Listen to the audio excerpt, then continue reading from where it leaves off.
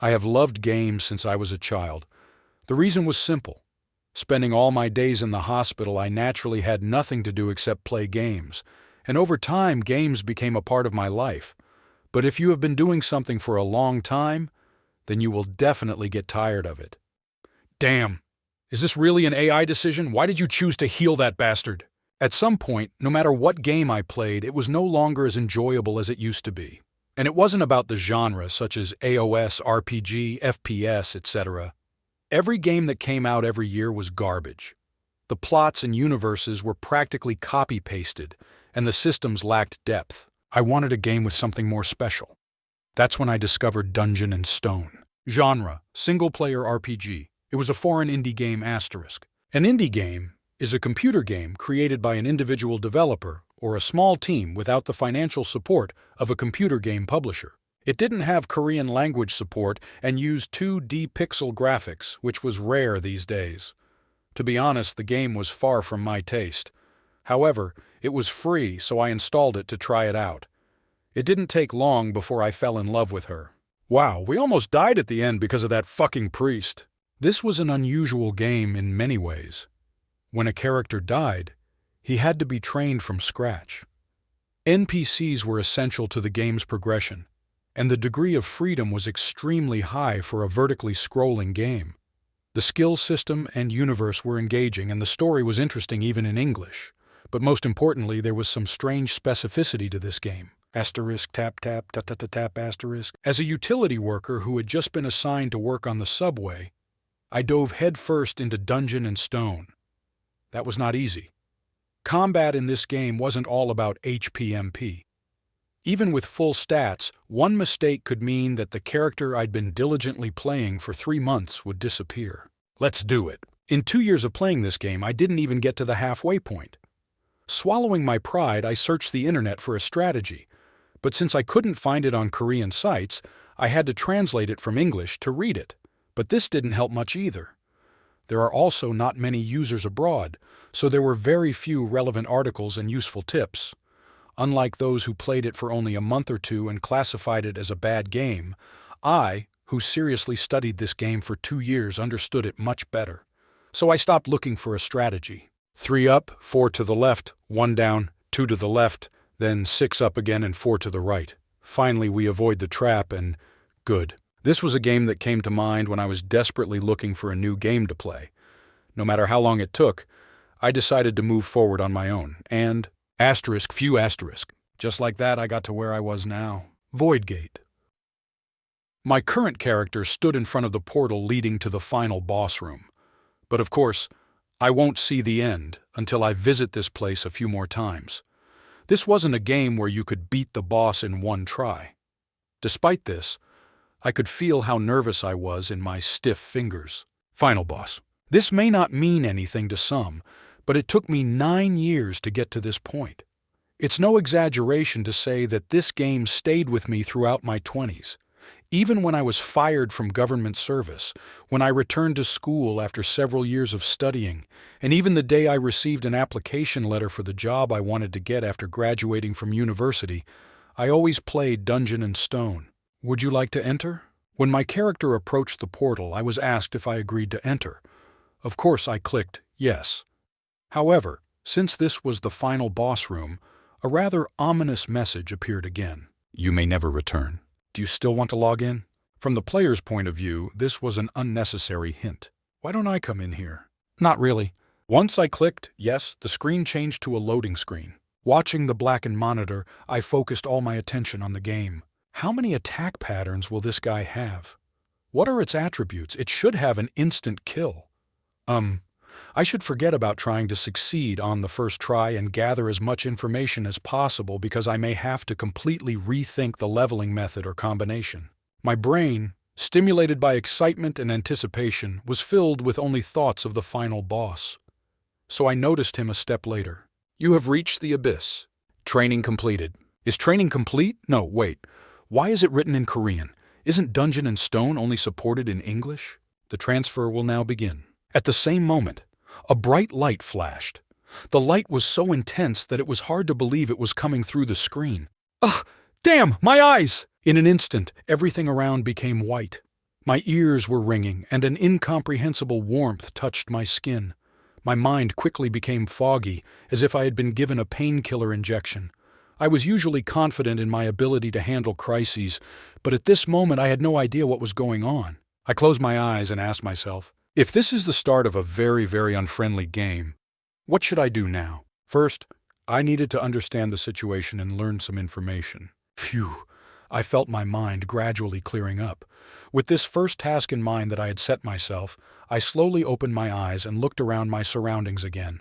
Unfortunately, it was the same as before. The fact that I was in an open space in the forest, the fact that the light illuminating the dark surroundings was not an LED flashlight but a flickering torch, and the fact that everywhere I looked there were muscular savages. Damn, my eyes definitely didn't deceive me. I don't know what these people were doing here in the middle of the night, but they seemed pretty dedicated. "Congratulations, young warriors!" shouted one of the savages in the center of the tribe. Is this man in the center the leader of the tribe? I thought. Well, it didn't matter. The leader continued. "From today you will leave the sacred land and be reborn into real warriors." I closed my eyes, filtering the leader's words through one ear.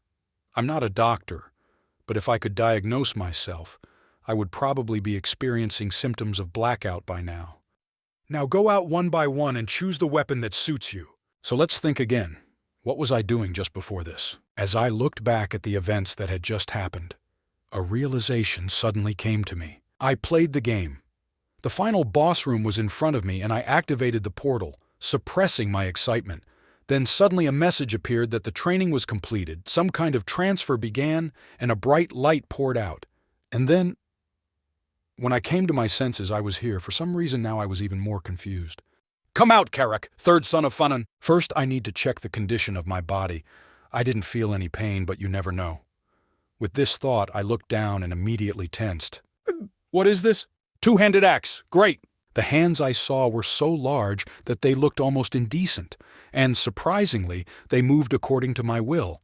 At this time, I examined other parts of my body, and they were all quite a sight. Besides the fact that I wasn't wearing a shirt, my rugged muscles were covered in tattoos of all shapes, and I was at eye level with these giant men. I tried to make sense of all this information. No, in fact, there was nothing to understand. For some reason, I turned into a savage. "Carrick, third son of Fanun! Now you are a warrior!" Kidnapping, hidden camera, maybe a psychological experiment. I immediately erased these options from my mind. In this situation, it would be foolish to create false hope by imposing theories that did not work. It would be more productive to accept this reality and move on. Science and modern knowledge could not explain what was happening to me now. Apart from this large body, there were many other reasons to support this. Next. Firstly, the language the savages spoke was neither Korean nor English nor even Spanish. It was language I had never heard in any form of media in my entire life. However, I understood this language as naturally as my native one. It was as if this knowledge was engraved into my brain. "Come out, Einar, Fenelon's second daughter!" Secondly, I'm used to this situation. This may seem absurd, but it was true. At first, everything seemed unfamiliar, but now, having come to my senses, I felt a strange feeling of déjà vu. "You chose the sword. A good choice for a smart warrior like you." The young barbarians chose their weapons one by one. I've seen this before. It was reminiscent of the intro to the game Dungeon and Stone. To be precise, when Barbarian was chosen among the various classes, the game always started like this. But was this just a coincidence? The game I was playing when the mysterious light consumed me was Dungeon and Stone, and the character I was playing was Barbarian. "Einar, Fenelon's second daughter, you have become a warrior. May Rafdonia's blessing be with you." What? I decided to stop generalizing the remaining theories. Rafdonia, the name the leader had just mentioned, made all these theories meaningless. Now I knew where I was. I was inside a game I had been playing for almost 10 years. Dungeon and Stone. Hey, what is this? Why is he speaking on my behalf? Looking at the savage next to me, I froze. Even at first glance, he was different from other savages. What is this? Why am I here? His breathing was uneven and his eyes were full of confusion. And he knew about Dungeon and Stone. Could it be that he found himself in the same situation as me? I felt the need to check it out, but unfortunately I couldn't even try. "Who just opened his mouth?" The voice was so loud that it pierced my eardrums and my mind went blank for a moment. But it didn't last long. I didn't know when he appeared, but seeing the chief looking down on me woke me up. "It was you?" As soon as the question was asked, I shook my head, and naturally, I looked at the savage sitting next to me. It was a fast movement that surprised even myself. The leader also turned his gaze to the barbarian, instead of asking further questions. "Sorry, but you did the talking." "It's you?" the leader asked the barbarian next to me. "Pardon me?" I asked. "You just muttered." I only just realized this, but the expression on the leader's face was unusual. He can't act like that just because of the noise. "Oh, you mean Dungeon and Stone? What's wrong?" This guy didn't seem to understand the situation. "So it was you." Pity flashed in the leader's eyes, and he clenched his jaw. Feeling an ominous feeling for some unknown reason, I unconsciously took a step to the side. Then the man next to me tilted his head and asked, "Does this look like an event? Oh, did I notice this too early?" I couldn't see what happened with the naked eye. Something flashed, and then a terrifying sound was heard. Incision. That was all. A fleeting moment passed, and the head fell to the ground with a dull sound. The head kept rolling. It was a cruel sight that seemed almost unreal. Before my eyes, a man's neck was cut off. Bones and slices of muscle were visible. Something white splashed onto my face along with blood and flesh. "What is this? Is this fat?" I couldn't be sure. It wasn't as shocking as I thought. There was no feeling of nausea or mental exhaustion like in the movies, and I didn't lose my mind. As I watched the blood flow from the man's throat, only one question remained in my mind. Why the hell did the leader kill him? An evil spirit has settled in the soul of Orium, the son of Kadua. Young warriors, erase from your memory the words that the evil spirit just spoke. As soon as I heard the leader's words, everything fell into place in my head. Point 1, I am an evil spirit. Point 2, if this is revealed, I will die. Point 3, that head on the ground could have been mine. When I came to this conclusion, a shiver ran down my spine, something that had not happened even when I watched someone's head being cut off. "Vulcan, hurry up and report this to the temple along with the corpse." What should we do about the coming-of-age ceremony? "I will continue." A pool of blood was spilled, but the coming-of-age ceremony resumed. This must be a common occurrence here because no one looked around and batted an eyelid. The same thing happened with the young warriors. Maybe it's because I've played so many unfriendly games? No one told me what to do, but I was sure of what I had to do now. Complete your coming-of-age ceremony safely so that no one knows that you are an evil spirit. If this was a friendly game, a message like this would appear. Remembering the new task, I forced my body to stop trembling, and using the others' behavior as a guide, I copied their facial expressions. No one will be able to detect anything unusual in me, because for them I will be nothing more than an evil spirit possessing someone's body. "Next!" But then I realized something and my heart sank. "Serum, fourth son of Kennick, step forward!"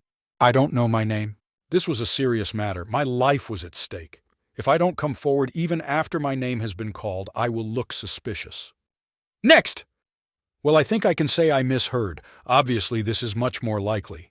But if you ask if I can be sure, then that's a completely different story. What if it doesn't work? What if the leader begins to suspect and question me? I won't be able to answer anything. "Next!" Anxiety triggered hormones in my brain. Positive thoughts began to come into my head. And cowardly thoughts like, if I'm the last one called, it won't matter that I don't know my name, right? "Next!" I felt pathetic. Rely on luck? When have I never been lucky in my life? The fact that I was called to this place during the game made this very obvious. In order for a guy like me to get through this crisis, I needed a more plausible plan, so I kept looking around.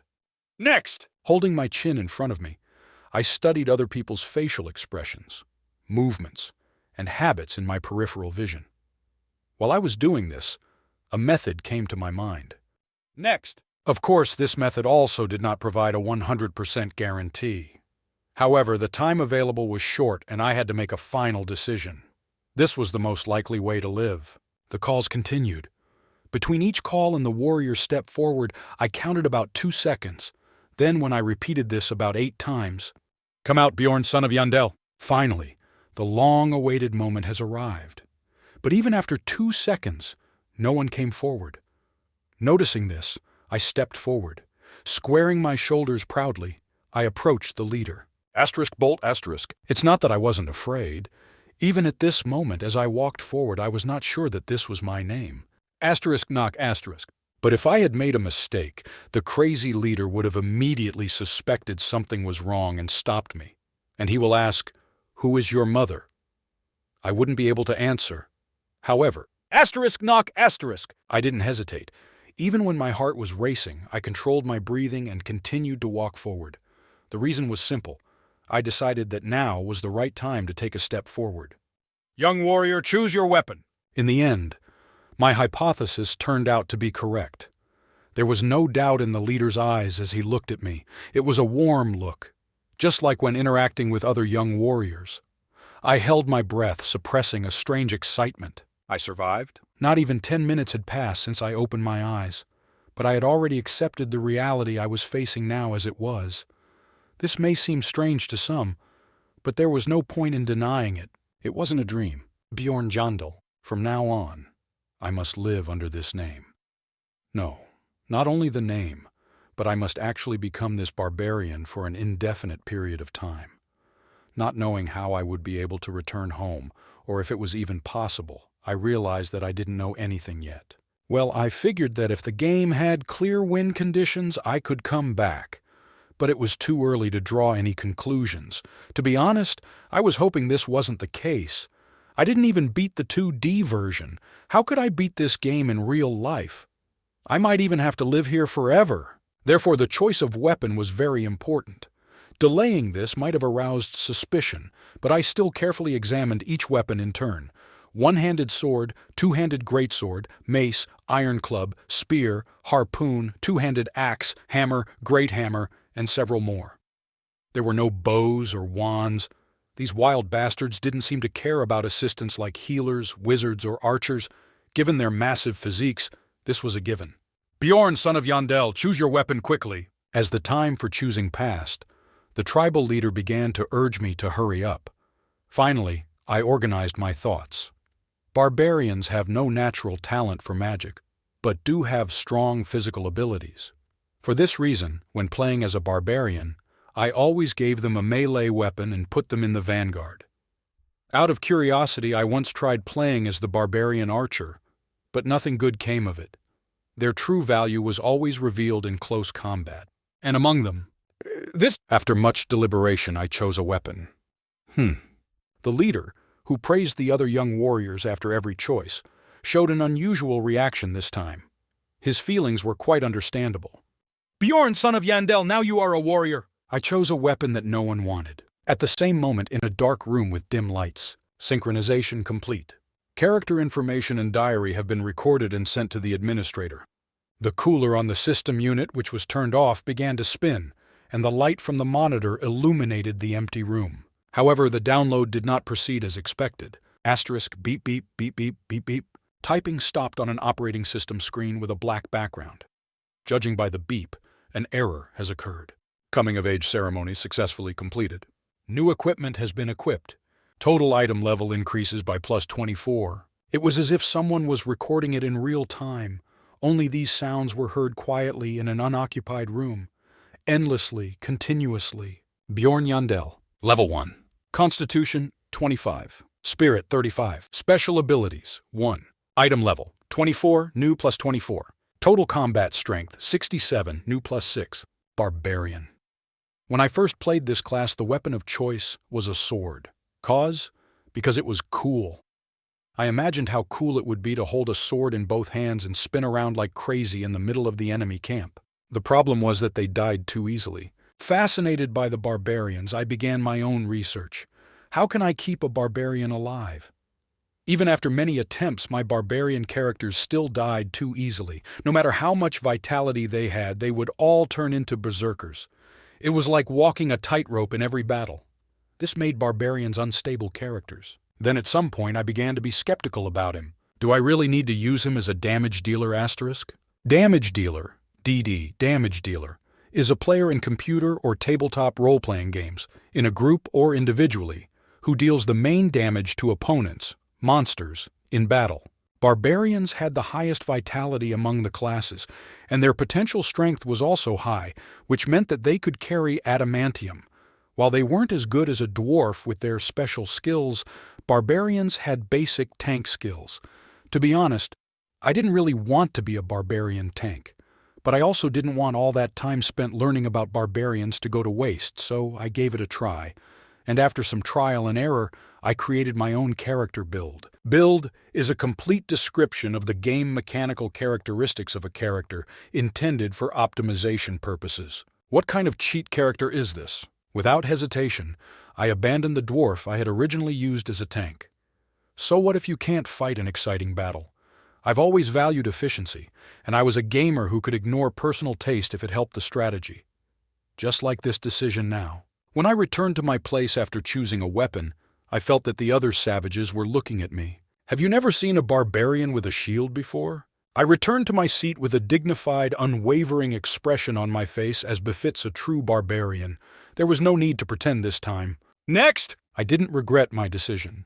There were 3 reasons for this. Firstly, among the starting weapons, the shield was the most expensive at resale. Secondly, there was a high probability that even if I were holding a sword in my hand now, I would not be able to use it correctly. Third, I ended up going with the shield barbarian build. I made the most rational decision for today. With this, you became a warrior. After selecting my weapon and returning to my seat, I was finally given time to think. While the rest of the savages were celebrating their coming of age, I decided to speculate about the reasons for the current situation. I really should have thought about this sooner, but, well, what could I do? What? I was too busy saving my life. You have reached the abyss. Let's summarize the course of events. I made it to the final boss room. Most likely this was the trigger. Wait a minute. Who was the guy who died earlier? Does this mean that he also reached the final boss room? Maybe so. There are a lot of people in the world, and some of them might be as weird as me. Let's skip this part for now. Training completed. I took this message like this. I taught you everything I had to teach you, so use this knowledge to survive. I didn't know who they were, but they had to be evil bastards. If they really wanted me to survive, they should have included the evil spirit explanation. Because of this, I was almost killed upon arrival. Asshole. Ha! Maybe it was because I was in the body of a barbarian, but it was difficult for me to control my emotions like usual. For this reason, I abandoned this thought. Worry can lead to trouble, and thinking about the why and stressing out is not my thing. What happened had already happened, and there was no turning back. It was more productive to focus my energy on thinking about how to get out of this situation. So, okay, let's just think about it for now. How can I survive this? The coming-of-age ceremony was over, and now I was walking through the forest. The leader was in front, and the young barbarians were behind. It seemed that everyone was having fun, like at a picnic. But I couldn't laugh with them, because I knew their final destination. Stand! The place we arrived at, after passing through a dense forest, was a fortified wall about 100 feet, 30 meters high. Open the gate! The castle gates opened with the sound of rough machinery. The speed was slow enough to make you yawn. But the young barbarians watched this spectacle as if they had forgotten how to breathe.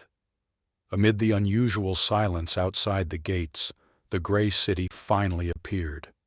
Rafdonia. At least at this moment, the sparkle in my eyes probably wasn't much different from the sparkle in everyone else's eyes. Orderly roads and stone buildings, and a towering spire that could be seen piercing the sky. I never dreamed that I would see this picture in real life, which I only saw in the loading screen illustration. Damn it! Warriors! When the door opened, the tribal leader turned around and shouted. I was hoping he'd say a few words of wisdom before sending us off, but go! Your destiny is there! There was no need for boring speeches for the barbarians. The barbarians, who had just entered adulthood, ran screaming into the city. I didn't want to, but I shouted and followed them. There were probably people fast asleep in these dimly lit buildings. But what did that matter? I was a barbarian. Behind us we heard the sound of a gate closing. Of course, none of the barbarians cared about this. The overexcited barbarians ran for a long time until they finally calmed down and slowed down. Only then was I able to calmly continue my thoughts. At the moment, I was experiencing conflicting emotions. I felt afraid of the situation I found myself in. But at the same time, I was looking forward to becoming part of the world of my favorite game. It was a little ridiculous. More recently, I decided to focus only on survival, but these emotions still blossomed. I definitely couldn't be normal, although I was nothing compared to these wild bastards. "Stand!" The leader-type barbarian running ahead stopped, turned around, and shouted proudly. "It seems I've lost my way." The savages murmured among themselves at the shocking confession. "The third son of Fanun Karak led us astray. He doesn't have the qualifications of a leader. You must take responsibility." "Bullshit, you all voluntarily followed him. So this is what barbarian society looked like? Cold heart." "I understand. Stop. I admit that I am unworthy and will step down as leader." Karek, the second or third son of Fanun, bowed his head deeply and returned to the group. A barbarian woman was appointed as the next leader. "Einar, second daughter of Fenelin. Wise Einar will lead us along the right path." The female barbarian led the group in the vanguard and smiled upon hearing the encouraging words. However, it didn't take her long to follow the same steps as the previous leader. "It seems I've lost my way." Surprisingly, their words synchronized without errors. "Incredible! We must get to the maze within the given time. Einar does not have the qualifications of a leader." "Right." Dejected, the barbarians began to urgently discuss who they should appoint as the third leader. "I think Tetra's second son would be good." "No, I don't think so. Instead of him." Do these kids really have no brains? Don't they understand that no matter who is the leader, they will not achieve their goal? At this rate, even my turn will come. I quietly fell behind the group and approached the second leader. About 6 feet tall, she stood slightly away from the group with a discouraged expression on her face. "Bjorn, son of Yandel, have you come to accuse me too?" "In no case. To me they were all the same." The barbarian woman tilted her head, shaking her head. "Then why? I don't need consolation." "No, I came to show you how to find your way." "This is true? How?" I pointed somewhere with my hand. "You just have to follow them." "Just follow them?" She looked like she couldn't believe it. With patience, I logically explained it to her step by step. City in the middle of the night. All the lights on the streets were turned off. However, considering it was late at night, there were quite a lot of people on the streets. They were all dressed in armor rather than casual clothes. "Where are they going?" "Of course, this makes sense. I will try." The barbarian woman returned to the group and shouted, "I found a way!" And the barbarians stopped the process of choosing the third leader and cheered. "Yes, Einar! Wise warrior!" In general, the group began to move again. They seemed to be on the right track, as over time more and more armed men appeared in the area. At some point, from afar, I began to see a bunch of lights spreading in all directions. If we've come this far, at least we won't get lost. "This is a labyrinth. I see a labyrinth. Divine battle dimension." One of my biggest concerns right now was whether entering the maze was the right decision. I'm feeling it. The labyrinth calls to my soul. The barbarians in the crucible of excitement will not notice if I break away from the pack. This way I won't have to enter the maze or fight monsters to the death. However, even though I knew this fact better than others, I knew that my dilemma would not end there, because I know that running away is not an option. Dungeon and Stone had a tax system. From the age of 20, all city residents had to pay taxes, and failure to pay taxes was punishable by death. Hearing this, you might think that this is a stupid game, but if you study the universe of the game, then such a system was completely justified. I don't think it's worth worrying about right now, but... "Einar, let's speed up!" "Oh!" In any case, I needed to earn money. Of course, for this it was not necessary to go into the labyrinth and fight monsters. Even if I find a job in a tavern, I will have no problem finding a place to eat and sleep. Unless, of course, I am a barbarian. Barbarians were the only characters who were given weapons from the very beginning of the game. This happened for a very simple reason. "Barbarian? Sorry, I already found someone." "Leave! There's nothing here for a barbarian. What are you going to break this time?" Barbarians could not have regular jobs. Because of the way the game was set up, the barbarians had no other way to make a living other than fighting monsters in the labyrinths. Well, I'm not sure how this would happen in real life. I might even find a job easier than I thought. But I didn't like breaking away from the group just for the sake of this guess. 10 minutes left before closing. Hurry inside. The labyrinth in the game only opened once a month. In other words, if I don't enter this time, I will have to survive in this city for a whole month. But what if I can't find a job during this time? What if no one wants to hire a barbarian? Well, the future was bleak. Even if I lived for a week on the food provided by the tribal leader, I would have to live on scraps and waste for the rest of the time. I might even starve to death sooner. One thing is certain, even if I endure this, my body will be completely different from what it is now. I'll be the first. No, I am the first. Hunger, cold, and sleeping in unsanitary conditions. I knew better than anyone else how destructive they are to the human body. So if I was going to go in anyway, the smartest thing to do would be to go in now when my body was in perfect condition. The problem is that it can only shorten my life. I was lost in my thoughts when someone grabbed me by the shoulder. Bjorn, son of Yandel. When I looked, it was that barbarian woman. Her name was Einar, third daughter of Fenelin. Second daughter. Doesn't matter. What does she need from me? All the other warriors have already entered the labyrinth. The only ones who haven't entered yet are you and me. Ah, no wonder it was quiet here. Looking around, there weren't many people left in the square, let alone other barbarians. Einar, as the second leader of the group, seemed to come to take care of me while I stood idle. We need to hurry. Since we arrived late, we have little time. At the same time, I raised my head and looked straight ahead. The portal, which previously emitted intense light from afar, has noticeably decreased in size. Just at this moment, the conductor once again informed us about the remaining time. 5 minutes until closing. 5 minutes? It turned out to be less than I thought. I had to make a decision. Go first, I will follow you. Fine. Einar nodded and headed towards the portal, which made my problems even worse. What should I do now? As a person who prefers efficiency, I preferred to do things quickly. But this time the decision was not easy. Unlike the game, my real life depended on it. Bjorn, son of Yandel. I was about to involuntarily take a step back when Einar, who was walking in front, suddenly turned around. Thanks in advance. There's nothing to thank me for. And there's one thing I want to ask you. Anything except my mother's name, of course. I nodded, and Einar asked in a completely sincere voice, How can I be wise like you? I have never seen such a smart barbarian as you in my life. I want to be like you. How to become smart? This was a really difficult question. Honestly, I wondered if it would be faster to just be born again. No, wait, why was I even thinking about this? Just give her a rough answer and send her on her way. You must always think before you act. I see. I said this without much thought, but Einar considered my words with a serious expression on her face, and she said somewhat unexpectedly, Thanks for the advice. If I return from the labyrinth, I will repay you. What does if mean? I was surprised. It sounded too strange for the barbarian's lips. So unlike myself, I asked her an unnecessary question. Are you afraid to die? Isn't it obvious? Of course I'm afraid to die. The other warriors probably do too, even if they don't show it. This is true? To be honest, her words didn't really hurt me. The barbarians in the game couldn't feel fear, and reality didn't look much different. When I fell silent, Einar added, We are born warriors. If we don't fight, we will die. Her tone was awkward and harsh, but somehow I was able to fully understand what she was trying to say.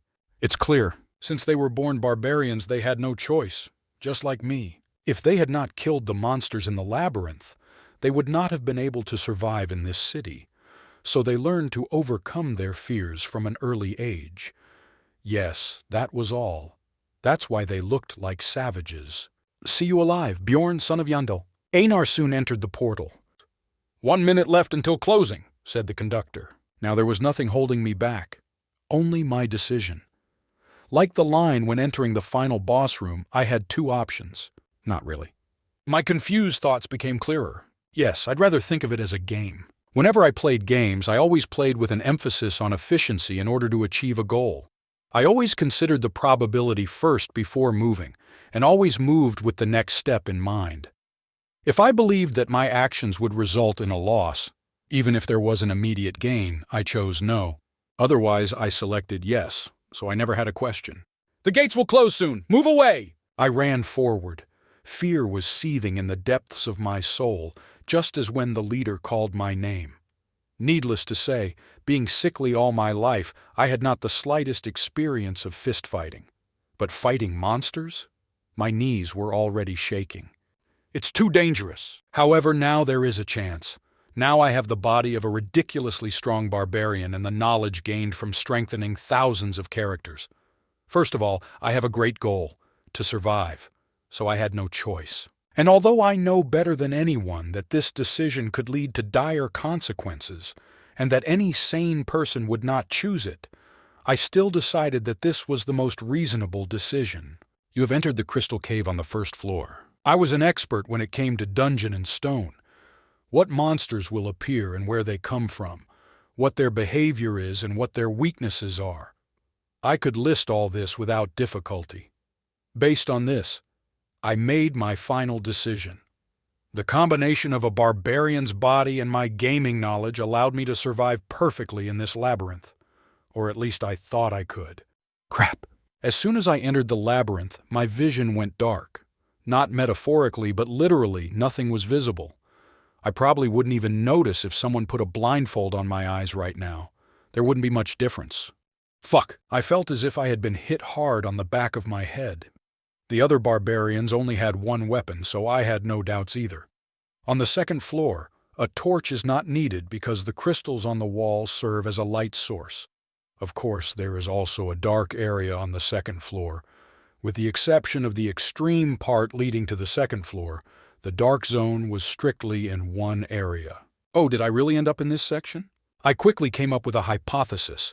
When entering the maze, the starting position was random. I mean, it must be random, but you've never been thrown into a place like this. Even if you started from the outskirts, there was always a glowing crystal nearby. However, this was not the world of monitor gaming. What if all these things were some kind of convenience that the game creators provided to the player? What if, in reality, a crappy starting point like the Dark Zone was the norm? If so, that might explain my current situation. Yes, that's how it should have been. If the entire first floor was like this, I had no confidence that I would survive even one day. Ha! I was able to calm down after collecting all my thoughts. Luckily, my eyes had already adapted to the dark, so it was much better than before. However, I could still only make out outlines. At least the situation was not so dire that he would bite his tongue and kill himself. I decided to go ahead and check everything I needed. In the end, I was finally alone. Finally, status window, equipment window, character information, status, inventory, checking the log, and fuck. Of course, none of this worked. However, I didn't expect it. Then go ahead. Holding the shield in one hand and holding onto the wall with the other, I moved forward. My speed was a little faster than if I was crawling. Or maybe not. Perhaps crawling would have been faster, but I couldn't walk any faster than I was doing now. It was dangerous. Ah! Suddenly, a sharp pain flared up in my ankle. I felt pain that I had never experienced in my life, and my nerves went crazy. But even in such a situation, I tried to understand what happened. Something went wrong? Even without a battle log, the answer came quickly. The character stepped on a goblin trap. Damn, I just stepped on a trap. Where did I go wrong? The answer came easily. The shield provided a sense of stability, but it also blocked most of my view. If I had hung my shield on my belt and concentrated on watching my step, I might have seen a trap in my path. What's the use of a shield if you still can't see anything? I should have focused on practicality rather than mental toughness. Damn it. Ugh. My mind went blank. I wanted to scream, but I desperately suppressed this desire. I wasn't sure if screaming would make it any better, but I knew for sure that screaming would only make the situation worse. Asterisk! Thump, thump, thump, asterisk! My heart was beating like crazy. Ha ha ha! I pursed my lips and forced myself to control my breathing. I couldn't think about the pain I felt. There is only one monster on the first floor that uses a trap. Goblins, and they had to be nearby. I reflexively raised my shield to cover my head. Then I stopped breathing and focused all my attention on what I could hear. I couldn't hear anything. It was so quiet, as if time had stopped. Maybe they aren't here. I did not know, maybe. Perhaps I was lucky and they left their position right at that moment. Even goblins need to poop. Yeah, of course. You don't think you could be so lucky. I came to terms with the creeping hope and threw it out of my head. There were two reasons for this. First, there is a difference between positivity and idealism. Second, what I need right now is a negative mindset. If you can't be sure, assume the worst. The goblin heard my scream. He hid in the darkness and calmly waited for me to lose all my strength. That's why I didn't hear a sound. That's how it was in the game. If there was a trap, there was always a goblin next to it. I slowly resumed my breathing. In any case, since it's quiet here, as long as I'm alert, I should be able to detect his movement. Let's take care of urgent matters first. Lowering my leg, I opened the trap with both hands and pulled out my leg. Then, tearing off the hem of my trousers, I took off my boot and pressed on the wounded area. I decided to throw away my dirty shoes. In fact, it couldn't even be called a shoe. These were sandals, which are closer to flip-flops. Damn barbaric idiots. If they had sent us with leather boots, I wouldn't have become semi-invalid because of one trap. Damn, what am I thinking about right now? I found myself being illogical, and my mind became cold. Let's not be even more pathetic than we are now. No matter how much I curse the barbarians, the situation will not change. In the end, it was my fault for not checking my steps properly. So stop whining and get your injury checked. Damn, this is really bad. I no longer felt anything in my right leg. I felt only warmth, but even that was beginning to fade. I know you're hiding, so come out, I muttered quietly. There was no sign of movement in the darkness, so I moved forward slowly. My steps softly echoed off the walls of the labyrinth. Asterisk top! Top asterisk! My leg was broken, but the pain was not as bad as I expected. Perhaps it was because of the paralyzing poison. I didn't know if it was good. Come out, idiot! I provoked the goblins without hesitation and continued to move forward. Time was not on my side. If I have to fight, the sooner I get to it, the better. It was necessary to think about the injury, but the possibility that this bastard was waiting for his comrades could not be ignored. Aren't you coming? Of course, this could all just be a delusion on my part, and there might not be any goblins here. In this case, I would just be a fool who stepped on a trap and is now acting crazy. But what's wrong with that? If I were crazy, I'd want to be the crazy one who survived. Then just stay there. I'm leaving. I sped up. It was still only slightly faster than crawling, but it felt like a marathon sprint. Left leg, right leg, left leg. As I walked, my right leg began to throb. I gasped loudly. It was one of two things. Either the paralyzing poison is worn off, or the pain has become so severe that the poison is no longer enough. If you think about it, neither of them were bad. If the poison has worn off, that's good. And the fact that I feel pain means the nerve cells are still alive. Why can I only think positively? I didn't want to think about it now. I didn't even have a chance to think about it now. Your mother is a goblin. The words came out of my mouth without a filter. Perhaps I have shed too much blood. It felt like my brain was soaked in alcohol. Your father is also a goblin. Of course, while I was spitting out these insults, my legs didn't stop moving. So you are a goblin. Then the creature made a sound for the first time. It was a small sound, but it was very loud to my ears, which focused on it. Asterisk slap asterisk. Finally, the bastard showed up. What? Can't stand it when your parents are insulted? Of course, I knew that this was not so. It wasn't even an insult in the first place. The sound came from behind. It would be more accurate to say that the goblin was forced to move as I moved further and further away from him. I sped up even more. The sound of the monster's footsteps also accelerated. Asterisk, slap, slap, slap, slap, slap, asterisk. The sound of his footsteps, which became more and more distinct, was unusual. Every time he walked, it sounded like something sticky was stuck to a smooth surface and then fell off. Although I knew that goblins were no more than 3 feet, 1 meter, tall, it seemed to me that a huge monster was chasing me. To get rid of my fear, I continued to talk to him. I was a barbarian. If I could engage in close combat, I would never lose to a goblin. Don't just follow me, come here, bastard! For this reason, I continued to provoke the goblin, but he continued to follow me at the same distance. It seemed like he didn't even want to hide anymore. Gurk, gurk! The sound was close to a howl, but somehow I felt it. Gah, gurk! The bastard chuckled. He was truly glad to see his victim bleed and die. He probably hoped that I would hear this and be scared. Smart bastard, fine, plans change. I stopped in my tracks, then I tripped and fell to the floor. Asterisk boom, asterisk. I hit my forehead on a stone, and it seemed to me that it was going to split, but I didn't make a sound. From that point on, it was a battle of patience. If he thinks I'm down and comes first, I win. If I actually lose consciousness earlier, it's my defeat. I decided to trust in the strength of this body, which walked about 300 yards, 270 meters, with a broken leg. Asterisk slap, asterisk! The sound of footsteps became closer and closer. He was so slow that I wanted to yawn. Even though his loot fell just as he wanted, he was still suspicious. Damn it, why are goblins so careful? Then the curses fell spontaneously. Goblins were the weakest trash mobs in the game. They used poisons and set traps, but other than that, their combat power was weak. But the goblin I encountered?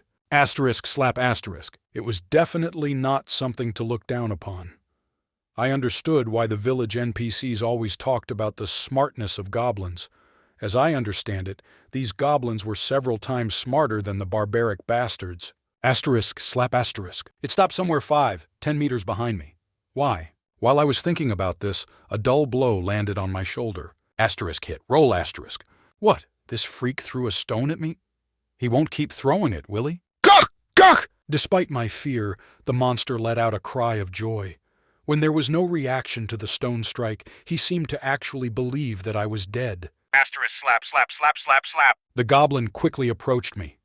I felt how excited he was as he galloped past. I calmed my nerves and estimated the distance to him by this sound.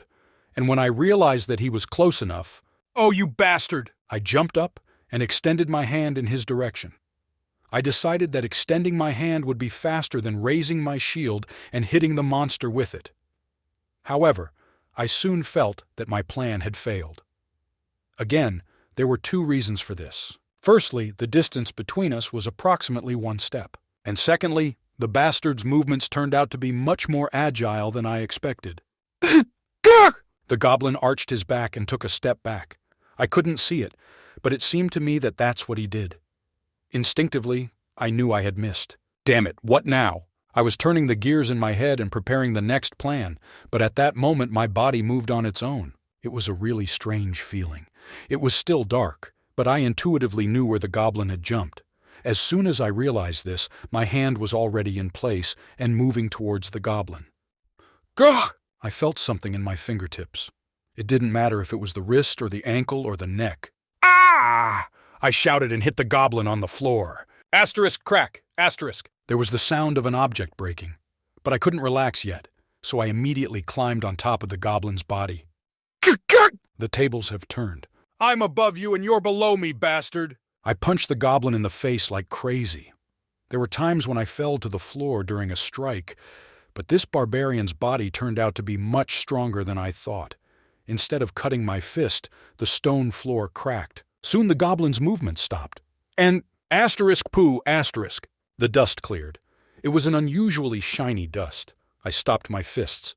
At some point, the body of the goblin under me crumbled into small pieces. I mean, come on.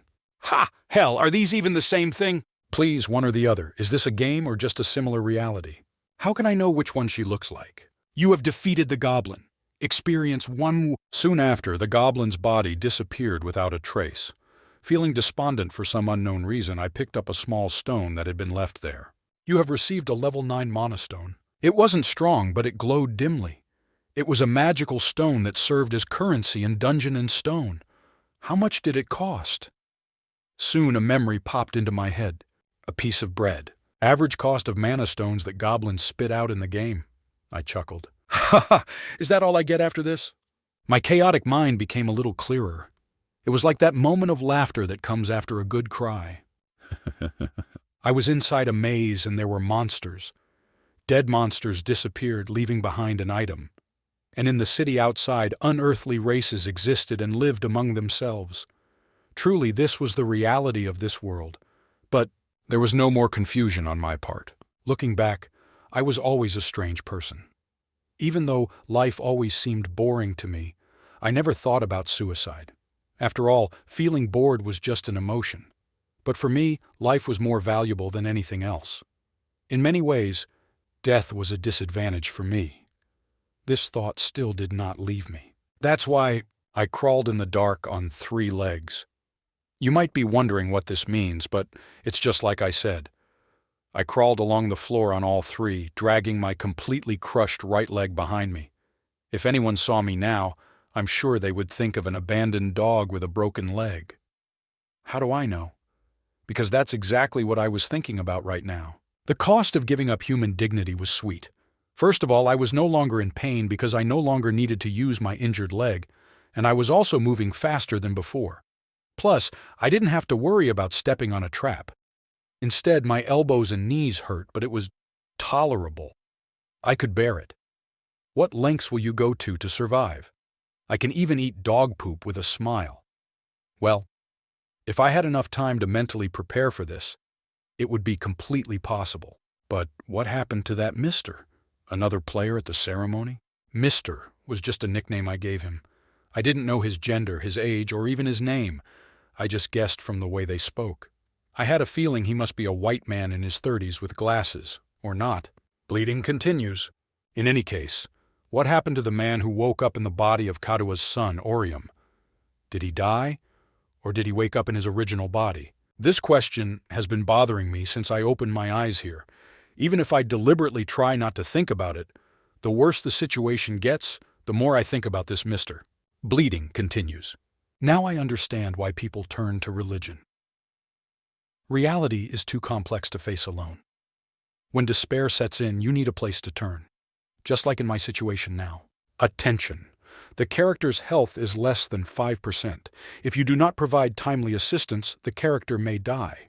Damn, after crawling around with these thoughts in my head, I got pretty far.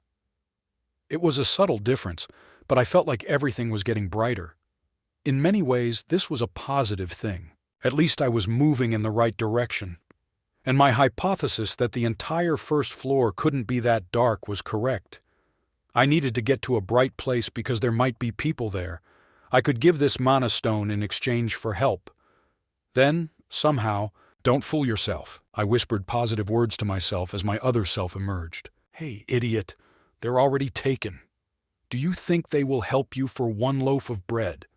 Most likely they will steal your mana stone and shield and then kill you. Maybe it was because the voice belonged to me, but that bastard was smart. What will you do if you meet a goblin before you meet a human? Don't you have any brains? Eh? I could not tolerate any further insults. Well then, what the hell do you think I should do? I still have to move on. At least I'll see something there. Isn't this better than fighting goblins here? It's right. My other self agreed and my head became quiet again. I continued to crawl. Hey, I'm going crazy. No, maybe I'm already crazy. After all, I've shed so much blood, haven't I? Some time ago, my ego split into two, then merged again, and then became dull again. It was sort of a virtuous cycle. If my mind goes blank again, I'm sure I won't be able to open my eyes again. I laughed out loud. I didn't have the strength to do it, but I laughed anyway. At some point, it became light around. In the distance, at the end of the passage, I saw a brightly shining crystal. Moreover, I saw the backlit figure of a man standing in front of him. It wasn't a goblin, it was definitely a man. Help! Help! I wanted to shout something, but there was no voice. I crawled desperately, closing and opening my eyes. Then, oh? The human form appeared closer as if it had teleported. Surprised by this, I closed my eyes and opened them again. Bleeding continues. This time he was closer. Now there were about 5, 6 people standing in front of me. Did I really see this? I closed my eyes again and opened them. Achievement. Condition health falls below 2%. Reward, permanently increased spirit stats by +1. Then I saw a blond man kneeling down. He stood right in front of me but only observed me and my surroundings without asking anything. Instead of listening to what others said, he made judgments based on his own experience and intuition.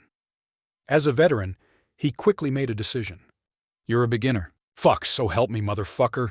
As you can see, I'm an amateur barbarian with just a shield, and all I have is a goblin mana stone in exchange for a leg.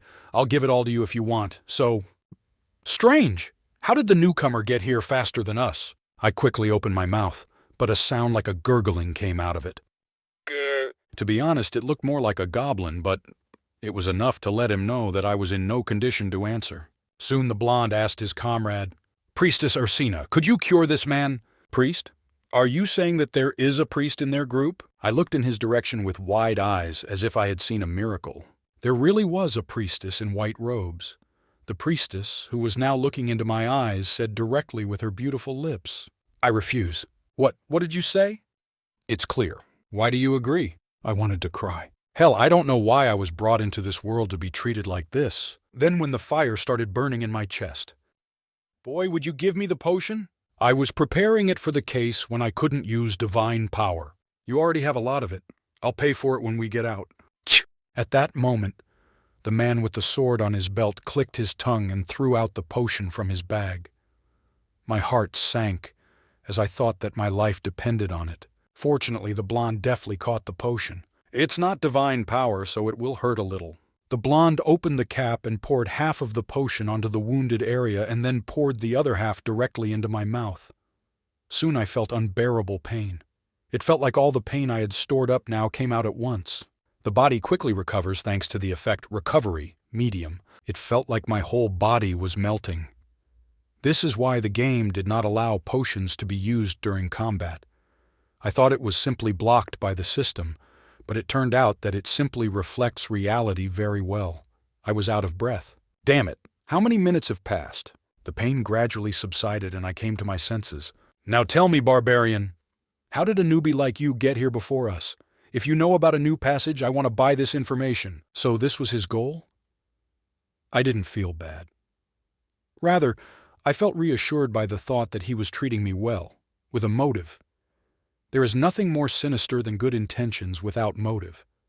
However, it was unfortunate. I didn't know about any secret passages. I was here as soon as I entered the labyrinth, I told him honestly. The blonde tilted his head and then nodded in understanding. I definitely read that in the article. Sometimes the phenomenon of spatial dimensions arises, but this is the first time I've seen this in person. My heart was pounding. I asked as if I didn't understand. For the first time, see? I could not believe it. In this group were a priestess and a wizard. This meant they were legit guys, active and at least middle class. But for the first time? Yes, in the book it was described as a once-in-a-century phenomenon, getting this far into the extreme section, that is. Oh, I see. This happens once every 100 years or so, and this happened to me during my first stay in the labyrinth. Now I understand why other barbarians did not carry torches with them. No one was afraid of getting struck by lightning just because it was raining. Looks like you're here for the first time. It must have been hell to go through such a rare occurrence. The blonde looks at me with a pitiful look. It wasn't the information I wanted, but it was interesting nonetheless. Don't worry about the cost of the potion and go on your way. Although his tone was a bit dopey, he seemed like a nice guy. Oh, and don't forget your shield there. I looked where the blonde was pointing and saw a shield on the floor. The distance was about 20 yards, 18 meters. I thought I had it secured to my belt well, but it seemed to fall off. Then it's time for us to go. They walked past me before I could thank them. In a maze, time is money, so I could understand them.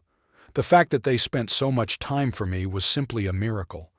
I looked at the place where they stood for a minute, then quickly ran up and picked up the shield that had fallen to the floor.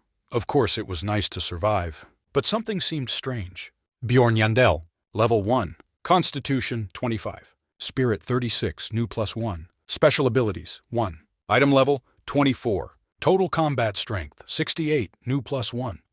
This barbarian, he is very lucky. Well, I wouldn't call it luck. To go through something like this on your first trip. When the blonde responded with a vague smile, the male swordmaster snorted. An idiot who stepped on a goblin trap would have met some other misfortune somewhere else. He was lucky to have met us. Druss, to be precise, not we. You didn't even want to use your potion, did you? When the female archer who had been listening quietly intervened, the swordmaster shrugged. Because there are a lot of guys like that here. They don't live long anyway. Surely our priestess had the same thoughts. The priestess smiled bitterly but said nothing, and instead the female archer shot back. Priestess Ursina would have cured him if not for the rules of the temple. No, without the potion she might break the rules herself. Do you really think that everyone is like you? Well, who knows? I have seen many two-faced people in my life. Kid, you need to be more like Druss, like being careful enough to ask if he knows the secret passage. Yes, I heard that barbarians do not accept help from others. Perhaps that's why he was tactful. Hey, I think you're flattering me too much. When the topic turned to him, the blonde smiled awkwardly and scratched his head. But he also didn't deny that he was paying attention. If you want to take the shortcut, you need to turn here. Of course it's good when there is a guide in the party. Priestess Ursina. Guides usually only know the direction to the portal. Druss is simply not like the others. He remembered all the landmarks on the first floor. The male swordmaster looked at the female archer and shook his head. But how far does this bloodstain extend? Haven't we come far enough already? I'm not sure, but judging by the fact that he was able to crawl that distance, I think you are wrong if you say that he was just lucky. Like it's a big deal. I'm sure it'll end up around here somewhere. The group followed the trail of blood and turned onto a short road halfway through. After about 15 minutes, they reached their destination. It looks like we are the first to arrive on this route. It's good that we rushed here. Let's work. As the blonde placed his hand on the gravestone at the dead end, an intense beam of light erupted from it and took the shape of a sphere. It was a portal leading to the second floor. Wait, just as everyone was about to rush into the portal, a female archer stopped the group. Isn't this what the barbarian wore on his leg before? What? Everyone looked in the direction the archer was pointing and fell silent for a moment. In the darkness, illuminated by the light of the portal, the bloody trap and the unknown sandal were thrown aside.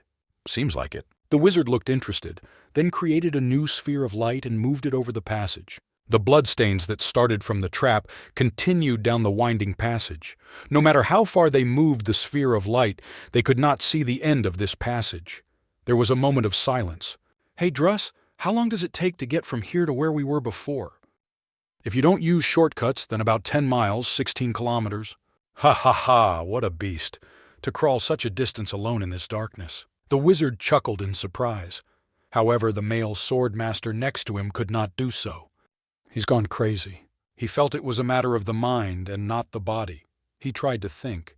How many hours could I crawl if I found myself in a situation where I couldn't even be sure that I would ever run into another person? He couldn't know. But he was sure that the barbarian had been crawling even when they first discovered him. Even when he seemed to be unconscious, he continued to move his arms and legs. What happened after that? Unable to speak normally, he extended his hand, holding a small mana stone in it. He didn't think much of it at the time, but now he began to understand what this action meant. He probably asked for help in exchange for a stone. Other than that, he had nothing to offer in return.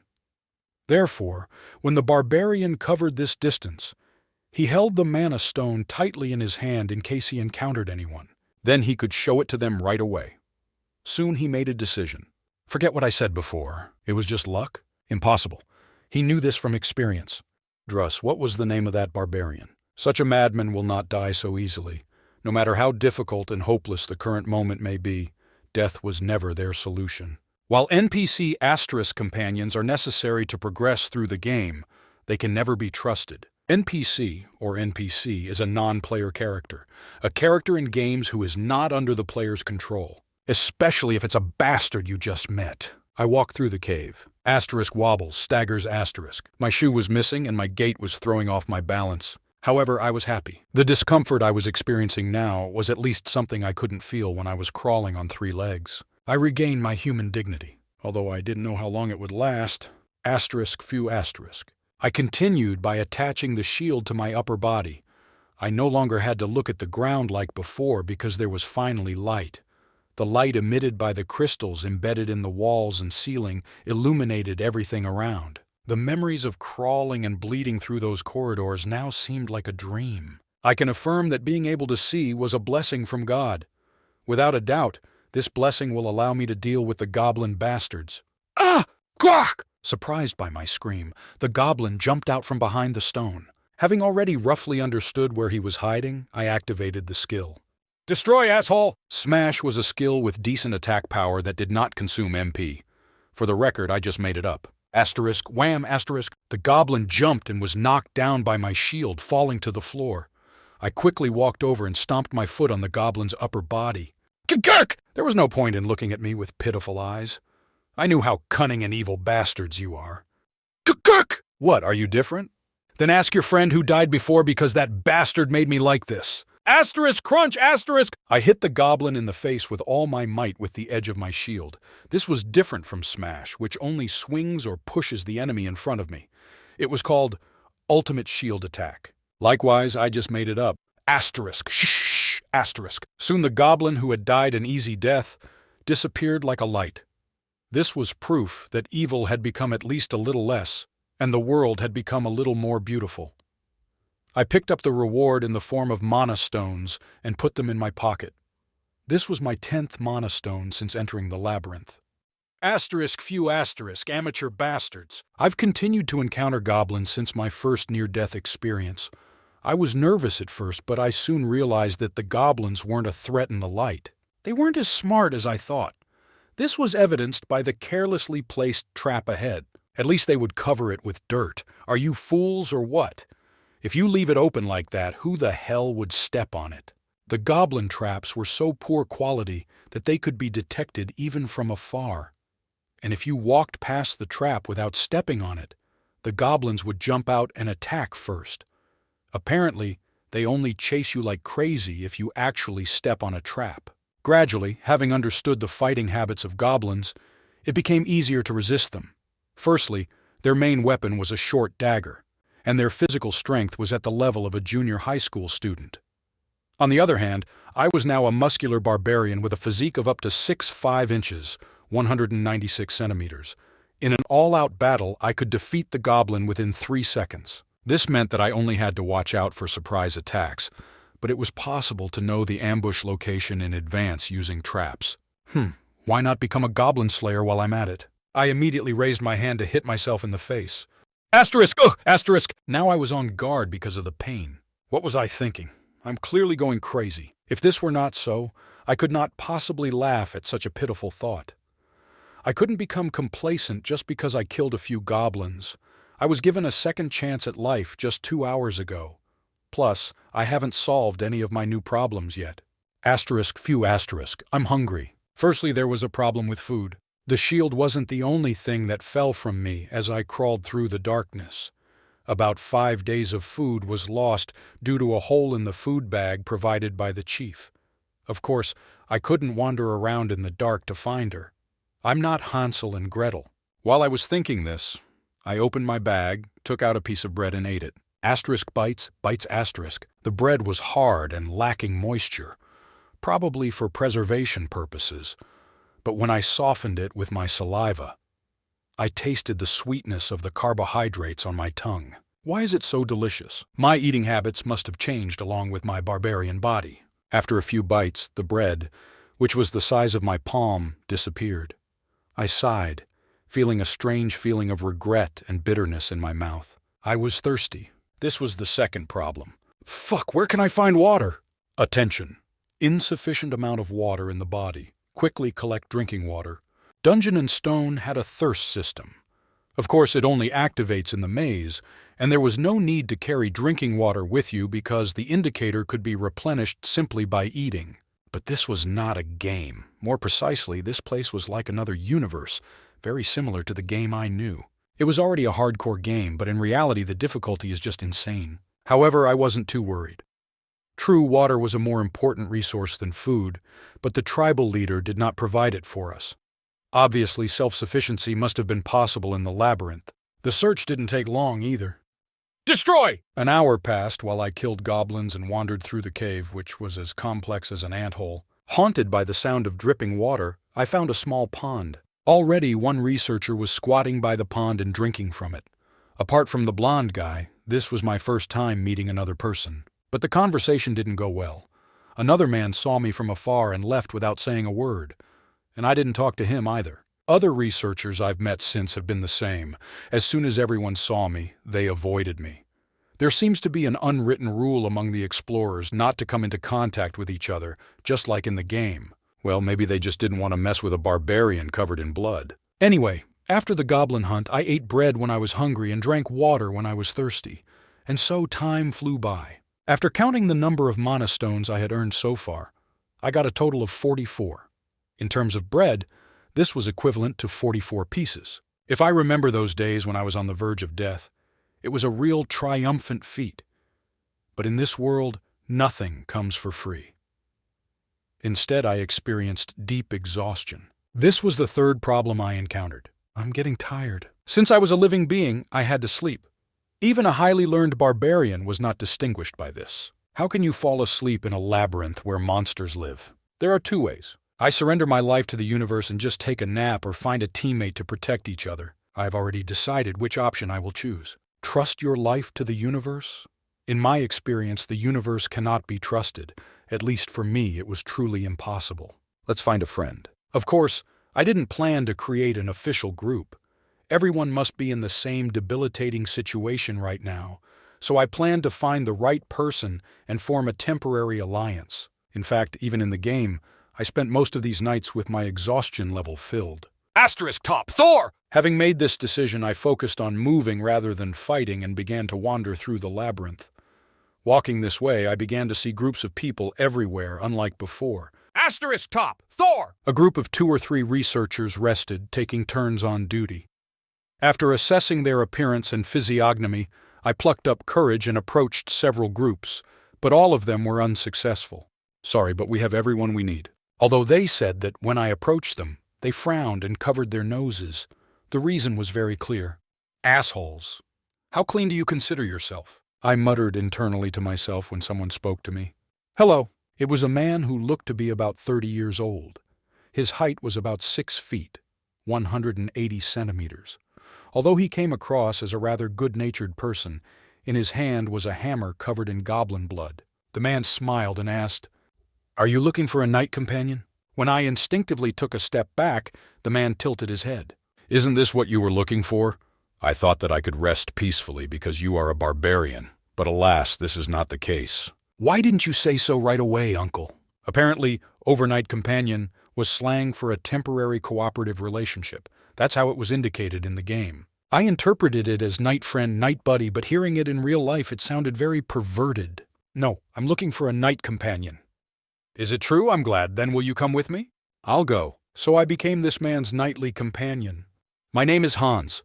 Bjorn, son of Yundel." "Then can I call you Bjorn?" The man seemed to have a lot of experience in this matter. He naturally introduced himself and started a conversation.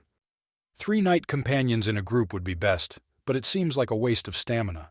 "Bjorn, what do you think?" Simply put, he was saying that the 2 of us should sleep together. Maybe this person really is a pervert? I don't know if it's because of the sly tone, but I keep feeling like I'm being led into something strange. Fine. If someone asks to join us, then we can discuss it with each other and decide whether to accept it or not. After a short discussion, we decided to guard each other the first night. However, the problem was this. Then let's decide on the order of duty using rock, paper, scissors. Looks like the rock, paper, scissors rule applies here too. Damn, I'm not good at this game. Once again, I'm terribly lucky. Looks like I won. Damn it. I will trust you. When the goblin or other explorer approaches, wake me. Understood? Fine. Here, take this. The guy handed me a watch with the numbers 0 to 23 on the dial and was kind enough to teach me how to use it. When the short hour hand reaches this point, you can wake me up. Perhaps this is the common idea of barbarians. Don't break it. It is expensive. Fine. How demanding. Soon the man took out a blanket, covered himself with it, and lay down, using his backpack as a pillow. And soon he fell asleep. This is probably what experience looks like. He looked damn comfortable. If I ask him to lend it to me when it's my turn, he'll probably refuse, right? Few. By the way, this night watch is a very boring activity. The goblin bastards were nowhere to be seen, and there were no other explorers trying to get through the passage. Maybe everyone has found a night companion and is resting. While the silence lasted, I continued to feel sleepy. However, time passed quickly. I leaned against the wall and thought about the future. Hans, get up. Something happened? No. It's clear, good job. Then give me the watch and rest. I'll wake you up in 2 hours. Before I could ask if I had borrowed them, the man had packed the blanket back into his backpack and stood up. Well, I quickly pulled myself together, sat down with my back to the wall and pretended to doze off. This was a given. No matter how kind and smart this person may seem, and even if he had no intention of harming me, how can I trust a bastard I just met? I imagined what a snoring barbarian would look like when he fell asleep after a tiring day. Snore. Isn't that too much? I was a little worried, but I heard laughter. Truly interesting people. It seems to have worked. I think my looks were better than my acting skills. Everyone believed that barbarians were simple-minded and stupid. Therefore, I always played the role of a barbarian, even if it was not associated with evil spirits, essentially hiding a dagger in a smile, using preconceived notions of barbarian naivety as a weapon to penetrate their thoughts. Was a little too teenage. To sum it up, it was easier to lure someone out this way, like this. Crap, snore. Scratching my stomach to make the show more realistic, I pressed myself to my side. Despite this, I continued to listen and focused all my attention on the man's movements. Since I have exposed so many of my weak points, he will soon act out if he has ulterior motives. If not, then I can just sleep. Honestly, I don't know if I can sleep in this state. Bjorn, it's time to change. I really didn't think I wouldn't be able to sleep. Don't let your guard down, because there haven't been any goblins yet. They are cunning creatures. This man obviously didn't trust me because he, without saying a word, asked me not to relax. And in less than 5 minutes, he was asleep again. Disappointment crept into my soul. I should have just slept too. What the hell was I doing for those 2 hours? Fuck. Was the whole point because there was a person next to me whom I had just met? Even though I thought it was reliable, I couldn't sleep. If I had known this would happen, I would have simply fought off the goblins and slept alone. Then I could at least get some sleep. Few asterisk. I'm so tired I could die.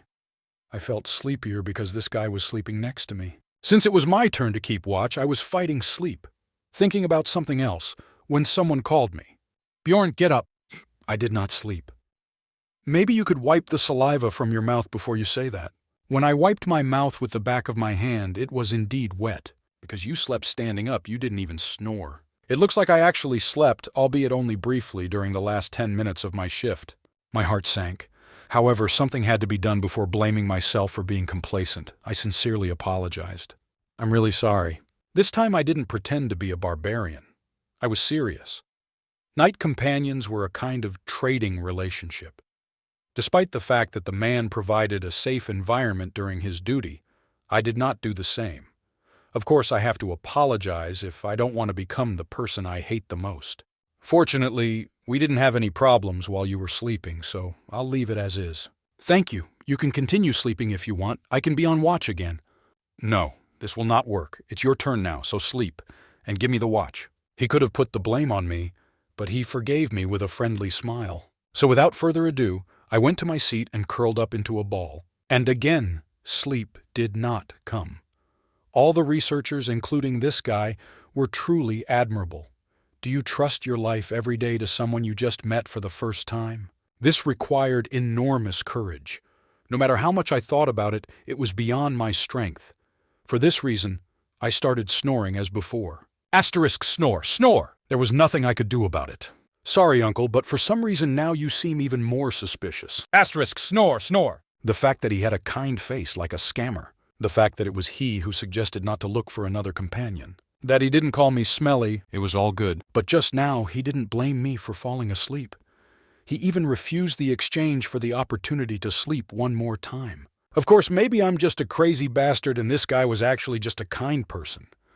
But to me, the good bastards were the most suspicious. These are the bastards who always stab me in the back. If I were the same, now would be the time to be careless. But I won't repeat my mistake. It was a matter of the mind.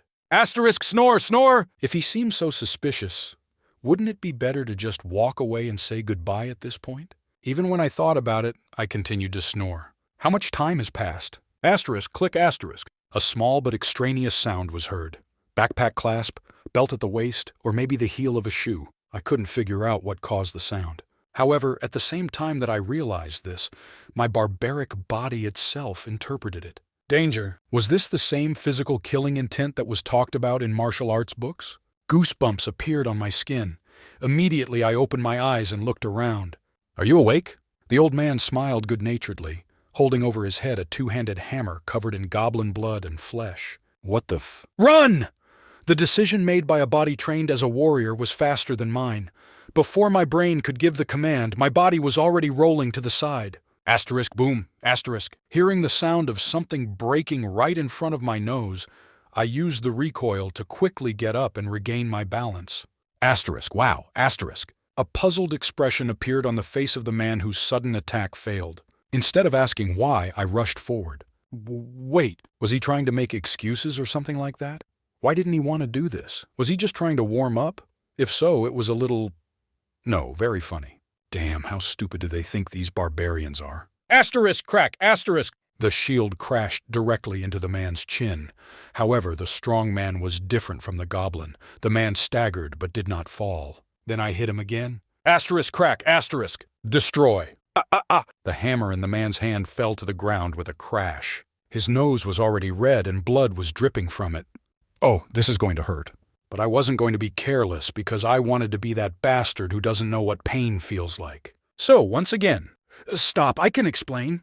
Destroy! The man was hit in the face with the shield again and again and fell to his knees. If this were a game, he would be unable to fight. In other words, it was now possible to have a conversation. Uncle, I was wrong, please. Has he decided to ask for forgiveness? It was a quick judgment, but not a very wise one. This was not the conversation I wanted to have. Why did you do it? I needed your mana stones. I was just going to knock you out and steal them. Please believe me. Believe? Yeah, right now. If I had that kind of love for humanity, I would have at least a few more friends. As I slowly raised the shield, my uncle quickly added his justification. Shield! I was going to take that shield too! This was the decisive reason why I don't trust other people. Everyone lies too easily, even when they cannot deceive properly. Why the shield? Because barbarian weapons are of good quality. I was going to sell it when I got back to town. Of course, the weapons that barbarians received during training were usually valuable. This was due to the fact that the weight of iron in them was significantly higher than in conventional weapons. Even my current shield was made entirely of iron. But even so, kill someone to get it? Well, if you think about it, it's not so unclear, but... Bullshit! This man was still hiding something. Be honest, why did you do that? As with the fallen goblin, I crushed the man's upper body with my foot. Fear was deeply etched in the man's eyes. Surprisingly, this did not cause any emotion in me. Maybe because it was the bastard who tried to kill me. I understand why they say not to make eye contact when a cow is being slaughtered. However, I could ignore that feeling. While I was thinking about how to end the conversation, the man shouted, "Heart!" Heart? An unexpected word. As I looked at him with a questioning look in my eyes, the man continued with a resigned expression. The heart of a barbarian is sold at a high price. Like this? I don't know for sure, but they say it's used as an ingredient in newly developed magic. It's clear. Now I understand the motive. To this man, I was a goblin. Difficult to catch, but once caught, you can get a great reward. Why did you act now and not when I just fell asleep? I should sleep too. It's clear. While he could, he wanted to sleep and earn money. I thought it was because the person is very careful, but he is just obsessed with efficiency. I already said everything, so please forgive me. Forgive? Honestly, I couldn't help but laugh. Forgive? Is that what a guy who tried to rip out someone's heart and steal their equipment should say? If my reaction had been a little late, I would not have even had time to beg for my life. Please, I'm sure he wants to live. How could he have known this would happen? This attitude is worthy of praise. However, Uncle, it's right to pay the price. I hated bastards who acted on their own and avoided responsibility. What did it mean? I'll give you everything. Even if it's not much now, if I return to the city, he couldn't be trusted. For that matter, I didn't even know how this guy was different from a goblin. While you can't be friends with a goblin, at least this guy had a choice. That was the only difference, and it made him much worse than a goblin. Of course, it was just an emotional opinion, and I don't make choices based on emotions. It can't always be like this, but at least I tried. In the future, I will probably meet countless people like you, and they will say the same thing. Should I forgive them every time? Forgiveness is a very scary word. A decision made with a good heart often comes back like a dagger and stabs you in the back. I knew this better than anyone, so this time, I had no choice. A mistake in this primordial world would not only hurt my heart, but would even threaten my life. Sorry, Uncle. I've been stabbed in the back too many times for that. No! I would not! I am different! Just think, a goblin once said something like that, although I understood this only from the expression of his eyes. Then what did I do next? Asterisk, grab, asterisk. I raised my shield high with both hands. However, unlike then, I paused. Of course, the hesitation did not last long. I felt an unknown force pull my hand and...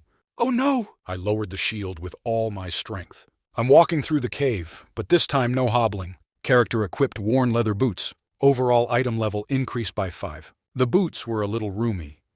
Thanks to this, I learned one more thing. The man's legs were quite large for his height. In any case, the shoes were quite durable, so stepping on the trap would not leave as serious injuries as last time. Character equipped a 2-handed hammer. Overall item level increased by 30.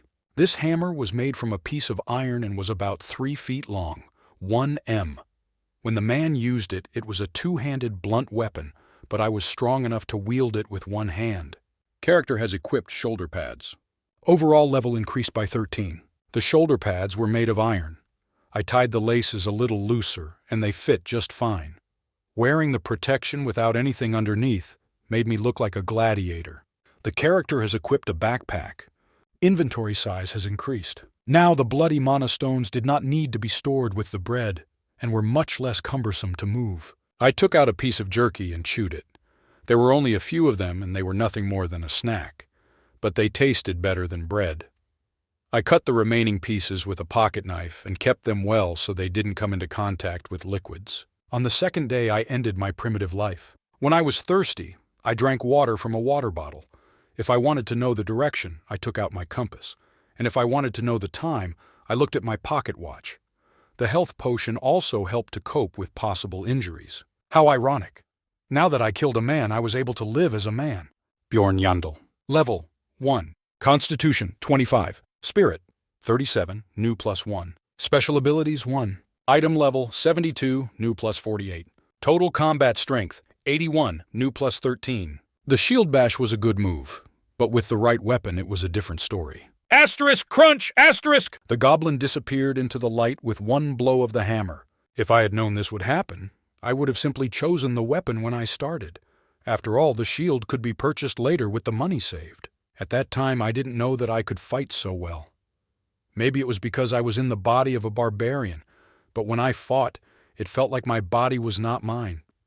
I should have gotten used to it by now, but the fact that this body continued to exceed my expectations still surprised me. I'm tired as hell. Yawning, I picked up 2 mana stones that fell nearby and put them in my bag. This was a change that occurred at the beginning of the second day. Goblins began to appear in groups of 2. Tomorrow their number will probably increase to 3, and this will continue until the 7th day, when the maze closes. That's how it was in the game. In this sense, everything was not so bad yet. My combat power has increased thanks to new equipment, and thanks to various supplies, the journey has become a little safer. Everything was going pretty smoothly, except my eyes kept closing. Since yesterday, I kept moving and fighting the goblins, but I only managed to sleep for less than 10 minutes, and even then I fell asleep standing up. I wanted to sleep. I didn't even need blankets and pillows. I could even curl up in a ball on the bare ground. I almost fell asleep and tripped over a stone. Oh damn, despite the fall, I was lucky. If it was a trap, I would be in real trouble. I could really sleep. As soon as I made this decision, I leaned against the wall, holding a shield and a hammer in both hands. Even though I didn't have any nighttime companions with me, it was safer. If I end up in an ambush anyway, I'd rather it be a goblin than my companion. If this happens, I will have a better chance of surviving being stabbed by a carving knife.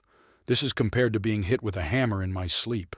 Damn it. I woke up to the sound of footsteps, to which I had already become accustomed. They were nowhere to be seen during my 4-hour night watch, but they were bound to appear while I was dozing alone. I understood why my uncle told me to be on guard. Stubborn bastards. I immediately rushed forward and threw the hammer at the goblin's head. Asterisk. Whoops, asterisk. There were only 2 goblins that were creeping up, but one of them turned and ran away just as his friend turned to mush. Yes, run away. I don't even have the strength to follow you. Ha, assholes. When I checked the time, less than 10 minutes had passed. In the end, I had no choice but to return to the cave and hunt more goblins. When I was tired and couldn't stand it any longer, I leaned against the wall and dozed off for a while. There were a few times when I fell asleep, but only 2 moments when I actually thought I was going to meet my maker.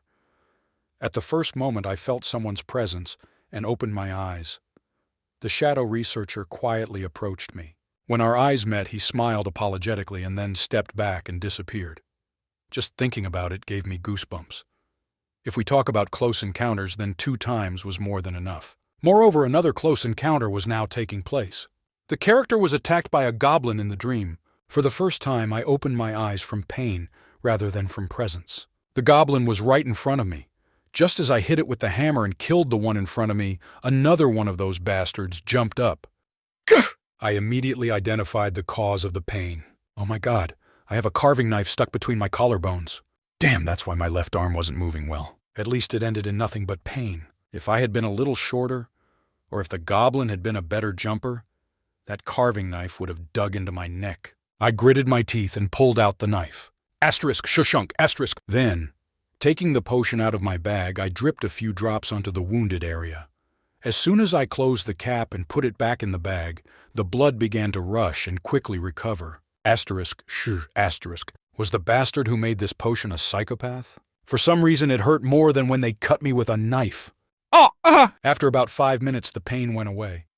This kind of pain should drive away all sleep, but my eyelids felt much heavier than before. If I stopped concentrating for a moment, my vision became blurry.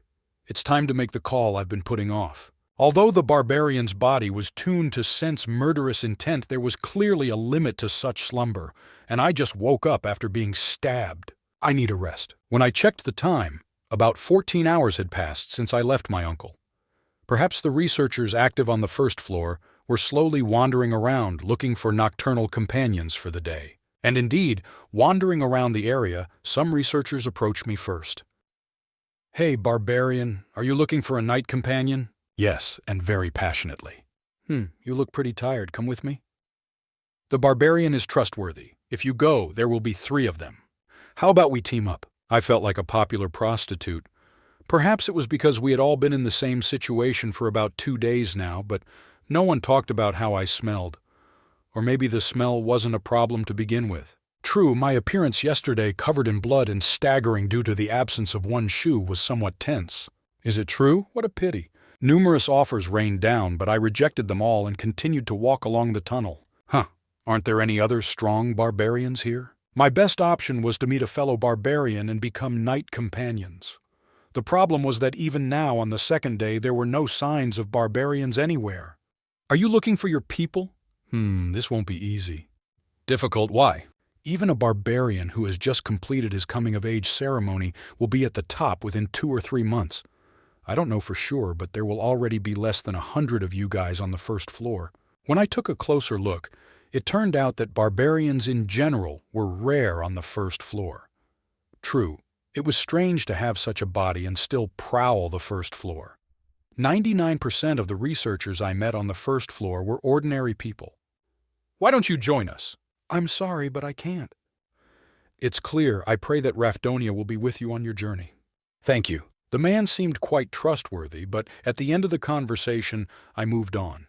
Now that I learned that a barbarian's heart is valuable, all the researchers began to seem like dubious bastards to me. I took out a compass. I've been moving south since I got it, but I still haven't gotten out of the goblin zone. I realized again how big the first floor is. Should I give up searching for my brethren? I didn't have to think long. I decided to stop looking for a needle in a haystack and formed a realistic plan. It doesn't have to be a barbarian. I'll just get myself a night companion, minus any humans. I decided to look for another species that made up less than 1% of the population. The best choice would be an elf who values promise, or a dwarf with a valiant character, like a barbarian. It didn't really matter if they were a different race. Unlike most people, they had patience. If they had time, they had the talent to climb all the way up without going blind for a penny or harming another explorer. Having made this decision, I wandered around the cave for about an hour. As soon as our eyes met, a strange, suffocating silence reigned in the air. The pointy-eared elf sat with her back against the wall and looked at me without saying a word. Was she sleeping alone, without a companion? Her amber eyes, glowing like a cat's, expressed anxiety and deep hostility. It was clear that she wanted me to just pass by, but as the confrontation dragged on, the elf rose from her seat with a nervous face. She seemed to shudder and moan. Her posture was unnatural. Upon examination, I saw a wound on her stomach. "You're injured." It wasn't deep, but it was still long. A cut that couldn't have been made by a goblin's carving knife. I quickly came to a conclusion. Was it a man? The elf did not answer. She must have been afraid of me. I could understand that. I would have been very scared too if someone my size had approached me while I was injured. Moreover, this elf is a woman and very small, maybe not even 5 feet, 150 centimeters. Either way, it wasn't a bad situation. "Spare me, eh? Please, just once, Uncle Varver. I have a younger brother and sister that I have to take care of in the city." I was trying to figure out what this plot development was when the elf knelt down without hesitation. At some point, tears appeared in her eyes. "I beg you." Hey, who is this spineless elf? Honestly, I thought she would be a tough beauty because of her looks. Most elves in the game talk and have similar personalities.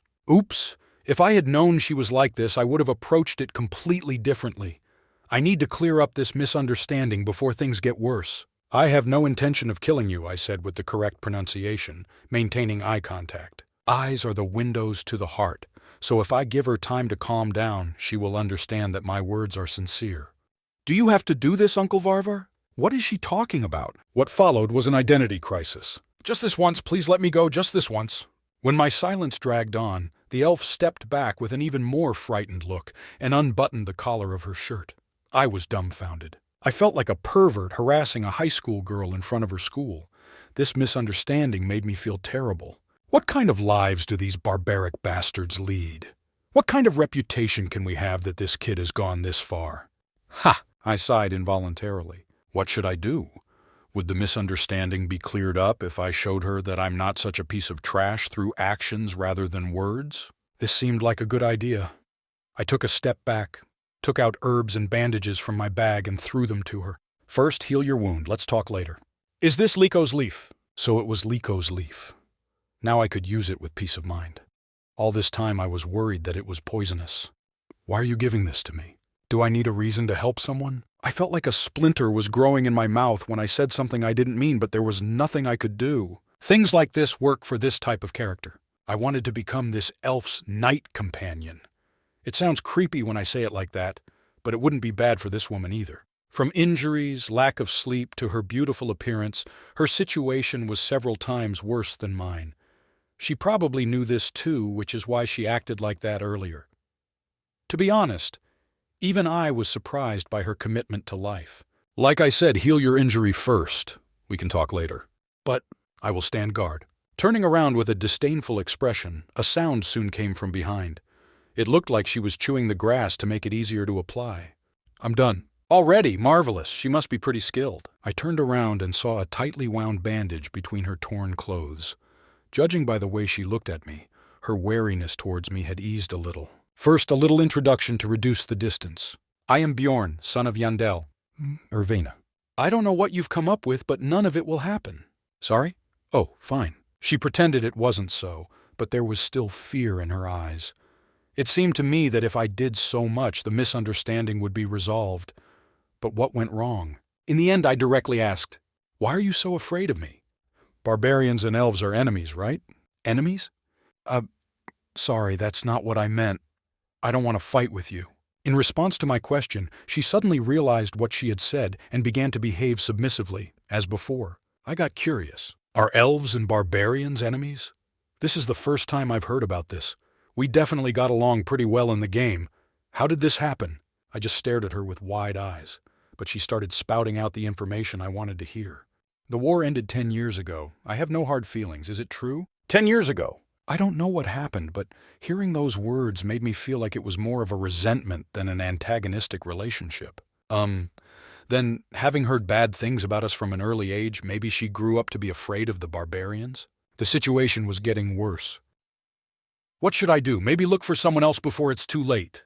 But then the herbs and bandages that I have already given up will be in vain. Okay, let's try it first. I don't feel any feelings either. Is it true? Right. That's why, Erwin, would you like to be my night companion tonight? Night companion? I'm tired. You probably do too.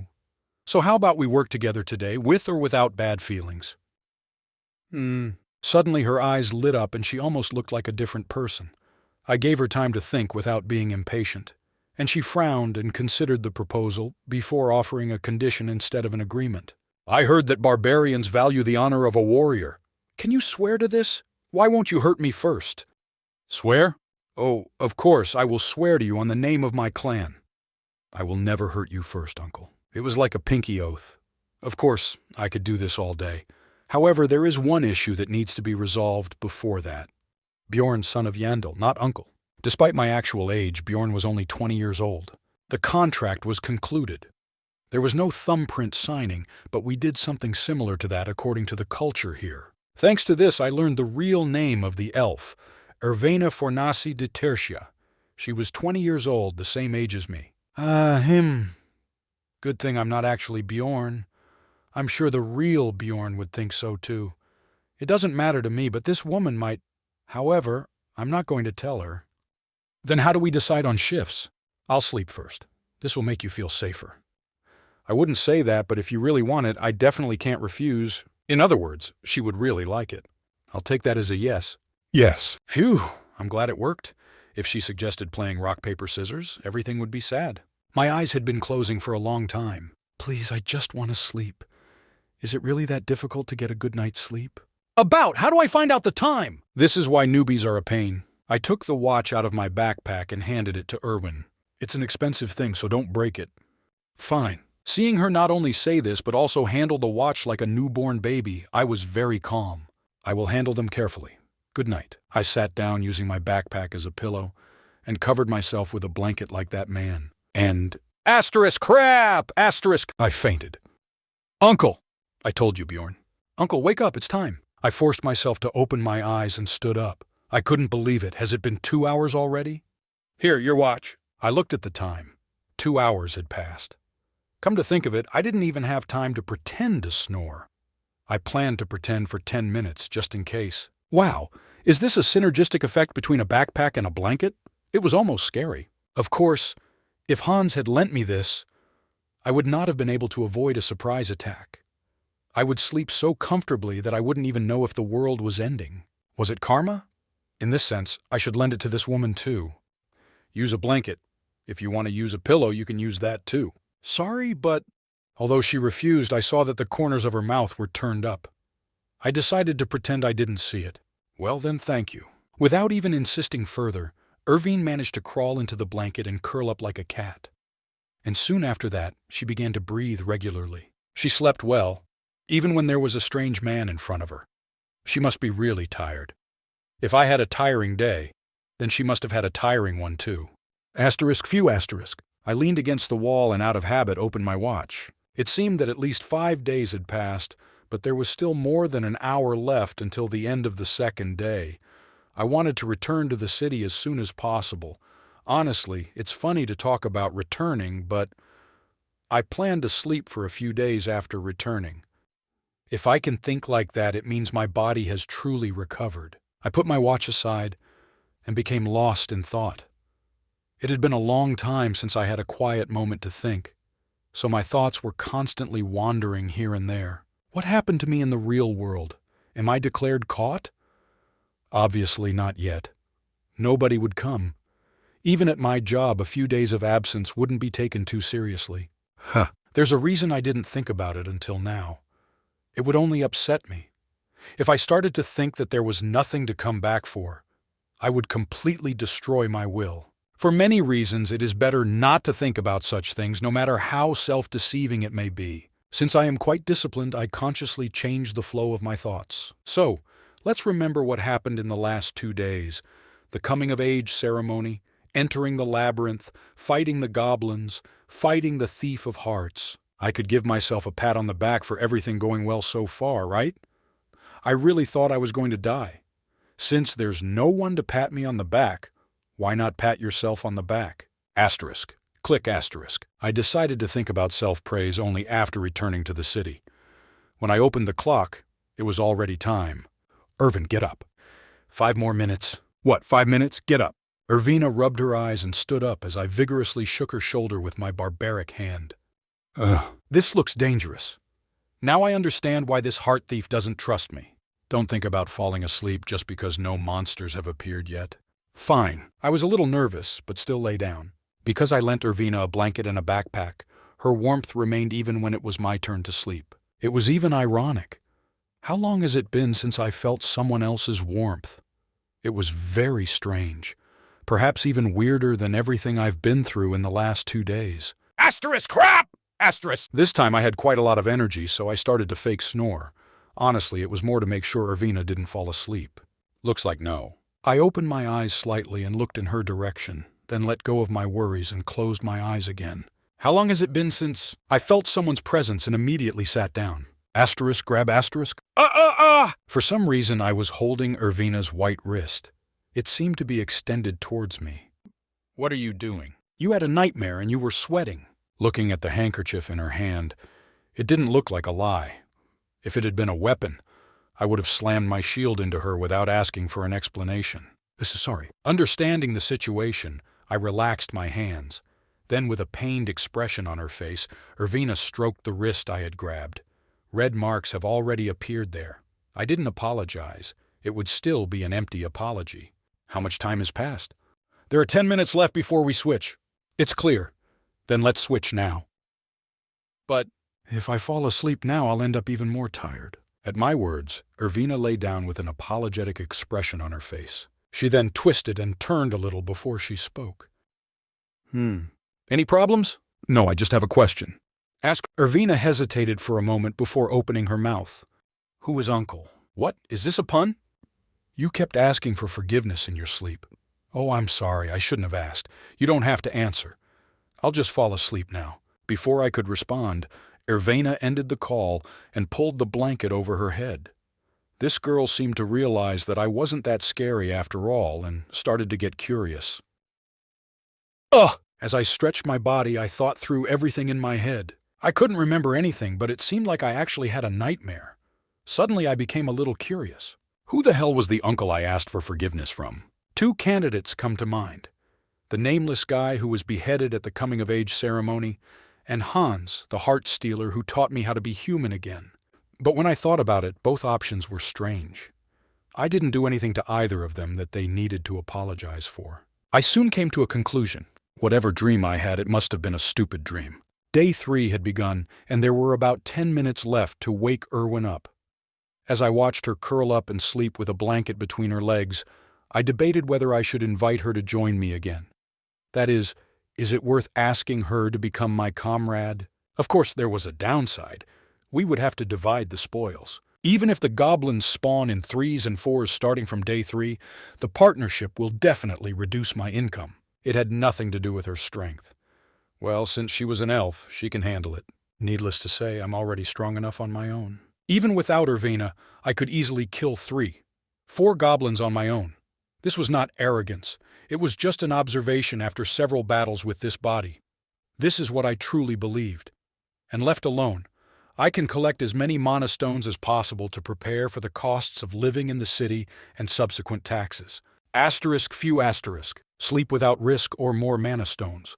I continued to think about it in order to make the most rational decision. Top asterisk. The footsteps of another researcher were heard from the passage to the left. This had already happened several times during the night, so I wasn't particularly nervous. Most of the time they just looked at us and walked past. However, top asterisk, this duo of explorers, Chubby and Boney, looked in our direction. They immediately stopped and whispered to each other. Isn't that an elf? Chubby asked. Looks like it. The shape of the bow matches, Boney grinned in response. The two men whispered among themselves, and when they came to some conclusion, Chubby became the representative and spoke with a question. Barbarian, what is your relationship with this elf? As you can see, we are knight companions. Barbarian and elf as knight companions. What a strange sight. So how long do you have left? I have no reason to answer you. After that, Chubby didn't ask any more questions. He just grinned and, taking Bonnie, who was next to him, left. It's clear. Let's go to... What? Yes. Soon the duo disappeared from our passage. However, I could not calm down. Who the hell were these creepy assholes? It was as ominous as when the leader shouted in my face. I slowly stepped aside and patted the sleeping Ervina on the shoulder. How can you sleep in such a situation? Hurry up, wake up! Looks like we're in trouble. Strictly speaking, we is not quite the right word because the duo of Chubby and Bonnie were not interested in me, but in Ervina. I tapped Ervina on the leg again. Not Wake up quickly, I know you're not sleeping. As soon as I heard their voices, I looked back and saw that she had covered her face with a blanket. It was a waste of time to argue with her, so I just grabbed her shoulder and forced her up. Why are you pretending to be asleep? Because... Ervina stopped mid-sentence and avoided my gaze. This was quite a frustrating relationship for me because I needed to get information from her as quickly as possible in order to make a decision. When I grabbed her chin to look into her eyes, Ervina reluctantly spoke. Because you will leave as soon as I wake up. Really? I made a promise. If there was a fight with the researcher while one of us was on night watch, we would fight him together. But unfortunately, This situation happened during my last promise shift. Well, I didn't care about a warrior's honor or anything like that, but this woman doesn't know that. She wanted our union to last as long as possible. She knew that as soon as she opened her eyes, our agreement for nightly companions would end. First, I took a deep breath. If a grown man like Uncle Hans did something like that, I would be angry. However, since she was only 20 years old, a feeling of pity arose in me. Of course, this was this, and this was that. What happened to you with these two? Nothing. Then why were you hiding? The symbol engraved on their clothes was the same as the one on the person who tried to harm me. They must belong to the same group. The band? Damn, things are getting serious. I began to wonder if it would be better to just say goodbye to this elf and go our separate ways. Let's talk while we move. Will you help me? After I find out the rest. First, I took Ervina out of this place, and while we were almost running, I tried to understand the situation. Tell me everything that happened. As if understanding the atmosphere, Ervina briefly recounted only important information without unnecessary details. On the first day, I met a night companion who attacked me while I was sleeping. Later, I found out that he was a member of a group whose main stage was the first floor. For reference, the name of the group is Crystal Union. I managed to escape, but since then people from the same organization attacked me whenever they saw me. That's how I got injured. I stopped her there. Wait, how did they know what happened? Stone message. What is this? There was nothing like this in the game I played. More details. This is a magical tool that allows you to communicate with message stones that have previously entered into resonance with each other. I've heard the range is about 300 yards. It's clear. It was something like a walkie-talkie. If the frequency has been set in advance, communication is possible within a radius of up to 300 yards. Gradually, I began to understand the situation. If these people had such magical tools and enough manpower, the transfer of information would be easy even in such a closed environment. However, the problem was this. Why did they go so far to catch you? Ervina didn't do anything wrong, so why are they trying so hard to stalk this victim? Is this to keep you silent? I don't think it's just that. Is there anything else? Because Ervina, who had previously answered questions straightforwardly, did not dare to speak this time. I couldn't do anything with that attitude. At least that's what I was thinking when she finally answered. When I first ran away, I swung a knife, but it so happened that I ended up in a not very good place. Not very good? Goosebumps ran through my body. A cold breeze swept past my groin. Do you know this place? I was right. Anyway, according to those who were chasing me, it was completely cut off, so it couldn't be restored even with a potion. I guess that's why. Now I understood why their eyes burned with vengeance. Sorry, but there was nothing to apologize for. Wasn't he the one who ran into this in the first place? It was karma. The problem was that there were too many people in the world who did not understand this simple logic. Uncle, it seems to me that someone is following us. What? Do not look back. I concentrated on hearing him, but I couldn't hear anything. Distance? They are about 150 yards from us. It was a strange distance to feel someone's presence, but it didn't feel like a lie. She had no reason to lie. So this is the elf's innate ability to detect chi? Suddenly she looked different in my eyes. We need to speed up. Do you mind? Yes, I can still stand it. Even though the white bandage was stained red by the wound, Ervina did not utter a sound of pain. She showed great determination. This complicated my understanding of her. How far is the ranger? It's still about 150 yards away. Even though I increased my speed, the distance between us did not change. Things weren't going well. Now the ranger must be communicating our location to his comrades with a stone or something. Get rid of him? If his target were me, I would certainly make such a decision, but I was still just running. Having killed one of them, I could no longer retreat. So I needed to clarify a few things before making a decision. Uncle, how much risk am I taking and what can I get in return? I needed more detailed information. Ervina? Yes? What can you do? I know how to wash and clean. I don't know how to cook, but what is she talking about? What can you do in battle? Shoot from a bow. Oh, and elemental magic too. Standard elf archer. Type? Fire. This was the most valuable type of magic. Thanks to this, I could now picture it in my head. Have you ever killed anyone? No, but I could. It was something you could only think you knew. It's clear. I finally asked her. Irvina, would you like to become my comrade? The validity period is until we get out of the maze, and the loot is distributed like this: 90% for me and 10% for you. I agree. And this served as an excuse for me. I swear on the name of my clan. I also swear on the honor of a warrior. We sealed it as a sign of trust, just like before, and developed a relationship from overnight companion to temporary teammates. At the same time, of course, they ran like crazy.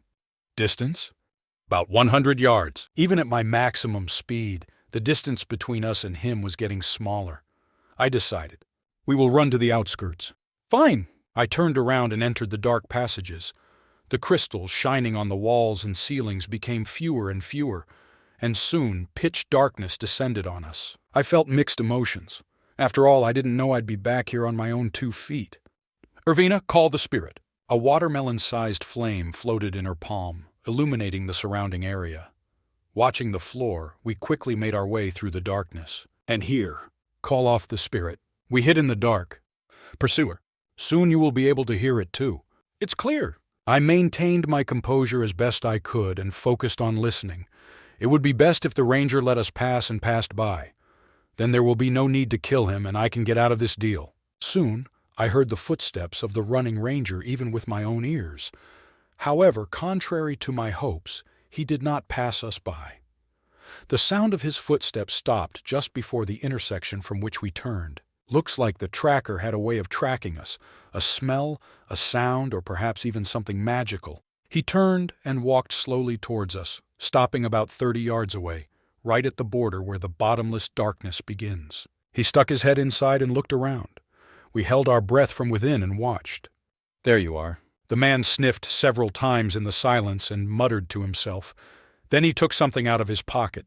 It was an object that I had never seen in my life, but I intuitively understood its purpose. Stone message. As soon as I saw this object, I gave a signal in a quiet voice towards Irvina, who all this time was directing her arrow with a tense bowstring. Shoot. Asterisk shoot. Shonk asterisk. Before I could finish speaking, an arrow pierced the man's forehead. Despite the fact that the man was lying dead on the ground, I did not immediately move from my place. I felt the uncontrollable trembling of Irvina, who was next to me. Good job. If you hesitated, it would be dangerous. This was not an empty compliment, but the truth. Didn't I pause when I lowered the shield? Irvina didn't even have time for this. Even if I didn't tell her, she knew it herself. She couldn't hesitate. Yes. Rest a little. That's where the comforting words ended. I came out of the darkness and searched the body of my pursuer. Perhaps he left his backpack in order to move faster because he was only modestly equipped. First, after removing all the ranger equipment from head to toe, I organized the resulting items one by one. A belt, a leather shirt and pants, 2 daggers, a rather heavy bag of monastones, a bottle of potion that was kept in a pocket tied to the belt, and even a message stone. After a rough classification, I called Irvina. Fine, come here. Then I removed her bandages and treated the wound with a potion. The wound began to heal with a hissing sound. Asterisk ugh asterisk. It was normal to make noise, but Irvina clenched her teeth and endured it. So this woman also had a tough side. Or maybe she just lost it. I hoped it was the former, but I wasn't sure about it. Are you feeling better?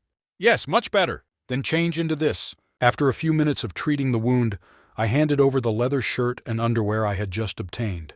I decided that this was much more practical than loose clothing. Let me go put this on. Perhaps she decided that following my judgment was the best way to save her life. They may have been uncomfortable, but Irvina immediately grabbed her clothes and stepped into the darkness to change. It gets in the way a little. Come here. I cut off the protruding hem on her arms and legs for her. Put this on too. It'll be a little better. Overall, it looked a little baggy, but with the belt, it looked quite comfortable. However, due to the change of clothes, she gave off a completely different aura. If before she looked like an elf on a walk, now she looks like a full-fledged warrior woman. Even the facial expression. The sensations are very strange. You'll get used to it. Is it true? Yes, you'll get used to it. I stuffed everything else into my backpack and dragged the naked corpse into the darkness. Then I took the message stone in my hand. How to use it? 1 minute, I will try. Irvina looked at the message stone and pressed something. Certain pursued the elf bitch and the barbarian, but we lost contact. Anyone who received this message, gather in the goblin area. So far, everything has gone as I expected. My description was distributed through the broadcast. They may have already split up. If you see a barbarian with a one-handed hammer and shield, do not rush to approach and wait for support. The description wasn't detailed, but that didn't matter. Most likely there were no other barbarians here with a shield. Uncle, Irvina looked up at me with worried eyes. I grinned, knowing what she was thinking. Don't worry. I will not leave you. I have already decided to help Irvina. The reason was simple. I always liked helping people in need, if it benefited me. As I already said, we will divide the production 90% to 10%, fine? Certainly. I will definitely repay the favor. Service. Yes, please pay back. If she wants to repay, there's no reason why I should refuse, although I didn't expect much in return. Yes, I promise. Seeing Irvina clenching her fists resolutely, I tightened my shoelaces and prepared to move. Then what do we do next? First, we will move through the outskirts. Summon the spirit again. We'll talk about the rest on the way. Fine. As we walked through the darkness with a fist-sized flame as a lantern, I checked a few more things. How long can you keep a spirit summoned? If it's just to illuminate the surrounding area, it could last a good 10 hours. How long will it take to recover after this? 2 hours of rest should be enough. It's clear. The situation turned out to be much better than I thought. If everything goes according to plan, we will be able to escape from them without risk. Then I will benefit from this situation. Uncle. While I was organizing my thoughts, Irvina turned to me.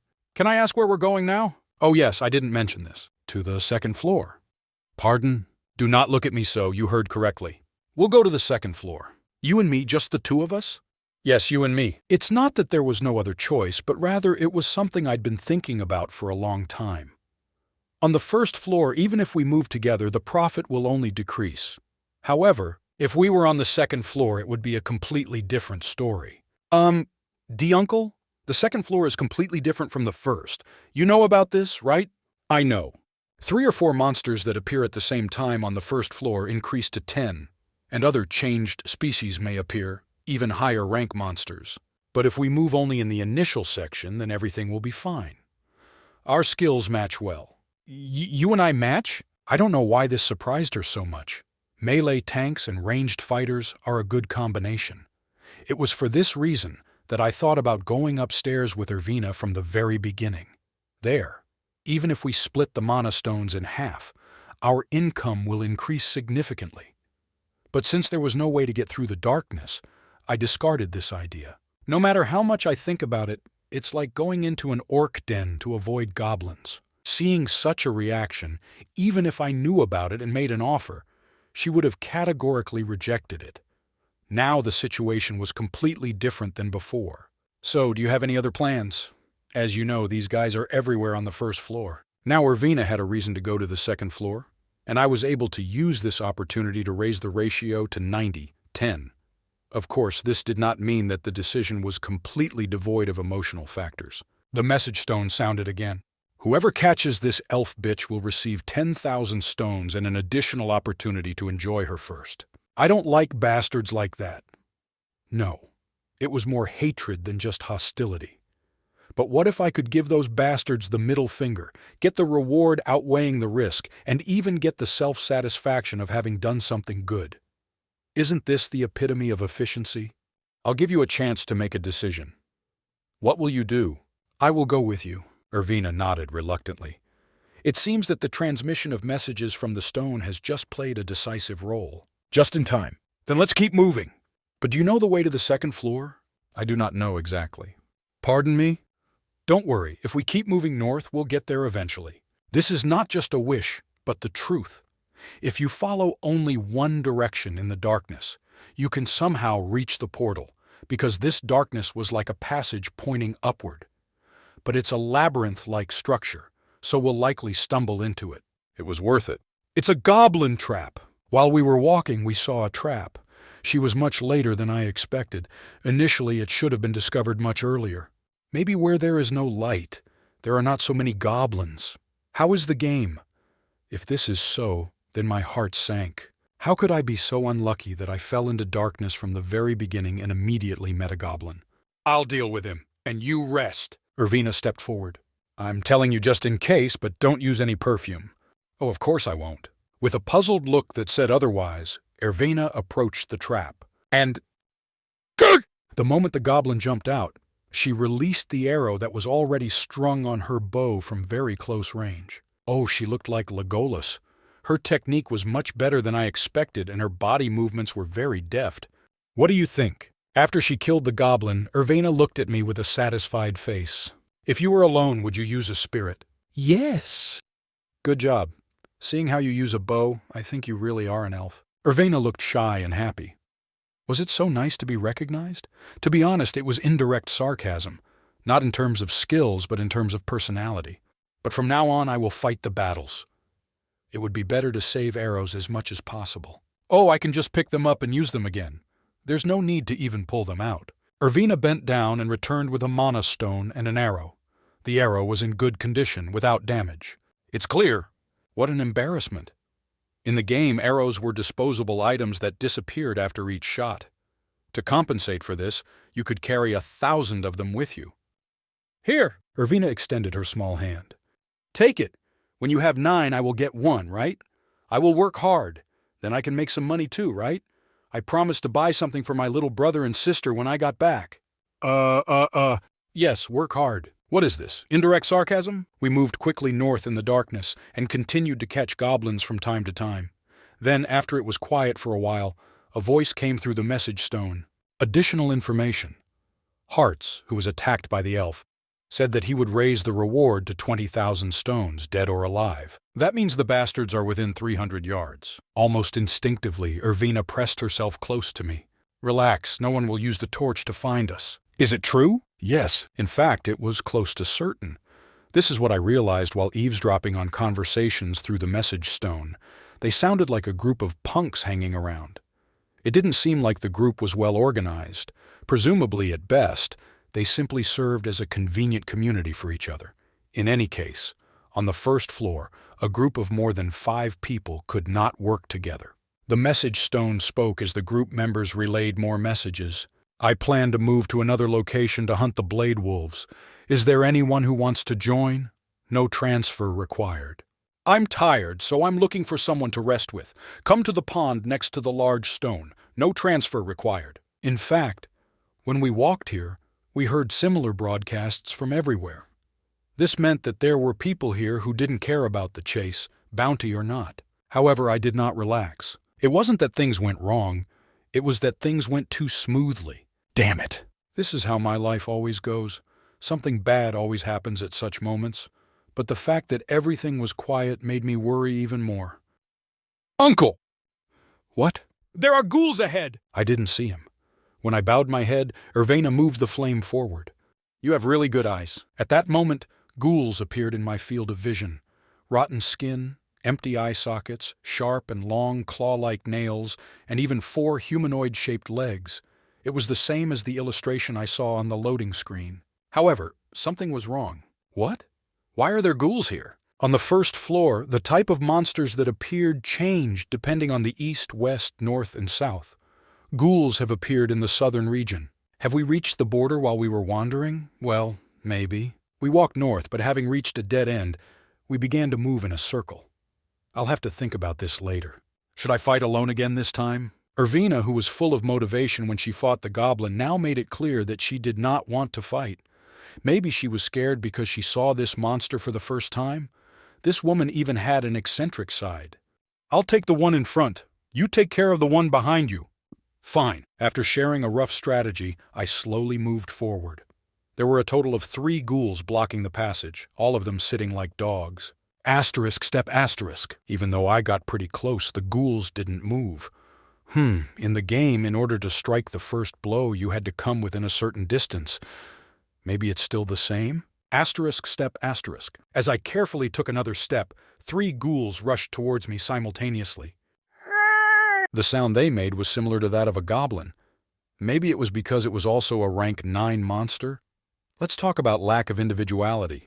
Hiya! Instead of retreating, I took a step closer and hit the ghoul on the head with my hammer. Asterisk! Crunch! Asterisk! Just as the head of one ghoul was smashed, an arrow was shot from behind and hit another. Asterisk! Thunk! Asterisk! She seemed to really like the forehead. Then, after parrying the attacking ghoul once with his shield, the battle easily ended with another hammer strike. You have defeated the ghoul. Experience per 1. It was a battle that ended instantly, but I still took some time to look around. In terms of combat power, ghouls were superior to goblins. They were much stronger and faster. The goblins had traps, but, well, it was the idiot's fault for stepping on her. Provided, of course, that there is light around. Anyway, it's better than goblins. Pardon me, why? Because it takes time to catch goblins. As long as you don't get pushed back in an all-out battle, hunting ghouls seems more effective than hunting goblins. At least these guys didn't set one trap on the ground and stupidly wait nearby. Also, a huge advantage was that they did not attack until they were approached first. Next time it will be more effective to start by hitting one ghoul with an arrow first. Fine, sounds good. After exchanging a brief plan for future battles, I collected the mana stones that had fallen to the ground and put them in my pocket. Uncle? What's happened? Now it's my turn to take one. Oh, exactly. We continued along the tunnel. My prediction that we were near the border turned out to be correct. For a while, ghouls and goblins appeared alternately, and as we continued north, only goblins began to appear again. How much time has passed? The end of the third day was already approaching. After resting for about 4 hours along the way, we discovered something on the route north. There was one dark red line drawn on the ground. Bloody stain, I don't think it's a goblin. Who could it be? For some reason, it seemed to me that I knew its owner. Therefore, I continuously monitored the pieces of fallen bread at regular intervals. With confidence, I continued to follow the bloodstains. You haven't said anything recently. 10 minutes have passed. Aren't you mad at me by any chance? 30 minutes have passed. Pardon me, Uncle? 2 hours passed. After a long journey, I finally came across a sandal abandoned on the ground. The mat fell instantly. Damn, are you kidding me? I'm sorry, whatever I do. And a portal appeared right in front of my nose. I kind of expected the portal to be here. It was obvious. The fact that I met that blonde guy, a group of top-notch researchers, was proof that the portal to the second floor was in the direction I came from. That's why I confidently followed the blood stain. But I didn't expect it to be so bad. To think that the portal was less than 10 yards from my starting point. You're kidding. Memories of crawling through these corridors on 3 legs unfolded like a panorama. How unlucky can I be?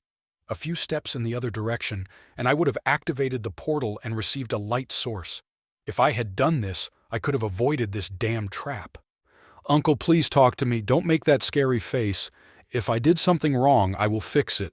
What is she talking about? Oh, it's because of me. It's annoying. Let's just make up an excuse.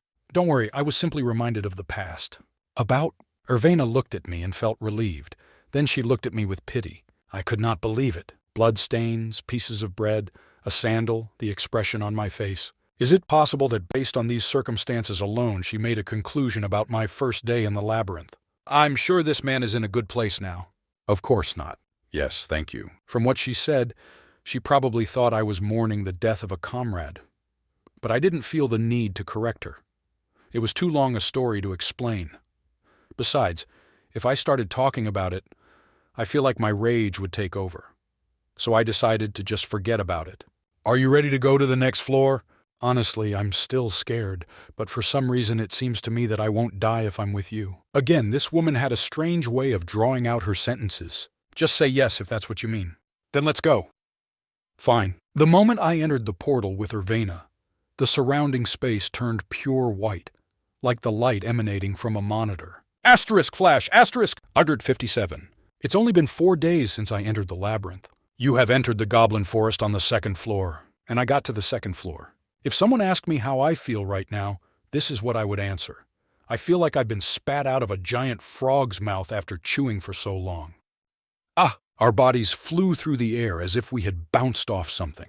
I didn't scream out loud like Irvena, but based on the results alone, she had a much better time than I did. Asterisk bang, asterisk. While I landed on my butt with a dull sound, Irvena quickly balanced herself and landed without any problems.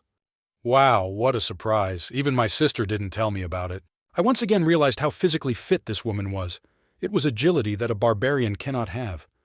Uncle, is this the 2nd floor? Yes. I didn't hear that this is a forest. You are sure? Perhaps you heard about the other 2nd floor. Another 2nd floor? Don't the elves share information about the labyrinth? Why don't you know this? There are 4 portals to the second floor, in the east, west, south, and north directions, and each connects to a different region. Oh, I think I heard about it. She probably just forgot. While I looked at her as if she were a hopeless comrade, Irvina was amazed and said everything that came to mind. About 3rd floor. I heard that no matter which path you choose, from the 3rd floor, everything connects again. Right? She seemed to want to show off her knowledge. When I casually nodded in response, Irvina smiled with satisfaction. Gradually, I began to understand how to handle her. So, what are we going to do? Wait, I think. At first, I carefully observed the surrounding area. It was necessary to note which things were different from the game and which were the same. Something that couldn't be seen through the monitor. For example, the fact that we just flew about 3 yards while jumping through the portal.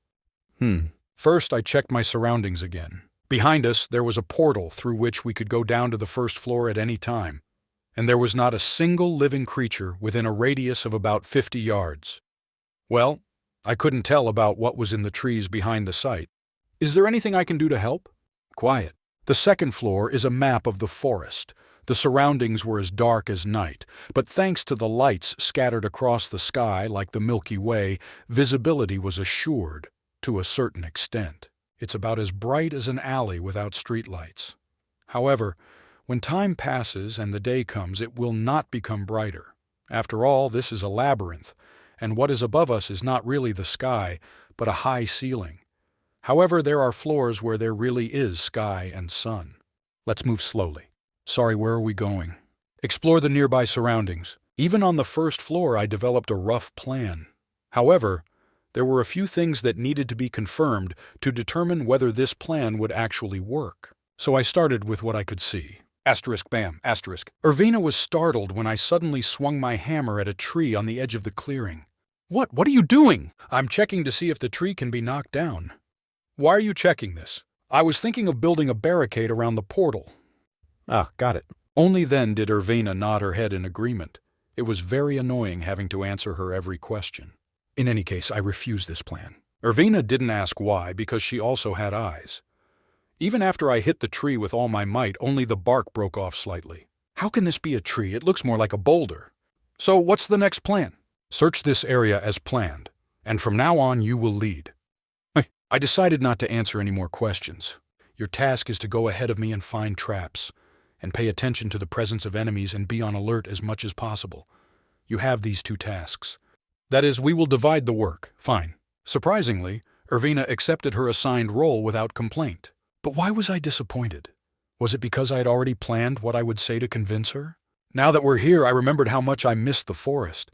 Even if there are only monsters in this forest. Irvina walked through the forest saying things that had absolutely nothing to do with me. There don't seem to be any traps here, but just in case, please follow my steps. What was it? I suddenly felt confident in this girl's presence.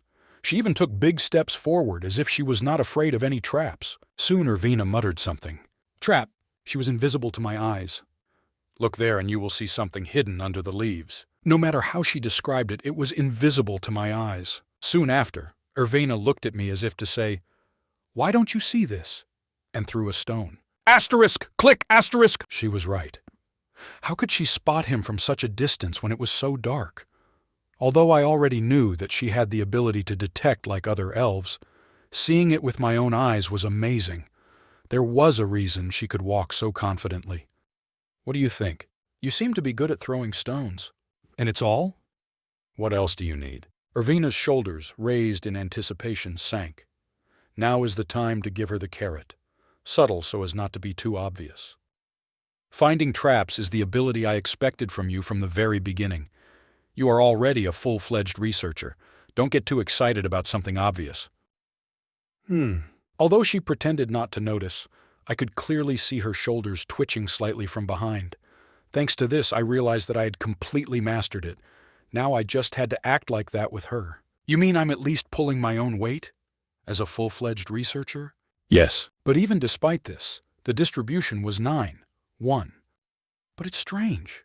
No matter how hard I listen, it doesn't look like there are goblins here. It was obvious. The second floor was different from the first. The goblins were not always near the trap. It was easier to view the traps on the second floor as simply a feature of the landscape. Stop talking and concentrate. Fine. I refocused on the relaxed atmosphere and looked around the area. The place where we were now was called the Goblin Forest in the game. Another feature besides the traps was that the goblins spawned in groups of 15 or so. Sometimes goblin mutations also appeared, such as goblin swordsmen or goblin archers. Of course, on the outskirts the number of mutants increased and monsters of a higher rank appeared. But there was no need to worry about this, since we were only going to cover the area near the portal. There's nothing nearby yet. We finished searching the area for about 200 yards around the portal. There were countless traps, but there were no goblins. What should we do? We will first remove all traps in this area and gradually increase the range. We gradually expanded the area, eliminating traps with stones thrown from a distance. This would allow us, in case of danger, to escape to the first floor. If we had stepped on a trap while escaping, there would have been trouble. Once we expanded the radius to over 500 yards, Erwena stopped moving and whispered, "Uncle." I held my breath too. "There's a group of goblins there." "How many are there?" "I don't know. Definitely it seems more than 10. Distance.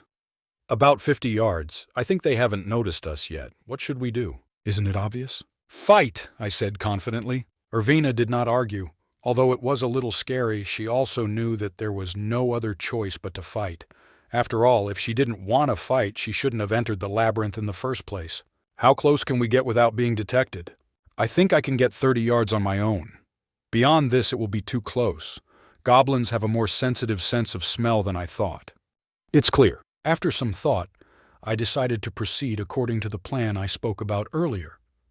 At this time, Erwena also slowly walked through the bushes in the direction of the goblins. This was the advantage of the elves. It was surprising to see that she did not make a single rustle, even when she walked through the bushes. Soon Erwena stopped. Then she looked back at me. When I nodded, she turned, knocked an arrow, and fired. Asterisk, sniffle, asterisk. Did she get it? I did not know. It was so far away that I did not hear the arrow hit the target.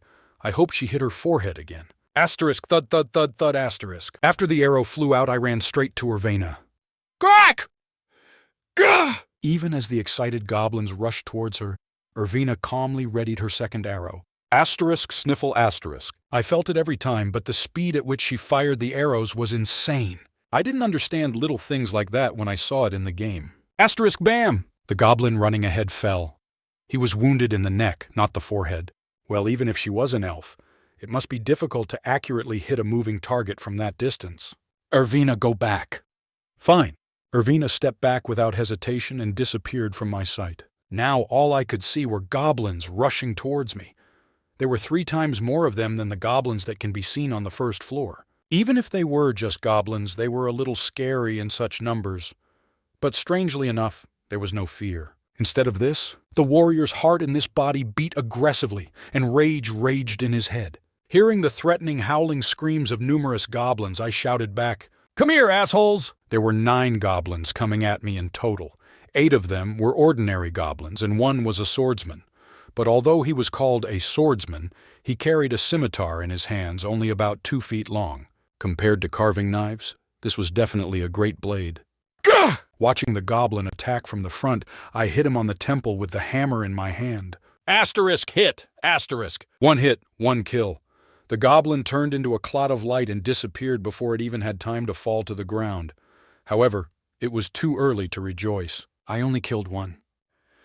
Gah! Immediately after this, 2 goblins with carving knives in their hands simultaneously flew at me from different directions. I dashed to the right and pushed one away with my shield, then turned and hit the other. Asterisk hit! Asterisk! There were 2 fewer of them, but I didn't even have time to catch my breath. Another goblin has already swooped down on my flank. It was a goblin swordsman. Kya! He made a snake-like sound typical of a swordsman. I immediately stopped moving and rolled on the ground. Asterisk squeeze. Asterisk. The knife passed right above me with a sharp tearing sound.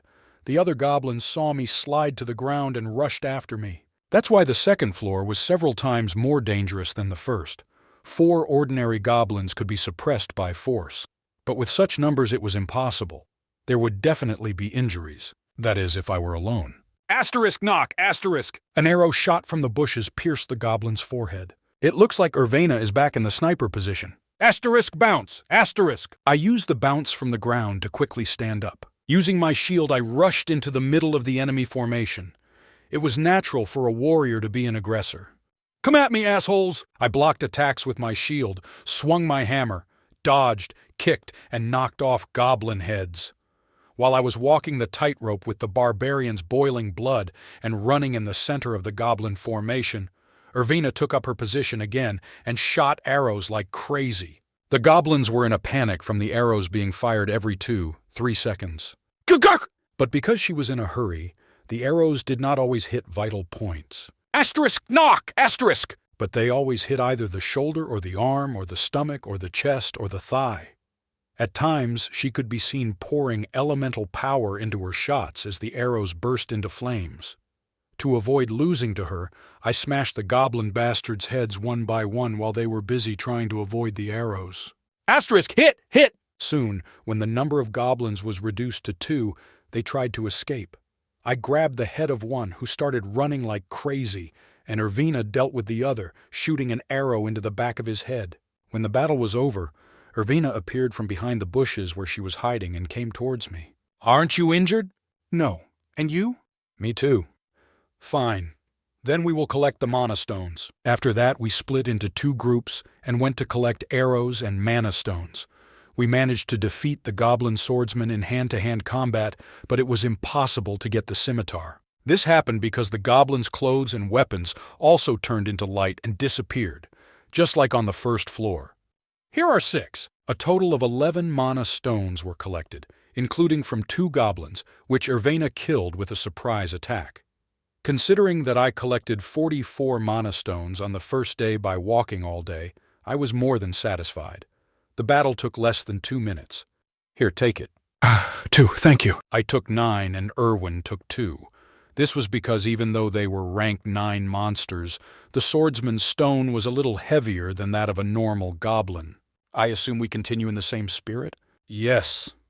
Was there anything that made you feel uneasy or in danger during this battle? No, nothing special. After that, I took the time to analyze the battle and find improvements in the fighting method. At this point, I couldn't find anything that could be fixed, but it was proof that we were still immature. As we increase the number of fights and gain experience, we will naturally become better and better. Okay, then let's move on. Fine. I checked the time one last time. We continued to move, increasing the radius around the portal, and after increasing the radius by more than 2 miles, 3.2 kilometers, we encountered a group of goblins about once every 5 minutes, and naturally, we met a goblin archer. Kikiki. The goblin archer, which made a slightly more distinctive sound than Gurke, was definitely a formidable opponent. He used a small wooden bow, shaped like a harp, as a weapon, and like other goblins, the arrowheads were poisoned. The archer even knew how to use invisibility magic. However, you have defeated the goblin archer, experience 1. While I was concentrating, this barbarian's body reacted to all the flying arrows, and it was possible to dodge or block them with a shield. However, I have to be careful. There's another goblin archer. Get rid of him first. Fine. I may be a barbarian, but an arrow to the head still means instant death. When I return to the city, I will need to buy a helmet first. Let's rest a little. Finally. Having finished another battle, we moved to an empty clearing near the portal and rested. If you want, you can sleep. Is it true? This woman really didn't know how to refuse. As I nodded my head with a grin, Irvena sank down into the empty clearing and looked at me like an expectant puppy. How about a backpack and a blanket? Here. I put down the backpack, which had become much heavier, and took out a blanket to cover her body. Then, less than a minute later, she started snoring. Asterisk, snore, asterisk. Compared to the traditional barbarian style, it was a small and soft sound. She must be very tired. Until now, Irvena had not made any sounds while sleeping. Perhaps it was because she felt more psychologically secure now than she did then. 1820. We hunted in the goblin forest for about 15 hours. Although we had to fight more than 10 each time, the more we delved into the matter, the less dangerous the situations became and the faster they passed. As a result, we were able to make a profit that would have been impossible to imagine on the first floor. But there were also moments of high tension. Asterisk few asterisk. As the radius of the cleared space around the portal increased, we began to encounter other researchers. At the moment, there were a total of 11. They were all a group of 3 or more people, and sometimes there were teams with otherworldly appearances. At each meeting, we, as usual, distanced ourselves and walked past, but each time it greatly stressed us. I feared the explorers more than the goblins, especially now because there was a reason to be even more vigilant. I looked at Irvena, who was fast asleep, and sighed. The problem is that she is too beautiful. Even though she had been wandering for several days, her silver hair still shone, her amber eyes attracted people, and her facial features showed that she was a beautiful woman. For a woman, this would all be good luck. But as a researcher, I wasn't sure. In fact, among the group of explorers we met, there were several creepy bastards who licked their lips as soon as they saw Irwina. I was hoping that I wouldn't have to worry about something bad happening. Am I that beautiful? What the fuck? You were just snoring. Sleep. Fine. She must have said this while she was sleeping, because she answered fluently and immediately began snoring again. Asterisk snore asterisk. What's wrong with her? The elves I saw in the game were not like this. Day 4, Day 5, Day 6. After entering the goblin forest, time passed quickly and soon it was the beginning of the 7th day. Finally, the day came to leave the labyrinth. When I get back, the first thing I'll do is get some sleep.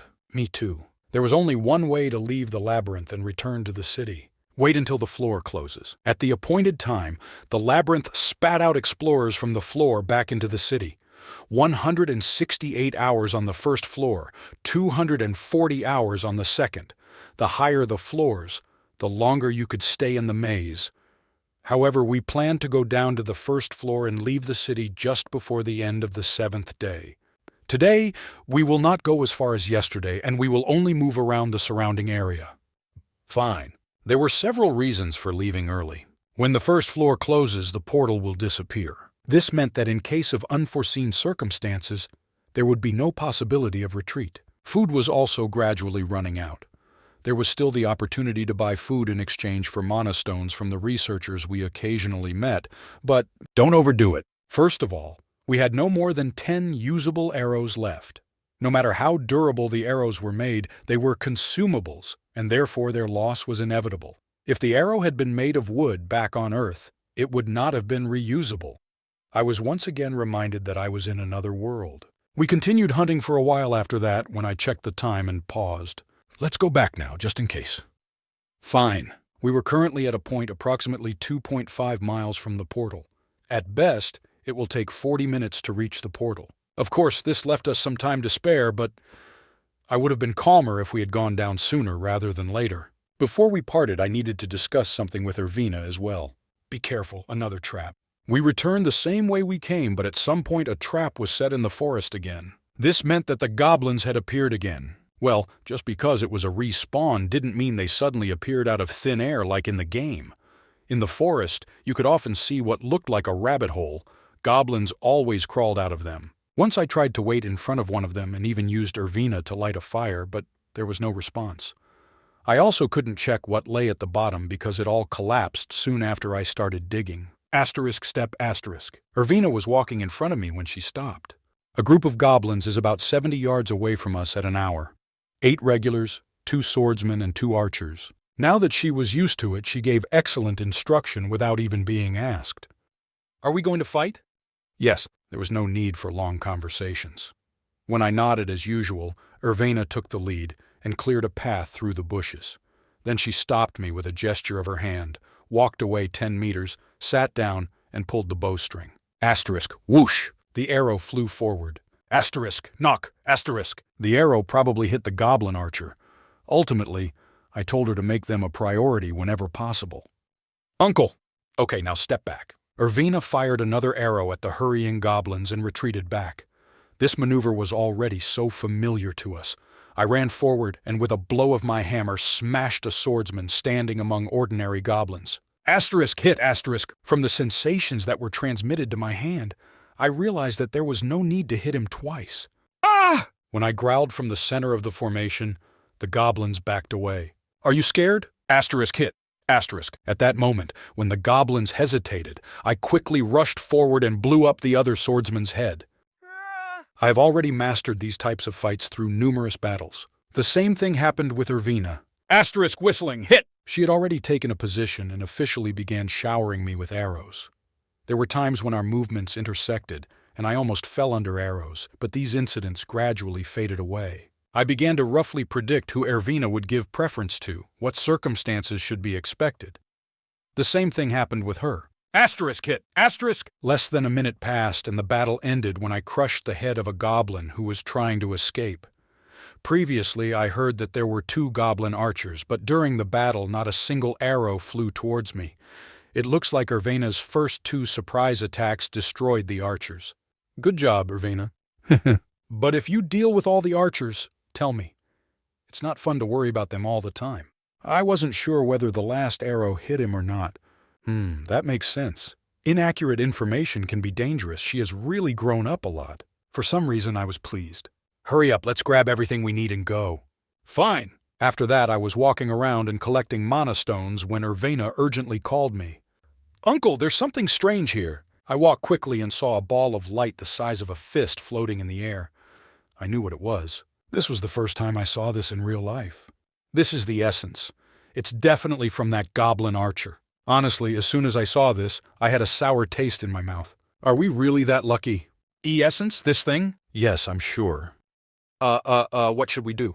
As you can tell from this reaction, the essence was worth more to the researcher than the treasure.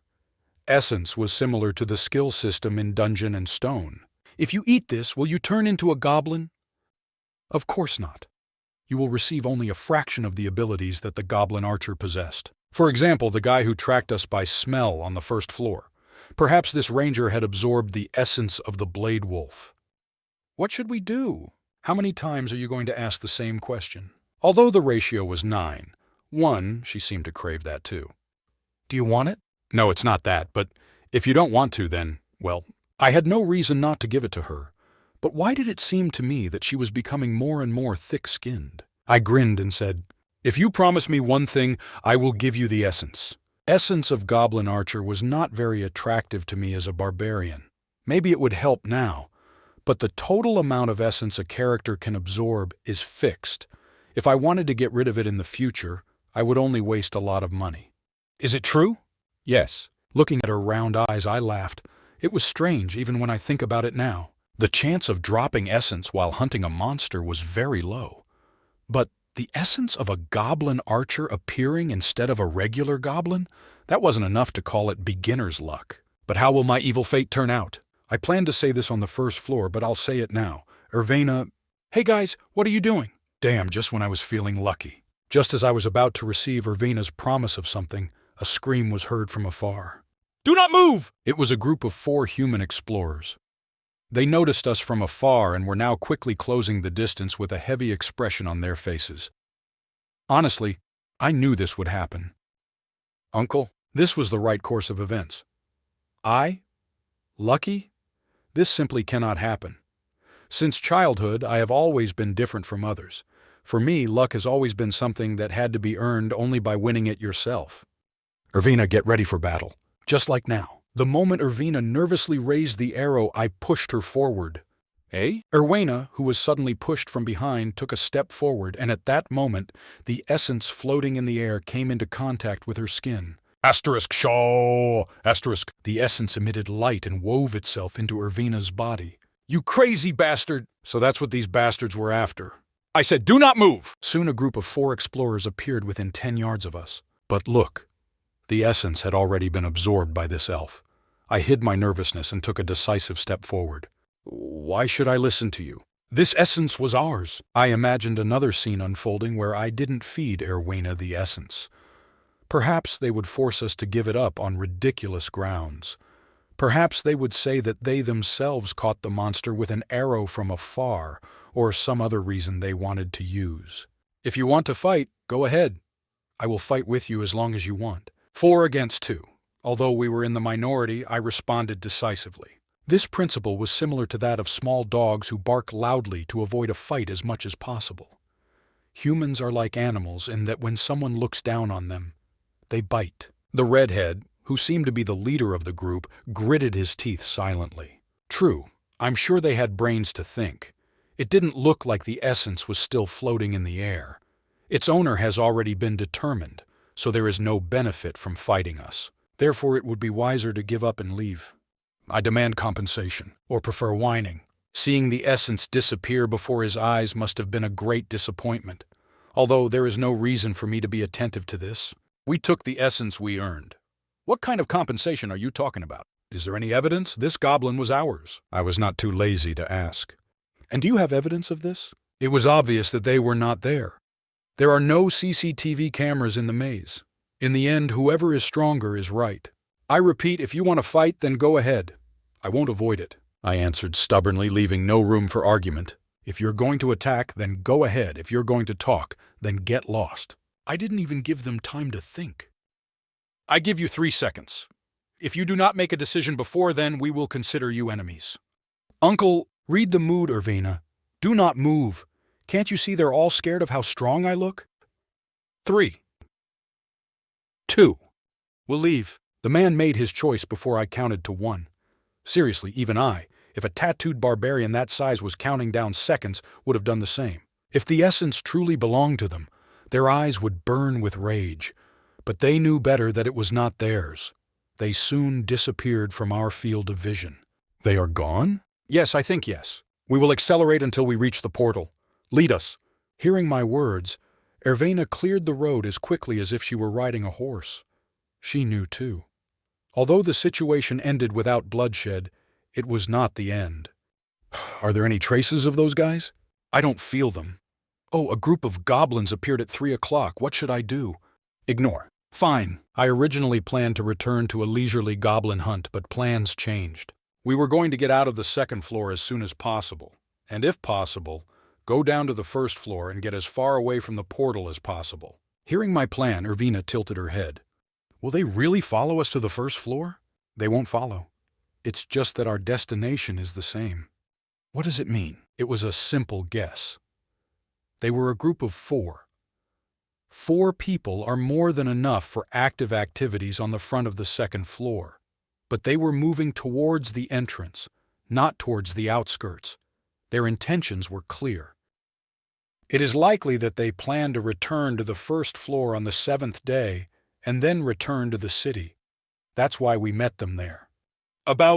Simply put, like us, these guys were a motley bunch who ended up on the 2nd floor just to get a taste. That's why, even though they outnumbered us twice, they got scared and ran away. Perhaps it wasn't even a real team, but just a group of people who met by chance on the 1st floor. It's clear. Ervina nodded quietly at my next words, although I don't know if she understood correctly. You are truly amazing. Probably not.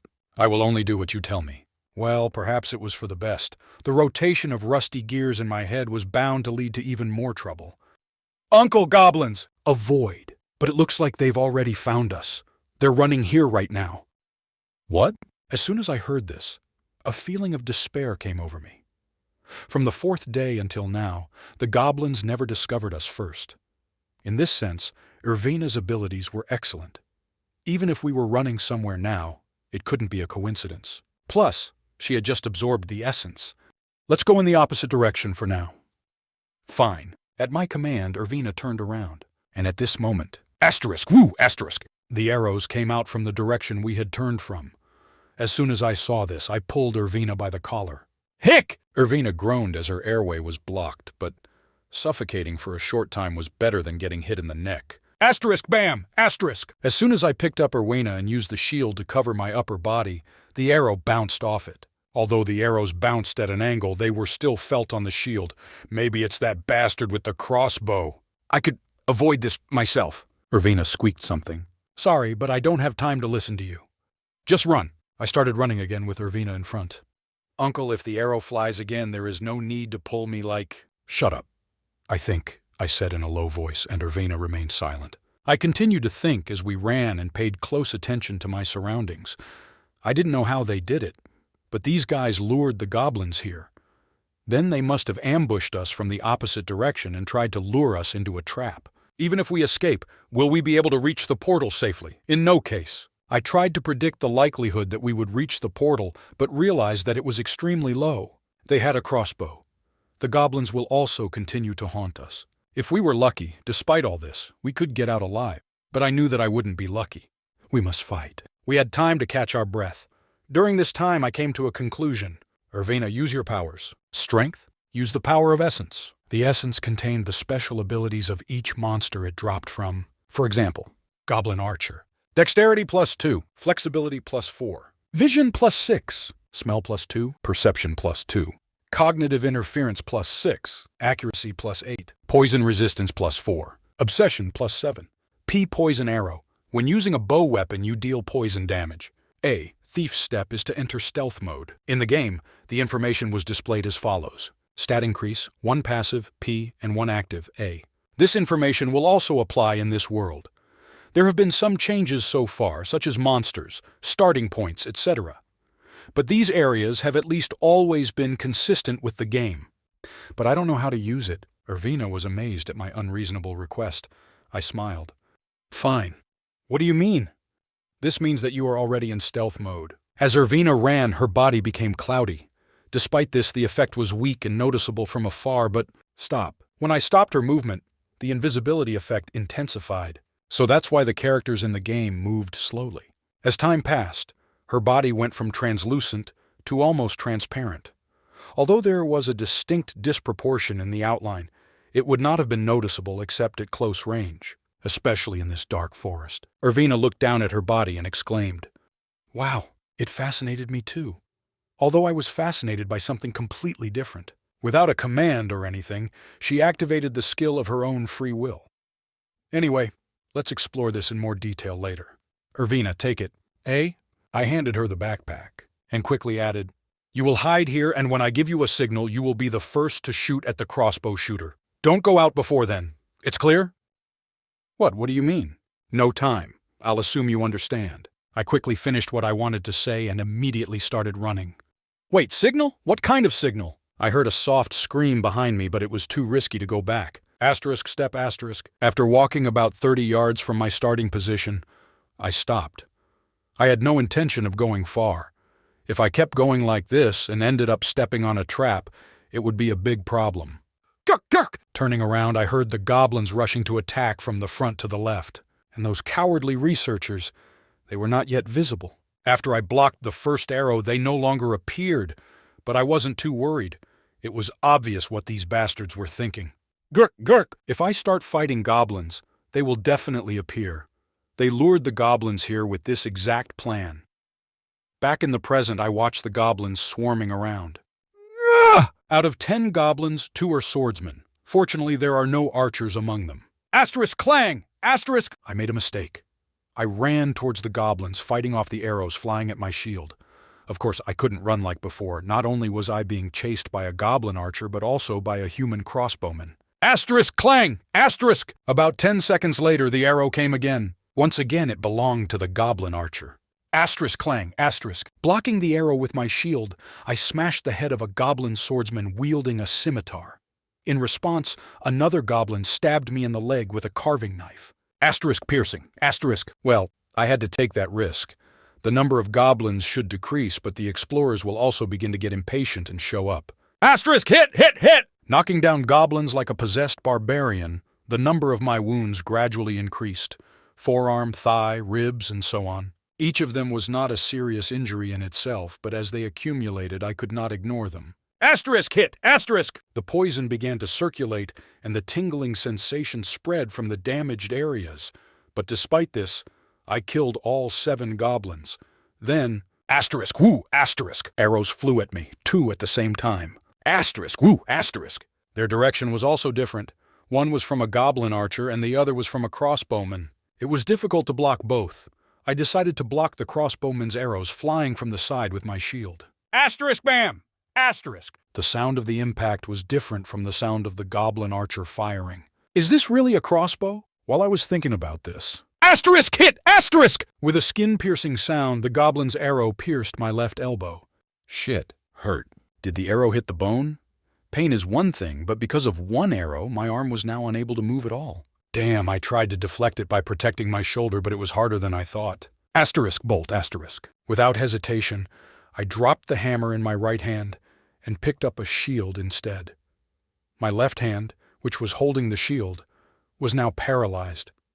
If I had to choose between a hammer and a shield, The shield was always the best option, especially in this situation.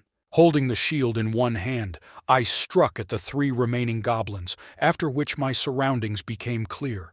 The goblin archer must have run away because the arrows stopped coming. It was a wounded win in the first round, but I survived. I shouted, "Come out, you sons of bitches!"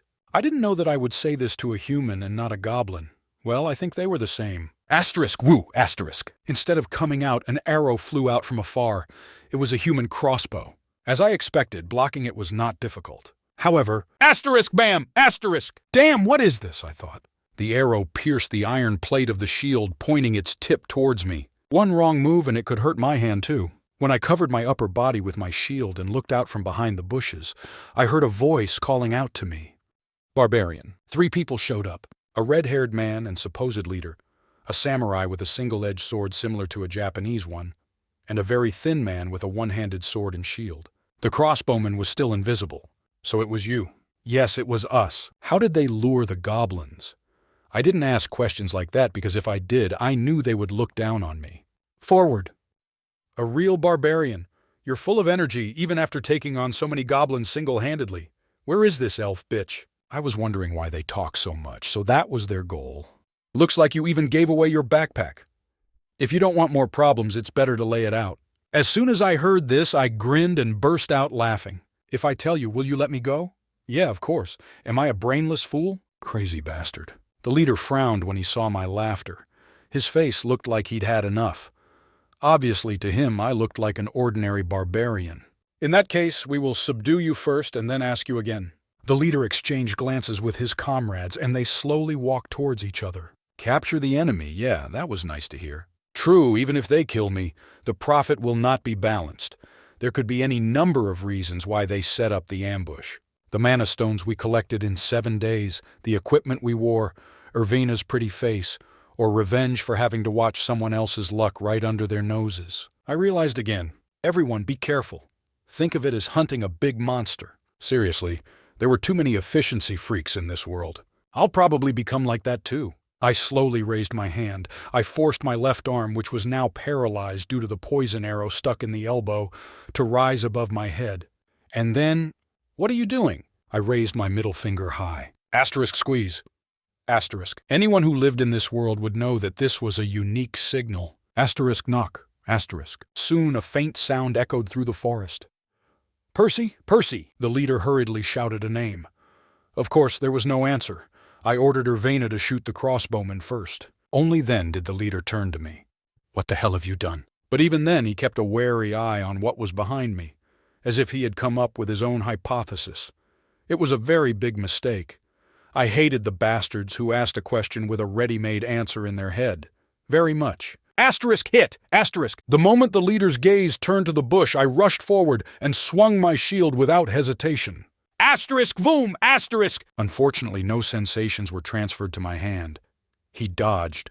If it had been a goblin, he would have disappeared in a flash of light without question. Illis, it's time! When the leader called him, the samurai rushed towards me and, with disciplined movements, struck me horizontally. Asterisk cack, asterisk. I heard the sound of sparks bouncing off the shield. Damn, what was that blow? I almost dropped my shield. But despite the surprise, I ran to the 3. I hoped to divert their attention and give Irvina a more definite opportunity. However, asterisk voom, asterisk! Another blow missed. So you're saying you're not a fan, right? When I was dealing with these guys, the short range of the shield first bothered me. But the more I thought about it, the more I closed the distance and swung my shield aggressively. And then I heard the sound I had been waiting for. Asterisk, whoo, asterisk! Irvina finally began supporting fire. However, the fired arrows did not hit either the forehead, neck, legs, or arms. Instead, the skinny bastard with a sword and shield blocked them all with his shield. I will stop the arrows. Don't worry about it and get busy with the barbarian. I wondered why he still stood his ground. Did he really decide to take only the arrows? Again, the humans were too experienced compared to the goblins. Asterisk bam, asterisk! While I was parrying the samurai's blow with my shield, the leader meanly swung his sword and aimed at my left hand. Asterisk incision! Asterisk! Luckily, I reacted in time, so the cut wasn't too deep. Even though he cut me, it didn't matter much because the arm was already useless. Plus, it didn't hurt as much due to the paralyzing poison coursing through my body. "What a monster," muttered the leader when I didn't even flinch from the wound. "Damn, don't blame me for this. You're just not good with a sword." I cursed internally and pushed the samurai back with my shield in force. Another supporting arrow was then fired. Asterisk, woo asterisk. Perhaps she changed her position because this arrow came from a completely different direction than before. Skinny was not an easy target either. Asterisk clang, asterisk. Skinny blocked the arrow again with his shield. "Who is he, outfielder?" Skinny threw his body in front of an arrow aimed at someone else. I was about to start getting upset that the fight wasn't progressing when... Asterisk, whoosh, asterisk! His shield, studded with arrows like a hedgehog, quickly burst into flames. Crap! The skinny man could not stand the heat and threw away his shield. I mentally chuckled. "Sorry, my archer is an elementalist. That's why you had to use a 100% iron shield like me, you poor bastard." Asterisk, woo, asterisk! When the annoying shield disappeared, Irvina fired more arrows without hesitation. Ah! The arrow hit Skinny in the shoulder. Soon after, he even lost the sword he was holding and turned into a useless freak. "Illis, I'll deal with this bitch!" Only then did the leader understand the situation and entrust me to the samurai so that he could run into the bushes. It was already too late for me to catch up with him. "Ah! Damn you!" It seemed like I had no choice but to trust Irvina. The samurai stepped back and spoke in a pompous tone. "Surrender, barbarian. That's why people get on my nerves. Who was he thinking of fooling?" It was clear that he was trying to buy time until his leader returned. Asterisk dash, asterisk. As I rushed forward and used crash, the samurai's face scrunched up. "What's happened? Are you afraid now that you're alone?" "He's not alone!" The question was addressed to the samurai, but the answer came from Skinny. In his left hand was the one-handed sword that he had dropped earlier. But, asterisk voom, asterisk, is it because he's right-handed? He waved his sword clumsily. Maybe he was cool with a shield, but with a sword? He was weak. Asterisk hit, asterisk! Taking a step back, I cleanly dodged Skinny's attack and kicked his kneecap. Skinny squealed, and all the veins in his neck bulged. Ah! Oh, I didn't expect things to turn out like this. The skinny man fell to the ground, clutching his knee with both hands, from which a bone was now protruding. I wanted to use this opportunity to finish him off, but unfortunately this hope was dashed thanks to the samurai. Asterisk hack. Asterisk. It was a hard blow that I couldn't get used to, no matter how many times I blocked it. Why would a man like him hang out with these idiots? Maybe there was some story behind this. I wasn't sure, but I knew this would be the biggest mistake of this bastard's life. Asterisk voom, asterisk! When I used crash, the samurai dodged it with a skilled move and increased the distance. I immediately lowered my shield and extended my arm, rushing forward again. This movement was called Extend Your Arm, Pretending to Strike. I was already too lazy to even name him, and it wasn't fun. The samurai's expression filled with worry as I caught him by the neck. I didn't expect this, did I? I pulled the samurai back with overwhelming strength. Then, instead of using my immobile left hand, I used my mouth to bite the samurai's neck and... Asterisk break! Asterisk! He tore it apart. Ah! The samurai could not even scream. He took a step back with empty eyes, covering his neck with both hands, from which blood was now flowing like a fountain. Then he collapsed to the ground. Uncle! Did she really figure it all out on her own? As soon as the battle was over, Irvina appeared from the bushes. Uncle? I spat the piece of flesh out of my mouth and wiped my mouth with my hand. Damn, this is fucking disgusting. The hard battle is over. Was I the only one injured? Fortunately, Irvina was in the same condition as when we separated, as if the battle had ended before the enemy got too close. On the other hand, I was a complete mess. Uncle, drink this, quickly. When my nerves relaxed, I fell to my knees. Irvina handed over the potion. Asterisk gulp, swallow, swallow, asterisk. I carefully emptied the bottle as if I was drinking a deadly poison. The poison in my body was one thing, but since my wounds were not in one place, Irvina explained that it was better to drink a potion. Since I had finished an entire bottle, it didn't feel the same as usual. Ugh! Something was bubbling in my gut. I felt pain, as if little beads were jumping in my blood vessels, and my skin was so hot that it almost drove me crazy. This went on for more than 10 minutes. Uncle, be strong. Irvina wiped my sweaty body with an old handkerchief. Perhaps it was because of the poison, or perhaps because I was just dirty. But the white handkerchief turned completely black. I'll have to buy her a new one later. Everything is fine. I'm okay now. Feeling a little better, I struggled to my feet. Looking down, I saw scabs on large and small wounds. If I drank another bottle of the potion, this would also disappear, but I decided not to. This will leave a scar. So what? I'm a barbarian. Water. Exactly, here. Irvina quickly rummaged through her bag and pulled out a bottle of water. I felt like I had become a lord or something. I drank the entire bottle and the energy slowly began to return to my body. Has water always tasted this good? Suddenly, the veins protruding all over the body also disappeared. Get my watch. With Irvina's help, I checked the time. I froze. Hell, they don't even give us time to rest. There were only 40 minutes left until the end of the 7th day. If by then we cannot go down to the first floor, we will have to spend another 3 days in this damned place. Irvina, take off your clothes. What? Not yours, but theirs. Not having the strength to speak, I pointed my hand towards the corpses, and Irvina relaxed the hand that was clutching her shirt. No, actually forget about clothes. We have no time. Just pack their equipment, mana stones, and backpacks. Okay. Knowing that there was no time, Irvina quickly moved forward. Oh, I'll bring the things of that red-haired guy and the crossbowman too. Yes, and be careful not to step on the trap. While Irvina was busy with this, I took off the samurai and skinny equipment. I threw away my chest guard, samurai sword, and wooden shield, which turned into coal. After sorting out the gear, I made a rough assessment of the gear and only took the ones that looked expensive. And just as I was putting them in my backpack, Irvina returned. Ugh! The 2 backpacks she was carrying seemed quite heavy. Sorry, I can't carry them for you because I have 3 of them myself. Soon after, I checked the time again. 23:35. Only 25 minutes left. Let's run. You are sure? You look tired. Do not worry about it. Irvina looked full of concern, but seeing my expression, she nodded and led me along. Thus began the forced marathon. I'll be behind you, so speed up as much as you can and clear the way.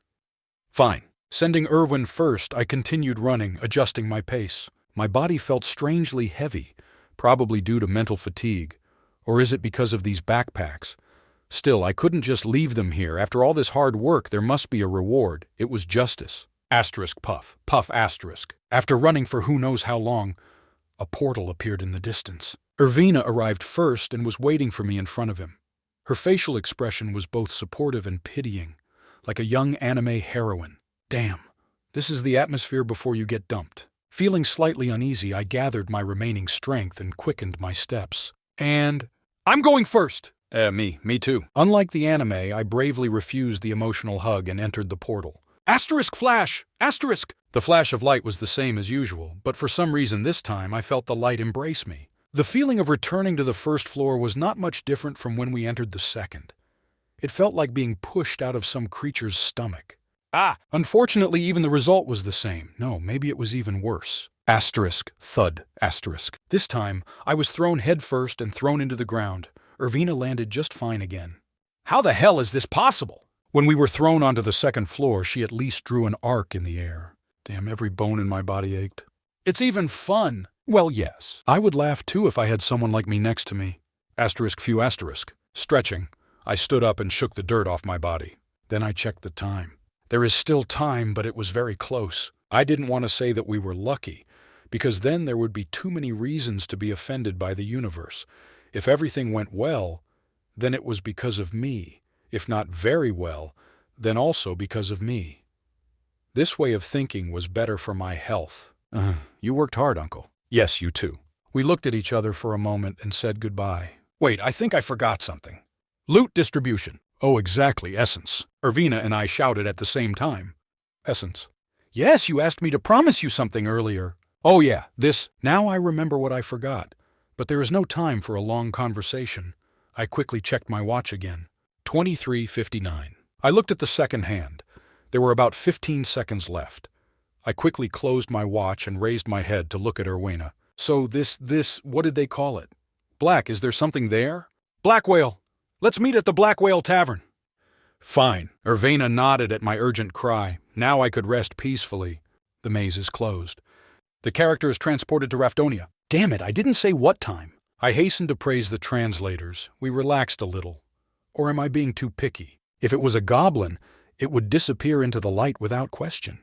With a flash of light, or in a flash of light. Again, humans were too picky compared to goblins. Experienced, maybe. When the annoying shield disappeared, Irvina fired more arrows without hesitation. released. Enro. All the veins on his neck stood on end. Swollen. This means the hair stands on end. He hisses with his throat torn and does not gasp. I spat out the piece of flesh in my mouth. From mouth. The 2 backpacks seemed quite heavy to her. Sorry, I can't hold it for you because I have 3. The 2 backpacks she was carrying seemed quite heavy. Sorry, I can't carry them for you because I have 3 of them myself. The light covered everything around me, and an even paler light shone beyond it before my vision returned. I looked blankly at the sky. It's been a long time since I've seen such a bright light. The sky was still gloomy and gray. Derek, are you going home? No way, after such a month? I'll go straight to the tavern after I wash up. I'm back! All researchers below rank 7, please come here. To say that the environment was noisy would be an understatement. It is quite natural that all the explorers of the labyrinth gathered in one place. But still, I had no idea there were so many explorers in this city. It was like Gwanghwamun Asterisk during the World Cup. Asterisk Gwanghwamun is the main and largest gate in Gyeongbok Palace in Jongno-gu, Seoul, South Korea, etc. Landmark. Asterisk click click asterisk. I set the clock to 12 o'clock. Only one day passes in the city when you find yourself in a labyrinth. No matter how many days you spent inside, when you left it, it was noon the next day. When I played the game, I thought it was just the game creator caring about the player. But what in the gaming universe? Thus, even after leaving the maze, you could immediately continue the quest in the city. So I thought it was just a convenience for the players. Bjorn, son of Yandel. Who is this? A familiar voice. Turning my head in the direction of the sound, I saw a barbarian standing at my eye level. I remembered him clearly as the first leader. Carrick, second son of Fanon. Third son. So Einar is second? In any case, it was easy for the tall barbarians to find each other in this crowd. Kennick's fourth son, Serum, you also came back alive. I'm glad you look good too. Carrick, third son of Fanon. I just stood still, but for some reason the barbarians began to flock to me. Ha ha ha! Blade Wolf is not scary. No one can withstand more than one blow against my axe. Of course you wield your axe valiantly. Parman, son of Naroon. What is this, an alumni meeting? It was instant chaos. The barbarians greeted each other, continually calling out their long names and praising each other's valor. They were adorable. How did they remember those long names with such stupid brains? Bjorn, what are you doing? We're going to exchange mana stones now, aren't you coming? I cleared my throat once and answered as loudly as I could. Oh, I'll go. You look very tired. There is no power in your voice. That's for sure. So far, I thought my barbarian play was pretty good, but my confidence was fading. The local barbarians were different. Here it is, a place where you can prove the bravery of a warrior. By moving with the barbarians, I was naturally able to experience the procedure that all the explorers had gone through. There was nothing special about it. It was just the process of exchanging mana stones for money at a checkpoint. It was like the line at the grocery store, especially when it came to speed. The employees sitting at the table and doing their work were very fast. They placed a bag of mana stones on top of something as if scanning a barcode, and when a number appeared, they took out money like a machine gun. While I watched this with curiosity, the barbarians around me shouted and chattered at the top of their lungs without feeling the slightest embarrassment. About! Earn over 40,000 stones. Amazing! Carrick, third son of Fanun, is a warrior among warriors. Is it because I've been living with an elf for the past few days? I couldn't get used to it. I still need to find Irvina. Why did I run into these punks instead? I just stood there. Bjorn, son of Yandel, it's your turn. As I sighed to myself, it was my turn. I walked up to the desk and placed my bag in front of the soulless-looking employee. Are all 3 bags mana stones? The other 2 belong to Skinny and Samurai. But now they are all mine, about 40 minutes ago. Right. When I nodded, the clerk placed the bag on the scale. Soon he handed over the exact amount. 182,413 stones. A loaf of bread cost about 20 stones, so over 7 days there were over 9,000 loaves of bread. Just yesterday I was sad because I caught a goblin and earned a piece of bread. I began to experience strong emotions. 180,000 stones. Bjorn, Yandel's son, earned 180,000 stones. This is the best record in history. Bjorn, son of Yandel, is the greatest warrior of all time. But these bastards didn't even give me time to express my emotions. I quickly received the money from the employee and left the checkpoint. But as soon as I left the crowd, the savages noticed my appearance and began to fuss. Not just stones, he even holds a hammer. And even in boots, I envy. He has 3 bags. He's looking at his watch. Can he count time? How is this possible? Is Bjorn, son of Yandel, a wizard? Well, I couldn't understand their reaction. Perhaps it would be like magic for them. I would be the first barbarian to enter the labyrinth naked and come out a civilized man. Damn, all this fuss turns me on too. Hey, calm down, Bjorn. I am the best warrior! Simultaneously with my cry, the barbarians went into a frenzy. Then they picked me up and started throwing me into the air. Surprisingly, it was better than I thought. Well, so be it. You can't make too much noise here. Sorry, I'm sorry. I mean, please be quiet. Fine! The madness finally died down only after a checkpoint worker came over to tell us off. I then regained my composure and sat on the floor like the barbarians around me, waiting for the rest of the barbarians to finish at the checkpoint. Exactly then, I felt someone's gaze on me, and turning my head, I saw an elf looking at me through the crowd of researchers. It was Ervina. How long did she watch? I hope this was after my crowd surfing. When our eyes met, Ervina smiled as if she was glad to see me. However, since the cute elves standing nearby started talking to her, she quickly looked away. Curious, I listened to their conversation, which turned out to be quite refreshing.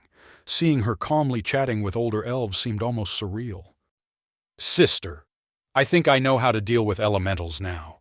I understand why Grandma Grinderin insisted that we make friends with them first. Is it true? Fire spirits have a rather hot temper, so you will soon be able to hear their voice. So you're one of them. There are only wild animals next to me. I envy. Watching Ervina longing for what I was missing, our eyes met again. I took this opportunity to say something. Tonight, Ervina shook her head, then smiled and replied, Fine. Firstly, it was clear that this secret conversation was very interesting to Ervina. But I didn't know if she understood what I said. Did she even respond okay, or was it just my imagination? Ha! I'll have to try talking to her as soon as I leave the checkpoint. While I was thinking, why are you looking there like that? Is it someone you know? No, sister, of course not. When asked by the elf standing nearby, Ervina waved her off with her hands. Then, after waiting for a pause, she looked at me and muttered, I'm sorry. I thought I heard everything correctly this time. I also understood the gesture when she secretly pointed at the other elf and shook her head. This must have meant that she had no choice. Well, it was the same here. Bjorn, son of Yandel, what are you looking at? Do you know this elf? No. Well, of course. It cannot be that the greatest warrior of all time knew the vile fern face. I wanted to shut this bastard up, but I couldn't. At the sound of a loud voice, the elves around me looked at us with piercing eyes. Among them was Ervina. She looked at me with bitter eyes, but nodded her head as if understanding. Looking into those sad eyes, I understood. What are we doing now? What is this, Romeo and Juliet? Went. Soon after, the barbarians ended their exchange and left. It was impossible to talk to Ervina among the elves, no matter how long I waited, so I led them outside. Unfortunately, even more people had gathered ahead. Dad, are you injured? I missed you. Brother, I'm here. Yes, there was something similar in the game, too. Simply put, the people gathered here were family members or acquaintances of the explorers. Went, I'll clear the way. Oh.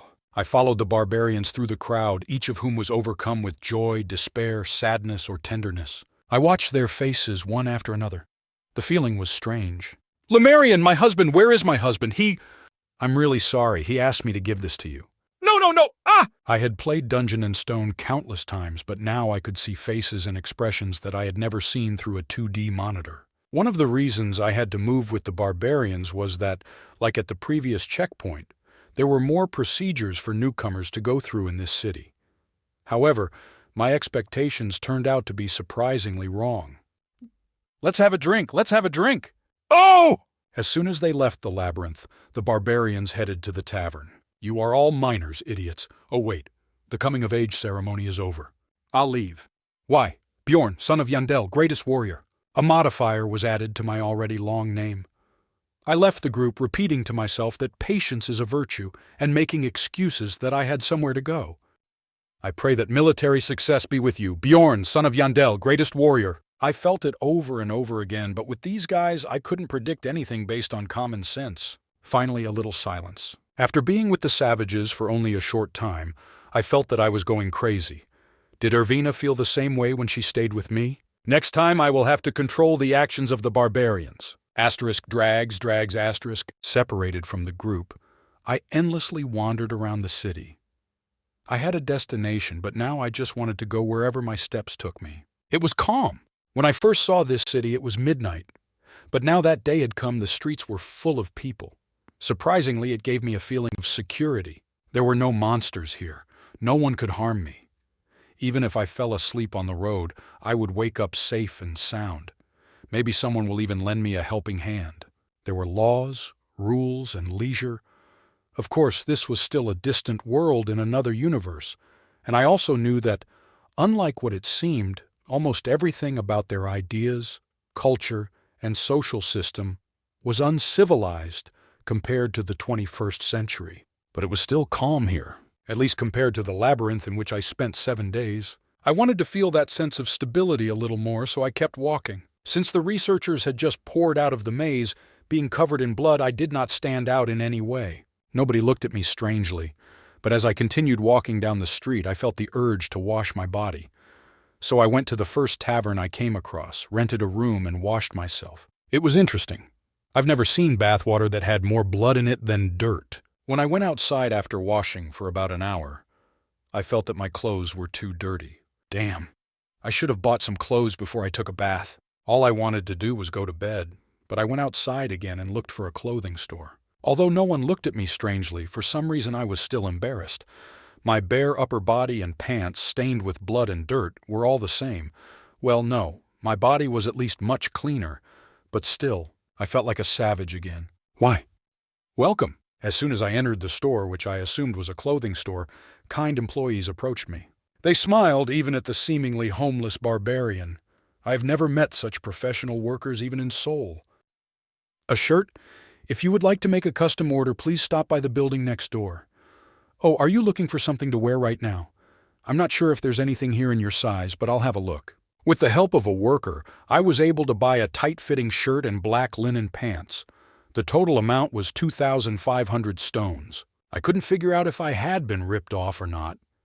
I have never tried on or purchased clothing that had no function in the game. See you next time. Now that I was more human, I returned to the inn. After meeting the employee who exchanged my monastones and talking with the clothing store employee, I felt that the city gave off a strange modern atmosphere. Rafdonia. Most of the buildings were made of stone and had many floors. It was difficult to find a building on the street that was less than 3 stories high, and the water in my bathroom even flowed from the tap. Perhaps life in this city was more real than I thought. Soon after arriving at the hotel, I lay down on the bed. As I recalled the events of the last 7 days one by one, I realized that I, too, was a person, not much different from Hans. When I first came into this world, my only goal was to survive. And now? Finally, I spoke the words that I had repeated countless times before. I want to go home. I wanted to go back. Even if no one is waiting for me there. I slowly opened my eyes. Then I closed it again and said to myself, "Get up and do what you have to do." As I remembered the various tasks I needed to complete in the city, my tired body began to fill with energy. Yes, let's do it. First, I checked the time. 21:18. When I left the labyrinth, it was already past noon, so I slept for about 4 hours, but thanks to sleeping on the bed, I felt incredibly refreshed despite my short sleep. Asterisk rumbling, asterisk. I still had some bread from the maze, but I decided to have a snack. Although this was a world where money was equivalent to life, such luxury should be par for the course. Even after I washed myself at the beginning of the day, my body still smelled, so I quickly washed myself again and left the inn. Compared to the day, walking down the quiet street at night felt a little suffocating. Not psychologically, but physically. The beige shirt I'm wearing now was medieval in style, with a notched chest and lace-like sleeves and neckline. Instead of a button, the deep V-neck had a drawstring attached to it that could be tightened in a crisscross pattern, like a lace. Even if the lace was completely untied, the shirt was too small. I understood why barbarians were always half naked. Nothing suits them. It was quite sad. But where should I go? At this moment, the first thing I had to do was meet Irvina at the promised meeting place. But I didn't know where the Black Whale Tavern was. I was sure that it was in the southern region, judging by the area where the portal to the labyrinth opened.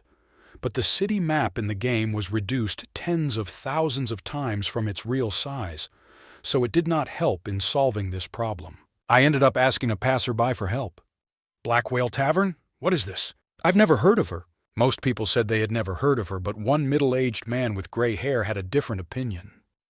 Black Whale Tavern. I haven't heard this name for a long time. You seem very young. How do you know about this tavern? It must have closed over 10 years ago. I was flattered that he said that I looked young, but the content of his words was not very pleasant. You mean she's gone? Yes, it was a tavern that was run for several generations, but their son fell into gambling, so the owner had to change. The name has also changed. It was then that the hypothesis that I had kept to myself became credible. The game took place in the past compared to the present world. If so, then things like evil spirits or enmity between barbarians and elves could also be explained.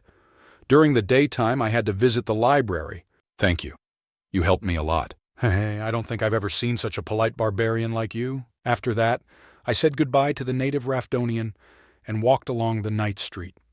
The name had changed, but it looked like the tavern was still in business, so I decided to at least check it out. I hoped that Irvina would also come to see me. Fidenpus. Once I reached my destination, I stopped for a moment.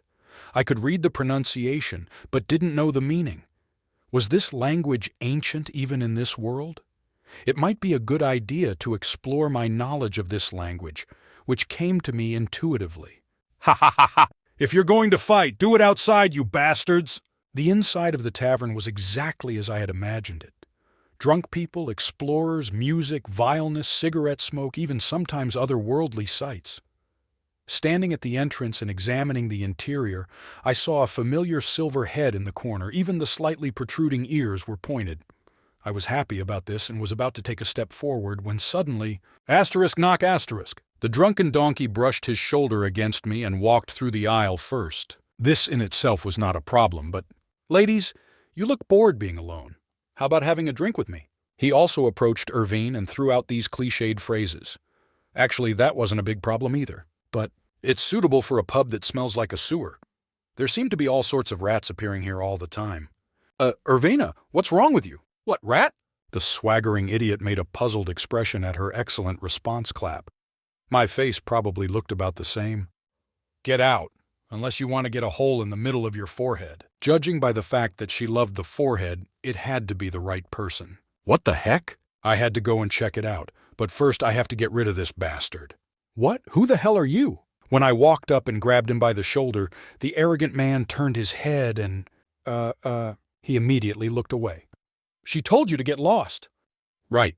Then why are you still standing here? Instead of answering, he carefully pushed past me, then returned to his place without even staggering and sat down. And then, Uncle! I heard a word that was familiar to me, but I was not surprised that from the very beginning I did not believe in Irvina's apparent dual personality. Really, considering that guy just said ladies. Are you the same barbarian? Hidden from prying eyes by a column in the corner, two people were sitting at a table. Yes, I am the barbarian you are talking about, but who are you?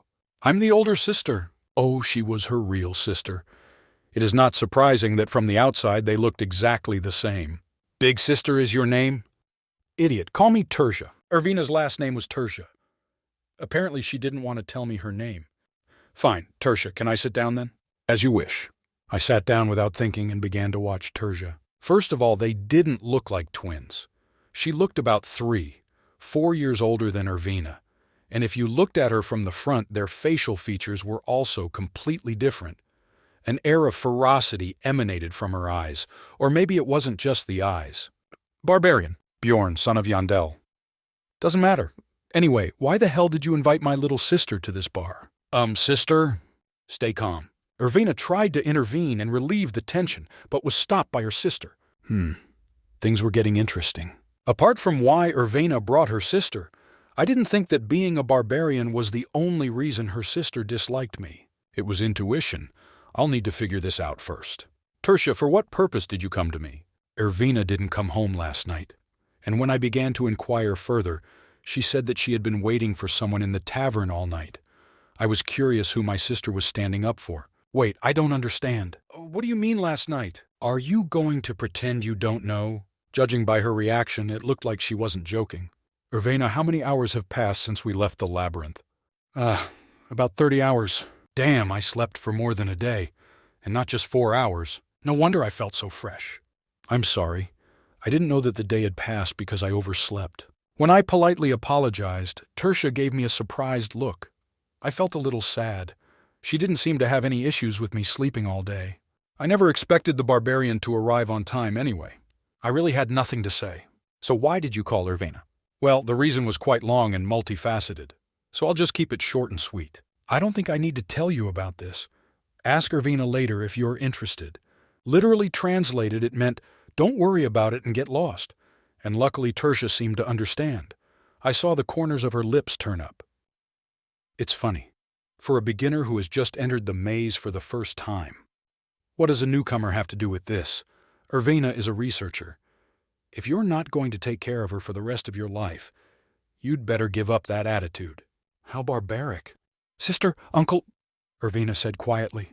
When the duel of glances began, Irvina stamped her feet restlessly. Soon after, Tertia placed the pouch on the table. There are 350,000 stones here. Why are you giving this to me? This is the cost of the essence that Irvina absorbed. Oh, so take this and disappear? I've often seen this kind of scene in morning dramas, so it was a strange feeling. Why don't you accept it? Did you have other intentions for this meeting? Not really. If she wanted to pay with money, then I had no intention of asking Irvina for a promise in exchange for the essence. However, I have not yet heard Irvina's opinion. Are you of the same opinion? Irvina paused. Was she really that afraid of her sister? I was originally going to talk about it when we were alone, but now that it happened, I decided to talk about it now. The promise I was going to ask is that you will help me until I get the essence I'm looking for. And it's all? That's right. If possible, I would like to continue working in the team after this, but that is another matter. No promise required. In the future, we may split production 50-50ths. In a nutshell, I suggested that she create a team of 2 people. How will Irvina react? She didn't need much time. I'm sorry. Her answer was a refusal. Irvina lowered her head and her sister explained the reason instead. From now on, Irvina will go into the labyrinth with me. Why? She simply ventured on her first journey alone, according to tradition, and from the very beginning I did not intend to leave Irwin alone. It's clear, so after class the bus driver was waiting for her. Damn blood ties. If you understand, take this bag. I decided to give up Irvina. Although she was a good teammate, there was no reason to insist on her. But still, the assessment must be correct. 350,000 stones is calculated as half the average market price, right? Certainly, this is a joint venture. Judging as a professional in this game, 700,000 stones is a pretty decent amount, but the proportion is wrong. Then 280,000 stones are missing. The promised distribution ratio was 9-1. Fine. Tertia readily pulled out another pouch. I was wary, but when I checked it, it had exactly 280,000 stones. Damn, did I just almost get scammed? If I hadn't said anything, the deal would have ended at only 350,000 stones. This cunning fernface. Now it's clear why barbarians hate elves so much. If your business here is over, maybe you should go already. I need to discuss something with Irvina. I don't understand why this is necessary. Before another fight could begin, Irvina intervened. Sister, thank you for caring about me and coming all this way, but I think you can go. Irvina? I have to say goodbye to him too, Well, since you are no longer a child. Tertia said something she didn't mean to say, took a deep breath and looked at me. Barbarians, swear to me that you will not sleep with Irvina. Then I will leave immediately. Eh? Did I hear her wrong? See, sister? Looks like I'm right. Don't sleep with Irvina. Does this mean that everything was allowed before? I swear, the honor of a warrior. Uncle? Fine. Finally, Tertia rose from her seat. And... Oh, I forgot, barbarian. Thank you for saving Irvina. With that, she calmly left the tavern. Asterisk ringing! Ringing asterisk! Hearing the ringing of the bell on the door, Irvina sank onto the table. What should I do? I've never talked to her like that before. Do you think she'll be angry? He won't get angry. How did you know that? Because before she left, she looked at you and grinned, although you wouldn't see it. Wait, if that's true, why did she even ask? Irvina scratched her head several times and then came to her senses. Oh, exactly. Sorry, I appreciate the offer, but I've been talking about working with my sister for a long time. Do not need to apologize. If a high-level elf offered to take me along, even I would not follow an amateur barbarian and go through all this trouble for the sake of sheer devotion. Take this first. Irvina took out a small bag and placed it on the table. Exactly 63,000 stones. This is the price of mana stones from the crossbowman and the leader. I didn't know what the real amount was, but I didn't doubt it. There was no point in doubting. Also, how much will I pay her if I split it 90-10? I took care of my earnings, so you don't need to give me anything. Yes, I understand. She was very insightful in these matters. I left their 2 backpacks with me for now. There are a lot of things inside, but I think it will be good if you see everything for yourself tomorrow. Necessarily. Since we had been together for several days, she knew very well that I would be interested. I didn't say a word, but the issue of distribution of the spoils was decided in an instant. However, regarding the next question, Irvina opened her mouth with more caution. Then how can I repay you? Pay back? I told you that I will definitely repay your service. Oh yes, she already said that once. Service? Irvina gulped as I cut off my sentence. Could it be because of this, that her sister made me take this oath? Because I might make a strange request to her? Please don't tease, just tell me. She began to read the atmosphere better, so she immediately realized that I was teasing her. Now I can't think about anything. First I want to order something. Do you want something to eat? I am not hungry. Then I'll just order it for myself. As soon as I looked at the menu on the wall, Irvina remembered something and said, Oh, then a drink. Please order me a drink. Alcohol? Yes. I didn't even take a sip yesterday because I wanted to have my first return glass with you. Irvina smiled brightly and looked at me with eyes that seemed to ask for praise. Return glass. I forgot about this tradition. Well, it was a little different from drinking a can of beer after work, but still. For otherworldly species that only grew up on holy ground until they came of age, the first drink back had more meaning than one might think. But what should I say in this situation? This is amazing. That's when you should say thank you. Thank you? My pleasure. We were comrades who had gone through a lot together in the labyrinth.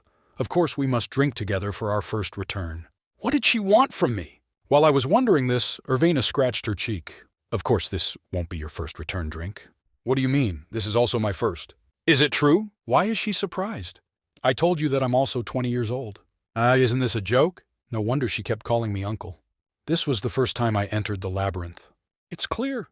Soon after this, Irvina, observing my reaction, approached the waiter and began to order herself. The food arrived in about 20 minutes.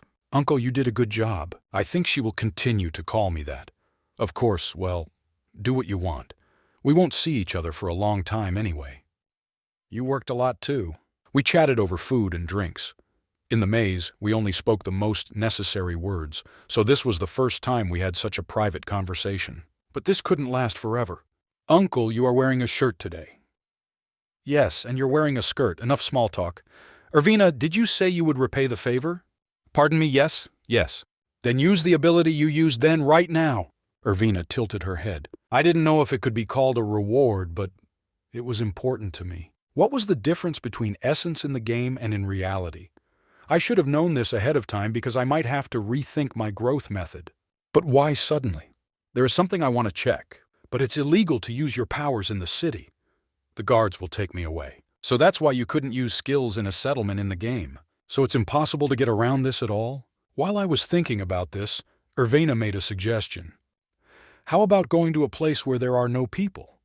Oh, it won't work for me. Other races are prohibited from entering there. It seems that the elves had their own housing. What can we do? Maybe take her to a dark alley? Irvina came up with a solution to the problem. Therefore, your room remains. Okay, that'll do. Returning to the inn, I studied Irvina's drunken body. Of course, the vow I made to her sister was not broken. Although the oath of a warrior's honor means nothing to me as to the shell of a warrior, but still. Irvina, tense up a little more. But even if you say so. Now I was forcing Irvina to stretch. My shoulder! I feel like my shoulder is going to fall off! It's never curled like that, I swear. Are you sure? Yes, I swear on the name of my clan! As soon as I relaxed my hand, Irvina immediately sank onto the bed. Looks like flexibility plus 4 didn't make much difference. At least that's how it was in the game. This is all?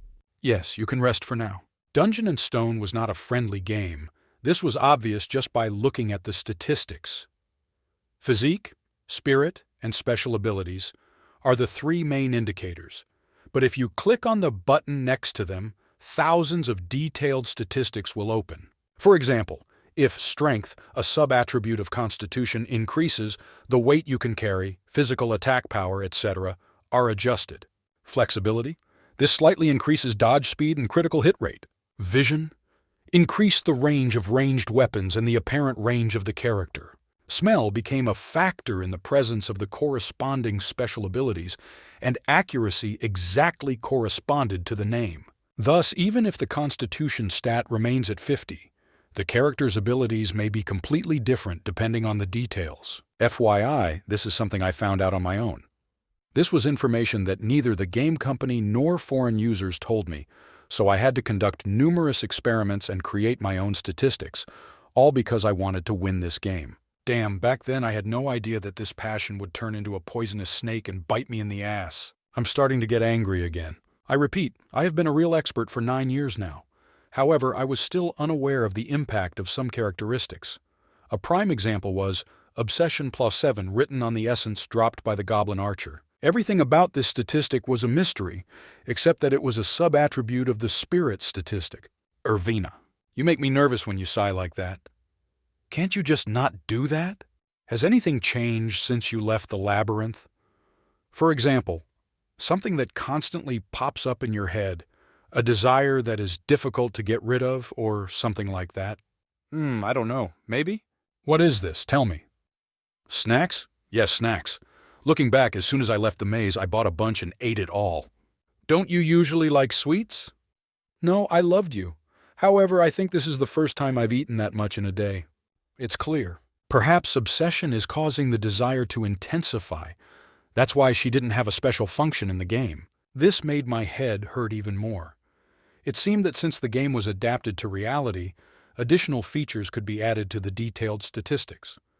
At least that was the case with flexibility. Just like in the game, the more natural the body movements became, the easier it was to dodge the attack. With a fortunate combination of circumstances, it was even possible to perform an action that would otherwise have been impossible and inflict a mortal wound.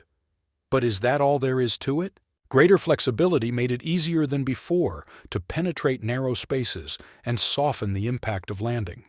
Such things were not obvious in the game. So in the future, I will have to rethink my leveling method by combining all these factors. Uncle, I want to sleep. Oh, have I let her rest too long? Her eyes were already half closed. I wanted to check if there was any difficulty in using the active skill, how long it would take to use it again, etc. Fine, go to sleep. Yeah. I blew out the fire and lay down next to Ervina. Ervina didn't find it strange, and neither did I. In the labyrinth, we showed each other all sorts of strange sights.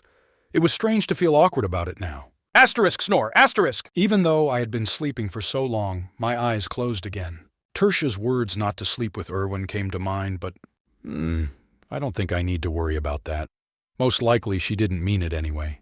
This morning I woke up quite early. Since I basically slept for 2 days straight, early wasn't quite the right word. Uncle Water, Ervina, also just woke up. So after washing up, we quickly ate on the first floor. Then we went to Irvine. Since the city is very large, the journey on foot took more than an hour. I'm glad that it's at least in the same region. She was right. If it were on the other side of the city, it would take a long time to get there, even by carriage. Rafdonia may have been called a fortified city, but in reality it was absurdly large. You have to be quiet here. Fine? The only one who knows about you is my sister so far. Fine. While I waited in an alley 3 blocks from her house, Ervina struggled to carry 2 backpacks. These were the backpacks of the leader and the crossbowmen who attacked us just before the end of the 7th day. Their weapons stuck out of their backpacks so they couldn't be closed. I'll hold. Thank you. She really doesn't know how to refuse. I swear she wasn't like that at first. Weapons are here. Armor is here. Tools and supplies are stored separately. Fine. When we got back to the hotel, we spent some time going through and organizing the things in our backpacks. It took about an hour, but since it was looted items, it was quite nice. Ervina and I sat side by side on the bed, looking at the things neatly laid out on the floor. Are you going to sell them all? Apart from the essentials. Then can I keep the leather clothes and belt you gave me? Doesn't matter, if only you take them as a share.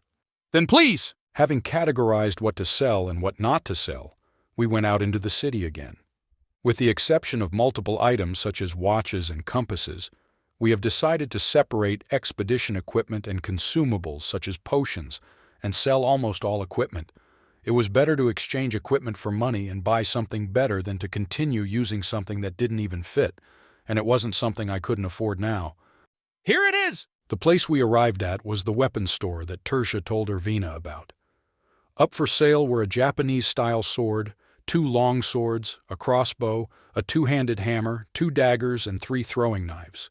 The total amount is 350,000 stones. I was a little worried because someone I knew introduced me to this place, but I ended up selling everything because they gave me the best price among all the other stores I went to for comparison. Wow. As soon as we left the store, Ervina let out the admiration she had been holding in. I had a similar feeling. Uncle, is this a dream? Not counting the stolen mana stones, the money we earned solely by hunting for 7 days was only about 100,000 stones. But 350,000 stones? Besides, the armor hadn't even been sold yet. Now I understand why those bastard researchers went berserk every time they encountered another person. Equipment was money, big money. Uncle, how much is it from me? The thirst for money shone in Ervina's eyes. Wait, we still have a lot to sell. The next destination was an armor shop located 10 minutes away. There are 180,000 stones here. Most of the items were armor, but the total cost was less than that of weapons. I heard that the price was low because it was harder to sell used armor, which seemed like a good enough reason to me. In the end, we also sold it because it was very big. I will sell for this price. Cool personality, just like a barbarian. Please come back next time you have something like this. Then I will also give you a good price. Fine. Shortly after this, I went into the general store and sold a few items that I classified as unwanted, ending up with a hefty sum of 1.45 million stones. Well, not all of it was my money. Here, that's 45,000 stones. Hey, is this too much? Not counting the leather clothes and belt for 20,000 stones, I added exactly 7,000 more stones. Not because of her cute face, but because the ratio of mana stones belonging to the samurai and the skinny one was 9:1. I didn't know exactly how much they cost, so I compared them with the other 2 you gave me. Oh, I see, thank you. In general, after all deductions, my total assets amounted to 1.4 million stones. It was very exciting. I have never had so much money in the first round, even in a game. It was a good start. Then let's say goodbye here. Pardon me? Why do you look surprised? The money counting is over, so let's go our separate ways. I have a lot of work to do in the future, since my plans went awry thanks to you. Well, we can go to the central square together. Yes. Suddenly, Ervina fell silent. As we walked along the street, we came to the central square where the crossroads are located. There were suddenly a lot of people here. Unlike when we passed by earlier, the crowd filled the square. Half of them were soldiers, and the other half were criminals tied with ropes. Well, criminals is probably not quite the right word. Wow. They were not violent criminals convicted of murder or arson. The crime committed by these people, who were now trembling with fear and gagged in their mouths, was non-payment of taxes. In other words, they had no money. There, a young woman of 20, a man who was probably the father, and an old man with wrinkled hands who probably lived his life more diligently than anyone else were all sentenced to death. We will begin the execution. When the tax collector shouted this, the soldiers put the man's head under the guillotine. And *cut*! The man's head, severed with a terrible sound, fell into a wooden barrel in front of him. Some of the people in the crowd standing nearby soaked their bread in dripping blood and ate it hastily. Ervina began to hiccup from the bloodshed that suddenly unfolded before her eyes. What is this? Why? Why do they dip their bread in human blood? There is a superstition that if you drink the blood of a man executed by a tax collector, it will bring you wealth. Ervina frowned, as if she couldn't understand. To her, this seemed more shocking than cutting off someone's head. Ervina, how much is the tax payment for the first year? For otherworldly species, 700,000 stones. It's clear. In the game, it was 600,000 stones. There was a slight difference, but still about the same. However, you don't have to worry. since you earned all this money. Yes, but that was not something someone sponsored by an older sister should say. Plus, I wasn't going to save that money for next year's taxes. The reason was simple. Irvina, how much taxes are paid for the second year? 800,000 stones. And there is a currency exchange fee. Taxes continue to rise until a certain number of years have accumulated, which meant now was the time to invest in yourself. The first year, when there were no exchange fees and taxes were relatively low, was the optimal time for rapid growth. Help me. Shut them up properly. Next month. I can pay the money next month. In any case, I was glad. Humans are the living creatures most dependent on visual information. *cut*. Seeing it with my own eyes, everything became clear. Return to the real world. Instead of such an unrealistic goal, you need to set clear intermediate goals and strive for them. For example, assuming my lifespan is 90 years, if I can't find my way home and have to spend the rest of my life in this place, how much money do I need? Well, I have to do some calculations. To live in a house with a kitchen, get medical care when needed, and be able to lead a leisurely life with 3 puppies after retiring at 50. 6th floor. According to my calculations, I will have to save a hell of a lot before retirement, so it should be at least the 6th floor. Pardon me, what did you just say? Nothing. I have to get to at least the 6th floor. Will I be able to return home or not? I'll think about this later. Then I'll go. Oh yes, goodbye. After saying goodbye to Irvina, my next destination was the library. The soothing scent of paper and ink. A quiet atmosphere that makes you hold back your sneezes. Being among other twig-like people looking for books, I felt like a foreigner here, but Hurrah up! To my surprise, there was another barbarian in the library. I reached out and poked him in the back because I was glad to see him. Bjorn, son of Yandel, so it's you. Einar, 3rd daughter of Fenelin, glad to see you're safe and sound. I think we need to lower our voices. Einar also felt a piercing gaze on herself, so she lowered her voice. Sorry, I was surprised because I didn't expect to see another one of us here. The feeling was mutual. Why are you in the library? Last time you said that I should always think before I act, remember? While exploring the labyrinth this time, I felt the need for knowledge in order to think. I see. This was quite commendable, if it weren't for the fact that she was snoring over an open book. Something must have happened to you in the labyrinth. It wasn't easy from start to finish. The fight was not difficult, but Einar continued her thought with a grimace. I had more than just monsters to watch out for. She was definitely different from the other barbarians. They only boasted about how easily they defeated the monsters. They never admitted how difficult it really was. That's why you decided to go to study? Right. But as expected, it doesn't work for me. It's very difficult to read. I should have studied harder when I was younger. Oh, so that was the root of the problem? So, starting from today, I plan to visit the Holy Land and learn from the elders again. But now that I'm an adult, I have to pay a price. It was a little surprising. I didn't expect that someone would change so much from my half-serious advice. Immediately after Einar finished speaking, she closed the open book and stood up from her seat. Are you going to go right now? I have to do it when it comes to my mind so as not to forget. It's clear. The more I get to know them, the more I think of the barbarians as a sad people. Then see you later. Einar headed towards the exit after a brief greeting but turned around as if she remembered something. About! Come to think of it, I said I'd repay you for your advice if I came back alive. If you need help, come to the Angry Rhino Inn. Whatever it is, I will help in any way I can. I'll come. I hoped she wouldn't forget about this promise in a day or two.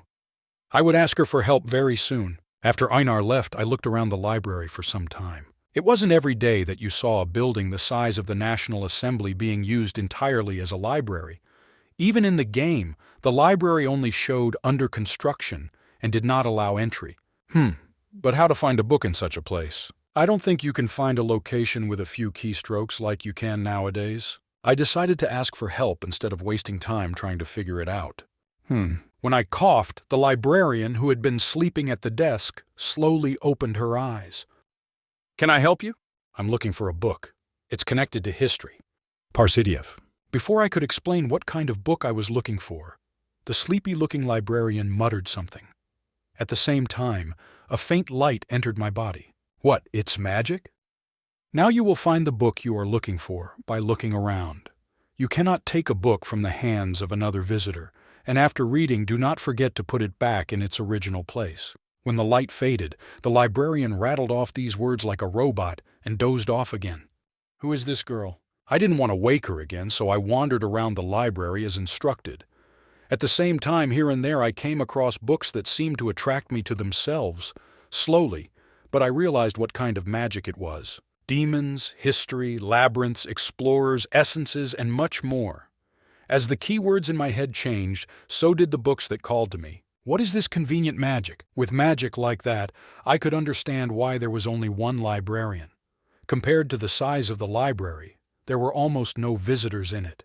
Among the books, I chose only those that attracted me most, and opened them one by one. Fallen World. The first book was almost 700 pages long and described the early history of this world. Most of the content was the same as the game. Thousands of years ago, life on this land became impossible due to the curse of a witch, and only one fortress, Rafdonia, was able to escape this disaster. It is said that the royal family opened a passage to another dimension for residents starving from a lack of resources. This became today's labyrinths. Annotated edition of Basic Understanding of Alchemy 4. The second book described the process of turning mana stones obtained from monsters into bread, water, and iron. I didn't understand any of these principles. I read every book I could find and crammed the knowledge into my head. Holy War 3. From this book I learned more about why the relationship between barbarians and elves was the way it was, and what evil spirits are. People believed that evil spirits were creatures that came from another dimension to take over their bodies. Well, that wasn't entirely untrue. Demons of the Abyss. Unfortunately, this book did not explain why evil spirits appeared in this world. However, the royal family of Rafdonia and the temple declared evil spirits to be destroyed and included indicators of evil spirits in the book, described in relative detail. From the evil spirits' point of view, this was good advice. According to the contents of the book, if you do not spit out forbidden words, you are unlikely to ever be suspected of being an evil spirit. For example, Dungeon and Stone. I should also limit shouting the word Sparta from now on. How did researchers evolve? Royal Rafdonia twins. About the hero. Life in the Bifron camp. By continuing to read all sorts of books, I was finally able to get the information I needed. On the death of the king. This book dealt with the death of Ravagen III, who was called the first king and the immortal king. However, the various suspicions associated with it and the changes that occurred as a result of it were all, of course, good. But what was important to me was time. Let's see, the date was 150 years ago? It was at this moment that my hypothesis was confirmed. The date of the king's death, given in the book, was approximately 150 years ago. In other words, it is now 150 years after the start of the game, since no matter which character you chose, the game started the day after the death of Ravagen III. Damn it, I'll have to live in the library. Few. I closed the book and gave my eyes a rest. Even though I only read the important parts, after watching 10 books, I felt like my eyes were going to fall out of their sockets. But still, I decided to read the last 2 books I got. A bit more. They may contain valuable information. Record of Measurement Instability. Was this the same book that the blonde guy who saved me after crawling on 3 legs was reading? There were cases and statistics in the book that were similar to my case. As the blonde said, getting into the outer region was something that only happened once every 100 years. Nonsense. Speaking as someone who has experienced this firsthand, there should have been many more such cases. However, they simply weren't recorded because they all died. The rest of the book was just statistics, so I flipped through the pages and stopped at the last chapter. At the end, the author's rationale was written. Entering the portal when it is closed may affect the instability phenomenon. If this is true, ultimately, it was my fault. Before I had time to be sad, I moved on to the next book. Rank 9 Essence Compilation. This was the last book. In this book, the abilities of the essences dropped by rank 9 monsters were ordered like in an encyclopedia, but unlike the in-game notations, the information did not contain exact numbers. Goblin. Patience, low. Sense of smell, low. Poison resistance, low. Agility, low. Vision, low. When using melee weapons, paralyzing poison is always applied. Creates traps. Looking at the information on other monsters, if the score was 21 or higher, then it was marked as average. But there was no way to know the exact standard of the top score. According to the information on the first page, it seems that information about creatures above rank 8 needs to be purchased from the Explorers Guild. Asterisk, few asterisk. I closed the book and stretched. Before I had time to look back, it was already dark outside the window. The library was almost closed, and there were almost no visitors left. I put all the books I had read back in their original places and returned to the inn. After a simple dinner, I went to bed. This is how the third day in the city passed. Is it really 27 more days? The labyrinth opened at midnight on the first of every month. The month here lasted exactly 30 days, which meant that in about 4 weeks, I had to enter the labyrinth again. What can I do in the city with the remaining time? No, what should I do? While I was organizing these thoughts in my head, I quickly fell asleep. When tomorrow comes, let's start by finding a new ally.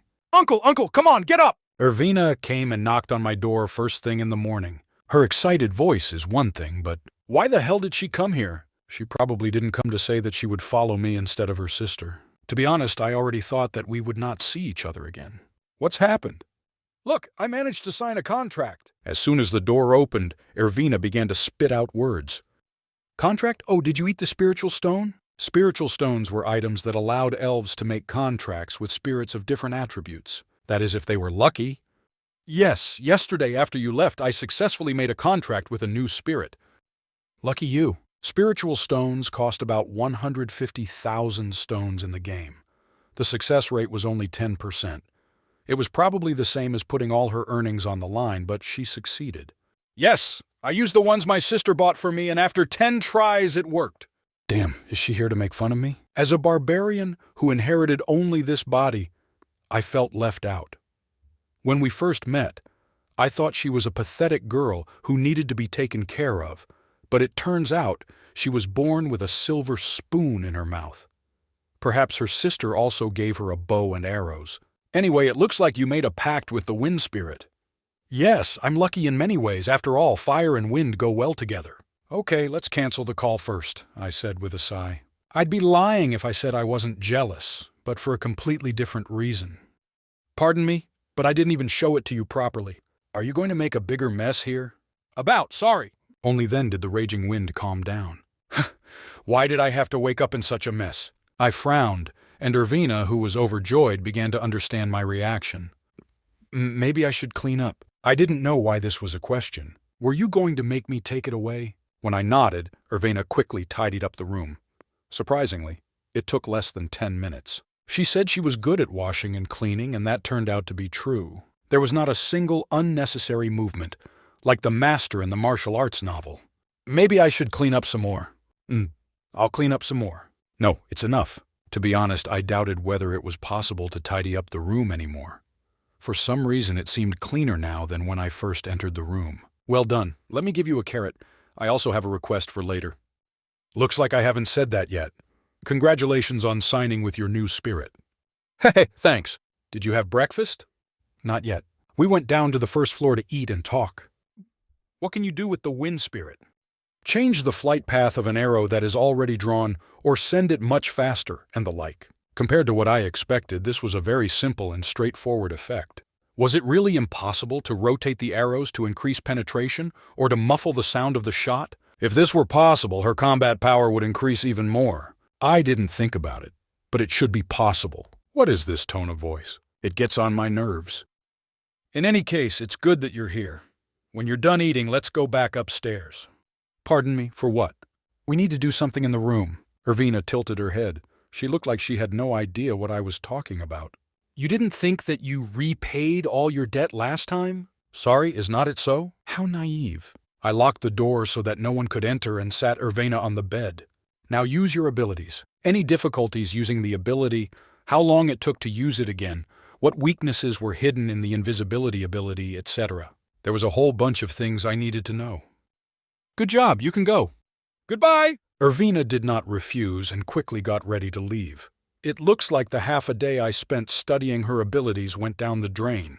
I'll come back! Will you come back? Oh, I forgot to mention. You no longer have to make time to come all this way. Why are you surprised? This is fine. You are no longer my teammate. It will take you some time to get used to your new ability. Better to make better use of your time until the maze opens again. Strictly speaking, this also applied to me. Yesterday I set myself a new goal, to become a middle-class researcher and get to the 8th floor. So there was a lot of work to be done. First, I had to use 1,000,000 stones to develop my abilities. If possible, I also wanted to undergo professional combat training. I could not yet fully utilize the capabilities of this monstrous body.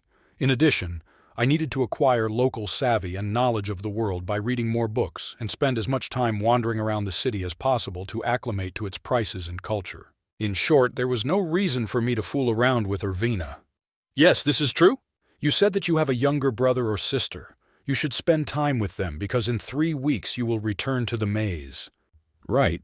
Irvina nodded with a sullen face. Is it because I was her first friend? She seemed to have some strange fantasies about me. Honestly, I could predict what these fantasies were, but business relationships last longer. I plan to stay here until then, so if anything goes wrong, don't hesitate to come to me. I'll help as much as I can. Is it true? Aren't we comrades? Hey, yes, fine. As soon as I added this phrase, Irvina left with a satisfied face. However, she was easy to deal with. Since everything happened like this, I decided to maintain friendship with Irvina. This was also a kind of collaboration. I may not have blood ties here, but relationships with the locals can be acquired. Perhaps someday they will come in handy. Does that make me a snob? Well, so be it. Now was not the time for quibbles. After a quick shower, I headed back to the library. I read books for about 5-6 hours after the lazy librarian I saw the day before cast her magic on me. Is there a restaurant here that sells beef soup? It was already a little late, but for lunch, I went to a cheap-looking restaurant and dined on a nondescript stew and a few pieces of bread. The price was 450 stones. It seemed to me that it would be more economical to dine at a tavern. This is Bjorn, son of Yandel, the greatest warrior. After eating, I visited the Angry Rhino Inn, where Einar was staying. Surprisingly, it was swarming with barbarians. Do you also want to stay at this inn? Good decision, guy. Only 300 stones per day. What, 300 stones? Surprised by the incredible price, I took a closer look and there was definitely a reason for this figure. As soon as we entered the room with 5 narrow beds, a thick smell of sweat brewing for several days hit our noses. Are 5 people sharing a room? No. 10 warriors live together. But there are only 5 beds. We set a time and take turns sleeping. It's not that it was cheap, it's just that several people paid for it. Although these guys were making a maximum of 40,000 stones, so they probably had no choice. But what brings you here? I'm looking for Fenelon's 3rd daughter, Einar. Fenelon's 2nd daughter, Einar, left in the morning. In the end, I shouldn't have changed it. In any case, after waiting for about an hour, Einar returned. Bjorn, son of Yandel, something happened? Being a barbarian herself, she got straight to the point. I want to fight you. Are you talking about a fight? Yes. Now, I needed training. I achieved more in the labyrinth than any other barbarian, but in pure combat skills I could not compare with them. How strange. Einar tilted her head. Although I don't think it's because it's a difficult request. If that's the case, why not just go outside instead of asking me? Yard? Soon Einar led me out the back door of the inn. About 15 barbarians had already gathered there. They were sweating, throwing fists and rolling on the ground. They even shed a little blood. Ha ha ha ha! Your fist was pretty heavy just now. And yours too. No wonder it was so noisy all this time. While the elves simply chatted about spirits, the daily life of a barbarian was like this. While I watched the barbarians who smiled bitterly and fought angrily, as if they had met an old enemy, Einar asked, "Is there a reason why you should fight me?" Not really. I just thought that Einar would agree to my request. But if I said no, it would look strange. Because you are the only one who uses a sword. Do you want to learn how to fight against a swordsman? Yes. If this is the reason, then fine. I need to learn the alphabet in the morning, so come here around this time and I will fight you for as long as you want. In other words, her schedule was open from 5 p.m. From now on, I will visit this place every day. Do you want to start today? Certainly. After waiting for some time, Einar went to her room and returned with a sword. Einar and Bjorn will fight face to face. The rest of the barbarians stopped fighting and came to look. I came here to learn, but I wasn't going to lose in vain, so I took my shield and got ready. However, the result was, then I'll start. She completely beat me up. It took about 3 minutes for me to lower the shield after getting the crap kicked out of me. Einar fought very well. However, it was a good experience in many ways. Bjorn, son of Yandel, was not the greatest warrior of all time. Now Einar is the greatest warrior of all time.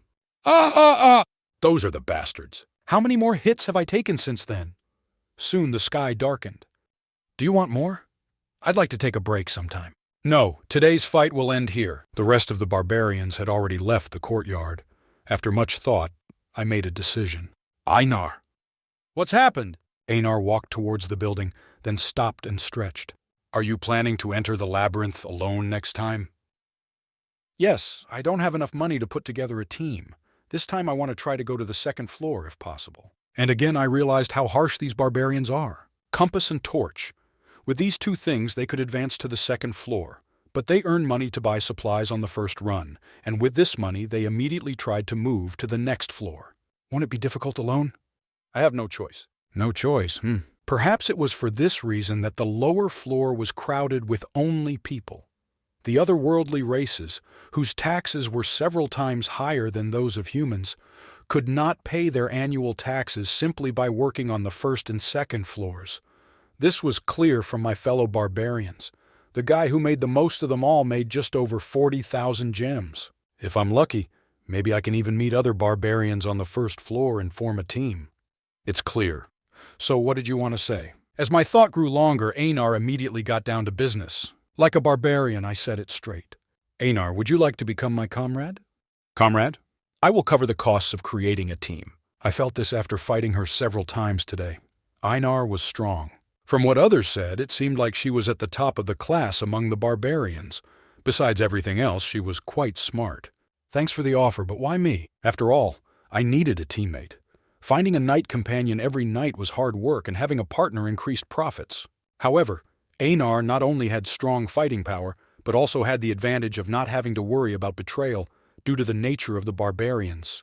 The classes could have overlapped, but since Ervina is gone, Einar was the best option I had. Of course, there was no need for long explanations. Just want. It's clear. Einar nodded and immediately made a decision. Great. Entering the labyrinth with a smart warrior like you is what every warrior desires. This was a much more positive response than I expected. Maybe I'm a little more greedy? However, there is one condition. Which? I take 80%. Einar frowned at my abuse of power. Did this really offend her? I opened my mouth again and continued my explanation. I will pay the costs of forming a team, and I promise that even with this ratio, you will earn much more money than if you went into the maze alone. In addition, I pay all other expenses. Stop, no further explanation. Even if you explain, I won't understand. So pay me what you want, I trust you. It's clear. I had no choice but to admit that I had underestimated the barbarians. I will be in your debt. Bjorn, son of Yandel. Soon after, Einar came over and slapped me hard on the back. The cotton was too heavy to count as goodwill, but, well, I better get used to it quickly. I will try. Now I had a reliable fellow barbarian. The next morning I visited the Holy Land with Einar. The Holy Land was a kind of public children's institution. The barbarians who went to the city sent their children here. Since they had to be warriors until death, they had no opportunity to raise children, and as soon as these barbarians left for the city as adults, everything was repeated in a circle, although there was no need to worry about that now. Bjorn, son of Yandel. Upon arrival, the chief came out to greet us. Damn, that's why I didn't want to come here. It's rare that any of the warriors who left the nest come to visit us. Have you come to learn to read like Einar, Finalin's second daughter? Calming my racing heart, I shook my head. No, Chief, I came to the Holy Land for another reason. For another reason? The leader looked at me with curious eyes. Do not worry. Didn't I learn things like tone of voice and barbarian titles from Einar? Just don't make mistakes. Tell me what it is. I took a deep breath and calmly said, I want a spiritual imprint. Different races had different characteristics. For example, elves dealt with spirits, and dwarves dealt with artifacts. Likewise, the barbarians had a spiritual imprint. This was a way of gaining power that could not be used at the beginning of the game because it required a lot of money. But fortunately, I now had a huge 1,000,000 stones. So after much thought, I made a decision. Although it's still scary to stand in front of this bastard leader. To be precise, I want to obtain the immortality imprint. There was no doubt. This was the best way to spend that money. How did you know about the spiritual imprint? This is not something that young warriors can know about. Of course, the first place I learned about this was the game.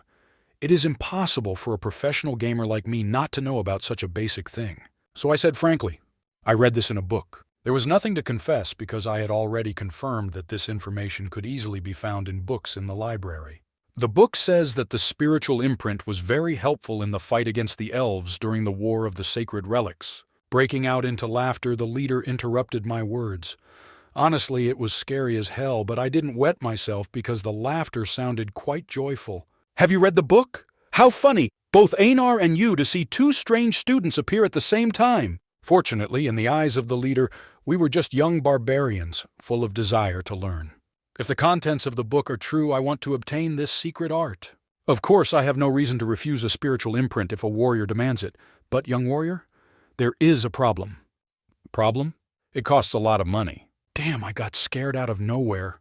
Why did he say something obvious in such a serious tone? Creating a spiritual imprint requires many expensive ingredients.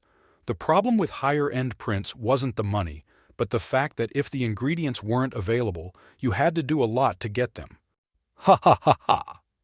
It's commendable that you've come this far after reading the book, but it looks like you haven't learned much yet. I have money. How many? The leader looked at me like I was cute. The imprint of immortality costs about 800,000 stones. I frowned. 150,000 stones more expensive than in the game. However, I can pay for it. I will cry. What? Will you pay? The leader and Einar shouted at the same time. Before they could pester me with questions, I opened my pouch and took out 500,000 stone and 100,000 stones. At the same time, doubt appeared in the leader's eyes. Bjorn, son of Yandel, where did you get so much money? It would be a shame if he didn't ask. I even thought out my lines in advance. I even rehearsed the story with Irvina. To put it bluntly, I said that I met an elf on the first floor and treated her like a slave. And when the essence accidentally appeared, her sister paid for it. Ha ha ha ha! These idiots!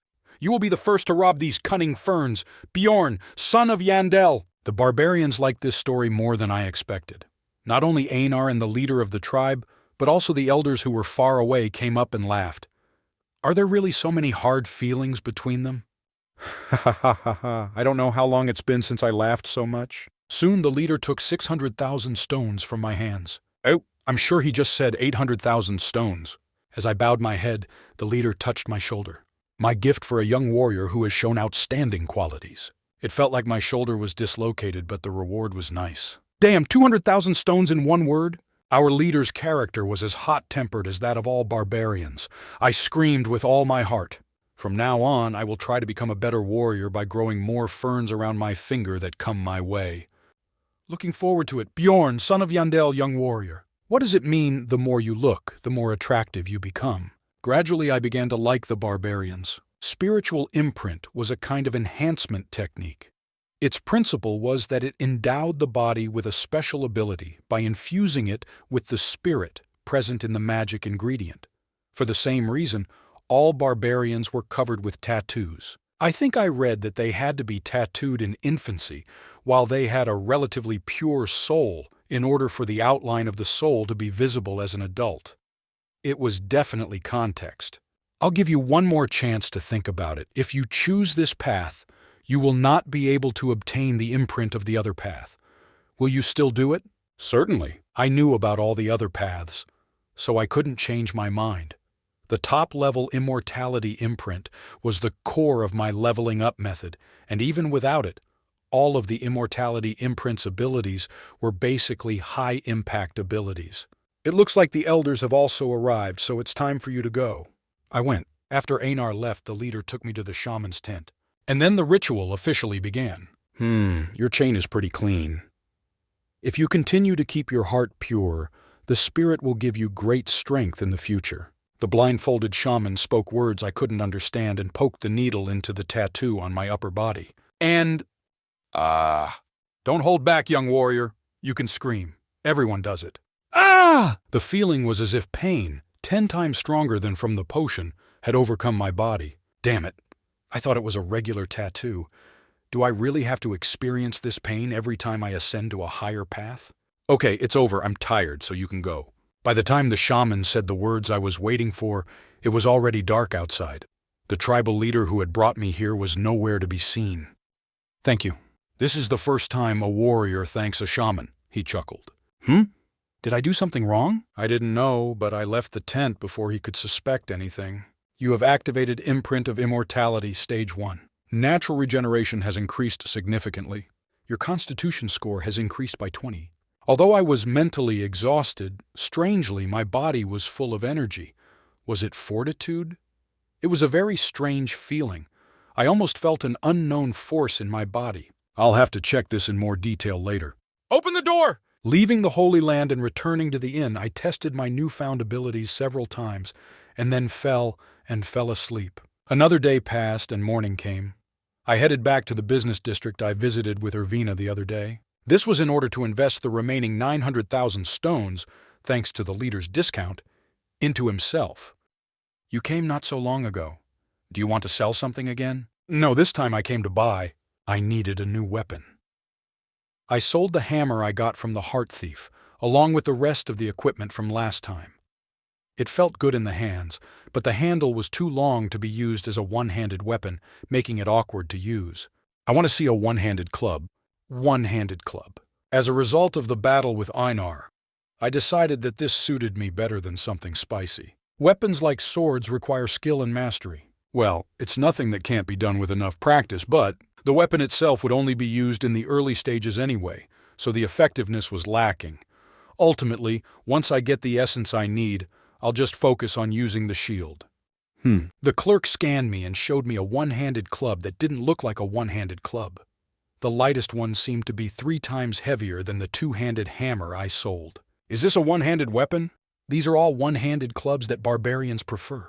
Oh yeah, they go crazy for them. Even my shield was a simple piece of equipment made from a piece of iron, but I want something simpler. It's clear. I didn't need something as awkward as this. Such a weapon would have destructive power in every strike, several times stronger than my last weapon, but the monsters on the first floor were already 1 hit away. I wasn't going to fight a big monster, so there was a high probability that carrying such a weapon would be simply burdensome. Soon the clerk brought a new weapon. How about these? Of course, they were also far from the norm, but for the barbarian's body, they were just right. I chose a medium-sized mace. How much does it cost? 250,000 stones. 250,000? Last time I sold 6 weapons for only 350,000. When I frowned, the seller added, "In itself, making these weapons is not difficult, but the iron content is high, so nothing can be done about the price. It's clear." I accepted this explanation, although not without complaints. If you change the price to 220,000 stones, I will buy it immediately. When I tried to bargain, the seller looked at me with curiosity. What kind of frivolous life did these barbarians lead? No one will buy such a weapon anyway. Many barbarians often come for him. Well, maybe if it's the first weapon you show them. The barbarians I know wouldn't choose something so mediocre. And most importantly, most barbarians prefer weapons with a sharp blade, such as an axe, rather than blunt weapons. When I added these reasons, the clerk agreed to the deal so easily that it almost took the wind out of my sails. Fine, I will sell it for 220,000 stones. Perhaps I should have said 200,000. Overall item level 85. Anyway, after that, I went and bought 2 more pieces of gear. First, a set of half armor. Overall item level 57. It was shaped like a bulletproof vest, but was made of flat iron. The price was 360,000 stones, but I was able to buy it at a lower price because I happened to have one in the right size. If it had been custom made, I would have paid 2x the price, just like the helmet I bought second. It will take 3 days. Write your address and I will have someone deliver it to you. In the case of helmets, they had to be custom made because they had to fit tightly to the head. Instead of abandoning the design entirely, I was able to negotiate a relatively cheap price of 170,000 stones. Overall item level 47. As a result, I was left with about 50,000 stones. I don't think I'll be able to eat more meat in the future. My daily routine was like this. Wake up at 7 a.m., then breakfast with Ervina. Wow, there's even potatoes in today's stew, she exclaimed joyfully. But why do you have breakfast here every day? I asked. It's tasty and cheap. After eating, I went straight to the library. Walking slowly, I managed to go in as soon as it opened at 8 o'clock. Parsitiev. By this time, I was already accustomed to the spells of this chronically tired librarian. Good luck, then. Of course, we haven't had a normal conversation yet. Asterisk rumbling. Asterisk. After reading until 4 p.m., if possible, I always tried to eat at a restaurant I had never been to. This place is expensive but tasteless. But there were many researchers here, so it was possible to overhear their conversations. Einar hasn't come yet?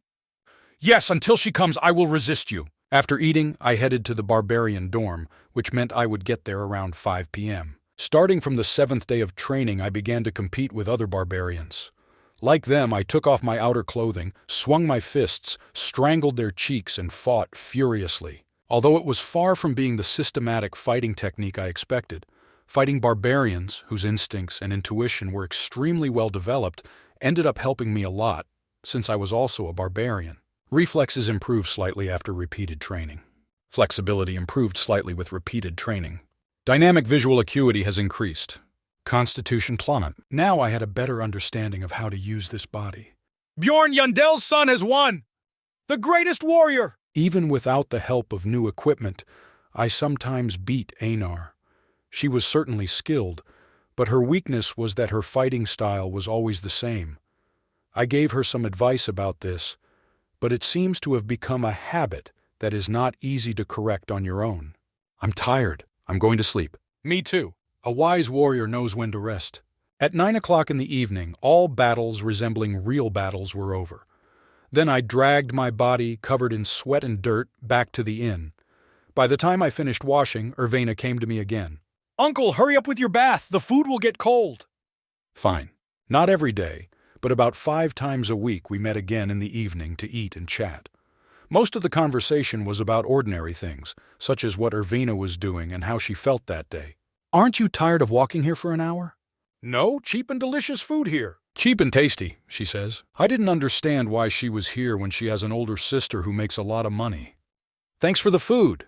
By the time we finished eating, it was already around 11 p.m. When this time came, Ervina also returned to her inn. Good night, then. By the way, I won't be able to come tomorrow. If you had come, you wouldn't have been able to see me. Looks like we'll both be busy tomorrow. Up until this point, my daily routine was the same. After checking the time, I quickly went up to my room and fell straight onto the bed. A month has already passed. And he has 1,400,000 stones. He spent 600,000. How did he have 900K left? Satori. June 15th, 2023 at 2:59:2. What does it mean, the more you look, the more attractive you become? Is this an accurate translation? Stupid fox. May 18th, 2023 at 9:35 p.m. 0. Damn, I scared out of nowhere. Scared. 150,000 stones more expensive than in the game. 4 more comments. Chapter 22, Leveling Up Part 2, Library, Adaptation to the City and Combat Training. Today I skipped this daily routine that I have been repeating every day for the past month. On the day the maze opens, this is not what researchers should be doing. 08:10. As soon as I woke up, I skipped breakfast and ran to the meeting place that Einar and I had appointed. I ran because I was told that I would have to wait for several hours if I was even a little late. Here, Bjorn, son of Yandel! To my surprise, Einar arrived before me. When did you come? You said you would leave me if I was late, so I slept right here. Went. We are first. Even though there were 30 minutes left before opening, there was a long line out front. However, thanks to Einar, we were able to enter the Explorers Guild as soon as the door opened. How can I help you? We came to get binding magic. Are there 2 people on your team? Right. Please put your hands here. As we followed the instructions, a faint greenish light seeped out from the crystal ball. 2 rank 9 researchers. Cost 15,000 stones. 15,000 stones. If I hadn't saved money for food, it wouldn't have been very good. I obediently opened my bag of stones and paid. It left a bitter taste in my mouth, but it was an unavoidable expense. When we entered the maze, the starting point was random. But with this magic, we could at least start from the same place. How do you evaluate the researcher? This is measured by the total amount of essence engraved on their soul. It's clear. so the communication cost increases as you rank up. Certainly. Now it doesn't have to be exactly the same as in the game. All is ready. Please note that this will only last for the next 24 hours. Fine. It was a little after 9 o'clock when we finished our business and left the Explorers Guild. Let's go back to my inn for dinner. The food is quite tasty. A tavern? Does the inn provide food? What kind of life did she lead? When I asked her this question indirectly, Einar answered as if it was no big deal. I usually bought the bread that I ate in the labyrinth. The one that costs 20 stones. I tried it once to save on food, but gave up after a while. I didn't know how it worked, but what was quite edible in the labyrinth was hard as stone here. That's why it's even called stone bread. But that's all she ate for a month? I felt sorry for her, and I ordered her both meat and stew, and Einar responded with an oath of allegiance. Bjorn, I'll jump into a fiery pit if you ask, so don't leave me. After a tearful meal, we went up to the room and spent time organizing our backpacks. Make sure you have everything. If we forget to take something and end up needing it, it will be a problem. Don't worry, I have nothing to take with me. Time passed surprisingly quickly as I inspected my equipment and packed my backpack with scouting supplies and consumables. Then let's get some sleep now. I have never seen such a soft bed. It looks wide enough for 2 people. She doesn't even smell. Having laid out everything we needed so that we could enter the labyrinth at any time, we lay down next to each other and fell asleep. True, with Einar next to me, the bed was quite cramped. When I lay down with Irvena, there was still room left. Even if you can't sleep, force yourself to get some rest. We won't be able to sleep well for a while. Asterisk treat, asterisk. Before I could finish my words, the typical barbarian-style snoring sounded next to me. What was I worried about? I smiled and closed my eyes too. A lot of time has passed since then. 20:30. We woke up a little early and had our last meal on the first floor, a special luxury meal at 800 stone per person. What kind of taste is this? Einar, who had been fussing throughout the entire dinner, took a bite of the cream pie that was served as dessert and froze. It is magic. I can't stop crying. Oh, it's called sweetness. I feel that in the future I need to work very hard. It wasn't intentional, but I think it gave her the right motivation. Let's go to... When we took our backpacks and went out into the night street, we saw a lot of people walking on the street, unlike usual. Most of them were armed, like me, and carried a large backpack. As I said, not everyone was like that. There were also barbarians with only one weapon on their body. It looks like they just finished their coming-of-age ceremony today and arrived in town. Stop, it seems we are lost. Incredible! We must get to the maze within the given time. Partoon doesn't deserve to be a leader. And this happens every month. How do these barbarians even get to the labyrinth every time? I was seriously asking myself this question when Einar approached them and gave them advice. If you follow them, you will reach the labyrinth. The young warriors looked at her and thanked her with their eyes, as if they were looking at their successful elder. Thank you, I will definitely repay this favor. Watching the retreating barbarians, Einar wiped her nose. Haha, reminds me of the past. Please don't pretend it's the past. It was only a month ago. It seemed to me that nothing had changed since then. Everyone move away! Thousands of people have already gathered in Dimension Square.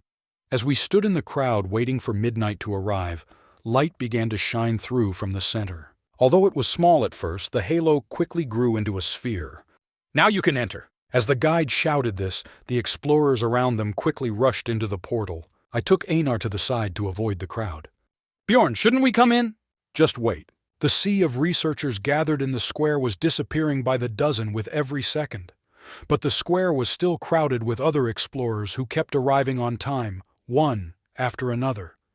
40 minutes after the opening of the portal, the crowd in the square died down, and the queue already consisted of 700 to 800 people.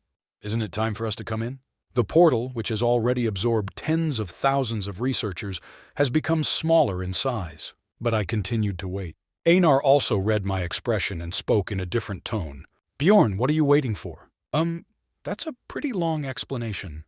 And I don't know if it will work or not. However, I decided to give a short explanation since we only had a little time left. I plan to enter when the spatial portal is unstable. The book says that this only happens once every 100 years, but if we take advantage of this phenomenon, I don't know what this means, but I will follow you. I have a feeling that I still won't understand anything. To be honest, that's what I thought. It was annoying that she would say that after asking me first, but It was actually quite convenient not having to explain every action. The gates will close soon. Move away. Eventually, the light of the portal began to fade. At this point, there were no more researchers left. Only then did I slowly walk towards the labyrinth with Einar. Seeing us, the conductor shouted, "It's dangerous to enter now." I pretended not to hear. I don't know why they say it's dangerous. I didn't understand why they thought that way. Seeing that statistics are even published in the form of books, they should be aware of this phenomenon as well.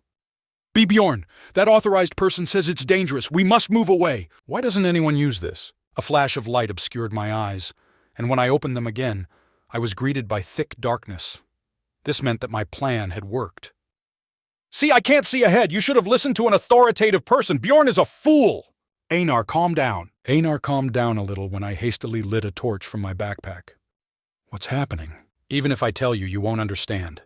This is true. Having easily convinced Einar, I slowly looked around the surroundings, and when I found the monument located in front of the dead end, a strange feeling came over me. Indeed, the phenomenon of dimensional instability was closely related to the time of entry into the portal. This fact made me happy and sad at the same time. This meant that if I had made the decision just a minute earlier during the first entry, I would not have injured my leg and would not have had to crawl on 3 limbs. Asterisk woohoo, asterisk. As soon as I placed my hand on the stone that looked like a tombstone, the halo flashed and turned into a sphere. What is this? This is a portal to the 2nd floor. In other words, we skipped all the processes involved in having to navigate with a compass, fight all the monsters you encounter, and wander along the road in the dark. This saved us at least a day or 2. What? The leader said that it would take 3 days to find the portal.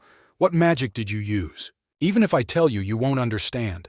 The portal is open for the first time. Experienced Klaus.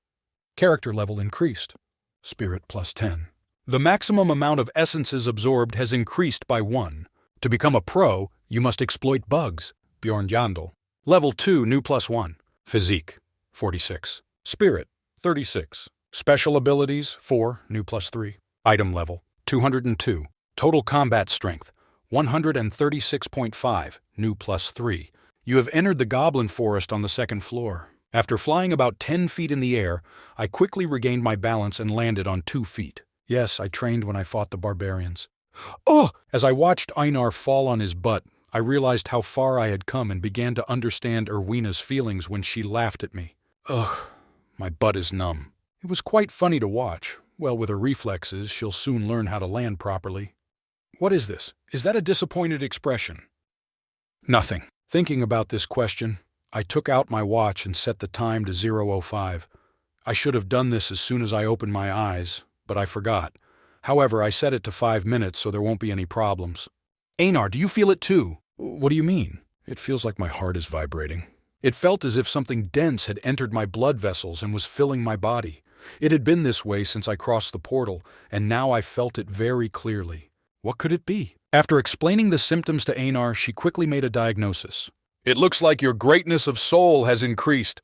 Congratulations. Ah, I leveled up. Dungeon and Stone also had levels. Soul power was based on level. In other words, MP, the resource required to use this ability, increased as soul power increased, and the total amount of essence absorbed also increased. For example, at level 1 I could only absorb 1 essence, but since I became level 2, there was now a maximum of 2 that could be absorbed. Anyway, it only made sense if I had the essence to begin with. Interesting. You haven't caught a single monster yet, but your greatness of soul has already grown. This is not a surprise. I just achieved this because I was the first to open the portal. Achievements described experience points in this world. Is this even considered an achievement? This is true. Once you reached a certain level, speedrunning was the easiest way to increase your experience points. Dungeon and Stone was a game with a somewhat unusual leveling system. You could only receive experience points from each monster once, only for the first kill. So, similar to filling out a picture book, you could only level up by defeating various monsters. Wait, isn't this too dangerous? Einar, this must remain a secret between us. Understood? Secret what exactly? That I was the first to open the portal. This, if anyone asks, tell them it took you 2 days to get to the 2nd floor. The experience gained for opening the portal was only +2. In other words, it was about the same as killing 2 rank 9 monsters, but unlike monsters, this experience could be accumulated over and over again. Therefore, explorers who reached a certain level were in trouble, since the monsters that could be hunted were limited. It also depended on the nature of the god the priest worshipped, compatibility with the monster, the area you are active in, and the presence of the wizard. When there is a wall in front of you, the only way to break through it is through hard physical work. But is this possible as an amateur? Only I could know this trick, because if they find out about it, it will definitely not end well. I swear on the honor of a warrior. Am I being too serious? Einar's expression changed, and although I did not ask, she swore an oath to me. This made me feel relieved, but I knew we had to act quickly. We have to get out of this place. In a few hours, other researchers will enter the second floor, and when they see 2 newcomers here, they will begin to have doubts. Who are you to arrive before us? Indeed, it is better not to be seen at all. As always, I was more afraid of the bastard explorers than the real monsters. I inserted the torch into the slot cut into the helmet and tied it tightly with rope. I call it barbarian candle mode. With it came a feeling of shame, but it was a practical method that other researchers used. Einar raised her hand to the flickering flame and then exclaimed, "Oh great, he's really not hot." That's because it's a magical instrument. Just a palm's length, it did not interfere with movement, and was a useful item that could be maintained for 3 days after being turned on. This was the item used by the crossbowmen's group. The average price is about 10,000 stones. I suddenly missed Irvena. But where are we? Slowly, Einar began to delve into the surroundings and look around. This time it was easy to understand, even despite the huge gap between what I could actually see and the usual 2D pixel art. Black earth, squelching with every step, the remains of stone structures visible everywhere, and even a mournful cry faintly coming from afar. This is the land of the dead. Ah, so this is where ghouls and death fiends appear. It was true. To be precise, the monsters that appeared here were elder ghouls, skeletons, banshees, and even the boss-like monster in between, the Dullahans. I'll go first. The fighting power of the monsters in the land of the dead was much higher than that in the Goblin Forest. But as far as what was harder, I would say that the victory went to Goblin Forest. It's a lot darker here, but at least there are no traps. This was much more convenient for 2 barbarians working together. This is Ghoul. Soon we encountered a monster. There were less than 3 of them. Of course, by the 3rd day, the amount will increase 3 times. Another reason to move fast. Bjorn, here's the mana stone. Take everything you see. You don't have to report every item to me. We can distribute them later. Let's speed up. Unlike Goblin Forest, I immediately left the front of the map and continued heading north. Then I heard a scream nearby. Gah! Bjorn? This is the howl of a banshee. Just ignore it. They rarely attack first. Okay, but shouldn't we kill her? It may be dangerous. Not unless Irvena is nearby and can control spirits. 2 physical explorers will never be able to catch Banshee, no matter what we do. Even if we could catch her, that would be a problem in itself. If you attack Banshee first, you will be cursed. Cursed? This curse is known as the Mark of Grudge. Because of it, the Banshees will chase you until you get out of the maze. If you don't plan on hunting Banshees for the next 10 days, it's best not to touch them at all. If the goal was to gain experience points, then they usually hunted 1 or 2 on the last day. You're a very wise warrior. I'm glad I followed you. Thanks for the compliment. She tried not to show it, but it was obvious that such things scared her. Kya! Asterisk pressed, asterisk. Please stop clinging to me every time something makes a sound, I thought. It was uncomfortable. But most importantly, it felt like my arm was crushed. Let go, this is the skeleton. At the same time, a group of skeletons appeared, making a rumbling sound. There were 10 of them. Even on day 1, skeletons spawned in large numbers, which was consistent with a monster that boasted a large supply. However, the total number of mana stones that could be obtained from them was only 3, 4. I'll get rid of them. Perhaps she felt ashamed for being frightened by the sound of the banshee, because Einar jumped forward. Asterisk, clack, clack, asterisk. I clicked my tongue internally. Einar, if you look between the ribs, you will see the essence of mana. To catch the skeleton with a sword, you need to aim exactly there, but... Asterisk, crunch, asterisk. Hey, what you said? I said nothing. Do not worry about me. Asterisk, crunch, crack, crack. Who cares about weaknesses? Every time Einar swung her huge sword, the skeletons would mercilessly crumble, never to rise again. Thus, we moved north for about 8 hours, and naturally we met many new monsters. The elder ghoul, who was 2 times the size of a normal ghoul, skeleton warriors and archers, classified as mutants. We haven't met any magicians yet, so we can't say for sure, but so far everything has been going pretty smoothly. Since it was only the first day, the number of monsters was small, and my combat power had increased significantly compared to the previous trip. This was obvious just by looking at our current equipment.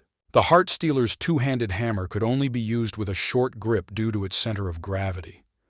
Now, holding a mace about 30 inches, 76 centimeters long, it was possible to hit monsters from a distance. It was much safer and much more powerful. And the most important thing, asterisk clang, asterisk. Now I had armor.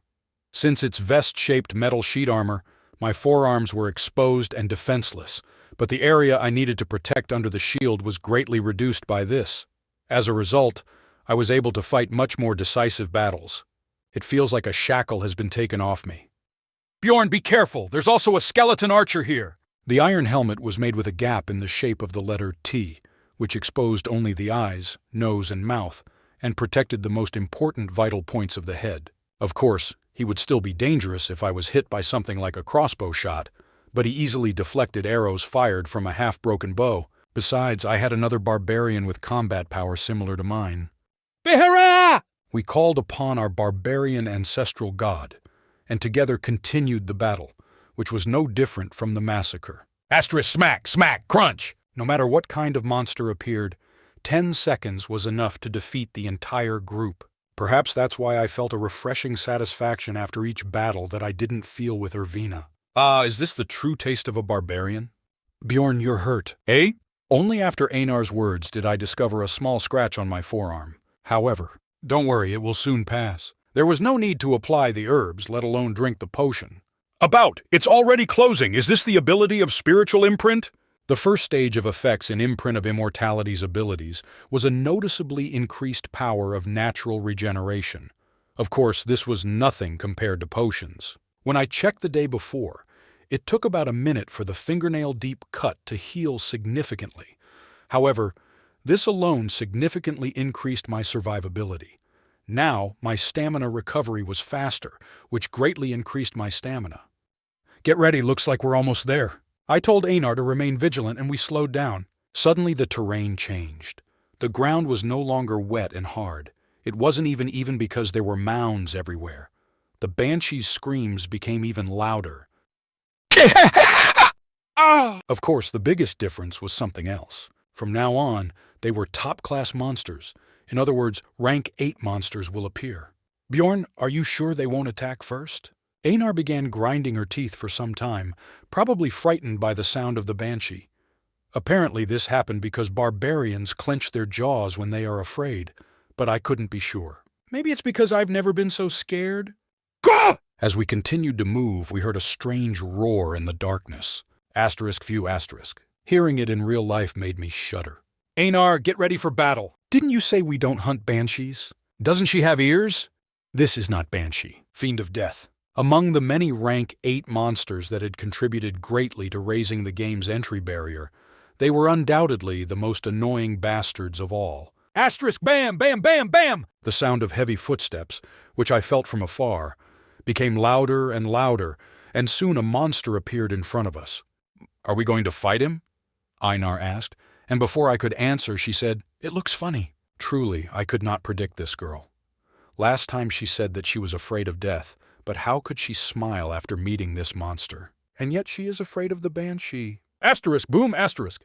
Perhaps the light was bothering her because the death fiend stopped walking as soon as he was in front of the light. Do not worry. Don't worry, I wasn't nervous. I didn't say this to you, but to myself. Oh my, I made a plan on the way here, but when I saw the death fiend in person, my legs began to shake. The death fiend was a humanoid, unliving monster. No, he was closer to the chimera. He was over 10 feet, 3 meters, tall, and carried both a sword and a shield. Not in your hands, but really in your hands. In the arm, extended in length, there was a crescent-shaped blade, and the other arm, wide open from the elbow to the sides, was shaped like a shield, namely the squirrel blade and shield. Quah! Damn, don't yell like that. You already look scary. I tried to somehow reduce my fear, but it was not easy. As long as you calmly follow the plan, you can defeat him. Of course I trust you. Thanks for that, but again I was telling myself that, calm down. Although this was only the first attempt, as long as I remained focused, I would not encounter any danger. If the situation worsened, I would have to flee without hesitation. Like I said, aim for the head no matter what. The rest of the parts don't make sense. Understood? Fine, Behelra! No, this was not a sign to attack right now. Einar ran forward, holding her sword in both hands. It was already too late to stop her. But her scream had an effect, because the bastard rushed forward from the border of shadows with sword and shield at the ready. Ah! Asterisk clang. Asterisk. Einar's great sword and the Death Fiend's protein blade collided, letting out a roar. Bjorn, be careful, this monster is no joke. This is usually obvious from the very beginning, isn't it? Behelra! I shouted the name of our ancestral god and followed Einar. I then placed a shield wall in front of me and hit the monster from the side as it moved to attack Einar, who jumped back from their collision. Asterisk bam, asterisk. But how can the body be so heavy? It was like hitting a boulder. Asterisk, chiz, asterisk. When the monster applied more force, I was thrown back along with the shield. There was no point in me continuing to hold on, but my pride was hurt. So I stood up even higher on my toes. Then, shifting all my weight forward, I let out a scream instead of a roar. Crap! It felt like my muscles were going to tear apart. But I also felt a coldness that is difficult to express in words. I thought I would die there. But I survived. And Einar was not so stupid as to miss such an opportunity. Asterisk boom! Asterisk. Soon, her swing cut through the air with a heavy sound and hit the Death Fiend in the head. He didn't cut, he literally hit. Asterisk kagak, asterisk. Even such a thick sword only penetrated the head by half an inch. The dull sound probably came from the skull. The Death Fiend's defense was notorious even in the game, although it was his regeneration, and not his defense, that made many newcomers quit the game. Woohoo! Leave for now. Avoiding the rabid Death Fiend, we retreated a short distance. Dark red blood dripped from the sword wound, but the bleeding stopped in less than 3 seconds. This guy's passive skill was body preservation. Einar, create a gap for me. This time I will attack. Having given the order, I was about to run when... Asterisk bolt, asterisk. Suddenly the ground began to shake. This was the first time I had seen such an effect, but I immediately understood what was going on. Death Fiend active skill. Call of the Dead. Move aside, the ghouls are approaching. When the vibrations ended, the ghouls emerged and crawled out of the ground. If you look around, there were exactly 10 of them. Get rid of these guys first. Fine. While Einar swung her sword away from the ghouls. Quo! I paid close attention to the Death Fiend and noted it carefully. However, the stupid, angry ghouls constantly scratched my skin with their nails, instantly turning it into a torn rag. Of course, this was not a big problem. I also have the ability to regenerate, although not the same as theirs. Bjorn, I'll take on this guy. After holding out for about 2 minutes, the ghouls were destroyed. It was kind of funny when I thought about it. I survived the ability to summon the Death Fiend while being literally beaten to rags. I didn't even do anything like that in the game. Passing the baton to Einar to fight him one-on-one, I took out my mace and walked up to the back of the monster. Then I struck him on the back of his head. Asterisk smack! Asterisk! It was a good sound with an even better feel in the hands. Rotten blood flowed from the back of his head. However, I continued to wield the mace. Asterisk smack, smack, smack. The power that could turn the goblin into dust was in every blow. But damn it, why doesn't he die? Asterisk kagaku, asterisk. The strength of this monster's skull was beyond imagination in real life. Even when he was beaten, the flesh continued to heal. What should I do? We lack attack power. If I had known this would happen, I would have bought the gun the gun dealer recommended to me. Should I just give up on catching and hunt rank 9 monsters? Asterisk hack, hack, hack! I continued to swing the mace while I thought about it, but the mace was not enough to destroy the creature's brain. Asterisk, voom! Asterisk. In the end, I had no choice but to step back to avoid the squirrel blade's sweeping strike. Then... Asterisk, kut! Asterisk! Suddenly the Death Fiend's body lost its balance and began to tilt. When I looked, I saw that Einar took this opportunity to grab one of the legs of this 10-foot-tall monster and lift him up. This is a move I've seen a lot in the UFC. Is this a leg grab? Behelra! Seeing her bulging muscles and bulging veins, as if they were about to burst, she looked more and more like a monster. Her goal was clear, even viable. I joined immediately. Asterisk hit, asterisk. When I hit one of the grounded ankles with all my might, the massive body lost its balance and hung for a while. And Asterisk, boom, asterisk. it crashed to the floor. From a technical point of view, it was a seizure. This was the first time I learned that such a fight was possible against a monster that belonged to the medium to large size category. For a barbarian, obviously, nothing is impossible. Asterisk, asterisk. I saw the fiend of death flounder like an upside-down turtle. We were about to rush there, but at that moment we got scared. It can't be. He can't get up on his own. Bjorn! Oh! Our thoughts exchanged simply by making eye contact. Einar and I ran up to the fallen monster and swung our weapons like a bunch of crazy people. Like making mochi, where you put the rice in a mortar and take turns hitting it with a hammer, we worked together in harmony. Asterisk, hit, hit, hit, hit, hit! Come to think of it, I once made mochi like this at the folk village I visited in elementary school. It's fun. I remembered how my partner cried then and asked to be transferred to another group. Seeing Einar having fun with me healed the scar in my heart.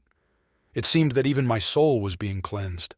You have killed the Death Fiend, experience +2. We smiled as we watched the Death Fiend disappear in beams of light. We didn't have powerful magic, the divine power of the priest or the elemental magic of the elves, but Bjorn, look at it, the mana stone is huge. We have succeeded in hunting a rank 8 monster. A rank 9 mana stone is equal to 1 piece of stone bread. In other words, each of them has a value of about 20 stones. What about a rank 8 mana stone? Unfortunately, one Death Fiend only cost 5 goblins. What? Are you saying that this is only 100 stones? And including the summoned ghouls, we have 300 stones. Of course, even with that in mind, there was no denying that the number was low, especially considering that we had just risked our lives for this. Bjorn, how much did the bread we ate at the inn cost? I remember that it was about 300 stones. That means I can taste its sweetness every time I catch the Death Fiend! Obviously, the cream pie we ate earlier has become a new unit of measurement for Einar. Of course, if you divide the earnings by 8, you get 0.2 sweets per Death Fiend. But I decided that it was better not to tell her about it. Bjorn, now is not the time to stand here. Hunting! Let's go hunting! The disappointment did not last long.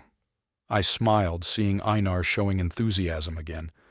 In that regard, working with a barbarian was not bad. I liked Irvina as a comrade, but the downside was that she was passive in everything. It was much easier to motivate this way. Okay, let's go! After that, we continued to hunt around the area in search of the Death Fiend.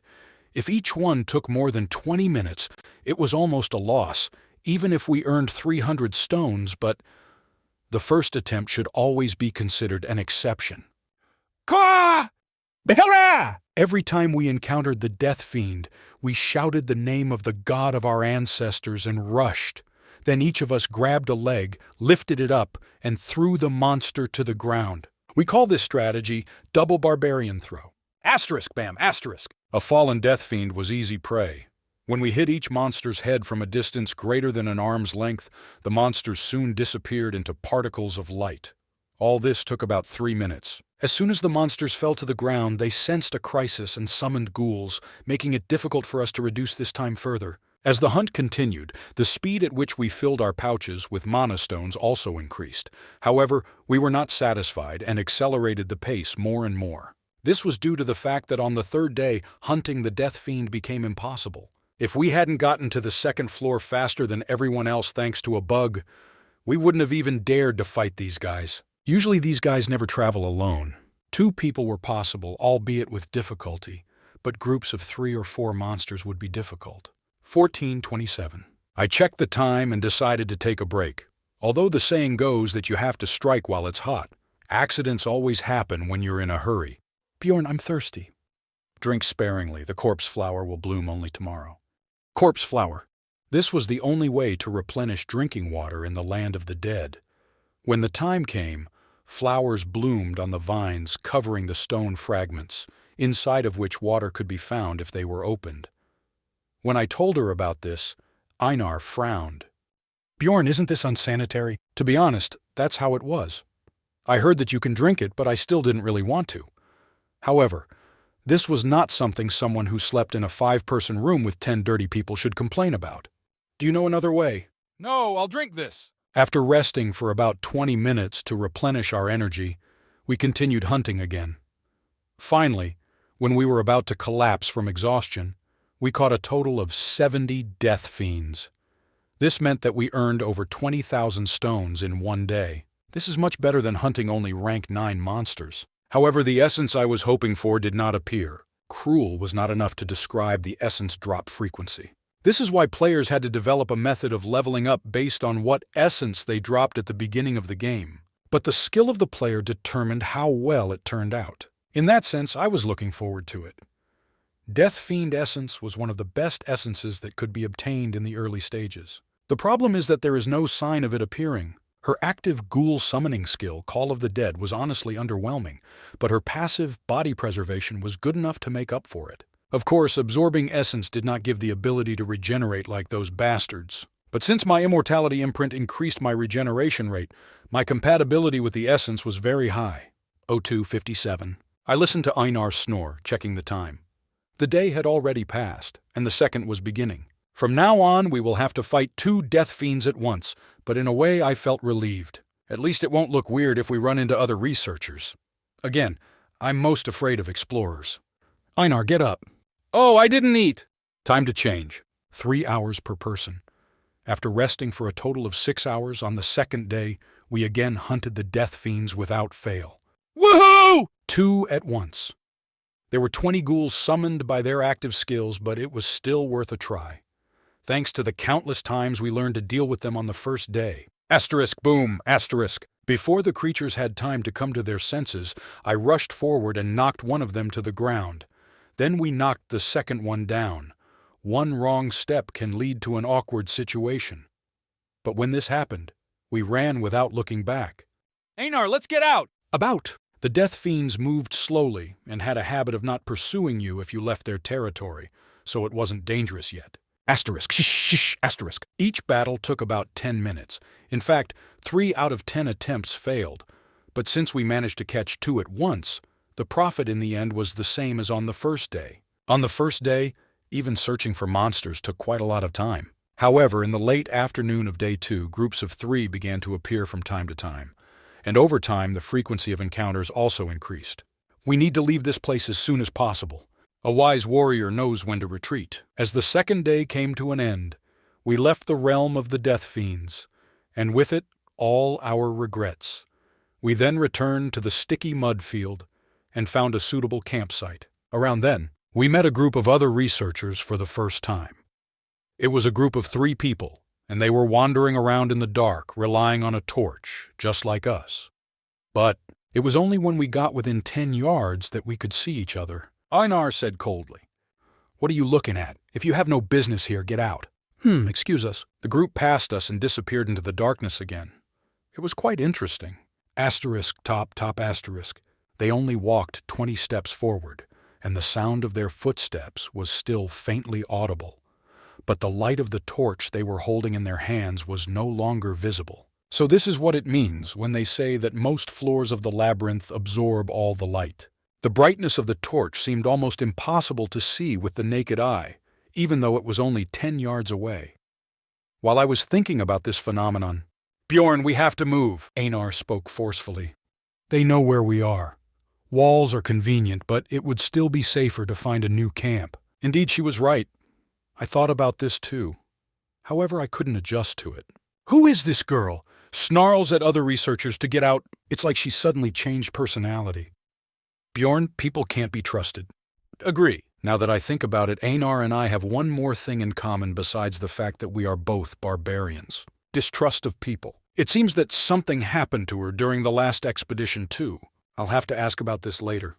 "Then let's go," she replied. Soon after, we packed our things and hit the road. However, it was difficult to find a campsite with as good a location as before. Are we really going to have to compromise on just one wall to protect our backs? While I was thinking about this, a groan was heard nearby. It wasn't Banshee. First of all, it wasn't a woman's voice, and... Wait, he spoke clearly. "Help! Damn it, we should have just camped somewhere else." After the interrupted scream, there was silence. Einar whispered, It wasn't a monster attack. I know, I have ears too. Rarely did anyone beg for their lives while fighting a monster. The situation was clear. Someone killed another person. Damn, what kind of shitty situation is this? I'm not fucking Scooby-Doo. Not wanting to interfere, I grabbed Einar's wrist and slowly stepped back. But the man seemed to sense us. "Who's there?" The voice was cold and low. It was rough, but it was definitely a woman's voice. We held our breath and at the same time froze in place. But at this moment, asterisk,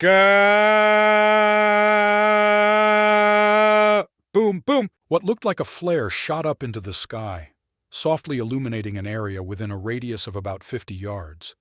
Thanks to this, I was also able to see the speaker's eyes. The distance between us was less than 15 yards. If Irvina were here, she would be able to detect the presence from afar and avoid this situation. Newbies? The unknown woman looked at us and came to a short conclusion. The feeling was mutual, a dagger dripping with blood. 4 scattered corpses. Marauder. The woman calmly asked, "Is this your first time seeing this?" "You can say so. This is the first time I've seen a professional like you." "It's clear." The woman was not even surprised that we witnessed the murder scene, and only calmly nodded her head. Somehow I think I knew why. Marauders, professional hunters for explorers. They made a high income by plundering explorers' equipment instead of monastones. Of course, if you are caught, you will be sentenced to death immediately upon returning to the city. But this rarely happened. Although it was self-defense, I also killed 6 researchers and received no investigation. From the outside, it was impossible to know what happened inside the labyrinth, only if someone doesn't tell you about it. You're not wearing a mask. This was the most annoying thing about the situation. This psychopathic bitch works as a looter and openly shows her face at the same time. She was just over 160 centimeters and thin. She had shoulder-length red hair, a tattoo under her eye, and her right ear was half missing. Finding a person with such facial features would not be difficult. If this was the modern day, the suspect might have demanded proof. But this was a world where magic existed. This meant that it was possible to distinguish truth from lies without physical evidence. Were they your teammates? Well, the woman looked down at the bodies and shrugged. They could think so. That's why she had her face open. By asking questions with obvious answers, I quickly organized the information I could see in front of me. Only 4 corpses. From the quality of the equipment they were wearing, and the fact that there was a mage among them, I could tell that these were explorers who were operating on at least the 5th floor and above. In addition, there were no injuries on the 3 corpses. However, since there were traces of vomit and blood on their lips, were they poisoned? And the person who died at the end was resistant to the poison, so he survived a little longer? I hoped that this hypothesis was correct. The situation would be more dire if she was a talented assassin, capable of killing 4 mid-level researchers single-handedly, without leaving a single wound. Asterisk roar, roar, asterisk. Soon the woman squatted down and deftly removed the equipment from the corpses. She put them one by one into her backpack. The backpack seemed to be enchanted with magic because bulky items fit into it without any problems. Fear preceded envy. The mere possession of this object made the difference between her and us desperately obvious. "Barbarian!" the woman called to us. I didn't answer. Einar asked quietly, "Are we going to fight?" She was amazing. If it had been Irvina, she would have been trembling with fear. Is it the pride of a warrior to want to fight the enemy, no matter how strong he is? I answered briefly. I'm still thinking. To be honest, I wanted to avoid the possibility of a fight. The difference in our level was obvious just by looking at the equipment. If her skill in combat was as impressive as this equipment, even if we take into account the 2v1 situation, our chances would be much lower. Asterisk womb, asterisk. The missile expired, and the light in the sky went out, plunging us into darkness once again. I made a decision immediately. Let's run, at full speed. Pride doesn't save lives. We ran in the dark. From time to time I opened the compass to check our direction and ran like crazy. Gah! Various monsters such as ghouls and skeletons blocked the path, but this was not a problem because they were all slow. However, they were not a problem for our pursuer either. Asterisk run, asterisk. Has it been about 5 minutes? The psychopath would have finished looting by now. That's where luck lies. If we weren't dressed like rookies, that bitch would have stopped looting and immediately chased us. In other words, it meant that she was confident that she could catch up with us, even if she gave us time to escape. Nevertheless, at least we bought some time. Bjorn, isn't this a mark? The good news continues. In the land of the dead, collapsed stone buildings were everywhere. Every time I passed one of them, I left a mark so that we could find our way back to the portal to the first floor. Here! Even though we were only hunting nearby, the marks were closer than I thought. Maybe luck. Who you are! Damn, I shouldn't have thought that. Einar and I stopped at the same time. We encountered another group of researchers. No, maybe it was better. For explorers, looters were a common enemy. If I explain the situation to them and offer appropriate compensation, we can get their help. Barbarians? A group of explorers emerged from the darkness, pointed their weapons at us, and bowed their heads. There were 4 of them in total. They were all human, and their equipment looked at least twice as good as ours. People are hard to trust, but we have no choice. We are being pursued by a marauder. Help us. How do we know that you are not looters? I swear on the honor of a warrior, all my words are true. Unlike the elves' promise, the warrior's oath had no force. But surprisingly, this oath always worked. The bald man, who seemed to be the leader among them, thought for a moment and then opened his mouth. If we catch the looter, we'll take all the reward. Do you agree? Certainly. Great. When Baldy waved his hand, the other researchers lowered their weapons. Obviously, if I wasn't a barbarian, it would have taken them longer to lower their defenses. Come here for now, then we'll talk in more detail. As I approached them, a yellow-haired man about 5 feet tall activated his special ability. This is a special ability of a gnome. If you cast it on the ground, you will blend in with surrounding objects within a 3-yard radius. Simply put, it was a goblin archer-like ability that could be used within range. In turn, his disadvantage was that he could not move. "Are you injured?" asked Baldy. "No. How lucky." Indeed, everything was as he said. Did the group of researchers we stumbled upon have stealth powers? If so, then perhaps a battle can be avoided, so that the 2 barbarians come to us themselves. Damn, he was talking to himself. It's no surprise that everything worked out so well. Certainly. The character has entered a state of suppression. Ha ha! Greed danced in the eyes of the researchers, including Lycie. One of them had already rummaged through my backpack and opened a bag of mana stones. You earned a lot in just 2 days. I wanted to crush his ribs with my mace, but my body did not move. The same thing happened with Einar. What? Are you so afraid that you can't move? This was clearly the power of the essence. I could already guess what kind of essence it was. There were many similar abilities, but researchers of their level could only have one. Is this suppression stone golem? Without a doubt. We were just attacked by the active skill of a rank 8 monster, stone golem. The easiest way to get out was to take even the slightest damage, but if these bastards had any brains, they would know to be careful. Hey buddy, don't look at us like that. This is not an ability that can be addressed this way. Terrible was not enough to describe this situation. Damn, I went through all this to live another day, but now I'm going to die like this? Look at those fierce eyes. Still don't understand the situation? Okay, Ramode. Let's leave it at that. If the marauder they were talking about gets here, it will be a problem. But this is very bad. We finally caught the woman, but she's a barbarian. You're an idiot. Isn't it better to have a barbarian? Do you know how much money you can make from their hearts alone? Their ugly desires were revealed, and I felt a shiver run through my body. Soon, Baldy pulled out a sharp blade. Kill them with 1 blow. Don't create problems. Shh, don't worry. Asterisk, whoosh, asterisk. Killing intent flew forward with the wind. His target was none other than the neck. Neck? Even now, when death was inevitable, my brain synthesized the information received and came up with a solution. Of course, I didn't know if it would actually work. However, this would be much more productive than dwelling on the past. Asterisk hit, asterisk. Suddenly a sharp blade pierced my neck. At the same time, a tingling sensation arose and my body relaxed. I immediately threw my head back like a boxer who turns his face to soften the force of the blow. Time passed slowly. I saw the stunned expression on Baldy's face. The hand holding the dagger was empty. At that moment, I felt a foreign sensation in my neck. Oh, he's already half stuck. As soon as I realized this, my brain made a quick conclusion. It wasn't all that bad. As long as the bleeding is minimal, I can hold out a little longer. Asterisk sting, asterisk. I forced my weakening legs to move and regained my balance. Then I swung the mace in my hand, right at Baldy's shiny head. Asterisk crunch, asterisk! With his face half sunken, Baldy collapsed unconscious. Time seemed to move at half speed. Darvin! There are many amazed faces everywhere. What, you didn't think that a guy with a knife in his neck could fight back? Actually, I didn't expect this development of events either. Damn bastard.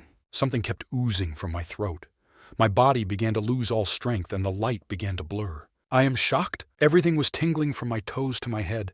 I lacked oxygen and blood. Asterisk clang! Asterisk! The mace and shield I was holding fell to the floor as my hands lost their grip. I wanted only one thing, to fall and rest, but there was still work to be done. I didn't start this whole mess just to drag off just one asshole with me. Asterisk sting asterisk. I stepped forward and raised my wobbly body, and pulling out the knife that was stuck in my neck, I threw it towards Einar, who was about 4 steps away from me. Asterisk hit! Asterisk! Wow, I didn't think it could stick like that. Wow. Sorry, but at least your body is moving now. Asterisk hit! Asterisk! At the same time as the dagger pierced her forearm, Einar swung her sword and struck the archer at the waist. Then, combining movements, she turned her body again, jumped up and brought it down on the other guy's head. The iron helmet he was wearing was useless.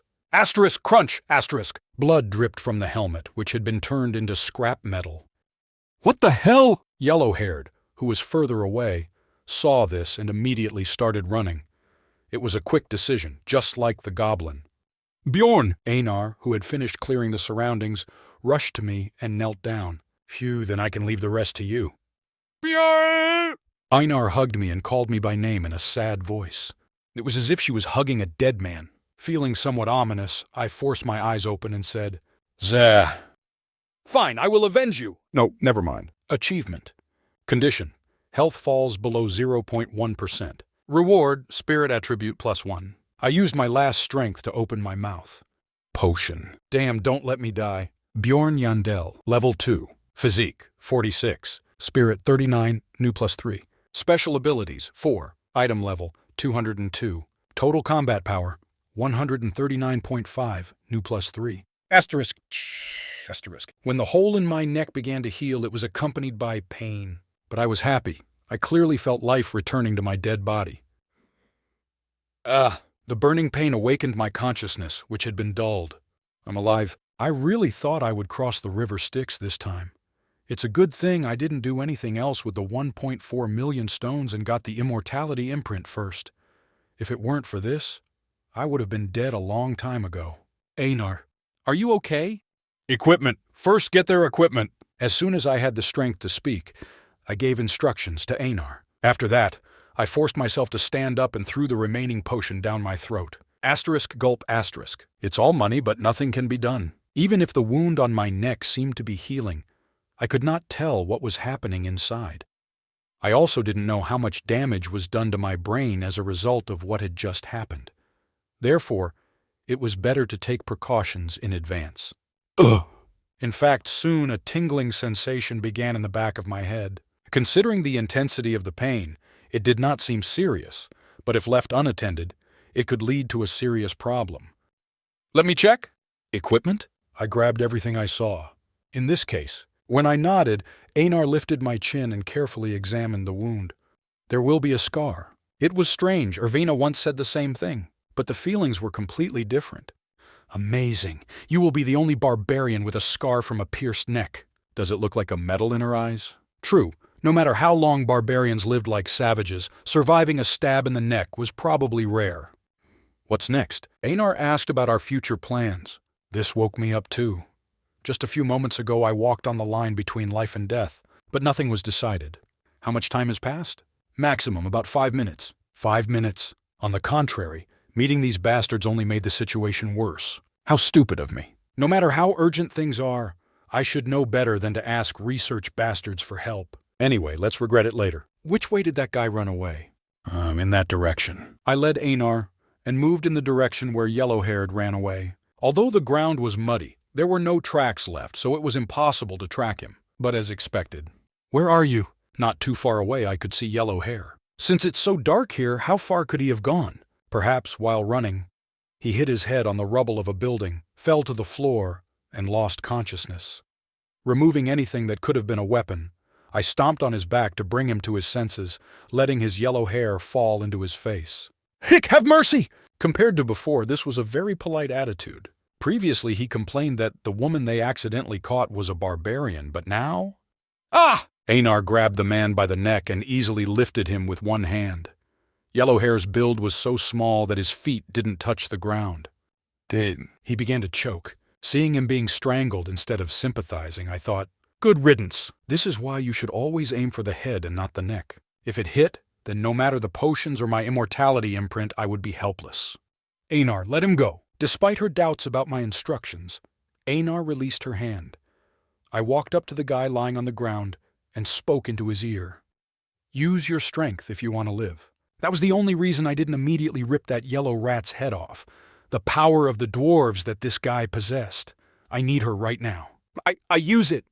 How long can you do this? 30 minutes. No, I can hold out for 40 minutes, so... Too many words. I wanted him to simply answer my question. I squeezed his collar and asked again. How long will it take to use it again? I need to rest as much as I use it. It's clear. I let go of the hand that was holding him by the neck and pressed the upper part of his body with my legs so that he wouldn't even think about breaking free. It's like I'm dealing with a goblin. Wouldn't it be better to just kill him? I think this woman abandoned us anyway. I wondered what kind of nonsense this was, but from her point of view, it could have looked exactly like that. Although we managed to escape, it was unknown whether we were being pursued from the beginning. Even with the time for looting, it was strange that she still hadn't shown up. Refused, huh? Of course, such a possibility existed. We might not even be worth having a psychopathic bitch chasing after us. Trouble getting back into town to testify? If the naked face we saw earlier was a magical disguise, then that would explain her brazen murder. But, grin asterisk, things couldn't have gone that well, could they? At least for me. I don't know what the author meant here. But this text is clearly false. It's not even clear what to fix.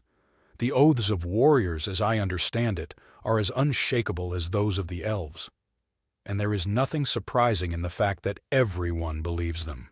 If translation fails, you can delete it. We were just attacked by the active skill of a rank 8 monster. Skill. No matter how urgent things are, I should know better than to ask research bastards for help. No matter how bad things get, I should know better than to ask bastard researchers for help. Einar.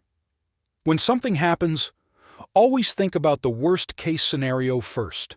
Remember what happened earlier when we hoped for a chance meeting with human explorers. Life doesn't always work out the way you want. We were only able to escape because she let us go. She probably thought that if she wanted, she could easily catch us, so it's too early to calm down.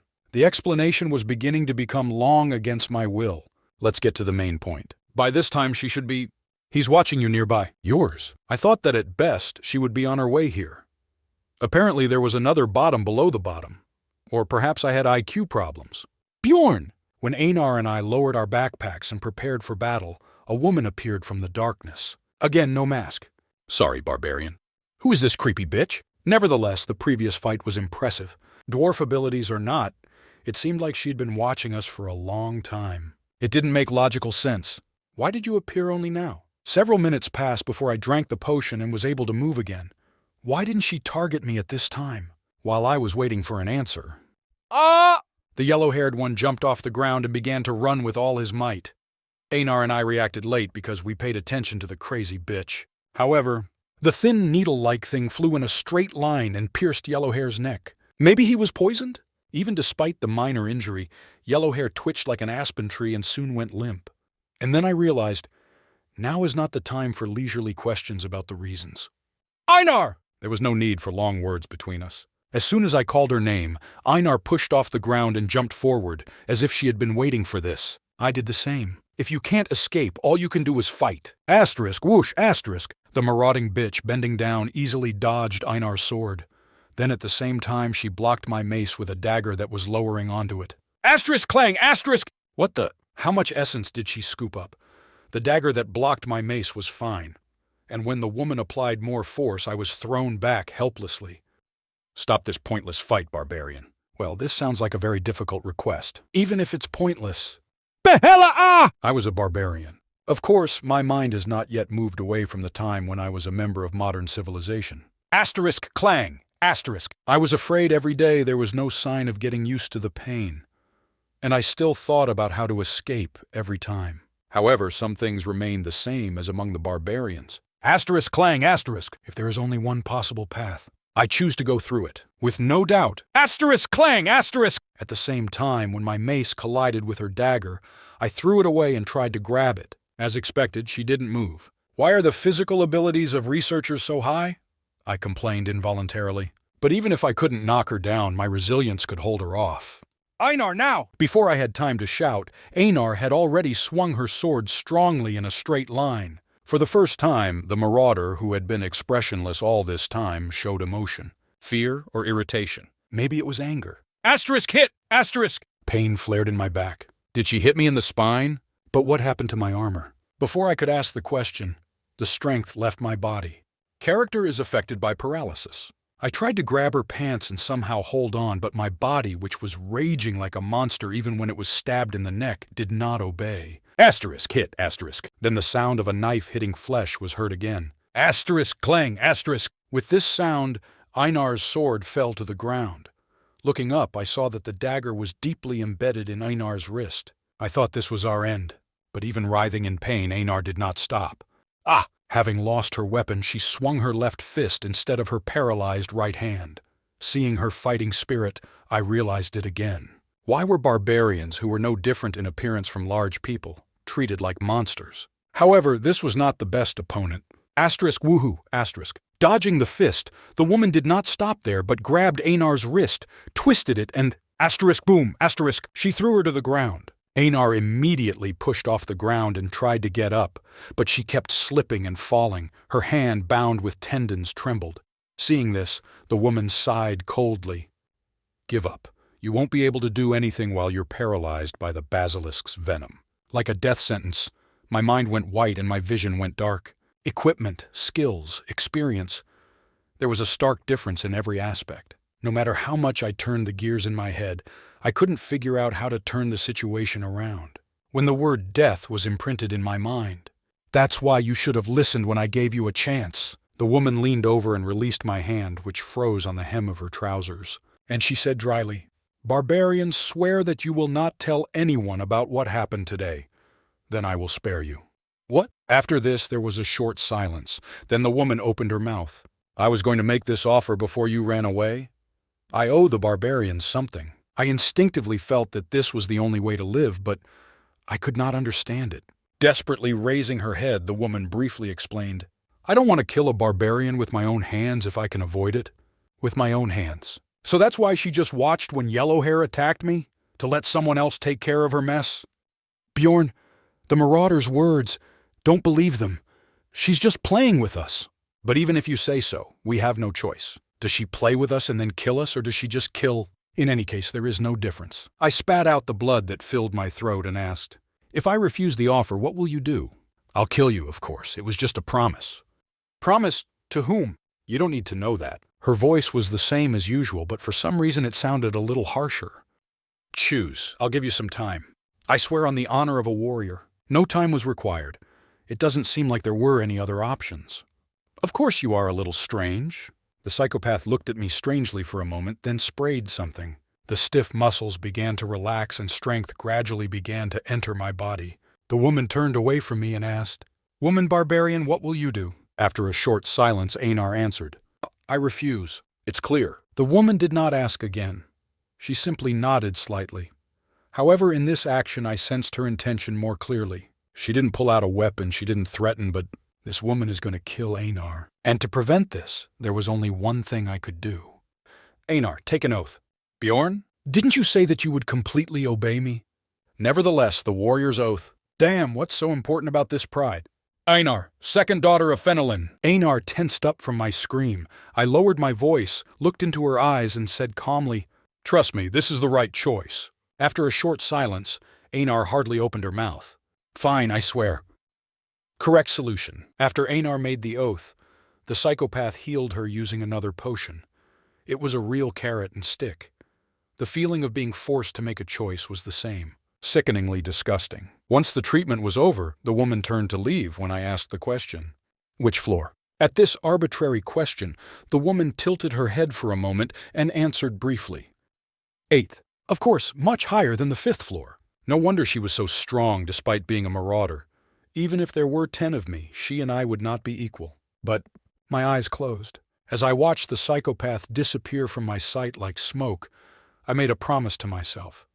Next time, everything will be different. Einar, are you okay? I'm fine. I can stand up on my own. Einar pushed my hand away and stood up herself. I wondered if she was disappointed in me. But perhaps she was disappointed in herself, not me. After all, the barbarians were honest down to the last detail. I decided to leave Einar and her complex expression alone for a while and check my condition. First of all, this thing… Asterisk, click, asterisk. After taking off the armor and examining the back, I saw that there was a hole the size of a dagger. The penetration was very clean. Could this be an aura? Damn it! Why did we have to meet this monster on the second floor, let alone meet in this huge and vast land of the dead? What a shitty situation this was. All I could think about was that I needed to get stronger as soon as possible. Returning home or whatever, it was the only way to protect yourself in this rotten world. Bjorn, what should we do now? Go down to the first floor. The land of the dead was a good place for hunting, but I wasn't going to stay here with that crazy bitch walking around. We can come back if I change my mind. Well, okay. Einar was depressed and followed my instructions without asking questions. Psychological counseling wasn't my specialty, but, I should at least say something when we get down. She looks like the world is ending. Follow me. Avoiding most of the battles that could have been avoided, we moved along the markers. About 6 hours have passed since then.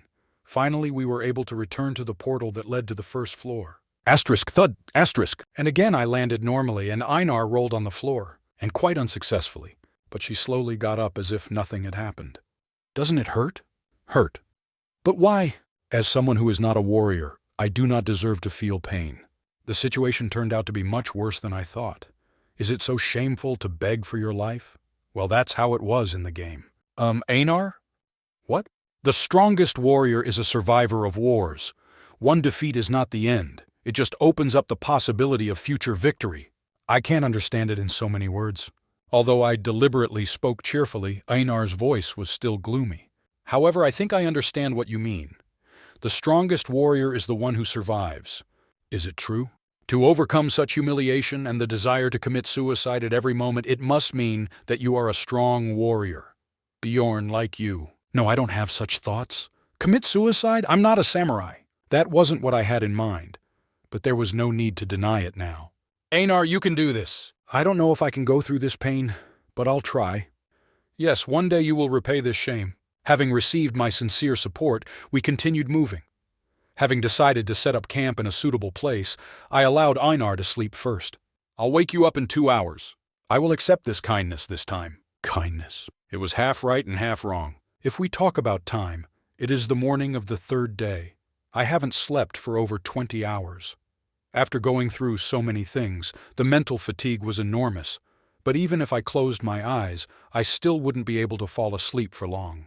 It's not that I was driven by extreme impulses like Einar, but I still felt tainted. It was like pain from drinking a potion. No matter how many times I experienced this feeling, I could never get used to it. Asterisk, chomp, asterisk. The day when the blonde and their group saved me was similar to today. The priestess looked me in the eyes and refused to heal me. The swordsman threw the potion at me as if to empty space. Even seeing this, I took the potion and drank it, lying down like a dog. Of course, I was glad that I survived, but at the same time, emotions that were difficult to describe also rose up. Asterisk, few asterisk. I took a long breath as if to push away the thoughts. What the hell am I doing now? It's not like me to get emotional. Maybe it's time to sort this out? I closed my eyes and remembered the advice given to me by a man I admired as a child. Remember, you are no one and there is no way to call you.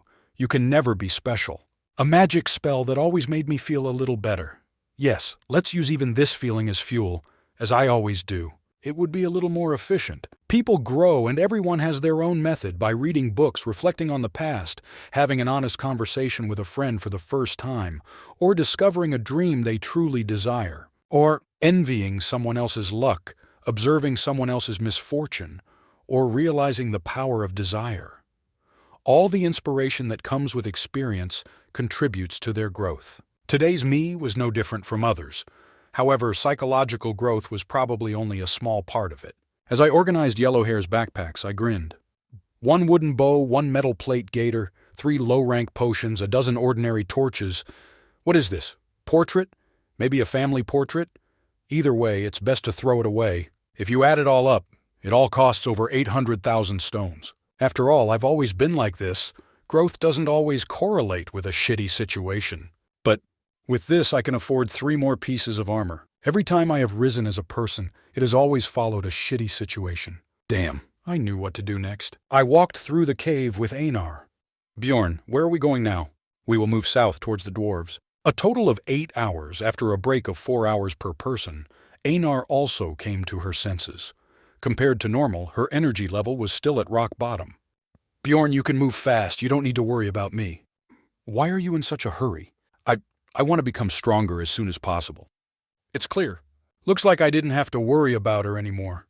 As long as there is a clear purpose, dark emotions will serve as nourishment rather than poison. Perhaps the same thing happened to me. Me too. All the time I was on watch, I looked back at the path I had traveled so far. Coming-of-age ceremony, entrance to the labyrinth, night companions with Hans, Irvena, Goblin Forest 4, 2 battle with the crossbowman squad, etc. Thinking about it now, there was nothing terrible about any of these situations. I always looked for the best option that could be chosen in a given situation. But, in other words, I was solely focused on avoiding every moment. Why did you suddenly stop? It's okay, we'll move on. It was worth thinking about. I didn't have a tutorial fairy or system text. As soon as I opened my eyes, the man's head was cut off. And since then, events, far from reality, continued to develop. So I had no choice but to act as passively as possible, putting my safety first. But how did it end? Bjorn, you don't look good. Do not worry about it. Did I always choose the best possible option? Nonsense. After all, it was just a coping mechanism. How good a choice could it be for a guy who could only resolve a situation after it happened? If I really wanted to survive here, I needed to become more proactive. Then the choice will be different. My gambling addict uncle once told me, instead of playing a game that someone else planned, roll the dice on a board that you create. Fine, plans change. Einar, do you really want to become stronger? When I suddenly stopped and asked about this, Einar expressed deep confusion. What do you mean? I'm asking about your determination. There is definitely a way to become stronger, but it comes with risks. What will you do? High risk, high reward. How will she react to this proposal? When I stopped to watch her, Einar swallowed and lit up her eyes. Of course I'm ready. If we don't get stronger, we'll still die. Yes, it's true. That's how the world worked. Einar expressed her agreement and then shouted, I am a warrior. I think you said before that you weren't. I chuckled. Watching the ineffective attitude of a barbarian, who was also sometimes more effective than others, I realized something. So how can I become stronger? The easy way was slow, and bad situations were like natural disasters. No matter which path you choose, it can hit you without warning.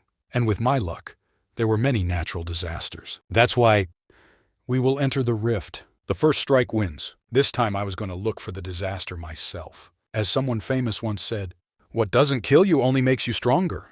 It's clear. Einar listened to my plan and exclaimed. And then she asked carefully, but what is a rift? How is it that you are a native of this world, but you have less knowledge than me? I wish she would read some books. Oh yes, she still hasn't learned to read. The rift is, in short, it's a labyrinth within a labyrinth. I have omitted detailed explanations. She still won't understand. A labyrinth within a labyrinth? Exactly. It had a dungeon and stone element unlike many games these days. If the person I had to explain this to was also a modern person, I would describe it as Dungeon Insta Asterisk. Instance Dungeon, English instance, are special locations in MMORPGs that are inhabited by elite monsters. You can get into different instances both in a party, in a group, and alone. Sometimes a portal opens in a random place on each floor. When you enter it, it takes you not to the second or third floor, but to a new space. Are you talking about Lord Frost's palace? She seemed to have heard of him. Lord Frost's palace was a space accessible from the rift on the 8th floor. I remember how in the past I worked like a dog trying to obtain the essence of Lord Frost. But is this possible with just the 2 of us? I heard that the leader went there when he was young and almost died. Everything is fine, we are only on the 1st floor. On the 1st floor, there are 4 types of rifts that can be opened. Whichever one we chose, the difficulty was incredibly easy compared to the rifts on the other floors. Although, if we were to be used as a standard, it would still be 7 stars. And that's out of 5. But how can we get to a place that appears by chance? Don't worry, there is a way. I may not look like it, but I spent 9 years of my life playing this game, and I discovered hundreds of hidden elements in this unfriendly game. Bjorn, I trust you. I turned east from our original southward trajectory. I originally wanted to hunt dwarves, kobolds, and stone golems on the southern route of the second floor of Black Rock Mountain. Suppressing the stone golem was a pain in the ass, but if prepared in advance, it could be overcome. However, there was no telling how many years it would take to reach the 8th floor while playing so carefully. 2 barbarians. Are you looking for a night companion? If the 3 of us sleep together, we can get a lot more sleep. Back off! I just asked. I'll smash your head if you don't leave in 3 seconds. While we were crossing the 1st floor, we came across other researchers as well as monsters, but Einar dealt with them every time. But can't she just say no? I hate people more than ferns. It seemed that Einar had moved from distrust of people to a state of hatred. Asterisk, smack, smack, crunch! We finally reached our destination after walking for about 20 hours, defeating the monsters that stood in our way. The time was around 4 a.m. I realized again how big the 1st floor was. I knew that this place was a labyrinth, like an anthill, but it would take more than a day to get from the western end to the center. Bjorn, isn't this the entrance? Strictly speaking, the word entrance was incorrect. Most starting points tended to point in one direction, either north or south or somewhere else. Most importantly, there was no light here. Asterisk, woo asterisk. Lighting the torch we got from Yellowhair's group, we entered the dark area. And how much time has passed since then? You killed the dwarf, experience +1. You have killed the blade wolf, experience +1. Einar finished the 8th battle and exclaimed in admiration. To think that all 4 types of monsters appeared here, I didn't even know there was such a place in the middle of the 1st floor. Most explorers probably knew about it, but it was not a place to wander into by chance. In comparison, it is like a place where cold and warm currents meet. Where we are now, wolves from the east, ghouls from the west, dwarves from the south, and goblins from the north coexist. However, strangely quiet. This area was not popular among explorers. The reason was simple. Even if all 4 types of monsters appeared, it would only become more difficult for the hunter. The number of monsters that appeared was also small. In addition, the fatal flaw was that it was very expensive to constantly light the torch. In fact, no one came here except those who decided to pass through it to save travel time. But the pros liked the place, mainly because it was weird. Plus, from the game's creator's point of view, it was the perfect place to hide something. But why are we here? Just wait. We'll get there soon. For an hour, we wandered in the dark, changing direction here and there. We finally got to where I wanted to go. So here we are. It was a void with a radius of about 30 yards. On the 1st floor, which was designed in the form of an anthill, an unusual monument stood in the middle of an open space. What is this? This is a memorial, in honor of the first discoverer of this labyrinth. I carefully approached the tombstone and read the inscription below. To the last great sage, Diplon Grundle Gabrilius, in memory of his great first step. To begin with, the text was the same as in the game. In other words, it would be correct to assume that the hidden location I found back then was most likely the same one. Einar, what happens next is a secret, understood? Fine. I need your oath, not just your consent. If this gets out, we could both be in danger. I swear on the honor of a warrior. Thank you. I slowly loosened the pouch tied at my waist. Goblins, dwarves, ghouls, and blade wolves.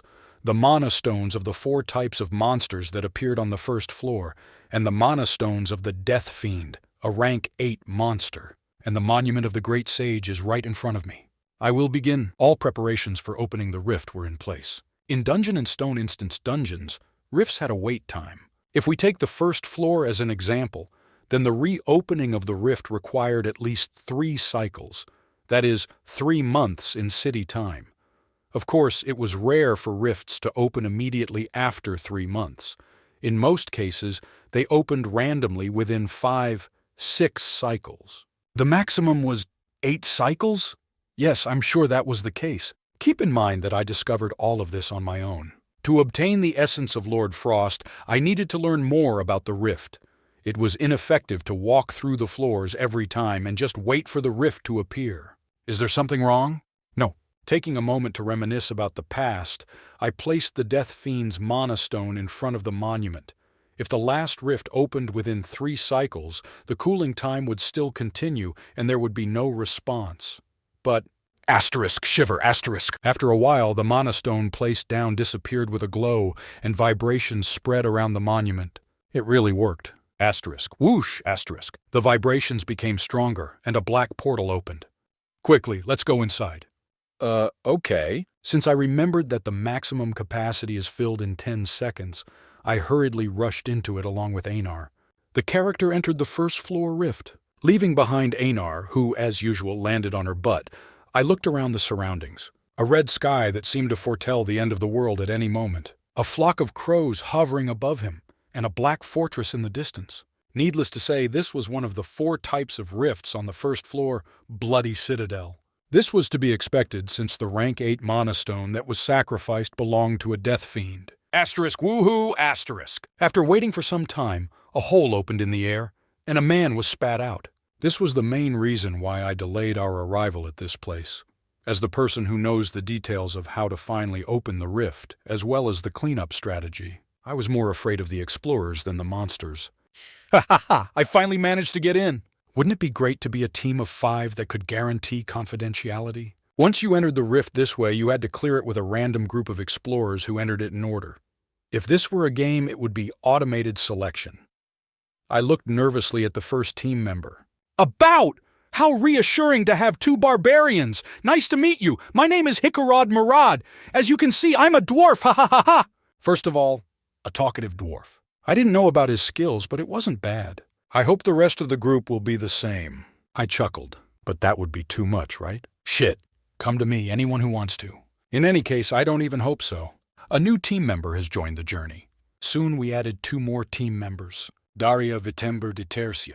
As a rank 5 researcher, she was currently wandering around the first floor, Crystal Cave. With her was her younger sister, who in her eyes looked like a small child. Irvina, use the spirit again. It's too difficult with just 1 dagger. I told you so. Even if you don't have a bow or can't use a spirit, you should be able to defend yourself. No, I know that, but stop it. If you keep practicing, you will get better. Daria walked Irvina around the first floor and trained her mercilessly. All this was done for the benefit of the younger sister, and the sister was not ignorant of this fact. But as the training went on, it became clear that she was starting to get tired. Uncle Varvar said that it's better to specialize in what you're good at. What? Trust your team and do everything possible to fulfill your role. These are the basics of a researcher's work. Daria, who listened impassively to this, was speechless. It was a reasonable argument. Wouldn't it be great if the world worked this way? Irvina, teammates are just teammates. Don't give them too much importance. Daria had many teams. From the research team on the 6th floor, in which she was a member until recently, to the hunting team, which hunted only especially valuable monsters, and the speed team, whose goal was to open the portal. Working with different people, she has seen a lot of different things. Among them, there were even things that she did not want to tell Irvine. The crew couldn't be trusted unless they were blood relatives. Fine. Irvina did not argue, seeing how Daria tensed. Time passed, and soon the 4th day arrived. Irvina walked through the first floor clockwise and could now defeat any monster with just 1 dagger. In the process, she naturally increased her level. Daria, I have already raised the level. Maybe we should go to the 2nd floor. Uncle Varvar probably now earns so much money on the 2nd floor. Daria laughed at how cute her sister was. What's the big deal about catching a few more monsters on the 2nd floor?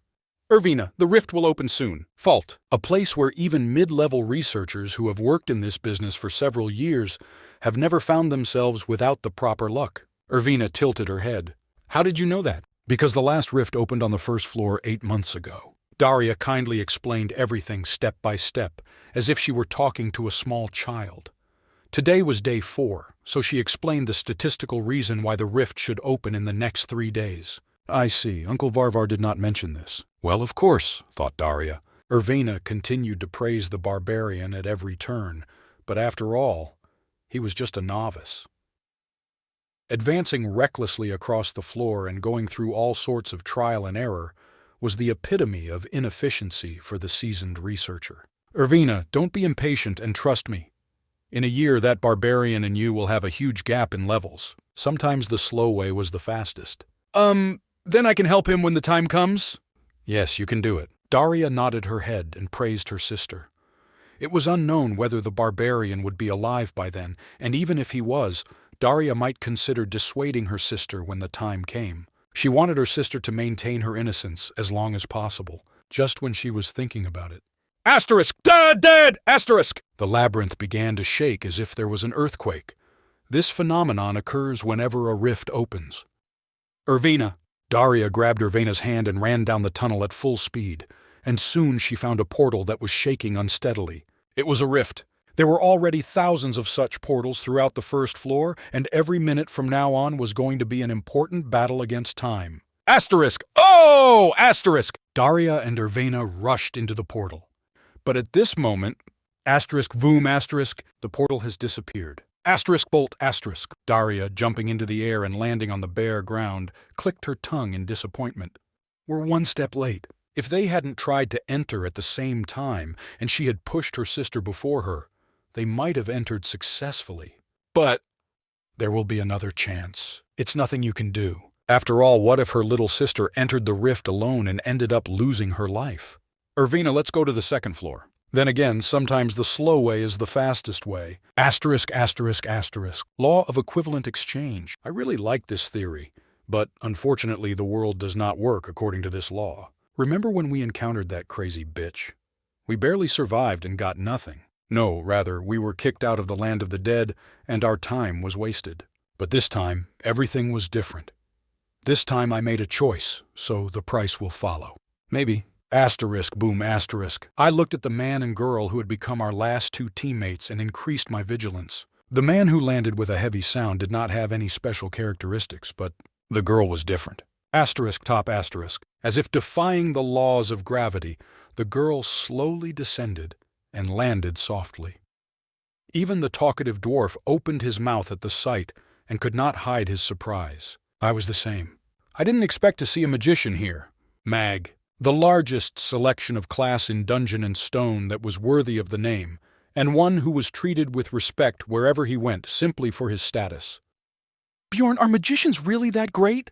The librarian was also a magician. At Einar's question, the magician frowned as if dissatisfied. Before we could get on her blacklist, I spoke. The librarian is a 9th-rank mage. Is this one different? This one is different, very different. While librarians were upper-class workers, working in guilds, public offices, or workrooms, this girl was a true mage. The fact that she entered the labyrinth was proof of that. Mages were an important resource in Rafdonia, so if they could not prove their abilities, they could not enter the labyrinth. It's clear. When I clearly explained this at eye level to Einar, the magician joined the conversation in a calm voice. Yes, that's right. For a barbarian, you are knowledgeable. Seeing the contented smile on her lips, I realized what kind of character she had. Hello, my name is Arua Raven, rank 6 mage, and this is the professional porter I hired. What's your name? Tarzan, Lady Raven. So they were a duo. It wasn't that bad. She seemed to have a tendency to look down on others, but she wasn't that bad compared to other mages. There were much worse scumbags in the game. Can I ask you all to introduce yourself? Hikarad Murad. It's a short trip, but I hope we work well together, Miss Raven. How experienced are you, Mr. Murad? I was a researcher for 3 years. 3rd-year researcher. No wonder the quality of his equipment looked so good.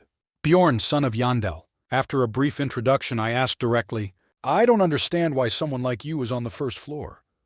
Why did you enter the rift? Most of the researchers who were active on the 1st floor did not even have the appropriate equipment, so I expected clearing the rift to be a tough job. But with a 3rd-year veteran and a 6th-rank mage? At this point, I couldn't just be happy about it. Calling it a coincidence was also dubious. I can't explain the details, but I heard that the rift will open during this cycle. So they don't want to share information? As if by agreement, Raven and the dwarf were both silent about how they got here. Of course, this meant little to me. Now I can guess how they guessed about the opening of the rift. Einar, 2nd daughter of Fenelin. Once everyone had introduced themselves, Raven led the conversation. The spoils will be divided according to the number of people, minus Mr. Tarzan. In exchange for this, will you all follow my orders? I have no objections. In the labyrinth, the most logical thing to do is follow the magician's orders. Thanks for these words. As the dwarf expressed his agreement, Raven's gaze turned to the two of us. I didn't have to think long. While there was a magician on the team, there was no point in standing out. After all, it was the magicians who first recognized the existence of evil spirits and convinced the royal family to declare them targets for destruction. Crap! Clearing the rift was no longer a problem. I also agree. Just meet them halfway. Previously, she could praise me for being a knowledgeable barbarian, but this could turn into suspicion at any moment. I refuse. Eh? All eyes turned to Einar, hearing her decisive voice. I don't know what it is about a magician. I want Bjorn to lead us. Even I agreed to this. What are you doing? I wanted to shut her up right now, but if I did, it would only look more suspicious. Soon the magician asked carefully, Bjorn, this barbarian, right? Right. Bjorn is no ordinary barbarian. What do you mean, not an ordinary barbarian? Bjorn is a wiser warrior than anyone else. He reads books in the library for 6 hours every day. He's definitely unusual. He's not unusual, he's wonderful. I've never seen such a smart barbarian as Bjorn. Crap! Please stop. Everyone looked at me with strange eyes at Einar's praise, but the situation ended as a minor incident. They seemed to have decided that this was just the childishness of a barbarian, at least for now. However, this is a majority vote, so nothing can be done. Ha ha ha! What is a majority of votes? What do you mean nothing can be done? Feeling that the atmosphere was becoming cold again, I reassured Einar. I didn't know what upset her so much, but Einar wheezed and was clearly unhappy. But Bjorn, you are better than this magician. Maybe the words for a barbarian offended her. I wasn't sure, but I was glad I made her take the oath beforehand. Otherwise, our exploitation of dimensional instability and the fact that I was the one who opened the rift could be exposed. It's happiness to enjoy the respect of your wife. I envy you, barbarian, ha ha ha. Wife? I'm not like that. Ha ha ha, no need to be embarrassed. Gah! I'm not embarrassed! In general, thanks to the talkative dwarf, Einar was distracted in another direction. I felt relieved too, and looked at Raven's face. Contrary to my fears, she didn't seem particularly interested in me. A barrier that does not allow you to go outside. Interesting, he seems to have cut off from dimensions, but how can we see the other side with our eyes? Should I call it a magician's passion for learning? Seeing her muttering to herself as she wrote something down on a notepad, it seemed to me that she was curious about the properties of this barrier that prevented us from leaving the map. I hoped that this interest would not be directed at me during our collaboration. Why don't we all stop this and start moving? I need to do a lot of research to get a sample. At Raven's words, the dwarf bowed his head. Start moving? So far, we only know each other's names. I also held a similar opinion.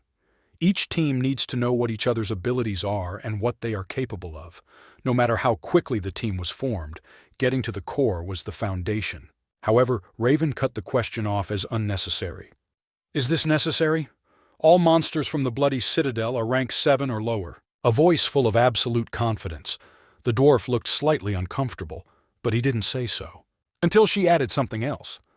Oh, I forgot to mention, I will take the spoils from the Guardian. I need to study it separately. What a selfish bitch. No wonder she seemed so ordinary for a mage. Damn it! As expected, the situation was getting shitty again, and the cause of these internal conflicts has always been money. Exploration may be the top priority for an economically relaxed mage, but the reason explorers entered the labyrinth was to make money. So this magic bitch just brought up this very sensitive topic.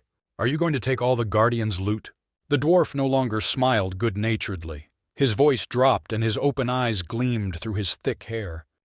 Do I look like a fucking idiot? The atmosphere instantly became icy, and feeling it. Asterisk click asterisk. The man put his hand on the hilt of his sword. Of course, he was no ordinary porter.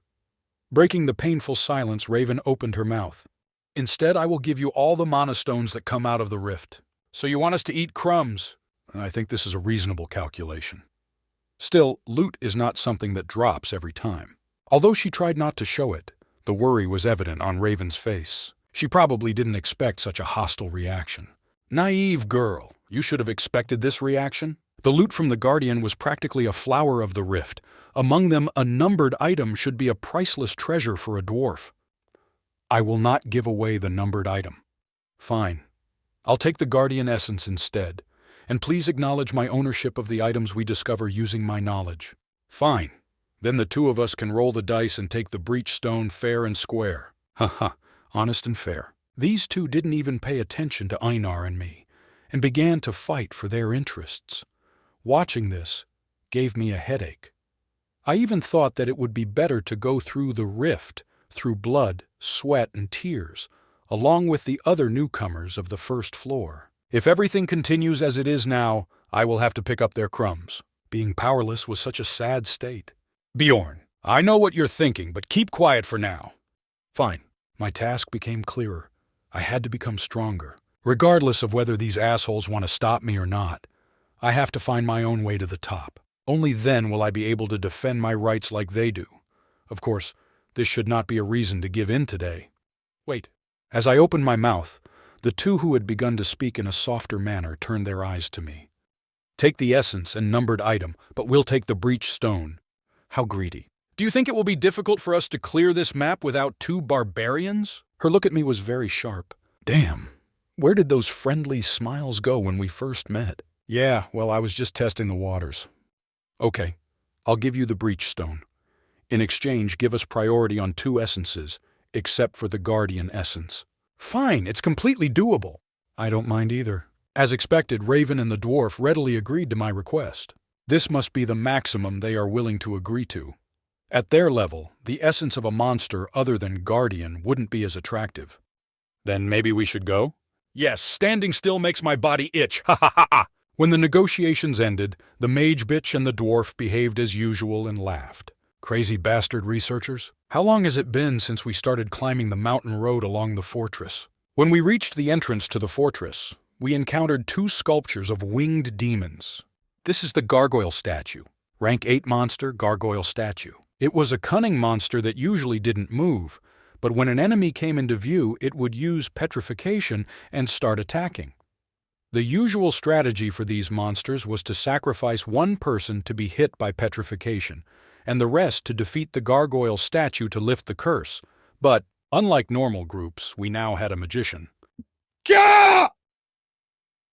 When the dwarf and I approached the statue, the gargoyle opened its eyes and spread its wings.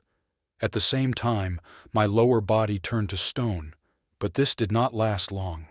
Artina Viard. Raven cast the Remove Curse spell and the battle officially began. Einar and I took on one and the dwarf took on the other. Asterisk bang, asterisk. The short dwarf swung his hammer like crazy and crushed both of the gargoyle's legs.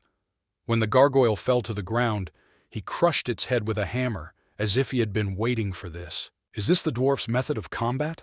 Knocking down an enemy is quite in the spirit of a courageous man. The same thing happened on our side. You guys are good too, the dwarf shouted. The difference in the time it took us to destroy the gargoyle statues was small. We were also confident in close combat. The 2 gargoyles turned into particles of light and disappeared, dropping their mana stones. But there was no need to pick them up. They flew up on their own and fell into a large gunny bag. I'll collect the mana stones and distribute them when we leave, Raven said. I don't mind, ha ha ha, answered the dwarf. The dwarf didn't seem to worry about the mage stealing the stones. True, the magician could not get fixated on such a small amount of money. Then send it! The dwarf hammered through the old wooden door and cleared the way. Is this really the beginning of a real dungeon? I felt a strange feeling come over me and followed him inside. We'll need light. Leith. A sphere of light appeared above Raven's hand, illuminating the dark room. The space we had now entered was an external checkpoint. It was a place that would carry out various administrative tasks, such as checking the load of carts and the identity of passers-by before entering the castle. Duh! Attracted by the light and sound, rotten corpses approached from the cabinet on the wall and under the table. This is Deadman. Deadman, an unranked monster that doesn't even leave mana stones, let alone experience points. Their bodies don't even disappear after death, unless they drop essence. Since these monsters only bite and scratch, I'll save my mana here. Even without the help of magic, it didn't take long to clear the entire room. Should Mr. Murad and Mr. Yandel go and check the top floor while I open the door? We'll be back soon. Ha ha ha! When I followed the dwarf to the second floor, a room appeared in front of us that looked like an ordinary sleeping place. There were about 10 dead men there as well, but since the room was larger than on the first floor, they were easier to take care of. Asterisk smack, smack! We cleared the second floor in no time and, without further ado, climbed the stairs to the roof of the third floor. There were a dozen dead warriors in rusty armor and 1 dead commander of a slightly larger build. It wasn't the first boss monster, but it was something you had to get rid of in order to progress on the map. It's big, but it doesn't look any different from the others, so let's get rid of it. Ha ha ha ha! Having quickly cleared the area again, we rummaged through the dead man commander's clothes and picked up the horn. When we went down to the first floor again, the iron door on the other side was already open. It's very reassuring that the magician is with us. Since the light came in from both sides, the windowless room became quite bright, but it was pointless. All the work that needed to be done at the external control point was completed. Now there was a 160-foot-long bridge to cross. Be careful where you step, Lady Raven. Ah, thank you. The bridge stopped in the middle, leaving about 20 yards from the gate.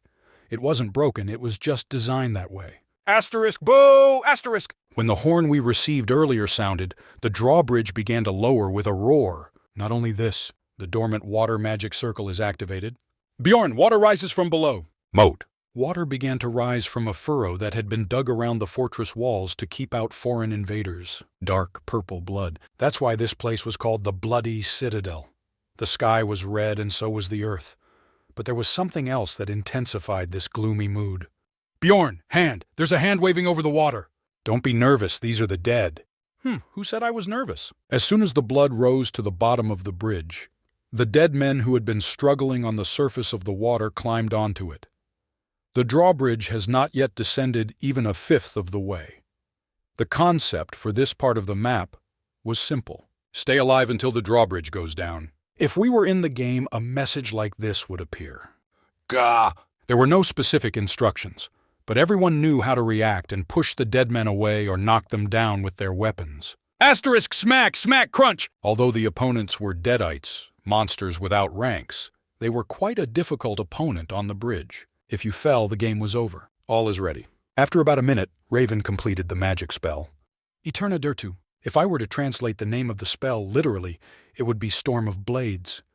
A strong gust of wind spread around us in a tight formation and instantly ground the dead as if in a blender. Asterisk tutu asterisk. At the same moment, the bridge was covered with the corpses of the dead. The dwarf exclaimed, "Marvelous. It's just the dead after all." Despite her humble words, Raven's eyes were filled with pride, but it didn't look like arrogance at all.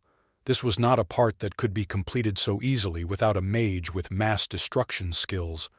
As the dead men who had climbed onto the bridge continued to be reduced to mush, the slowly descending drawbridge finally made contact with the bridge. Asterisk, boom, asterisk. The first chapter of the Bloody Citadel ended ridiculously easily. After crossing the drawbridge, there were 3 chapters left. Battle on the outer wall of the city, underground prison of the inner wall, hall of demon worship in the Lord's castle. This is interesting. Raven's eyes lit up as she entered the castle and looked at the ruins. It was as if a treasure had appeared before her eyes. Forges, taverns, churches, stables used by merchants. Most of these debris appear to have been public institutions. The dwarf grinned. Is this so surprising, Miss Raven? Certainly. There was no farmland or dwellings on the mountain road we climbed or in the castle. This means that there were no farmers there. Aren't you curious? What did all the inhabitants of this fortified city, built in such a remote mountainous region, eat to survive? Are there no alchemists in this dimension? They must have turned mana stones into bread just like us. Ha ha ha ha!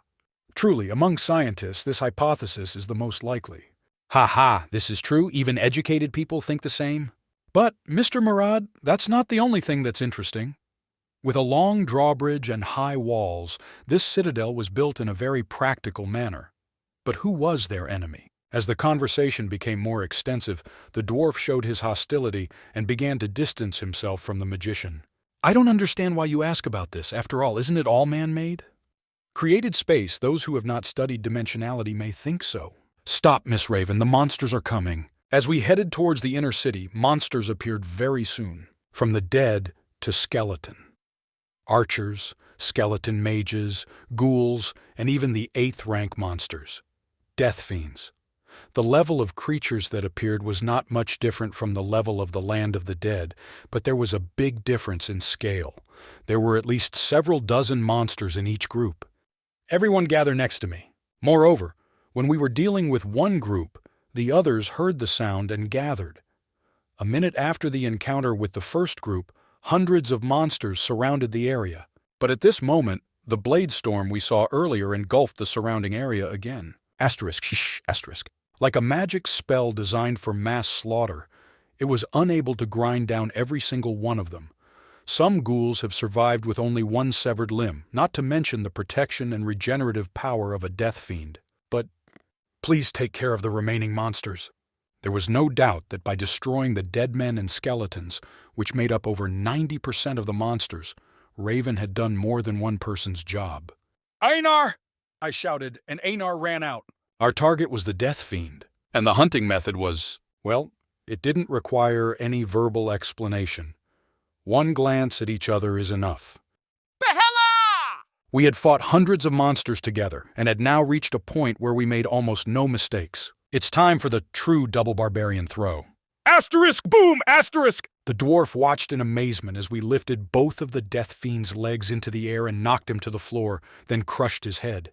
Do you usually hunt like this? His eyes seemed to say, who are these barbarians? Any problems? No, quite exciting as befits barbarians. Ha ha! There's no point in being embarrassed now, but it was a little ironic. After all, the dwarves' fighting method was not particularly elegant or refined either. Raviod eheltun.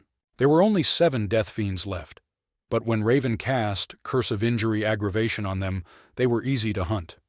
The death fiend, which had the innate passive ability, Body Preservation, was not that difficult of a monster, Einar muttered in an empty voice. I think I understand why everyone thinks magicians are great. Did she really feel the need for a mage after just 2 battles? Raven didn't answer, but when I looked, I saw that her lips were trembling. She seemed pleased to be admired. The dwarf also added a few words. Ha ha! Of course, having a mage expands the boundaries of what you can do. I also agreed. If they tried to take the bloody citadel with a group of 5 newcomers, such a head-on battle would not have happened. Even if it took 10 times longer, we would be working to reduce the number of monsters on the outskirts. Well, this is what I studied so hard for. Of course, you need to be talented. Raven fidgeted at the further compliments. Slowly, I began to understand her character.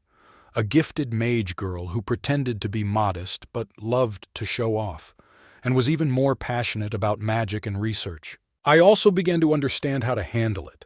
Then I'll go around and collect some data for research. If you don't mind, could you all help me? We have so much time left thanks to you, of course we must help. Ha ha ha ha! Thank you. Afterwards, we scoured the rubble of the city, collecting antiques, books, soil, metal, and the flesh and bones of the dead. Thanks to all of you, I finished early. So on to the next one. I was stunned for a moment. Eh? Wait, are you finished? You've defeated all the monsters and searched everywhere, so why don't you take it?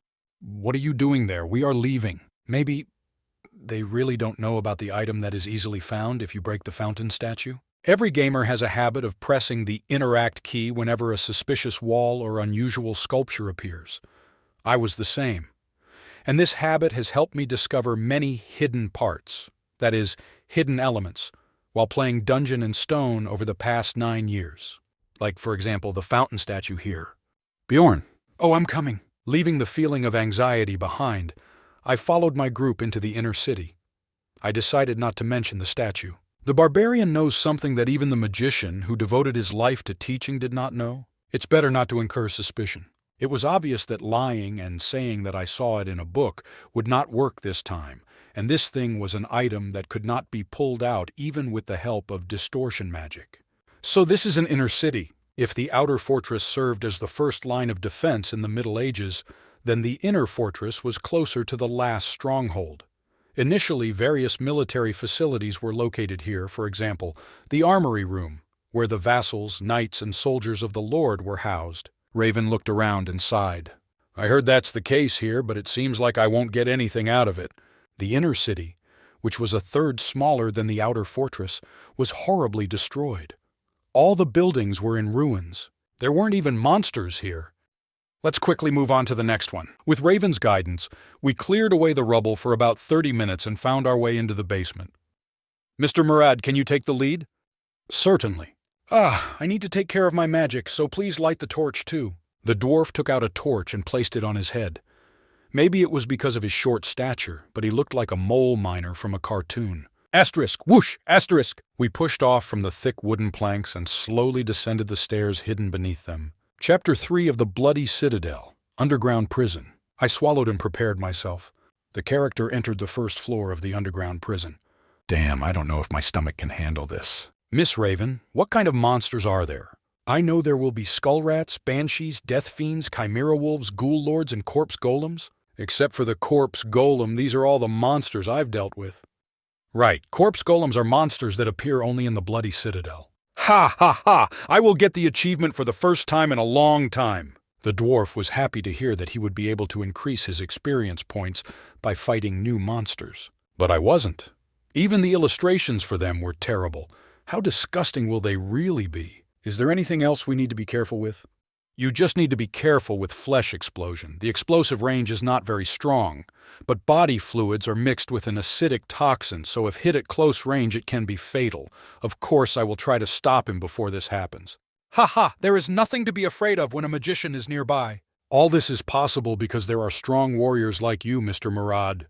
Ha! Not long ago they were glaring murderously at each other over their prey. Asterisk, step, asterisk. As soon as I reached the last step, a labyrinthine dungeon structure unfolded before my eyes. Inside the cells, the chained dead were growling at us, and on the floor, making strange sounds, rats roamed, from whose bodies only bones remained. Bjorn, are these monsters too? These are the skull rats I spoke about earlier. I didn't ask you, magician. For the record, they weren't ranked like the dead. In fact, they didn't even have enough fighting power to be called monsters, so we walked forward, crushing those we could see with our feet. And soon after that we met Banshee. The Banshee flew around us like a vengeful spirit, showing only the outline of a bizarre face. But Bjorn, oh, that's right, she is afraid of the Banshee. Seeing Einar clinging to me, Raven grinned. It's good that Einar didn't see this, otherwise she would have had another seizure. Be careful not to run into Banshee. Once or twice isn't too dangerous, but otherwise you will have a very, very, very, very, very terrible experience. A very, very terrible experience? What does it mean? Be precise, magician. Maybe leave it to your imagination? Raven smiled bitterly, looking at Einar, pale as a ghost. Seeing her take revenge like this, she clearly did not have a good character. I sighed internally and inserted myself into their conversation.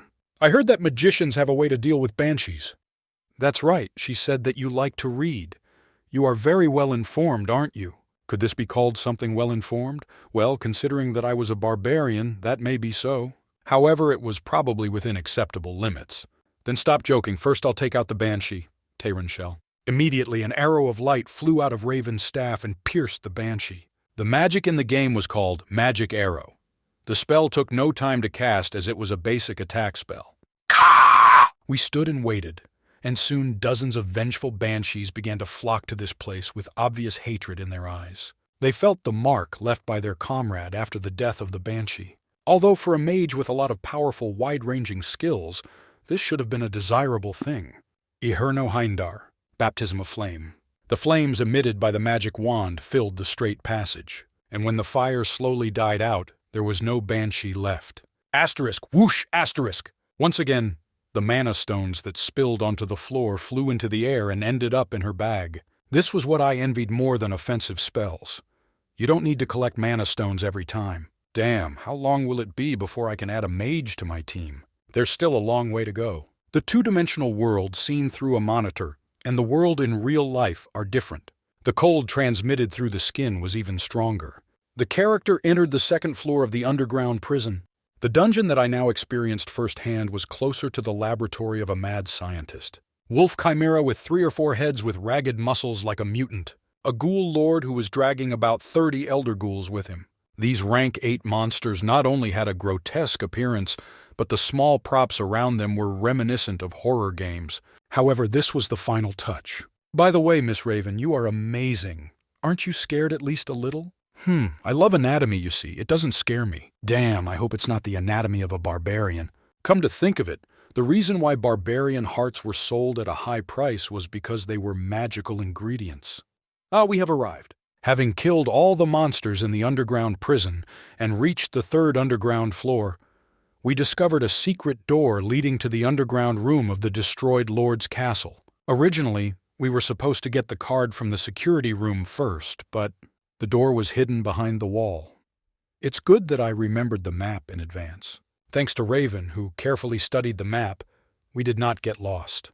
However, even if I were alone, I wouldn't have any problems either. The underground prison had an identical structure from the game. But all this is possible only because I am a player. Once again, I realized the high status of the magician. Powerful attack magic, very useful support abilities such as the wound aggravation curse, and even knowledge that could be accumulated by reading many books. It's not for nothing that magicians in a team are valued more than priests. It would be better to leave our backpack here, especially Mr. Yandel. Feeling a little awkward, I placed the huge backpack that hung from my head to my hips in front of the door. Once I earn money, I will need to buy a magic backpack first. This wasn't the first time this bag caused discomfort. From now on, Mr. Yandel, you should also light the torch. Following Raven's instructions, I also attached the torch to my head. At this point, all preparations were completed. Asterisk creak creak creak asterisk. When we turned the round bolt to open the iron door, a putrid stench filled our nostrils. This is a completely unexpected place. Mage. Do we really have to come in? I would also like not to enter, but there is no other choice. The room resembled a sewage treatment plant. The cylindrical walls were lined with large water pipes through which black mud flowed. Moreover, broken and severed limbs and heads were piled on the ground like a mountain, and the gas that accumulated as they decomposed stung my nose and gave me a headache. Asterisk be sick, asterisk. The porter was the first to vomit. The boy, who continued to stand solemnly next to Raven as if he were her bodyguard, emptied his stomach onto the ground. The second was Raven. Disgusting. Even with extensive dissection experience, she was still vulnerable to odors. Surprisingly, I survived. Even the scene that appeared before me would have made me faint in the past, but it had no effect on this barbarian's strong stomach. I'm glad that at least you're okay. Come on, go ahead. Feeling an indescribable feeling wash over me, I slowly walked towards the center. Asterisk squelch asterisk. Every step sounded like you were stepping on a sponge. And as the light approached the center, the huge figure, which in the darkness was only an outline, became increasingly clear. Hello. Surprisingly, it spoke to us. Hick, help me, asterisk crunch crackle asterisk pass, father, hey! It was a woman's voice, like a broken audio guide. To be honest, it was a little shocking. I sighed. Fuck, you were calmer in the game. Why are you doing this to me? I couldn't help but complain, but saying woe is me won't change anything. When I looked to the side, even the trustworthy dwarf froze in place. Everyone, wake up! I immediately shouted, waking up my stunned teammates. But this seemed to stimulate him even more. Father, hurt! The pile of corpses crumpled on the ground stood up and stepped forward with what looked like a leg. Asterisk boom, asterisk. It was the corpse golem, intermediate boss of the bloody citadel. Asterisk, asterisk, asterisk. Dungeon and Stone is the definition of a second-rate game, but it was not without its popularity. At least the game's illustrations were famous. This was due to realistic illustrations that looked as if they had been photographed in black and white, and which were often used as memes on the internet. But few people knew that these illustrations were actually from this game. I realized again. Shit. No matter how realistic the drawing was, it could not be compared with reality. Hurt! So this is what the monster looked like. Having collected thousands of human arms, legs, and heads, each limb even moved individually, as if it had its own will. It was the same with hundreds of mouths. Each of them poured out what they wanted to say, uncontrolled by anything. Most of these words were cries of pain, cold, resentment, pleas to kill or save, illogical and useless emotions. Ka! Other times it was just a scream. Everyone froze again from the eerie cacophony created by the merging of all sorts of bizarre voices. Hickarod, be careful! A magician who understands human anatomy. A dwarf with 3 years of experience who has probably encountered numerous monsters. A man who exuded the atmosphere of a porter. These people treated the 2 aspiring barbarians as a bench, but surprisingly, at this moment, only Einar and I did not lose our composure. What are you all doing? Einar, who had not taken her eyes off the corpse golem, grabbed the dwarf by the collar and pulled him to his feet. And at this moment, asterisk bam, asterisk, the pile of corpses, which flew in like a bullet, exploded on the spot.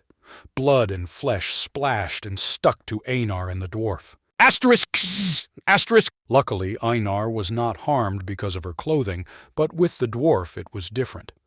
Eyes, my eyes! Damn, it seemed to have somehow gotten through the narrow crack in his helmet and into his eye. In an instant, the dwarf was incapacitated, And the magician who told us not to worry and just trust her. She was still vomiting. Abomination. What are you guys doing? It's not surprising since everything has been going so smoothly so far. Certainly. Einar, take the dwarf back and protect the magician. After shouting this, I raised my shield and faced the corpse golem. I had no choice.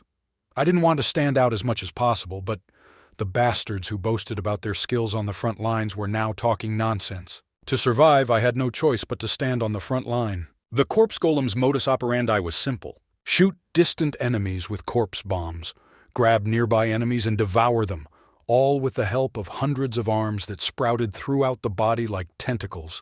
Bjorn! Hearing Einar's worried cry, I kept my distance. If I got close enough, I wouldn't be a target for corpse bombs, but then the magician will become a target. Asterisk slap, asterisk. I needed to somehow stall for time, at least until the magician came to his senses. I had to pull the aggro onto myself. Asterisk slap, asterisk. Every time a corpse bomb flew at me, I rolled to the side to increase the distance, and then crouched behind the shield to protect myself from the acidic bodily fluids. And after doing this about 3 times, Iherno Heindar, baptism of flame appeared.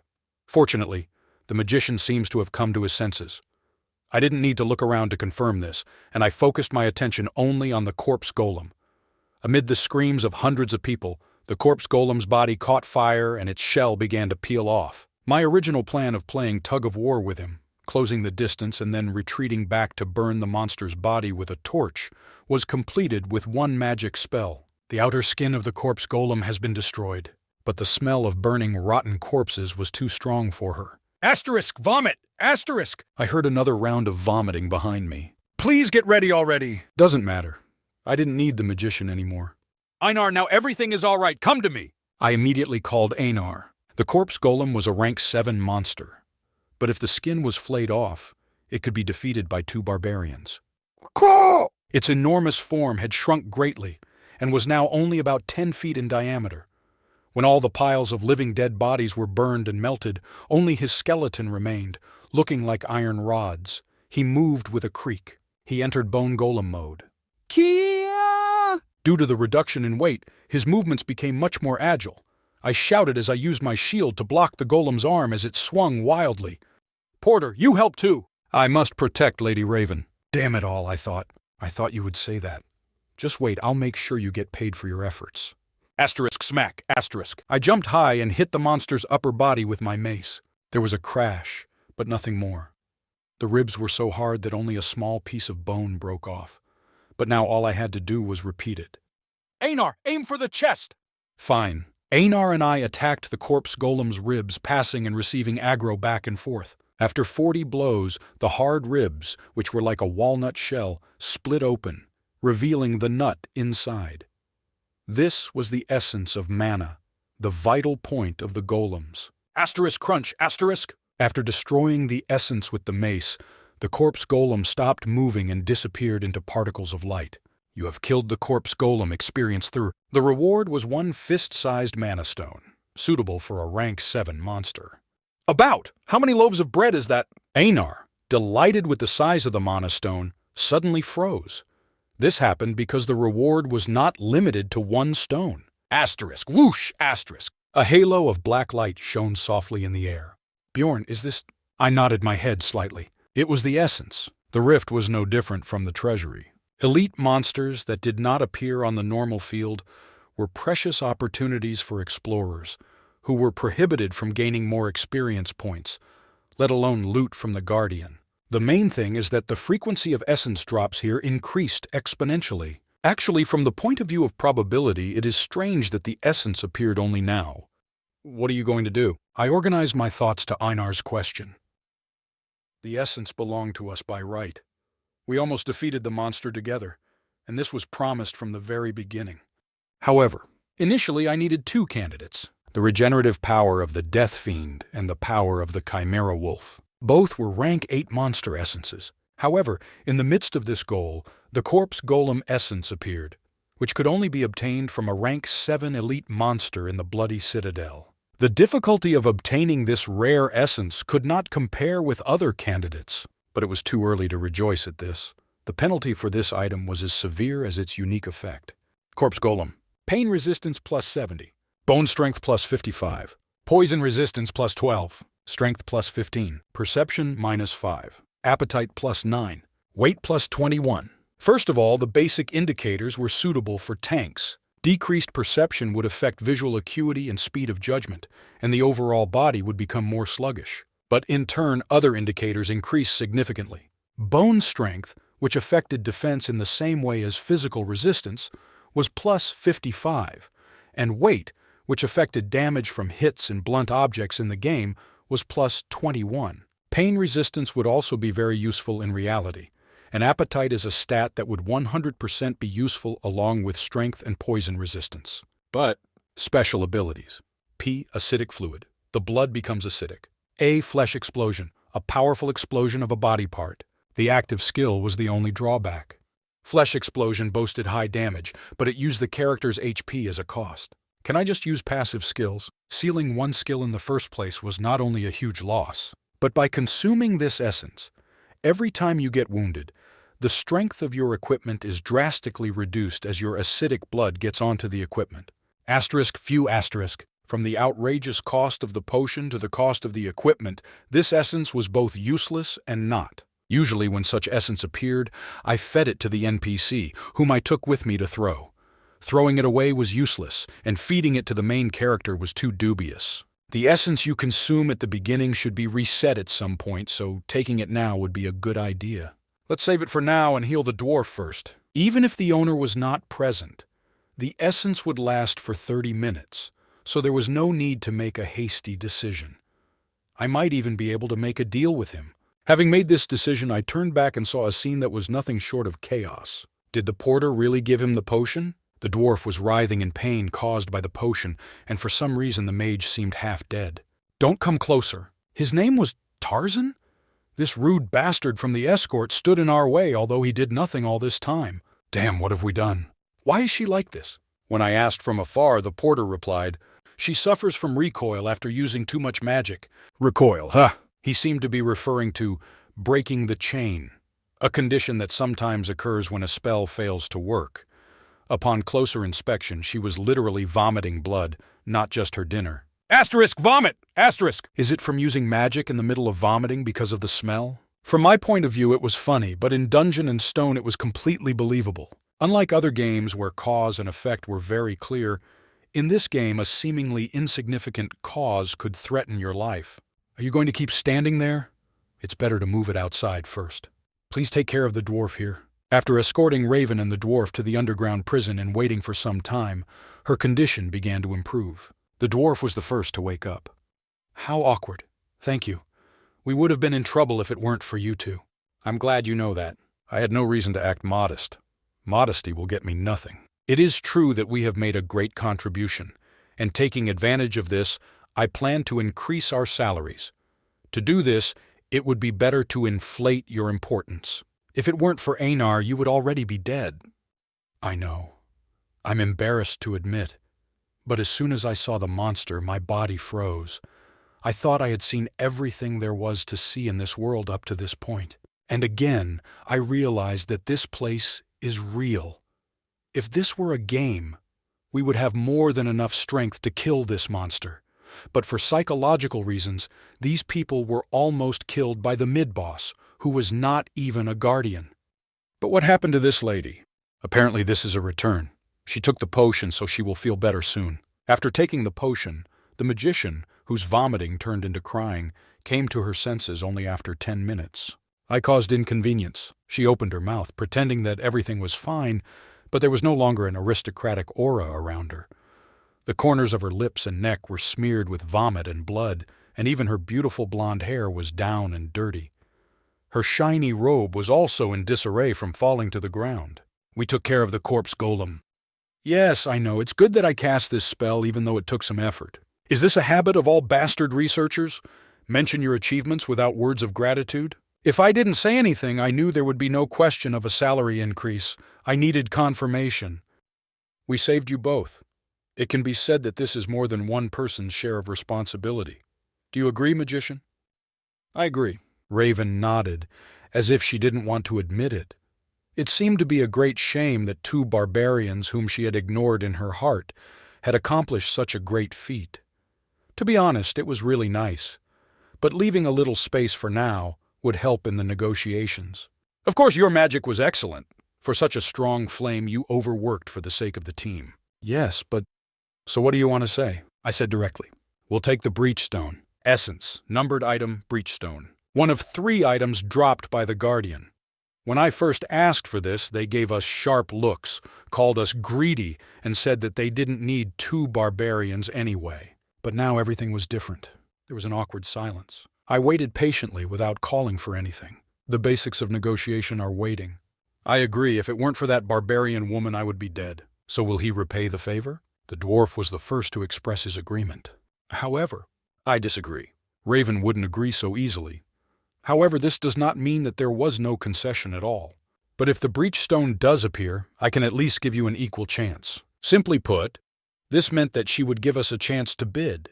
It was a little disappointing, but her role in this mission was vital. I knew I should be happy with this, especially since there wasn't much time left. Then the next point of debate. Oh, and there was Essence there. Essence? Could it be that the corpse golem dropped Essence? Exactly. The dwarf and Raven dropped their jaws, not expecting something so hard to reach to appear. Marvelous. It looks like you haven't had the essence yet, but to think you'll be the first to get one. I heard that the essence of the corpse golem is so rare that even the Explorers Guild could not study its abilities. Raven reported that the essence of the corpse golem is higher in rarity than the essence of the Guardian. The thirst for exploration was a bonus in her eyes. Finally, I brought out the proposal that I had kept strictly secret all this time. You can exchange it for Guardian Essence if you want. Pardon me? But I'm not sure that the Guardian will even drop Essence. Raven interrupted her words with a strange look. Apparently, she liked my proposal. I will take this risk. Okay then, I don't mind. I don't know about other researchers, but I'm more interested in the corpse golem. I didn't know this would come up. The negotiations were completed. Miss Raven, I heard that mages cannot absorb essence. Will you feed it to your porter? No, the essence alone is worth studying. Raven took the test tube from the bag on the porter's back. This was one of the reasons why magicians were cheaters. Even if they didn't absorb it directly into their body, they could carry the essence outside the labyrinth. However, they needed to prepare one thing. About! Did you bring the test tube? I heard this is an exorbitantly expensive item? I only have one too. In fact, essences of rank 6 and below are almost impossible to find in vitro, since due to the high cost of the latter, no one would spend it on such essences. However, Raven seemed to value Corpse Golem's essence more. Asterisk whoosh asterisk. When Raven cast the spell, the essence was absorbed into the test tube. She carefully double-wrapped it and put it in her backpack. Then let's get out of this terrible place. I was waiting for you to say that. We climbed the rickety ladder and quickly moved along the water pipe. The only monsters that appeared were skull rats and dead men. There was an unpleasant smell here, but it was nothing compared to where the corpse golem was. After walking for about 30 minutes, we reached our destination. I'll go up first. Behind the rusty iron fence, which we knocked down with one kick, there was a staircase. When I climbed it, a spacious stone chamber opened in front of me. After breathing in as much fresh air as possible, I took in my surroundings. It doesn't look like a gargoyle statue. What is it? Since I don't sense any mana, it must be just a sculpture. Frightening demonic sculptures were everywhere, and the floor was filled with human skulls. There must have been a lord's castle right on this spot. If it hadn't collapsed, I would have been able to explore it inside. As if she didn't feel the creepiness of the place, Raven licked her lips as if she was sorry. Just as I heard. This is a typical example of a religious institution. However, the fact that it was hidden underground means that this belief was not in keeping with the public sentiment of the time. For example, an evil god.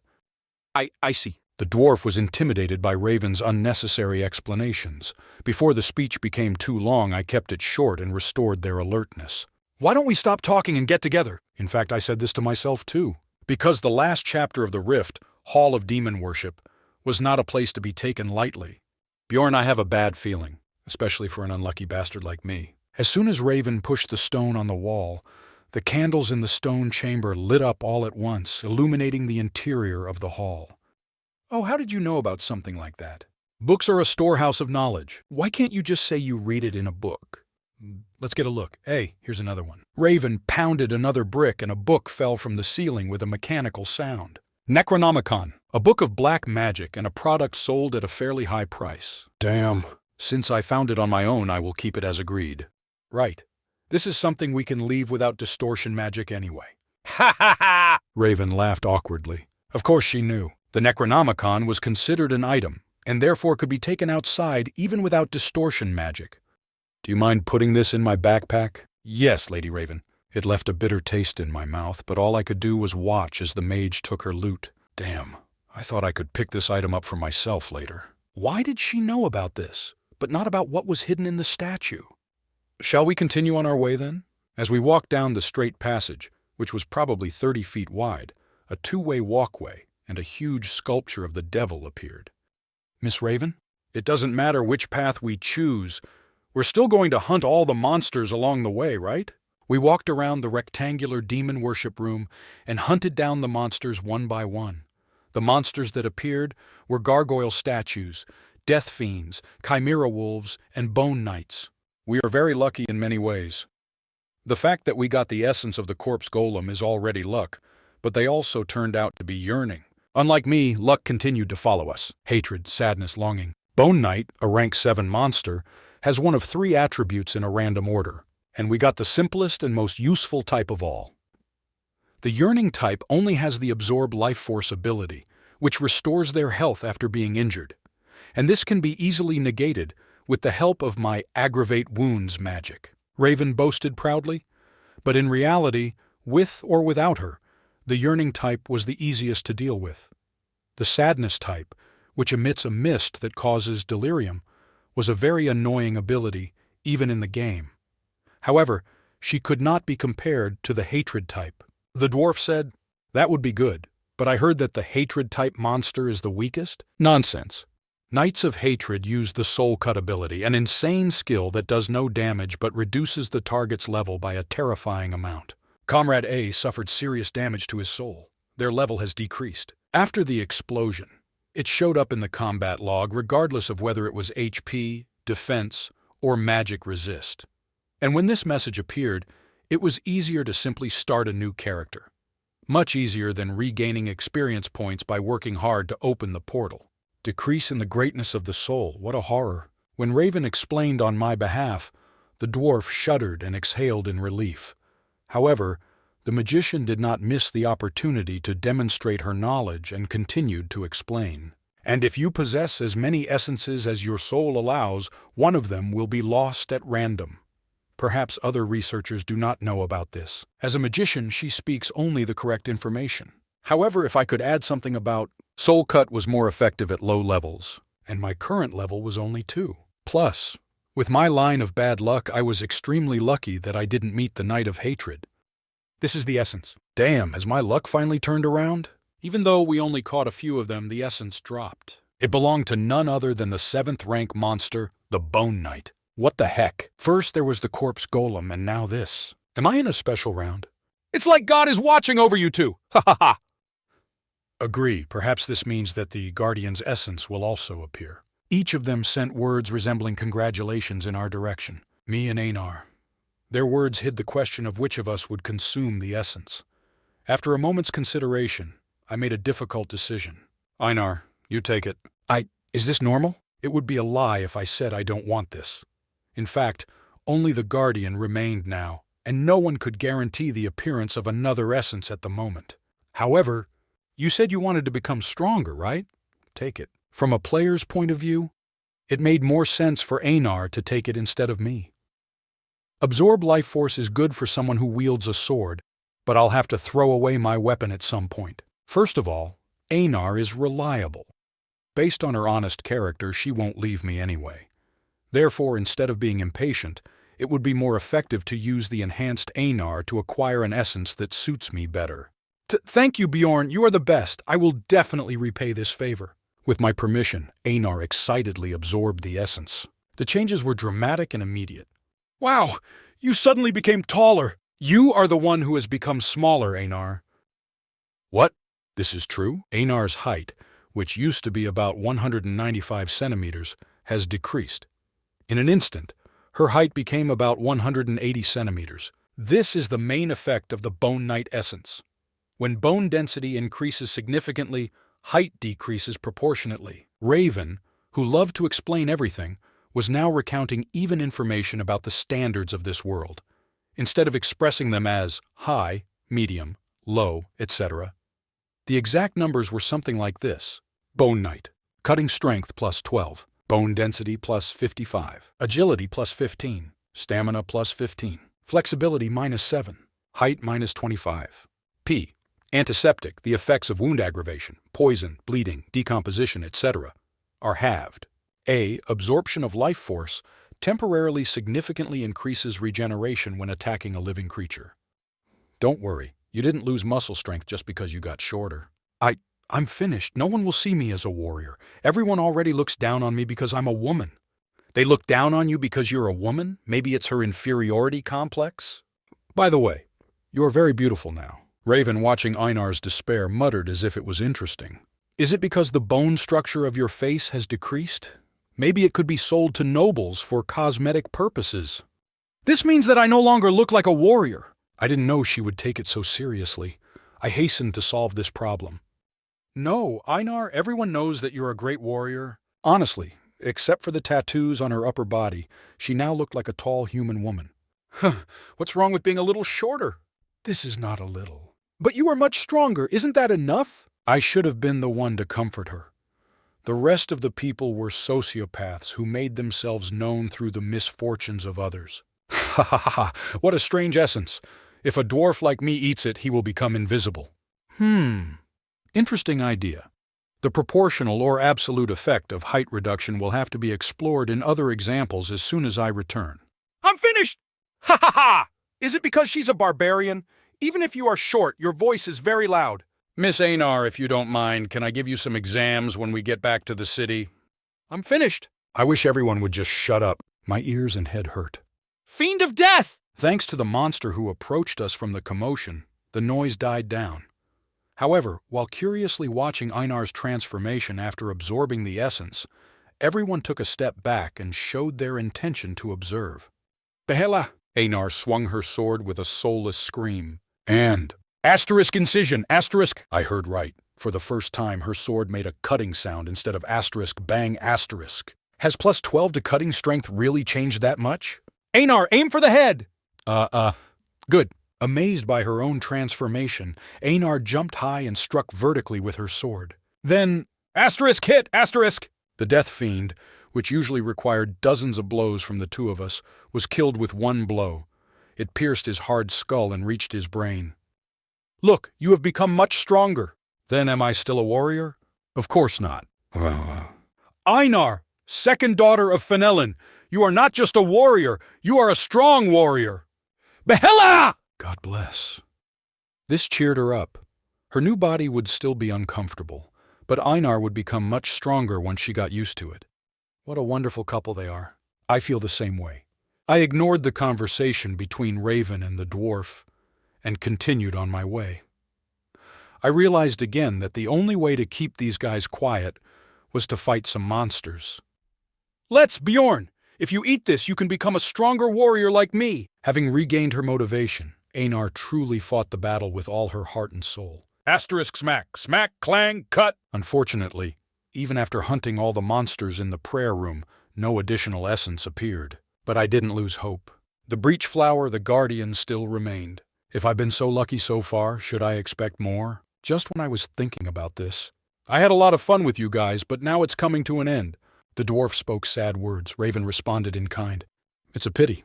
This is my first time entering the labyrinth, but I think I understand why my elders do this work. This instantly sobered me up. Come to think of it, has my life been so easy before?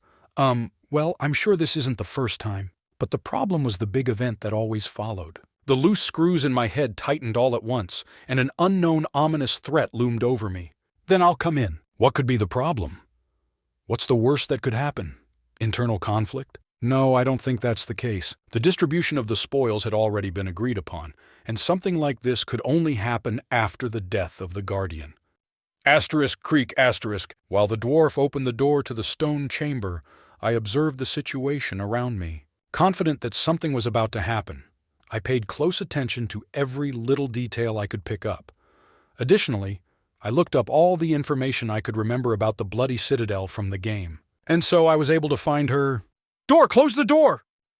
What do you mean? Damn it, is it too late? At the same time, when the door opened, the ground began to shake violently. Then a dark figure stood in the center of the spacious stone room and removed his robe, revealing a pale face. Only the magician Raven realized the seriousness of the situation. It can't be...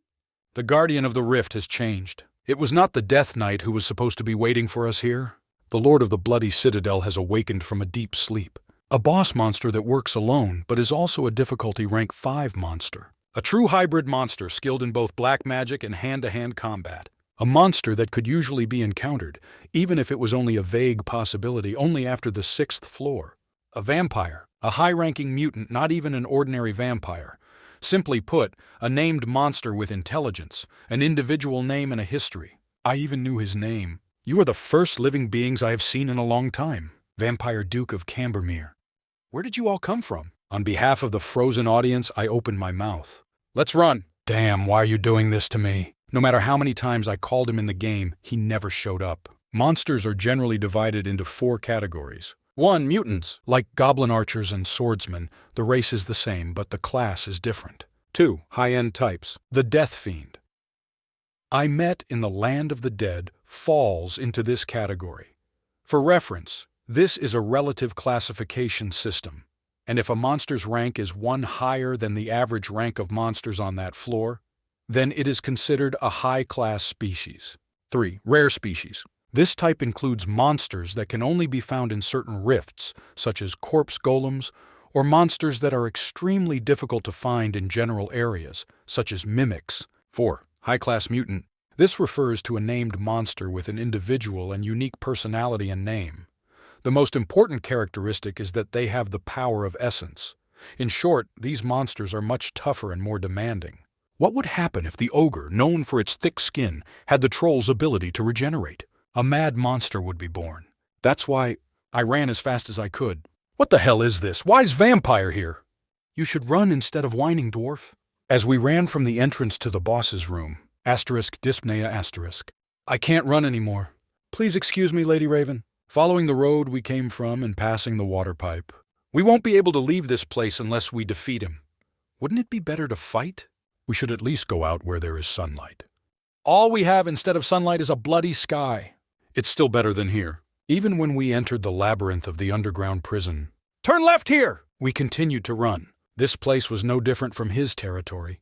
We had to get out no matter what. Then we will have a chance to survive. A high-class mutant as a guardian, this is unprecedented. Well, actually it's not. In the White Temple on the 3rd floor, a mutant of the highest species also appears as a guardian. Starting from the 8th floor, which was classified as deep, it was safe to say that all rifts were like this. It would not be wrong to say that only on the 1st floor there was no precedent. Even I, a 9-year veteran of the game with 10,000 playthroughs, have never met the Vampire Duke. I only became aware of its existence when I saw a post posted by one of the players on the game's only community page. Oh, exactly. Mr. Bjorn, how did you know about this before? You said to close the door. Should this damn curiosity really show up even in such a situation? I repeat, run instead of talking. But I'm not running, right? Well, you're not running, but I'm running. Intuition. Before she could annoy me further, I made up an excuse and ended the conversation. But if I answered correctly, it was thanks to the color of the door handle that I was able to sense a deviation from the norm. In the entry that the user uploaded, this was the only difference from the regular Bloody Citadel. When the vampire didn't appear even after I tried hundreds of times to summon it under the same conditions as the user, I wondered if I was missing some special condition, so I studied the recorded video and could barely find it. If I had not been excited by a series of fortunate events, would I have discovered him before the door opened? However, there was no point in thinking about it now. I see that my guests are very rude. As soon as we reached the 2nd floor of the underground prison, a monster appeared. Shh. It followed us in the form of a black fog. It was not a vampire ability, but one of the dozens of black magic spells he possessed. Vengeful spirit state. That's why I hated magic-using monsters. The usefulness was insanely high. Ah, Raven! I immediately called the magician on our side. I wanted to ask if she could use solar magic, one of the vampire's antipathies. But that was unnecessary. Everyone, close your eyes! The magician has already finished casting one spell. A Gessenbert 2, Blast of Light, a utility spell, usually used as a wide-range blinding effect. Even with my eyes closed, I clearly felt a sudden and intense flash of light. Asterisk, bip, asterisk. When I opened my eyes, ignoring the ringing in my ears, I saw that the black smoke that had been following us had disappeared. God bless. This prevented the basic combo of original body state and vengeful spirit state from being used. It's safe to say that we earned at least 3 minutes.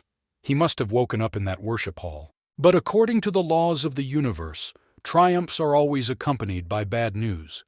Bjorn, the magician, is wounded. What? At Einar's words, I saw that Raven was lying unconscious in the arms of the porter. She seemed to have suffered an internal wound and blood was dripping from her mouth. What? Did this bastard use some kind of magic? He shouldn't have used offensive magic while in vengeful spirit state. Maybe it's the power of the essence? Maybe. In the recorded clip, the player was wiped out before they could do anything, so it was impossible to see what kind of monster essence the Vampire Duke additionally possessed. Various options were spinning in my head, but I decided to think about it later. What are you doing? Let's run. The magician knows the way, but she lost consciousness. Don't worry, I know the way. How did you know that? Looking at the doubting dwarf, I answered briefly, I remember it. After being here once, in fact, I've been here hundreds of times. I wanted to meet the Vampire Duke, so I went in and out of this place more times than I could count. But I didn't expect to see this face here, and not through the monitor. Follow me. I didn't ask any unnecessary questions and went forward. When the mage wakes up later, will she think of me as an unusual barbarian? But what's wrong with that? First, getting out alive was the most important thing. You really remembered the way. Running non-stop and reaching the first basement floor, the dwarf exclaimed, You two, is it true that your coming-of-age ceremony was last month? Certainly, I told you so. Bjorn is a great warrior. A great warrior. He really can become one day. They say that even whales dance from praise, but I am not a whale.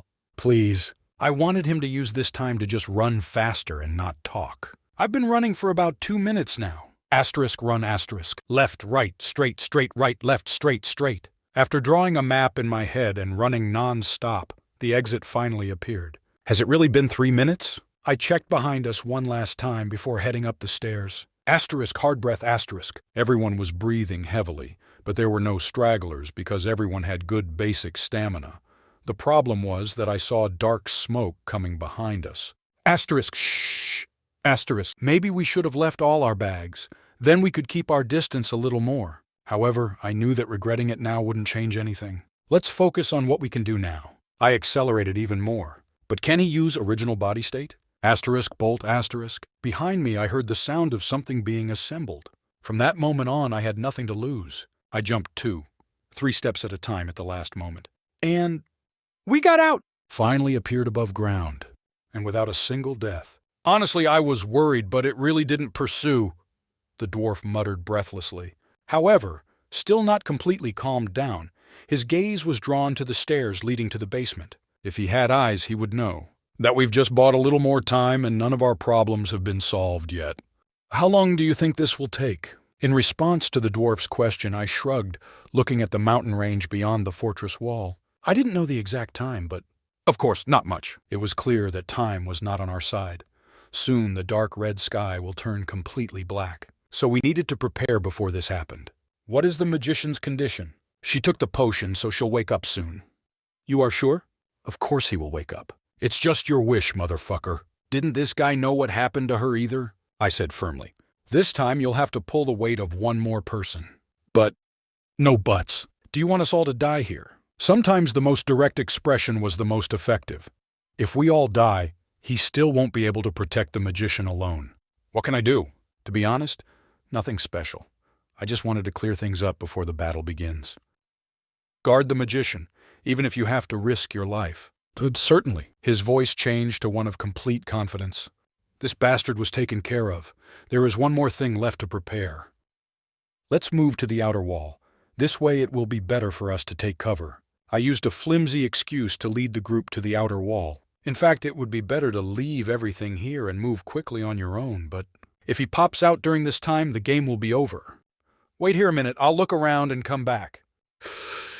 It's not good that we're running away. The dwarf shouted something, but I pretended that I didn't hear him and ran to the fountain that I noticed the other day. I needed to get the item I left behind. Asterisk bang, shush asterisk. Fountain full of dry pebbles. Having broken the statue in the center, I examined the fragments and took out a small box. The character received the item, Tear of the Goddess. When I checked, the contents matched the game. More good news followed. Where am I? When I returned, hiding the object in the groove of my boots, Raven had already come to her senses. A vampire! What happened to the vampire? We managed to escape so far, but he will appear again as soon as the sun goes down. It's clear! The pain seemed to linger and she frowned.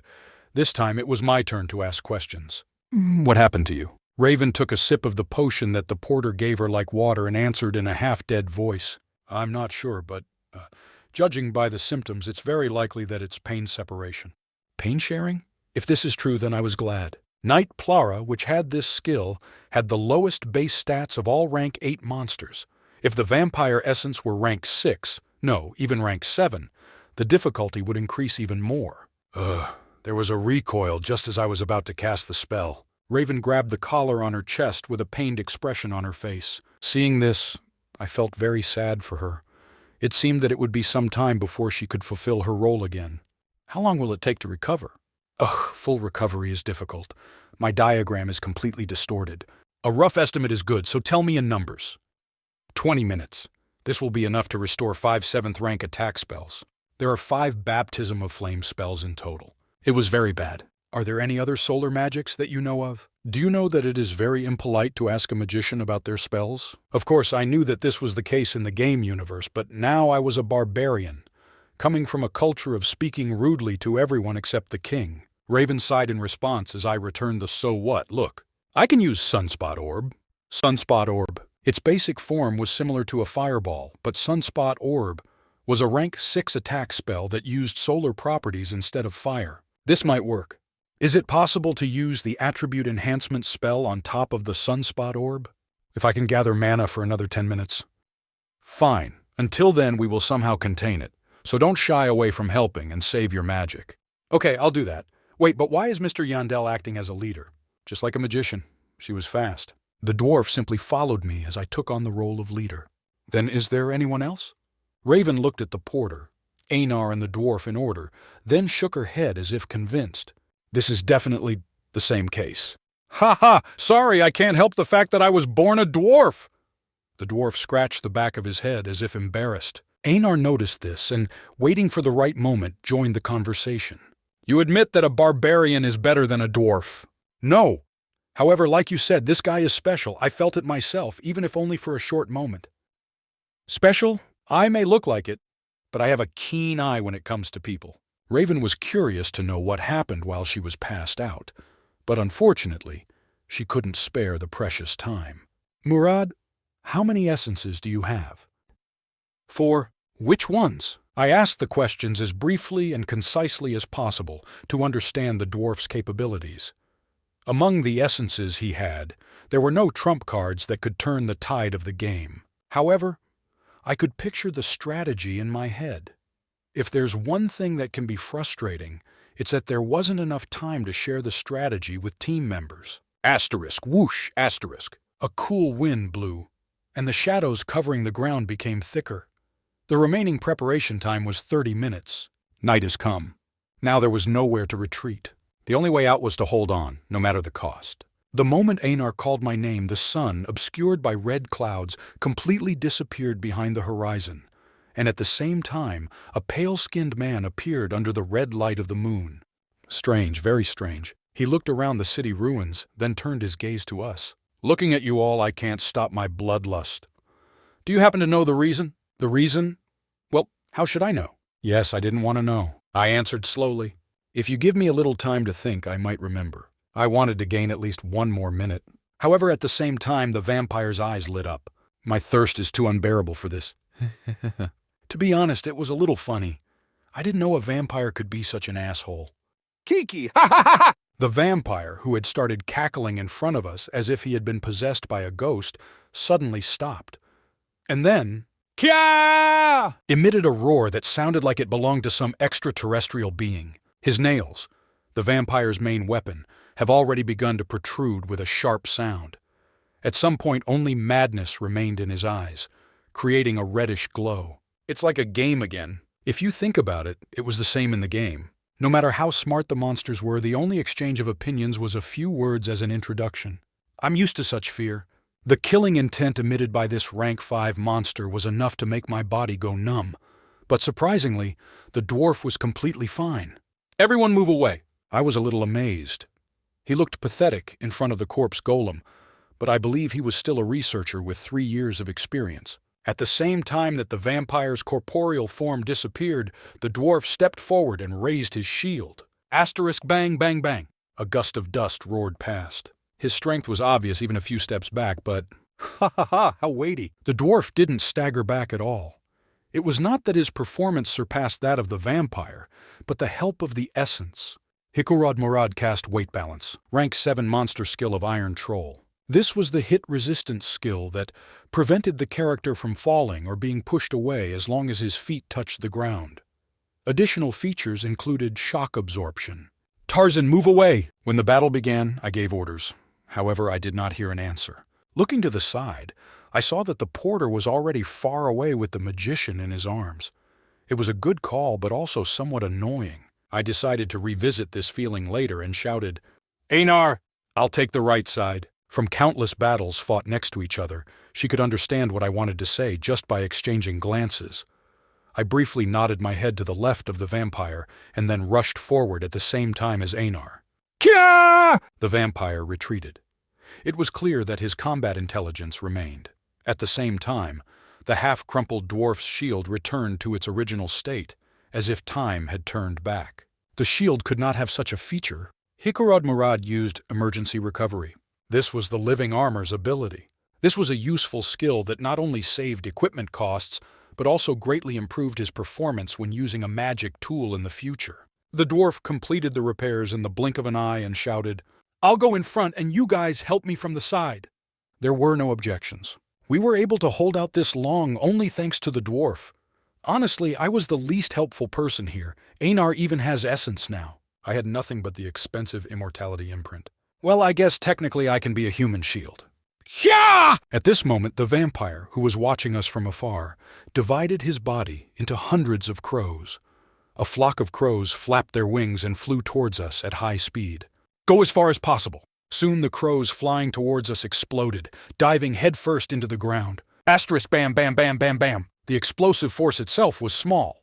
However, we also had to dodge blood spraying in all directions. Damn it! Of course, it didn't look like the acidic blood of the corpse golem, but considering the combo that followed, it was more of a headache. But Bjorn, what the hell is this? A red tattoo appeared on our blood-stained foreheads and the bright light dissipated. Character has been designated as a victim. The physical abilities of the vampire Duke of Kembermere temporarily increased depending on the number of victims within a 100-yard radius. Ignoring the gaming magazine that popped up in my memory, I clenched my teeth.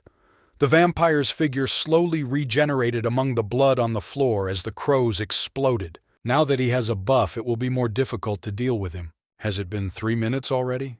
There was still a lot of time left before preparations were completed. Will we be able to live up to this time? I shook my head. There was no point in wondering if this was possible. Behella! We must hold out longer, with the tenacity of a barbarian.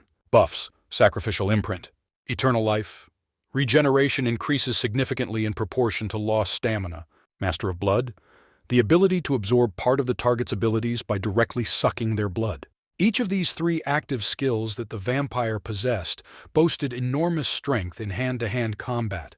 However, the problem was that this was not all that the vampire had. This disgruntled son of a bitch used various types of black magic without even counting them. Bjorn, more crows! Transforming into crows that explode, turning into smoke to dodge a sword, using spilled blood to summon monsters, and much more. Vampire Bastard demonstrated the deception abilities that high-ranking monsters possess. This is why many do not reach the 6th floor and simply lose the game. Realizing once again the insane complexity of dungeon and stone, I raised my shield.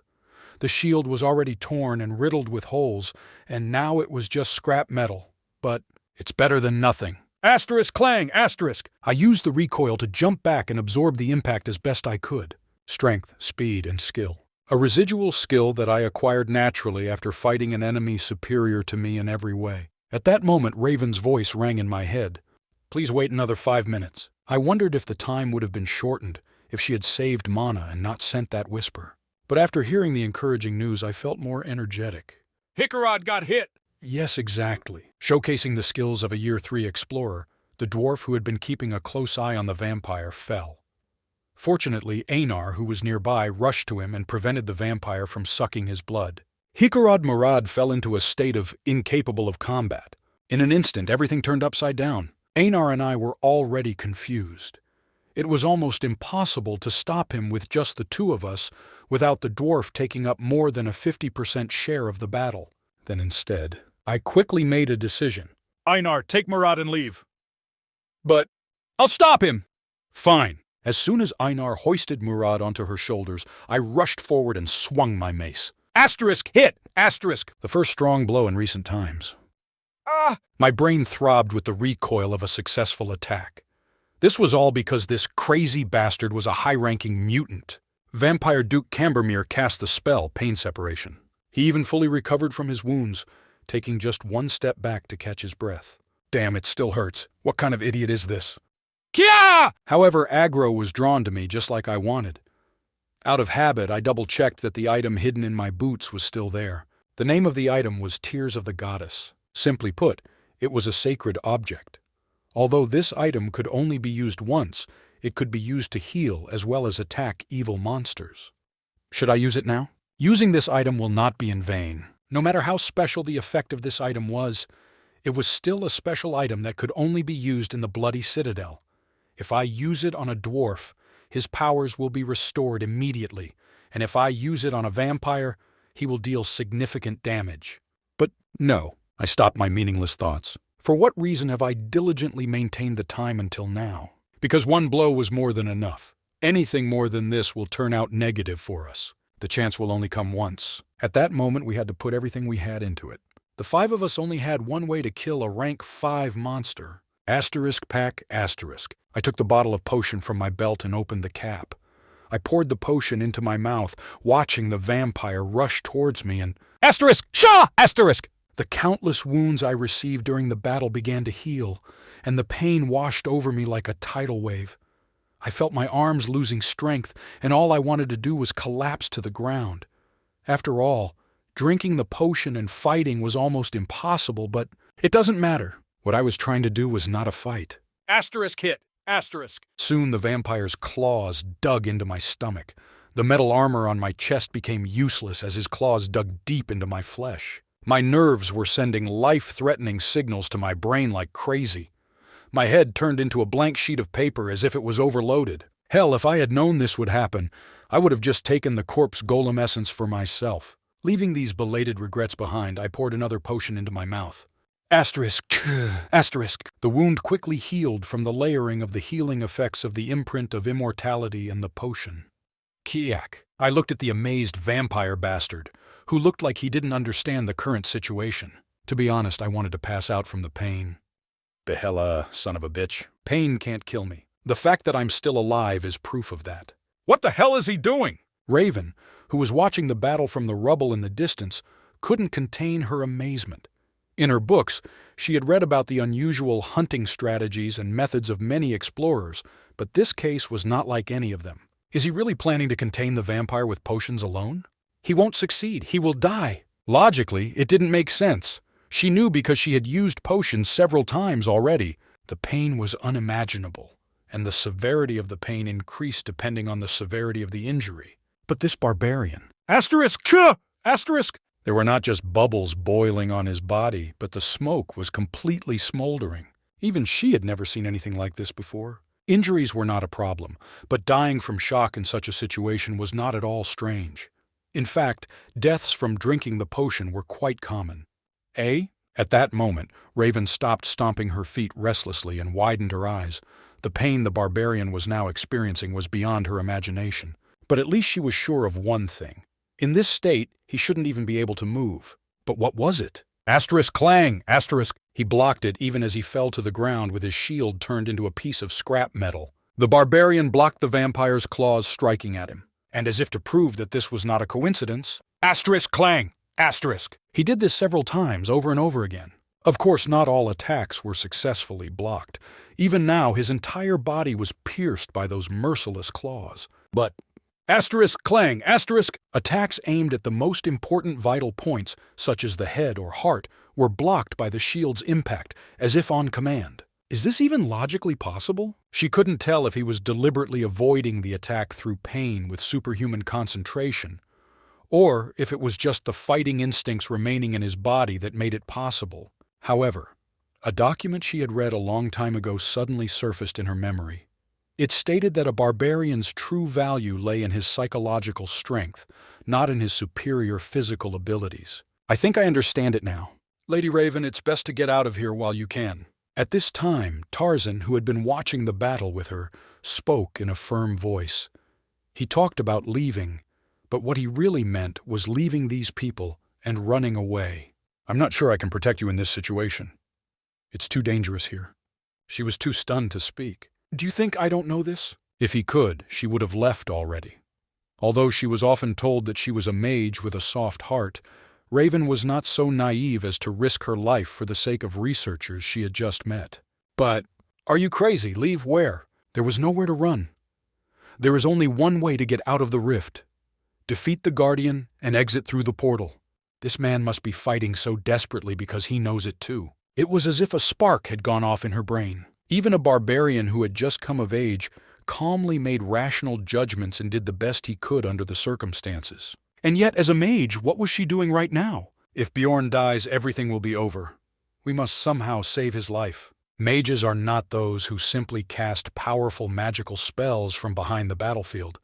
It was also their responsibility to calmly analyze the situation, using their knowledge in various fields, and suggest the most effective route to the team. Raven reassessed the situation. A dwarf warrior with 3 years of experience was incapable of combat. The barbarian woman fed him potions and helped him recover. So far there have been no problems, but the mage was hiding behind and waiting for her mana to recover, and the human swordsman accompanied her. Now that she thought about it, it was a waste of resources. Tarzan, go to Mr. Murad. Sorry? I'm fine. At least go there so the female barbarian can join the battle. Understood. Leave your backpack here. Tarzan followed the instructions without asking a single question in response to her somewhat nervous order. Without even watching him leave, Raven reached into her subspace backpack. Essence of Corpse Golem. As soon as the image was clearly presented in her head, the test tube was held tightly in her hand.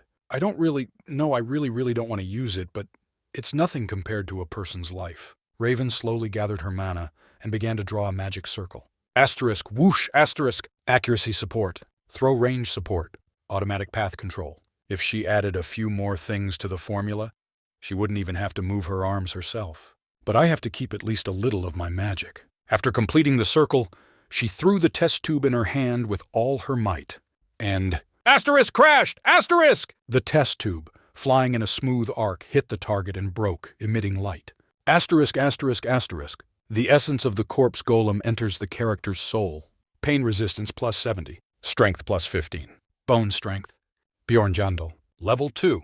Constitution 80, new plus 34. Spirit 46, new plus 10. Special abilities 30, new plus 26. Item level 202. Total combat power 203.5, new plus 70. Purchased essence. Corpse Golem, rank 7, new. Complain about the head, write a comment. Stupid fox. May 24th, 2023 at 01411. Well, you can't escape fate. You will now be an acid warrior. Seeker of the best isekai. November 3rd, 2023 at 3:55:0. Doesn't she give bad buffs? One more comment. Chapter 35, Warrior, Part 3. My mind was blank and my eyes were blurry. Pain? No need to say. It felt like my whole body had been pierced and was being marinated in salt water. At that moment I wanted only one thing, to give up, but... Shut up! I forced myself to push away these weak thoughts. When you stand at a crossroads, you need to choose. What will you give up and what will you protect in return? Asterisk hit! Asterisk! Something sharp pierced my thigh. Everything was okay. This was not an area that could threaten my life at the moment. However, the vampire was furious at his prey. which did not die no matter how many times he tore it. Kya! The vampire asshole's movements became more and more vicious, but what I had to do was clear. By picking up the shield, which had been cut, torn in half, and reduced in size, I was able to at least protect my vital points. Asterisk crack, asterisk. The front side of the shield, unable to withstand the attack of a rank 5 monster, was torn off, leaving only the handle. Without even thinking, I raised my hands to protect my head. In this moment, asterisk clang, asterisk! Something other than a claw collided with my head and shattered, sending sharp pieces down. The essence of the corpse golem enters the character's soul. The pain quickly subsided. Pain resistance 70. New life force enters the body that has reached its limit. Strength 15. My eyes, which had been cloudy as if looking through a fog, began to clear up. The first thing I saw was the sharp claws of the vampire, swinging at the arms that grabbed my head. As soon as I saw this, my subconscious imagined that my hands would be cut off. But what actually happened was completely different. Asterisk, cut off, asterisk! The claws easily pierced the soft flesh. However, that was all that could be done. Cack! The claws were stopped by the bone and did not go further. Then I realized what this mysterious power was. Bone strength of 55. Poison resistance 1. Consciousness 5. Appetite +1. Weight +21. Character's blood is now acidic thanks to the passive skill, acidic liquid. A feeling of relief and disappointment washed over me at the same time. Did she really feed me the essence of the corpse golem? Because of this, my growth method will have to be greatly rethought. However, when I first looked at the present from a short-sighted point of view, everything was very positive. Now I had a better chance of surviving. Asterisk bounce, asterisk. I rolled backwards on the floor and jumped up from the ground. Was it the pain resistance effect? After the pain problem was resolved to some extent, nothing stopped me from moving. But what about guardian essence? Since I have absorbed the essence of the corpse golem, is it possible to obtain it? The thoughts that suddenly came into my head were discarded. I can think about this later.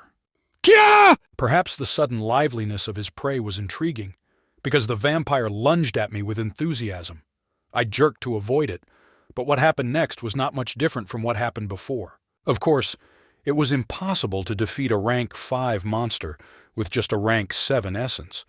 The meat shield, which was first driven into the ground, was now able to stand up and move. That's probably all that has changed. Even with such a dismissive assessment, I grinned. Asterisk stab! Cut! Hack! The claws cut through the flesh, tearing my intestines. The potion I previously sent into the stomach had already been digested, so the regeneration rate was reduced. But it didn't matter. The magician, who had been passive all this time, apparently realized that her life was also in danger and began to throw away her entire fortune. Asterisk clang! Asterisk! The glass bottle shattered, spilling its contents onto my body. The body quickly regenerates due to the effect of recovery, large. Maybe it was a top-class potion? It was obvious that it was of a higher quality than the blonde's potion. Asterisk! Asterisk! The wound began to heal faster than before. I decided to attack the vampire with even greater enthusiasm. So what if my flesh is cut and my muscles are torn? Everything will heal in a few seconds anyway. Kya! Ah! I shouted, pushing the vampire away and continued the super-close combat. There was no other choice. The mace was already far away, and the shield had turned into a pile of scrap metal. Kia kayak? Perhaps he had never met a researcher using fighting techniques from Earth, because he got really scared when I jumped on his back like a cicada and started strangling him by the neck. Or maybe he was just in pain. Kia! Smoke rose where my flesh touched his. Asterisk. Asterisk. It was impossible to tell for sure whether it was the acid from my blood touching his skin or the smoke that was created from the potion healing my body. But it didn't matter. Most likely both. Even in such a confrontational situation, another potion flew in and crashed with a loud crash. The body quickly regenerates due to the effect of recovery. Large, truly. There was a difference between the potion and the acid. At the same time, when the potion broke, the choking vampire screamed louder and easily threw me off of him. I clearly sensed the overwhelming difference in our strengths. But, damn, this bastard is nothing special. I started to see a way out. In my current state, in immortal barbarian mode, I can hold out for a few minutes against this bastard. I was sure. Bjorn, I will help! Even Einar returned to the battlefield. What about Murad? A porter is looking after him. Einar's addition worked even more positively. I could take on the role of the main tank, consuming potions, and when things got a little dangerous, Einar could swing her sword to give me time to catch my breath. The battle became one step easier. Kya! Einar, beware, the crows will arrive soon. The moment Einar took a big step back in response to my scream, the vampire's body turned into hundreds of crows and flew towards us. However, it did not reach us as we moved one step faster. Bjorn, you are amazing. How did you know this was going to happen? Because this guy always squints one eye before using this skill.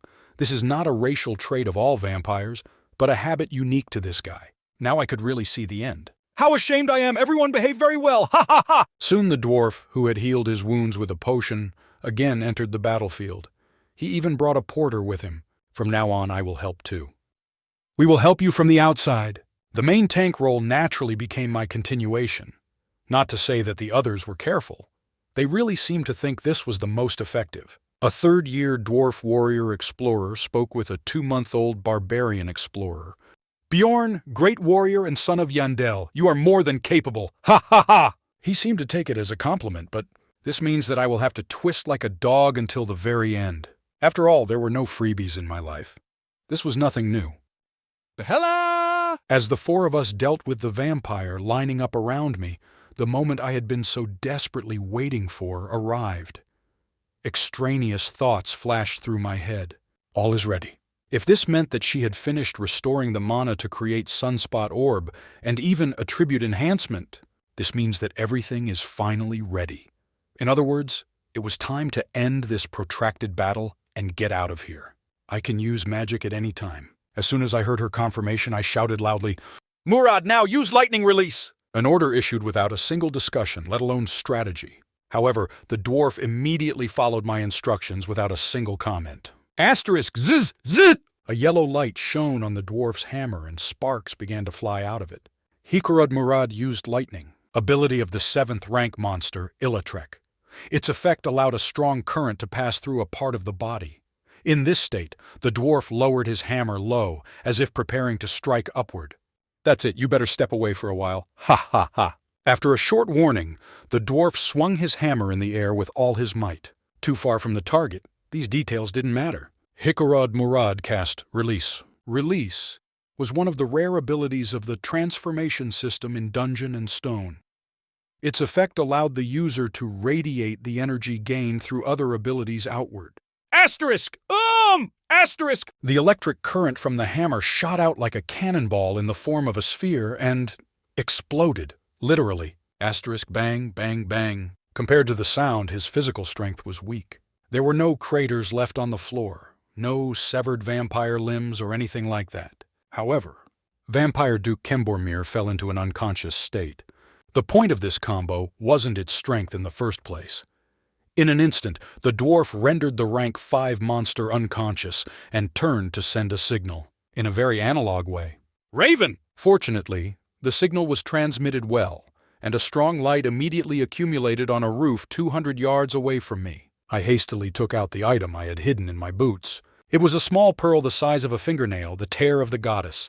Even in the midst of so many crises, I waited and waited for this moment to use it. Asterisk run asterisk. I ran with this item in my hands, and putting it into the vampire's mouth. Asterisk hit! Asterisk! I uppercutted him as hard as I could to shut his mouth. Asterisk crunch! Asterisk! There was a sound of something breaking, and after a while, a pure white shine came out of his mouth.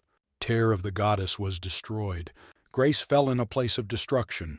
With grace, all resistances of the Vampire Duke of Cambermire are temporarily suppressed, and massive damage is caused.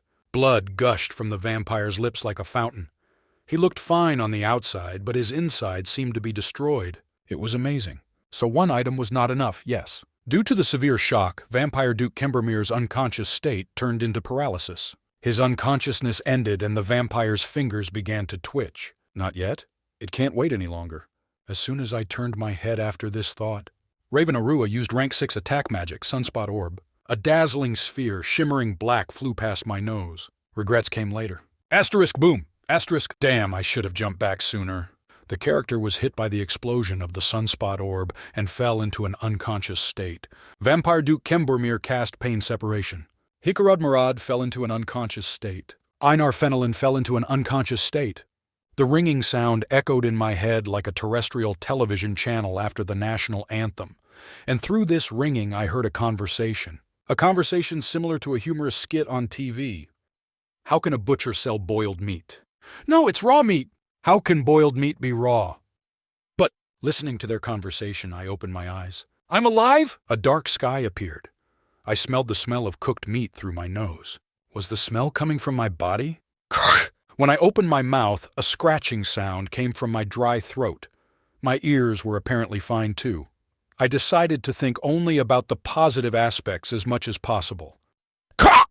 Sunspot orb.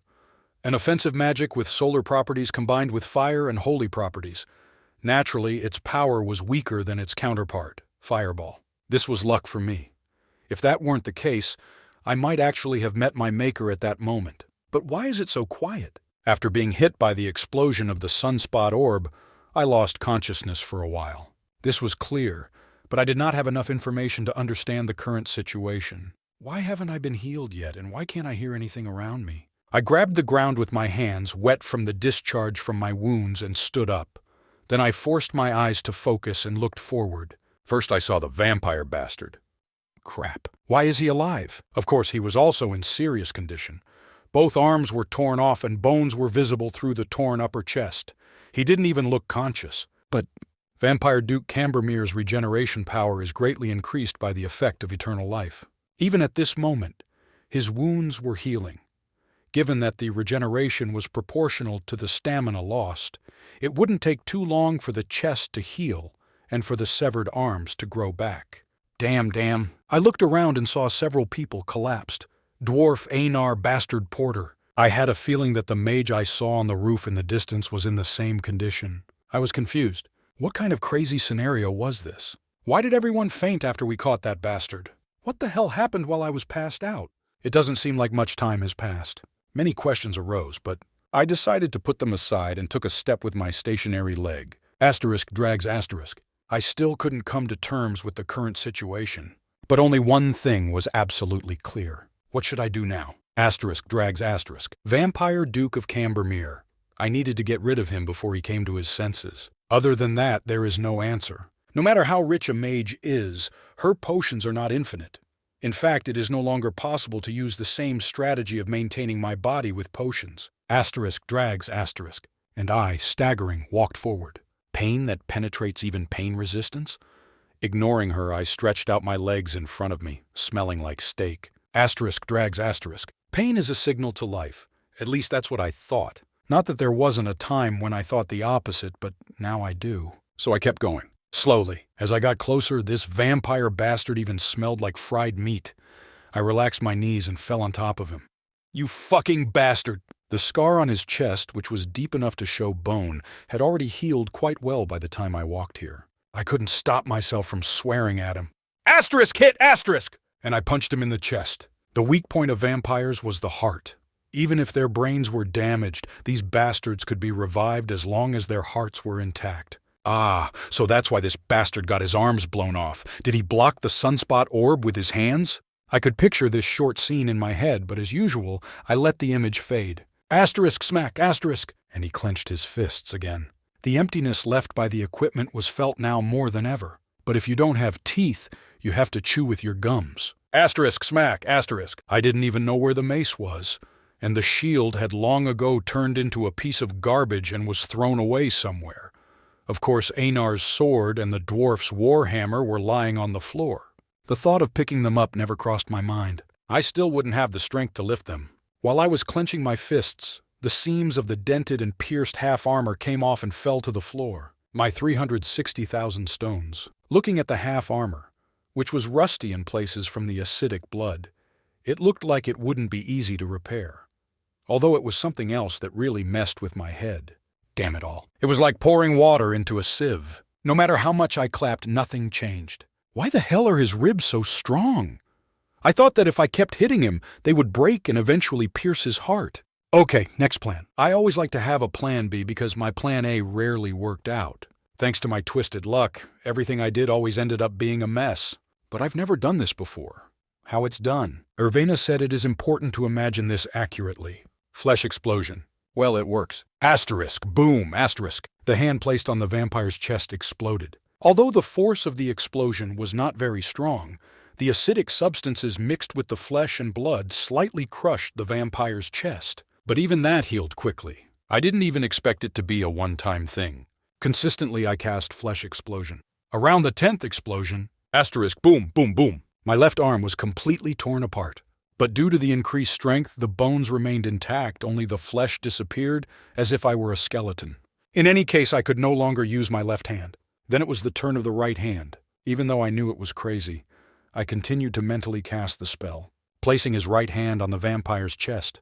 Flesh explosion, flesh explosion, flesh explosion. I kept blowing it up. All this time, I ignored as much as possible the pain crashing, reaching and breaking through the peak. It seemed to me that I was going to die, but I didn't do it to die. I had to survive, despite everything. Asterisk, boom, asterisk. And after 8 more explosions, I staggered. I need a few more. I felt it instinctively. I reached a point where I could no longer endure this pain, relying only on my strength of the spirit. I had to stop. Otherwise, it would be possible to kill the vampire, but I would also die. While this intuition arose, rationality judged. If I die anyway, I couldn't stop. It definitely wasn't for my teammates. Asterisk, boom, asterisk. Maybe someone else will think I'm crazy. But for a moment, I was sure. On the contrary, if there is even a slight chance of survival, then this was it. Asterisk, boom, asterisk. The moment I exploded my flesh once again. Attention, character's HP has reached 0%. I felt something change, as if something was flowing out of my body, but at the same time I felt a strange lightness. I soon understood. The countdown has begun. Oh, here it is, what I called the flash before death. Consumes 3 spirit stats per second, 43/46. Consumes 3 spirit stats per second, 40/46.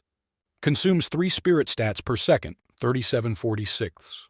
Although I felt that the Reaper was right behind me, flesh explosion again. Asterisk, boom, asterisk! The vampire's chest sank even more. But is this the combat intuition of a barbarian? I felt this more clearly than ever. Once, one more time. I need to do this again. So, flesh explosion. Instead of my right arm, which now had almost no flesh left, I allowed my chest to stick to the vampire and caused another explosion. In the same time, the vampire Duke of Cambermere was killed, experience 5. The vampire bastard's body turned into particles of light. Yes, you will die too. Bonus for killing a high-class mutant, experience 1. Bonus for killing the Guardian, experience +3. My heart began to pound, not psychologically but in reality. Having experienced this before, I accurately grasped my current situation. Character level has increased. Soul power +10. Maximum amount of essence absorbed increased by 1. I leveled up, but I wasn't particularly happy. It's just time. Dungeon and Stone wasn't a game where you regained HP as you leveled up. Consumes 3 spirit stats per second, 16/46. How many seconds do I have left before I die? I couldn't say exactly, but at best it was about 5 seconds. Should I leave the end to fate? No matter how many times I thought about it, I couldn't like this situation. However, I decided not to regret it. In the game, the probability that the Guardian will leave essence in the rift is approximately 33%. 33%. Too low a chance to risk your life. However, the probability was undoubtedly higher than 0%. I have no reason not to do this. I chuckled, as if shaking off all my regrets. I resisted. Until the end. Now all that remained was to wait for the results. Consumes 3 spirit stats per second, 13/46. Consumes 3 spirit stats per second, 10/46. Consumes 3 stamina stats in 1 second, 2 seconds, 3 seconds. As time passed, my eyes slowly closed. Have I failed? This failure was not due to chance. I'm just unlucky. Maybe this is the ending that suits me best. I closed my eyes as if leaving everything to fate, hoping that when I wake up, I will be 29-year-old office worker Lee Hansu again. Ha! Well, I'm sure that won't happen. The essence of the Guardian Vampire enters the character's soul. Natural regeneration +45. Strength +15. Agility +15. Hey, Mr. Yandel! Wake up! As Raven shook Bjorn's shoulder, the rest of the team woke up one by one. Miss Raven, what's happened? Bjorn is dead? Lady Raven, I am glad that you are... Questions arose here and there, and only Raven could answer them, because she didn't lose consciousness. The vampire is dead. Mr. Yandel is alive. Tarzan, I'm fine, so can you stop yelling at me? Amazing! Kill a vampire with 1 magical blow. Hearing Murad's exclamation, she pursed her lips. For some reason, this made her angry. It was not the sunspot orb that killed the vampire. In terms of contribution, it wasn't without her efforts, but it wasn't me, it was Mr. Yandel. What do you have in mind? It was Mr. Yandel who killed the vampire. Murad frowned. This guy, although he had praised him as special and a great warrior in the past, he could not believe that Bjorn had killed a rank 5 monster, and Raven understood his feelings. If only I had heard about this, I would think so too. Perhaps this is due to the long distance. Unaffected by pain separation, she observed the entire event that no one else knew about. Yes, literally, I was just watching. What else could a mage do when he ran out of mana? Everyone thank Mr. Yandel. Without him, none of you would be able to open your eyes in this world. Well, yes, but could you tell us a little more about what happened? She was wondering how best to explain when Einar intervened. Then what happened to Bjorn? Shouldn't we give him the potion now? In other words, if you have a potion, bring it. Raven shook her head and answered. The potion is pointless. It looks like most of his body is already healed. If she could dare to predict, this person wouldn't need many potions in the future. Most of his wounds will heal fairly quickly. Then why hasn't he woken up yet? I don't know why either. However, what do you know? What is this? Magician, speak! Raven took a deep breath and answered. It's probably exhaustion. Exhaustion? Didn't you just say that his body has recovered? Einar placed his hand, covered in dirt and rough blood, on Raven's shoulder. She looked like the world was ending. So are you two really lovers? Raven asked. Oh no, why is this such a conclusion all of a sudden? Einar answered sharply. In any case, I don't know for sure either. I'm not a priestess. I know of only a few similar cases. Cases, Miss Raven? Is this common? This is not a common occurrence, but sometimes it happens. The body recovered, but the mind did not recover enough to wake up. Warriors who experienced severe stress that left traumatic memories, or those who gave their all in battle, sometimes fell into this state. Having explained this, Einar raised her voice. I've never heard of anything like this. Besides, it doesn't even make sense. Too mentally tired to wake up, Bjorn is not so weak. Not so weak. Raven completely agreed on this. A few hours ago, she would have snorted inwardly at that remark, but now she couldn't. Of course, she alone watched as he fought the vampire to the very end. But that's why she could be sure. To be honest, I'm almost sure. The reason Mr. Yandel doesn't wake up is because he's mentally exhausted. Too exhausted to wake up? It went beyond the weak and the strong. It was a natural struggle. This girl wouldn't say that if she saw it herself. She may have witnessed an incredibly priceless scene today. Magician, when will Bjorn wake up? I'm not sure. This may take at least a day or two, no more. Then he'll wake up in a few hours. After all, Bjorn is a great warrior. Then why did you ask? Raven was starting to get annoyed again, but for some reason she didn't feel like arguing.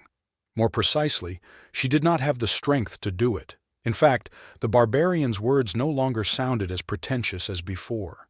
A great warrior. Since ancient history, there have been fewer than 10 barbarians who have officially received this title from the king. These days it seems to be used more as a compliment among barbarians. She collected her thoughts one last time before continuing. Corpse golem essence and vampire essence, also the guardian. The barbarian used both. His coming-of-age ceremony was completed last month. And didn't he say that this was his second time entering the labyrinth? Looking at the barbarian sleeping in a dead sleep, she opened her mouth. Truly, this may happen one day. Of course, for this to happen, he will have to go through dozens more crises like today's. I survived. When I woke up, it was deep night. For some reason, I was lying on Einar's lap, and as soon as our eyes met, she screamed, causing me to wake up. Bjorn! Where are the others? Everybody left. Bjorn, are you okay? I was worried because you were out for 3 whole days. Has it been 3 days, so today is day 7? This sobered me up, and I immediately lifted my body, and then I analyzed the current situation. There are no externally visible injuries. Health-wise, other than being hungry, I was generally fine. By the way, Einar, what are these pants on me? Pants was a simplified description. A cloth that could be used as a scarf was wrapped around my lower body, covering only the important parts. To be precise, it was closer to a skirt than to pants, and very minimalistic in size. About! The magician gave me the remains of the fabric. And you put it on me? Certainly. Shame crept into my soul. But it diminished a little because Einar did not seem to attach any importance to it. True, it would be funny if the warriors felt awkward about something like that. There is no reason to be embarrassed. Bjorn, you truly are a great warrior. Well, that doesn't mean you can sexually harass me. And what happened after that? I changed the subject to forget about this humiliation. I was wondering what happened after I lost consciousness, especially with the loot. A numbered item? Murad took it, and the breach stone was taken by the magician. What? It was a series of surprises from the very beginning. The fact that I was alive now meant that I had absorbed the essence of the vampire.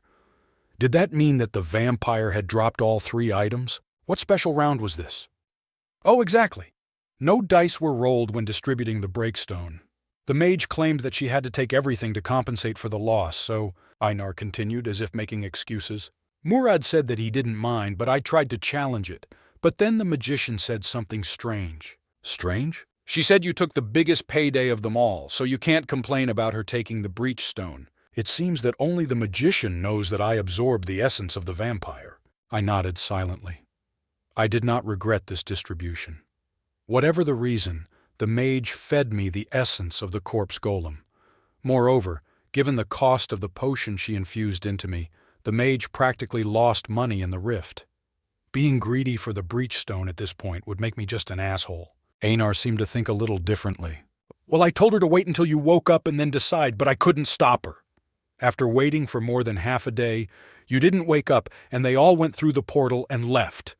You shouldn't blame yourself. There was nothing you could do. Honestly, I could only imagine the expressions on the faces of those who were held captive for half a day under Einar's coercion. It would be better to just praise her for it. Thank you. I'm glad you were on my side. I did what was natural. We are comrades. I checked my things, which Einar seemed to have packed. A backpack, a mace, a few pieces of scrap metal that could have been my shield before. However, if I sell them, they can replenish the price of the hardware. After putting everything I could see into my backpack, I took out food and a canteen and filled my hungry stomach. Then I looked at the time. 23:20, less than an hour until the maze closes. Bjorn, when you're done eating, how about you leave? There's very little time left. We can't, I firmly refused. I desperately wanted to leave this sickening place right now, but after everything I had been through, I had to at least take everything I could with me. I also wanted to check out the boss room. The Necronomicon was taken by the magician, so there was only one left. Looks like I'll have to act quickly. You have entered the crystal cave on the first floor. The maze is closed. The character will move to Rafdonia.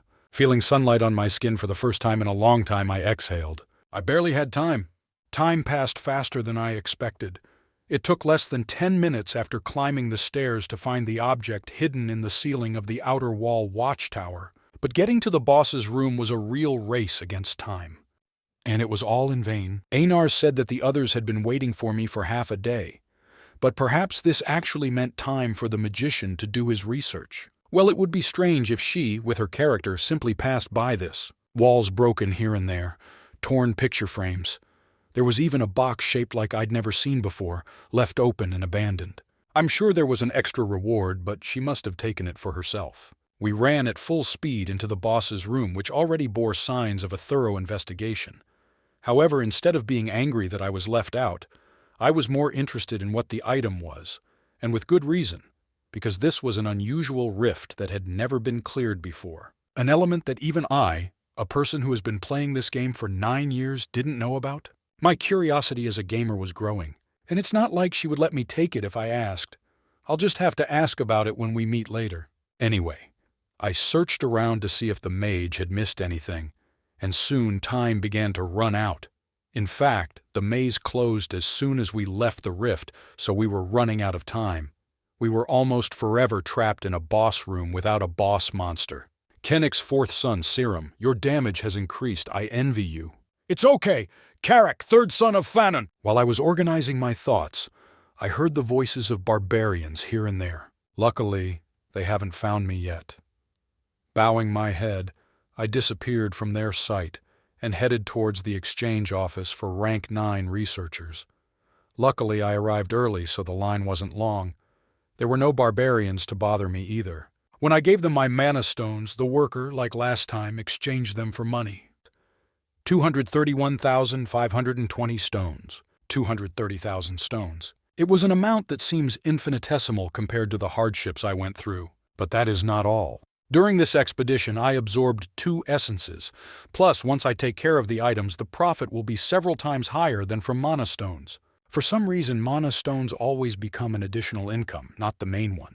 I didn't know whether to be happy or sad about this. With a bitter smile, I was about to pick up my bag when suddenly, this amount is too high for a rank 9 researcher. The employee took back the bag he had put in and looked at me with strange eyes. What do you have in your backpack on your back? What's in my backpack? It's not that I can't answer this question, but why do you ask? I felt a chill down my spine. I looked back and saw that the guards were quickly approaching from afar. It looked like the worker had pressed some sort of emergency button that was hidden under the table. This person? Yes. I raised my hands to express my intention to cooperate with government authorities, but the guards exchanged a few words with the employee and forcibly grabbed my hands. Damn, did I really come back from the dead just for this? Barbarian, let's chat there. Instinctively, I knew I was screwed. I was sitting on a chair. Strangely, the iron restraints on the arms and legs were an additional feature of the chair, which was secured to the ground with nails. Don't I deserve some time to rest? To briefly describe the situation, I was currently in an interrogation room located in the basement of the Explorers Guild. The investigator was sitting opposite me. He was about 30 years old, and his main characteristic was that he was an obese man who used a stilted tone of speech. I am Koldo Bierman, the person in charge of investigating this case. Now I will ask you a few questions, and I hope that you will cooperate with the investigation. Investigation? Shouldn't you first tell me why I'm under arrest? I asked without backing down. I didn't even want the principle of presumption of innocence, but it was a reasonable right for the accused even in this era. Asterisk smack, asterisk. The investigator kicked me on the shin. Looking at my face, he grinned as if asking if something had happened. Rule No. 1, you only answer what I ask. Understood? Great. Follow the rules and you won't get hurt. You can be sure of this. It hurts, motherfucker. After what I experienced in the maze, getting kicked in the shin was like being tickled. This bastard must have some fantasies about his profession. In any case, to answer your question, Bjorn Yandel, you were arrested on charges of looting inside the labyrinth. Accusations of looting? What nonsense! That bastard investigator lifted my backpack upside down and dumped the contents on the floor. He whistled sarcastically. Too much. Scouting items such as torches and a sleeping bag were visible, as well as a special item obtained from the Bloody Citadel. Among the food and other random items, the investigator took out only the equipment and laid it out on the table. Mostly stuff from the 4-man team that stabbed us in the back in the land of the dead. If you didn't loot, where did all this come from? A barbarian would not use a bow. This belonged to the group that first tried to kill me. What about your evidence? Proof? I didn't have any, but I had no reason to be submissive because of it.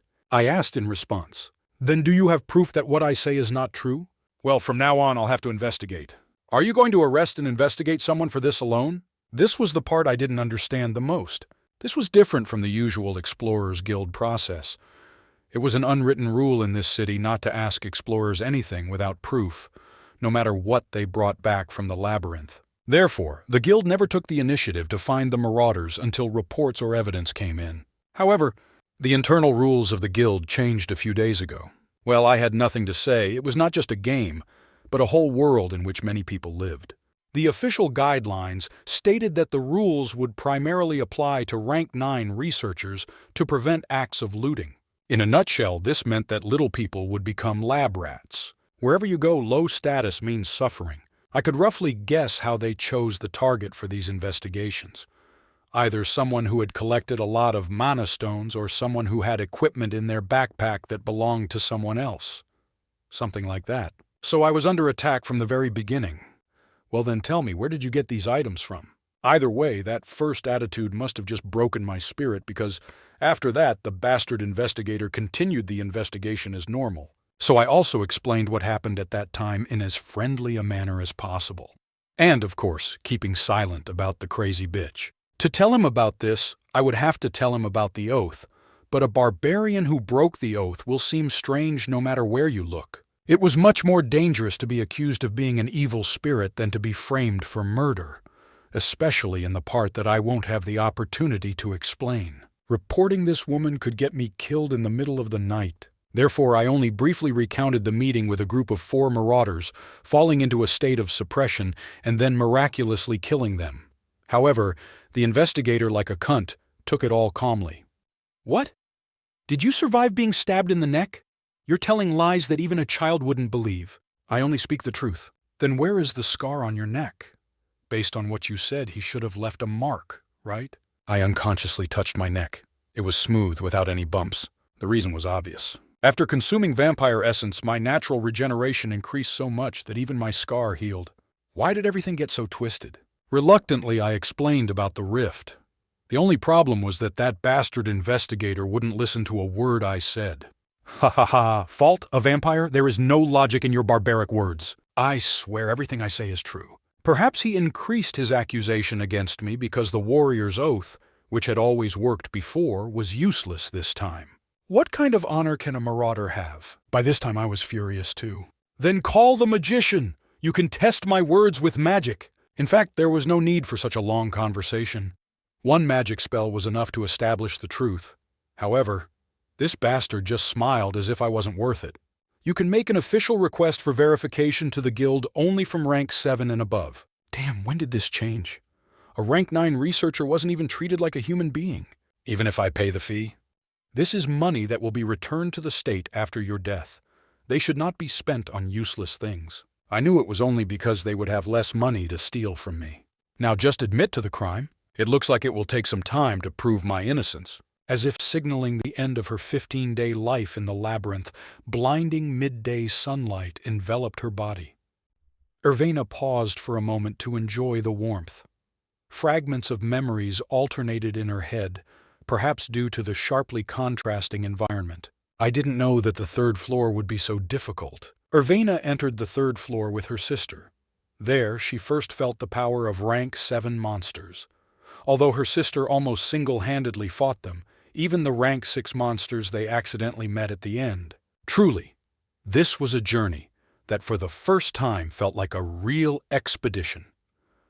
The first expedition through the labyrinth, which she made with Uncle Varver, was also not bad.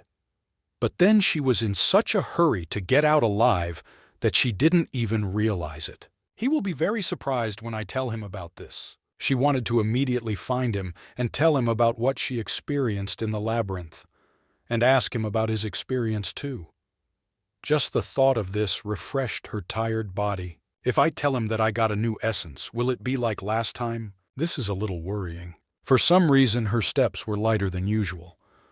Irvena quickly headed to the money exchange office for rank 9 explorers. Maybe we missed each other this time? I don't see him here. 184,100 stones. Wow, that's quite a lot of money for a rank 9 researcher. Because I went with my sister. What is her name? Daria Wittenberg de Tertia. Okay, it's confirmed. You can go. After exchanging mana stones, meeting her sister outside, unpacking at the inn, washing up for 3 hours and changing into new clothes, she headed straight to Bjorn's inn. But how did this happen? You are the elf who came every day. But the tenant of room 302 is not returned yet. Is it true? Bjorn was not in the inn. What could have happened? His room had already been paid for in advance, and there was other luggage left in it. Are you going to continue waiting? Yes, I'm sure he'll be back soon. The owner of the inn, usually amiable, clicked his tongue, as if to show that he was dissatisfied.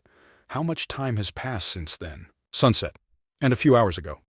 Excuse me, why are you taking the barbarian uncle's things from his room?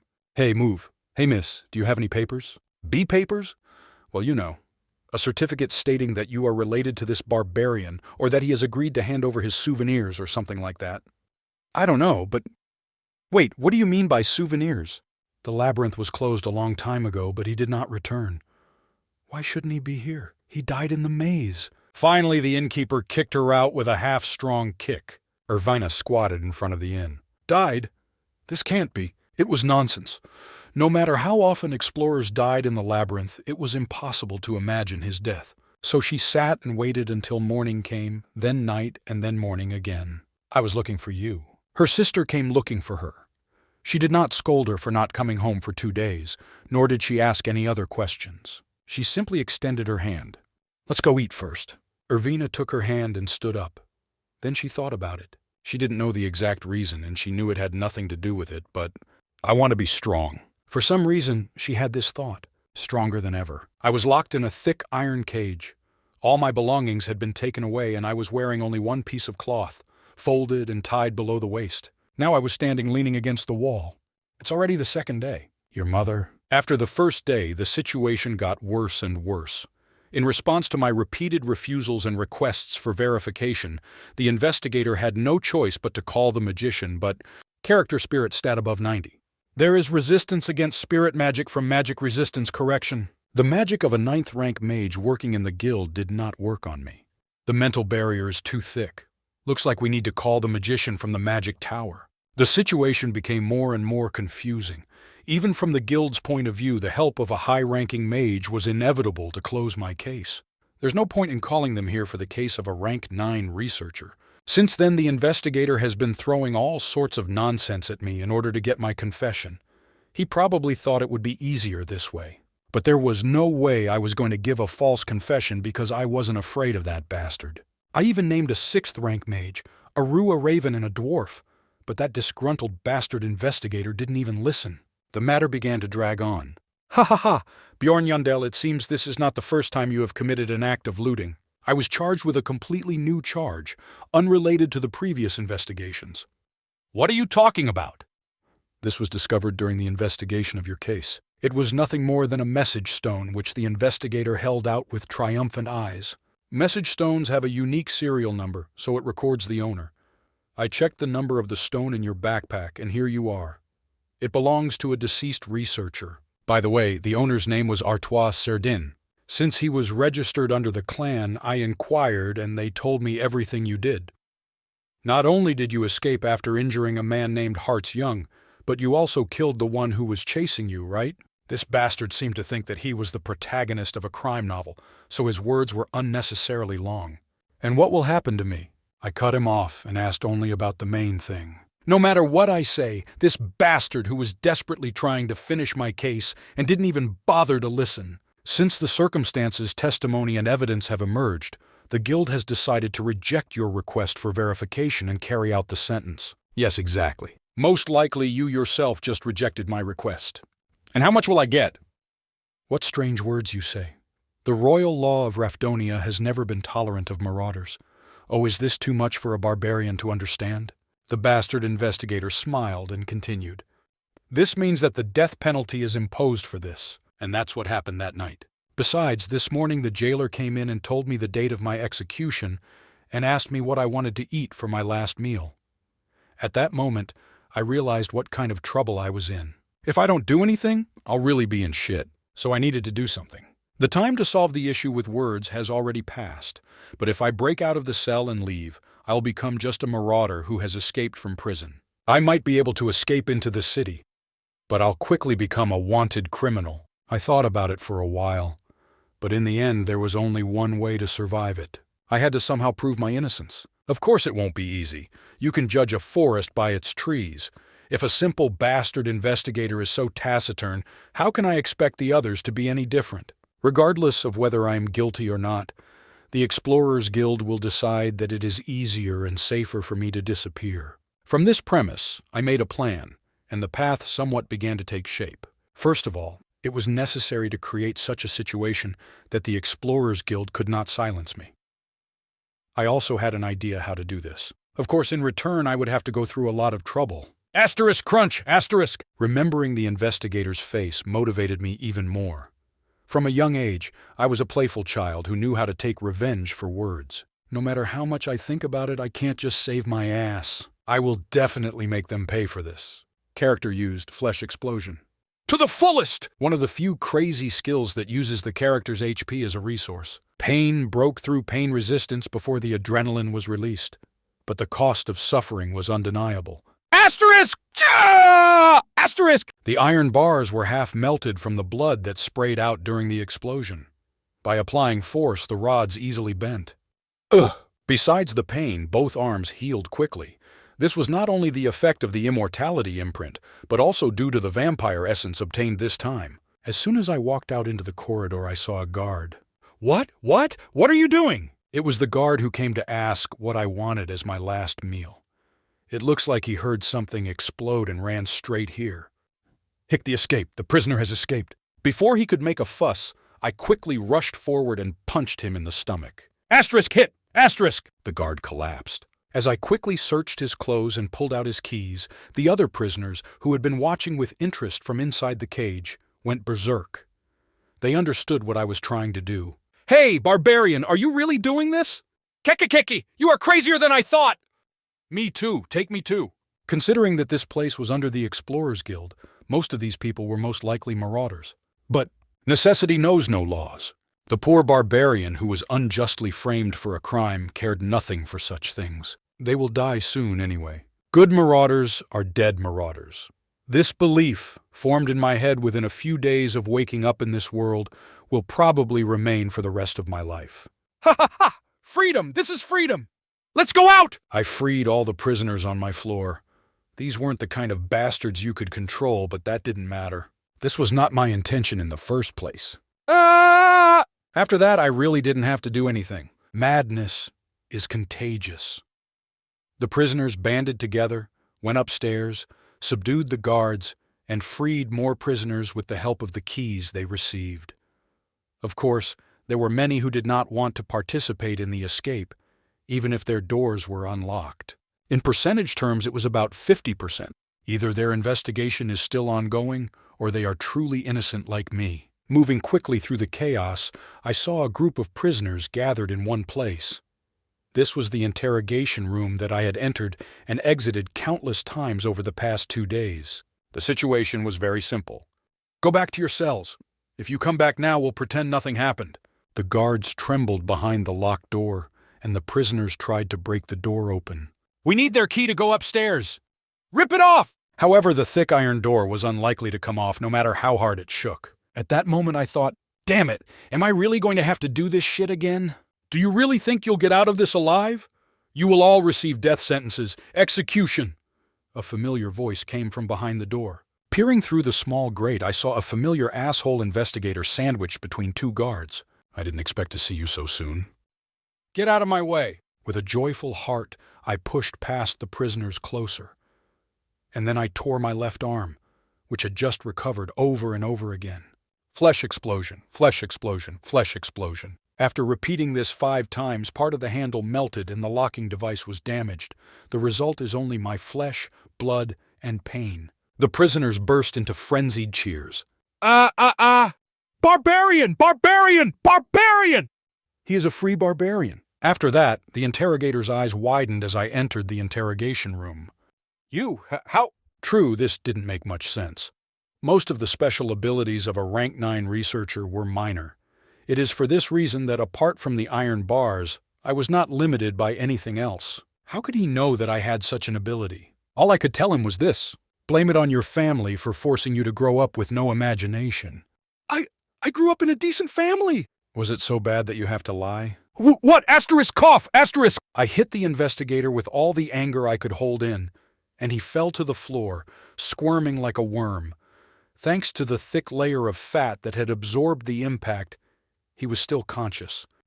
You crazy bastard! This uneducated pig shouted all sorts of curses at me without even being able to breathe properly. "You're dead!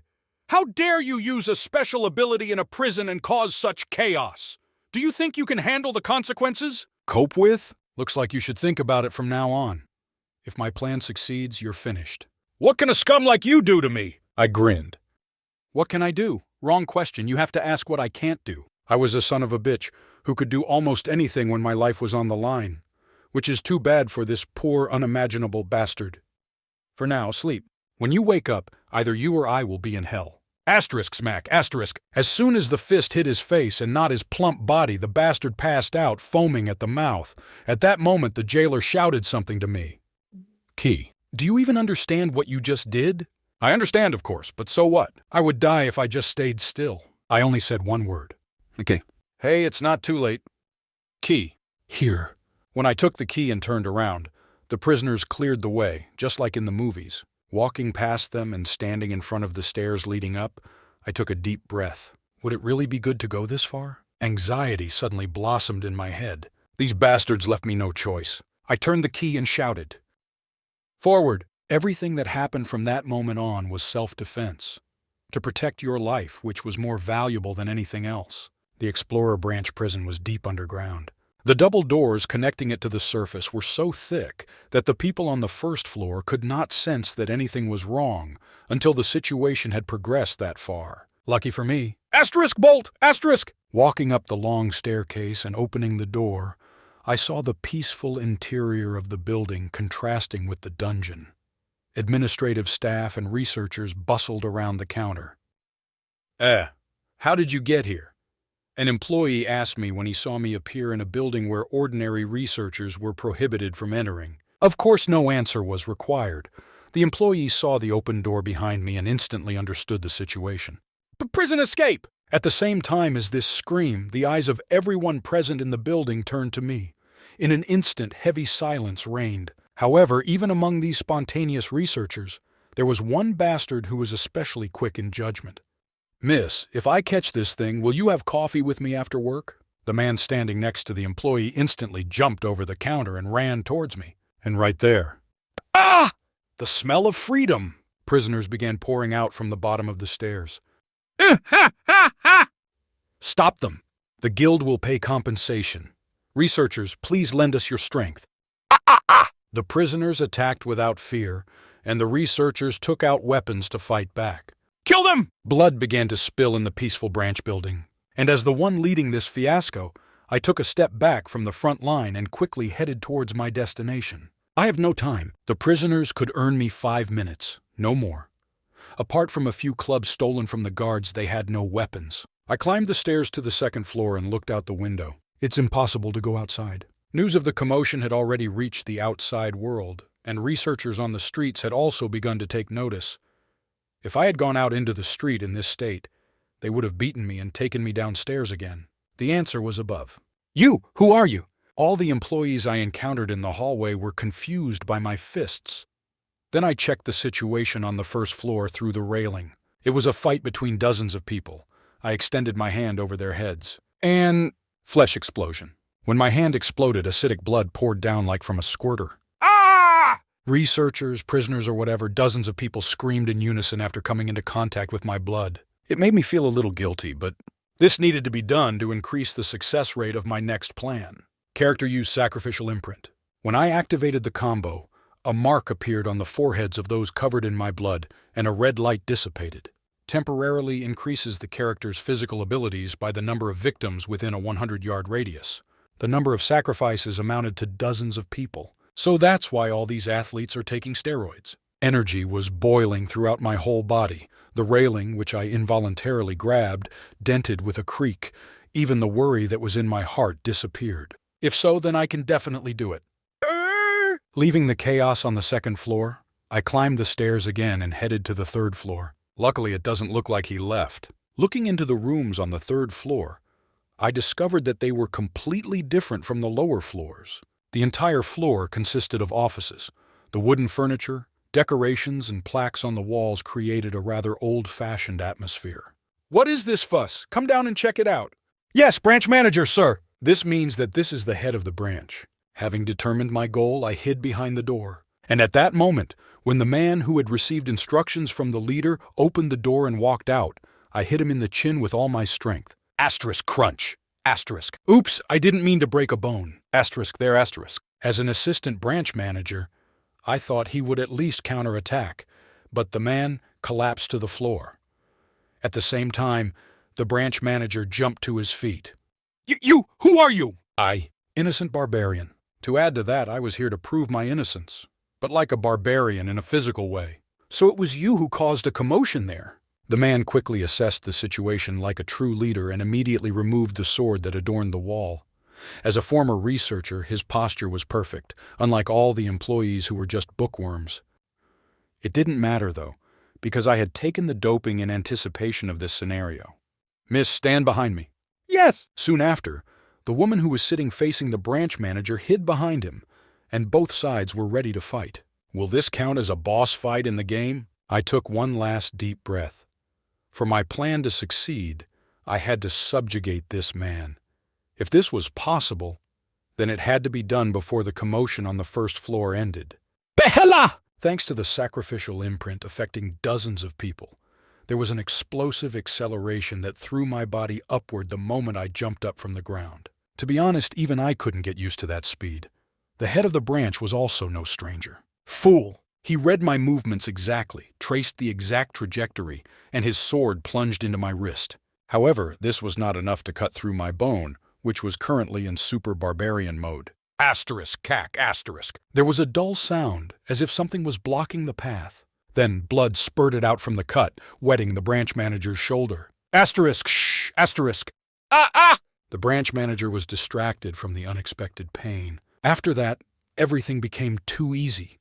Taking advantage of this gap, I aimed my fist at his throat, and that was the end of it. The branch manager groaned and fell to his knees. Contrary to my fears, the boss battle ended too quickly. I don't think he expected this outcome. Apparently, lack of imagination was a common trait among all members of the Explorers Guild. But I didn't have that. I always imagined the worst. Since I couldn't know what kind of essence this former researcher might possess, I hit him on the back of his head to knock him out. So the first preparations were completed. Please don't kill me. What should I do with this woman? Judging by the way the branch manager bowed to her, her status must be very high. This is the daughter of the head of the district. If you touch her, you will never leave. How the hell did he wake up so quickly? Asterisk hit! Asterisk! I knocked him out again with more force than before and calmly continued my thoughts. The district head's daughter. It seems that everything turned out much simpler than I thought. Or out of control. Sir, are you okay? An employee came to check the situation on this floor after things were sorted out on the first floor. Of course, this was not a problem. The branch manager has already retired, and now works as my pet parrot. Tell me everything is fine with you. I'm fine, but what happened below? Everything is settled for now. Several fugitives have hidden in the city, but they will soon be found. This is good news. But where is your secretary, Robert? I thought he would be with you. Secretary? He rested in the closet with a broken chin. Of course, the branch manager could not answer this question honestly. Make up an excuse.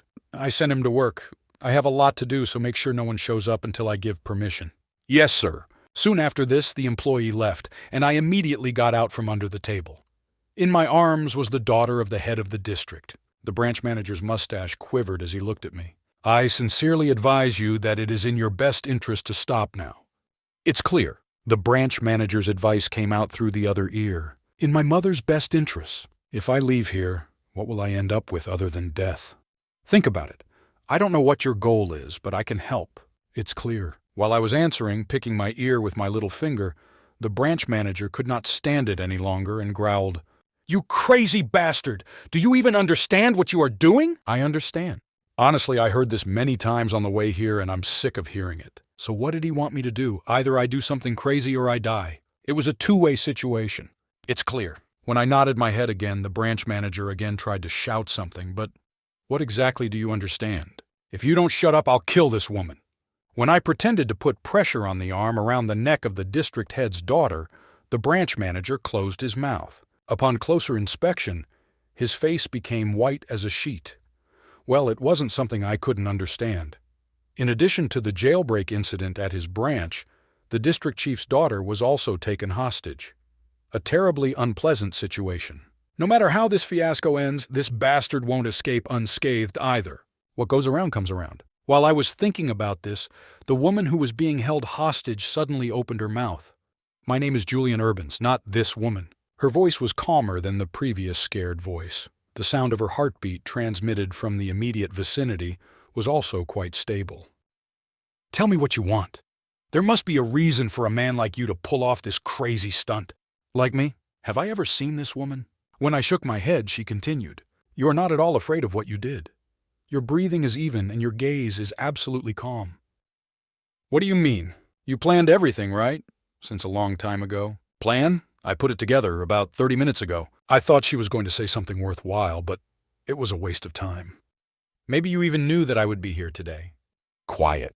Oh, covering the seemingly overly shy woman's mouth with my hand, I asked the branch manager to provide me with the necessary materials. Bring me the investigator who led my case, a guy named Hartz Young from the Crystal Union clan, operating on the first floor, a magician from the tower, and an official priest from the temple. Everything was ready, so now it was time to act. 1. Complain about the head. Write a comment. Seeker of the best isekai. November 3rd, 2023 at 4:35:0. What won't you do to survive? Chapter 39. Guild, Part 4. Master, what do you mean? Go to the guild so suddenly? You said you needed to visit her to find someone, didn't you? Yes, but Arua Raven, a rank 6 mage associated with a magic tower, had a confused expression on her face as she interrupted her words. Indeed, I had business at the guild, but at first, she planned to have a good rest and only then start studying the thing obtained during the expedition. The head of the branch sent an official request for help. From what I heard, something important happened at the guild. Isn't that enough for pocket money? Fine, I will go. Raven reluctantly agreed. She still needed to stop by the guild soon. If she went now, she could get a cash reward, so there was no time to delay. This time I spent a lot of money in the maze. Besides, it wasn't that bad to meet this barbarian a little earlier than she had planned. After all, this was an unprecedented version of the rift, and it was he who absorbed the essence of that guardian. He was a specimen no less interesting than that thing. Then I went. Oh, take Tarzan with you. Everything is fine, it's still practically useless. Raven moved to the location closest to the branch using the teleportation gate on the second floor of the tower. Walking to the destination would take about 10 minutes. As soon as she stepped outside, she frowned. Why are there so many people here? There seemed to be several times more people than usual. And the closer she got to her destination, the more people there became, so that it was difficult to even take a step forward, as if something very important had happened. He said the branch manager formally asked for help. Raven took a deep breath. It was a way to earn some pocket money, but somehow she had the feeling that she would have to work just as hard for it. Excuse me, can I ask you something? What's going on here? Raven grabbed the man who seemed the simplest-looking man and asked. Then she heard something that made her doubt her ears. A large number of marauders locked in the branch's underground prison have escaped. This was truly an unprecedented event. Not only was there an escape from the dungeon, but some of them managed to escape to the city center. They say that one of the instigators took hostage the daughter of the head of the district, who accidentally entered the branch. It looks like this man has no brains. The guild will never negotiate. Negotiations or not, the guild had no authority. The royal family of Rafdonia gave the guild great powers in matters related to the labyrinth, but they strictly adhered to the principle of punishing marauders. If he had escaped like the other prisoners, he would have had little chance of survival. But you see, the situation has become interesting. What do you have in mind? The man responsible for the hostage-taking claims he was framed. Framed? Exactly. All he asks is for the parties involved to gather together and use magic to honestly reveal the truth to everyone. He didn't ask to be acquitted. The culprit only demanded to find out the truth. Because of this, suspicion spread among those gathered that he was telling the truth. What kind of crazy person does this? Of course, if the story she heard was true, then the first culprit was the investigator who mishandled the case. But to organize a large-scale destruction of an underground prison, and at the same time take the daughter of the head of the district hostage? A sane person would definitely not do this. Anyway, that's why everyone is waiting. The branch manager has requested support from the tower, but ***, who knows when they'll arrive. Raven smiled awkwardly as she watched the audience click their tongue. Now she knew for sure. She herself was a magician. Raven took a deep breath and cast a spell. Batuna Corvir. Her body began to rise into the air, and a blue light bloomed under her feet. Miss, are you a magician? Raven flew over the crowd and landed on the terrace of the 3rd floor of the Explorers Guild branch. And there she saw a man who stunned her. Bjorn Yandel? Since the daughter of the head of the district was held hostage, the issue was resolved quickly. This is Koldo Bierman, the person you asked for. As you said, he was unconscious downstairs. Thank you, you can go. The asshole investigator arrived first. For the record, he was still unconscious. It wouldn't look very good to outsiders, so I shoved it in the closet for now. After a short wait, the second parcel arrived.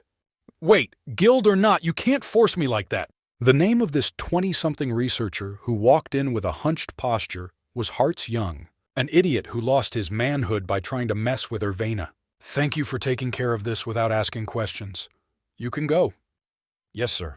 Are you the head of the branch? Me? Why did I? Simultaneously, with the sound of the employee coming down the stairs, I jumped out from behind the door and slammed my fist into the face of this idiot. Hit! One blow could not calm my anger. If the investigator was the main culprit for the situation getting to this point, Then the second culprit was this bastard. If it weren't for this man's false testimony, the investigator would have had no reason to sentence me to death. What are you doing? Who you are? Shut up, I'm not finished yet. 1, 2, 3 strikes. As I continued to punch his face one after another, Hart's Young fell unconscious and bubbles of blood foamed from his mouth. It didn't look very good either, so I put it in the closet. Although it was a little cramped in there due to the investigator's pot-bellied bulk, it wasn't a problem. The more I looked at them, the better they looked together. While I was assessing this, the branch manager spoke to me cautiously. What you need? Oh, I haven't told him that yet, but I don't think there was any need to repeat it twice. Eventually, when the next delivery comes, he will know it naturally. With this thought, I refrained from talking. However, sir, it will be difficult to find a priest here. The key card of this plane, the priest, was missing.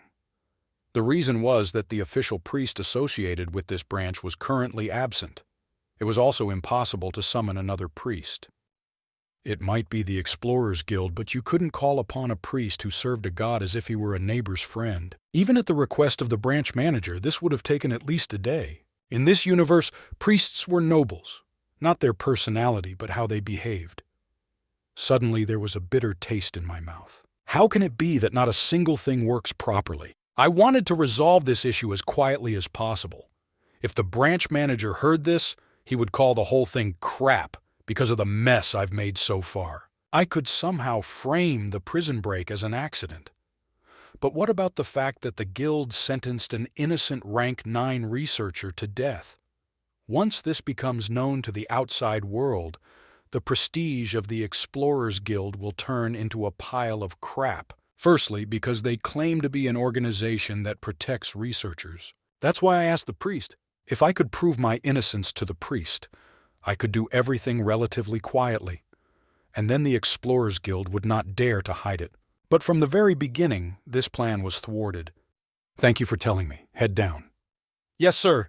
Please let me know if you need anything else. Listening to the retreating footsteps of the guild employee, I finished my brief reflection. If it is impossible to entrust the assurance of truth to a priest, I had no choice but to expand the playing field even further. Only then will the Explorers Guild not be able to silence me and kill me. Of all the methods that came to my mind, I chose the most radical and effective. What are you doing? When I walked out onto the terrace with my sword pointed at the daughter of the district head, I saw people flocking to the street. It looked like they were spectators gathered because of the underground prison breach incident. Look, the criminal is there! One of them noticed me and shouted. Attention instantly focused. Clearing my throat once, I shouted using the barbarian's talented throat muscles. My name is Bjorn Yandel, a rank 9 researcher who the guild tried to frame and kill. I swear to the gods, I'm innocent. The reaction was immediate. Who is this guy? Did he escape from prison? It didn't matter whether they believed me or not. Since I threw the bait, more people will be curious and gather. Maybe it would be the Explorers Guild, but they wouldn't be able to hide the events that everyone was watching in real time. Now all that remains is to wait for the magician to arrive. Instead of a shield that turned into a piece of scrap metal, I would happily use the district head's daughter as a shield. What? Why are you here, Mr. Yandel? I didn't know the tower would send you. Hearing a conversation between 2 unknown men and women, Koldo Bierman opened his eyes. It was dark around, and his body did not move. What it is, am I locked out? Why? Putting his burgeoning headache behind him, he recalled his memories. Several scenes immediately came to mind. Prisoners went on rampages and escaped from their cells. He ran away from them and locked himself in the interrogation room. And the barbarian who burst through the door and hit him in the face. What happened next? He did not know. I didn't know anything at all. So he focused on his hearing. If you heard what happened outside, news travels fast. Fast or not, what are you thinking about, Mr. Yandel? Do you think you have more than one life or what? If I had several of them, I wouldn't do this. Mr. Yandel? What was it? Was it a barbarian? Enough. Cast your magic quickly. If you promise to fulfill one of my requests later. I don't know what it is, but if it's within my power. Fine. You promised. Dirty Narvis. Why doesn't this work? Mr. Yandel, do you have a psychological barrier tool? Can't you tell I don't have one just by looking at me? Then I have no choice but to wake these guys up. Can you use video memory magic? Yes. You want me to write everything down from now on, right? The more he listened to the conversation, the more confused he became. And here, suddenly, the space expanded, and his center of gravity shifted downward. He fell with a crash and hurriedly raised his head. It was the office of the branch manager on the third floor, which even he had visited no more than a couple of times. "What, have you already woken up?" A total of 4 people were looking at him. A barbarian and the head of the branch, a girl whom he mistook for a magician, and a woman who looked very aristocratic. He didn't know what was going on, but decided to start there. "Branch manager, it's that guy. This guy masterminded the prison break." "I already know that." Yes. His head went blank for a moment. He didn't understand. If he knew this man had committed an outrageous crime, why did he simply watch? "I heard that you were in charge of the investigation into this man's case. This is true?" Yes, that's true." It was then that he felt the heavy air surrounding the room. He could tell this because his job as an investigator was to read the atmosphere.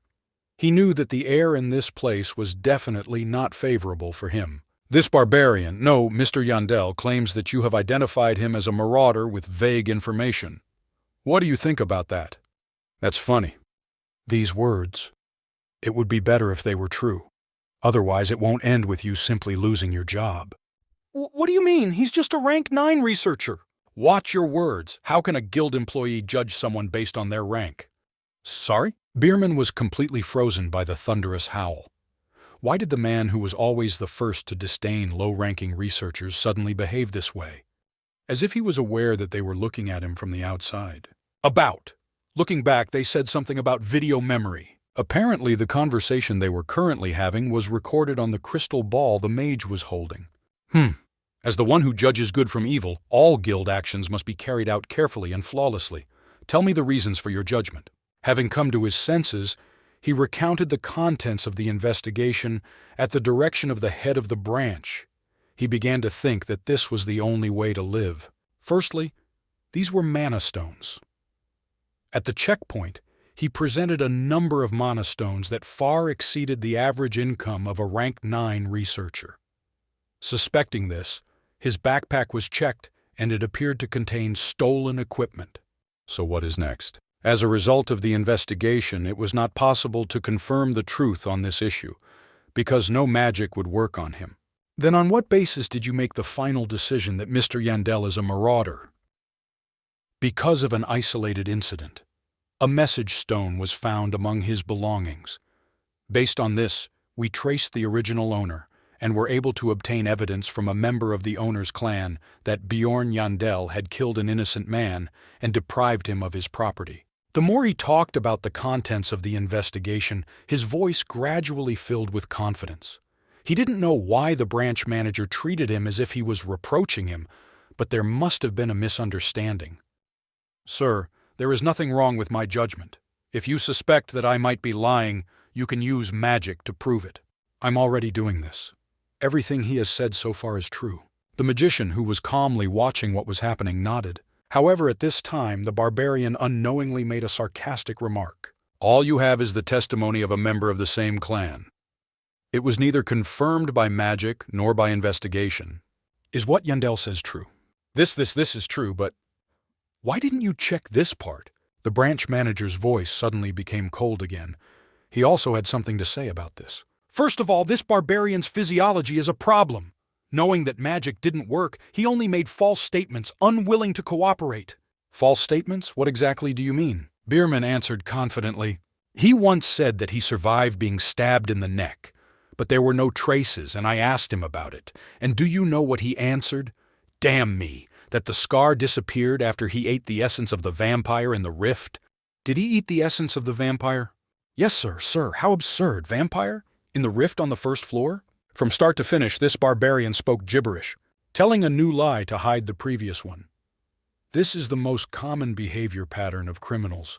But how can I just listen to this person and let precious magicians work in vain? Of course, among his repeated protestations of innocence, there were moments when he wondered if there was any truth to it, but he decided it didn't matter. After all, what bad could happen if an innocent, newly grown barbarian died unjustly?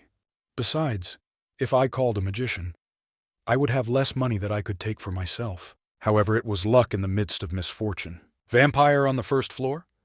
If this absurd statement were made public, everyone would be convinced of its truth. I should have come up with a more plausible lie. Soon, he looked at the barbarian with triumphant eyes. But this did not last long. But it's all true, Raven said innocently. His gears stopped at the magician's words. Pardon me? Well, I was there, but...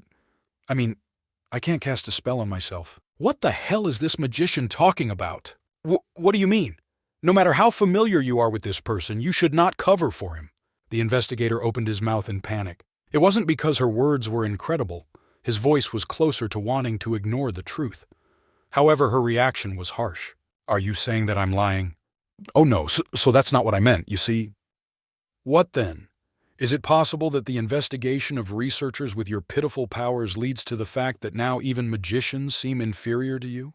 The mage of the magic tower was close to a half-nobleman. Although there are many different schools of magic, largely due to the fact that they were united as a group, they carefully protected their rights and interests. Anyway, the problem was that the investigator, a low-ranking employee, dared to doubt the veracity of her words.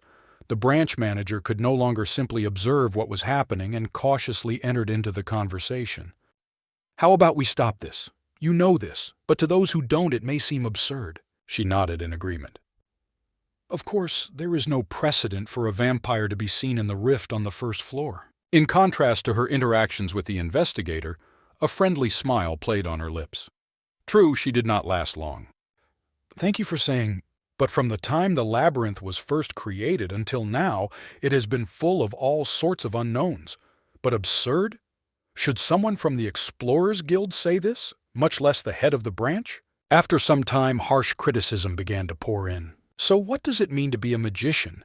Even the position of the head of the guild branch seemed to have no meaning to her. At that moment, when the branch manager intruded into the conversation to no avail, he fell silent. Asterisk, knock, knock, asterisk. There was a knock.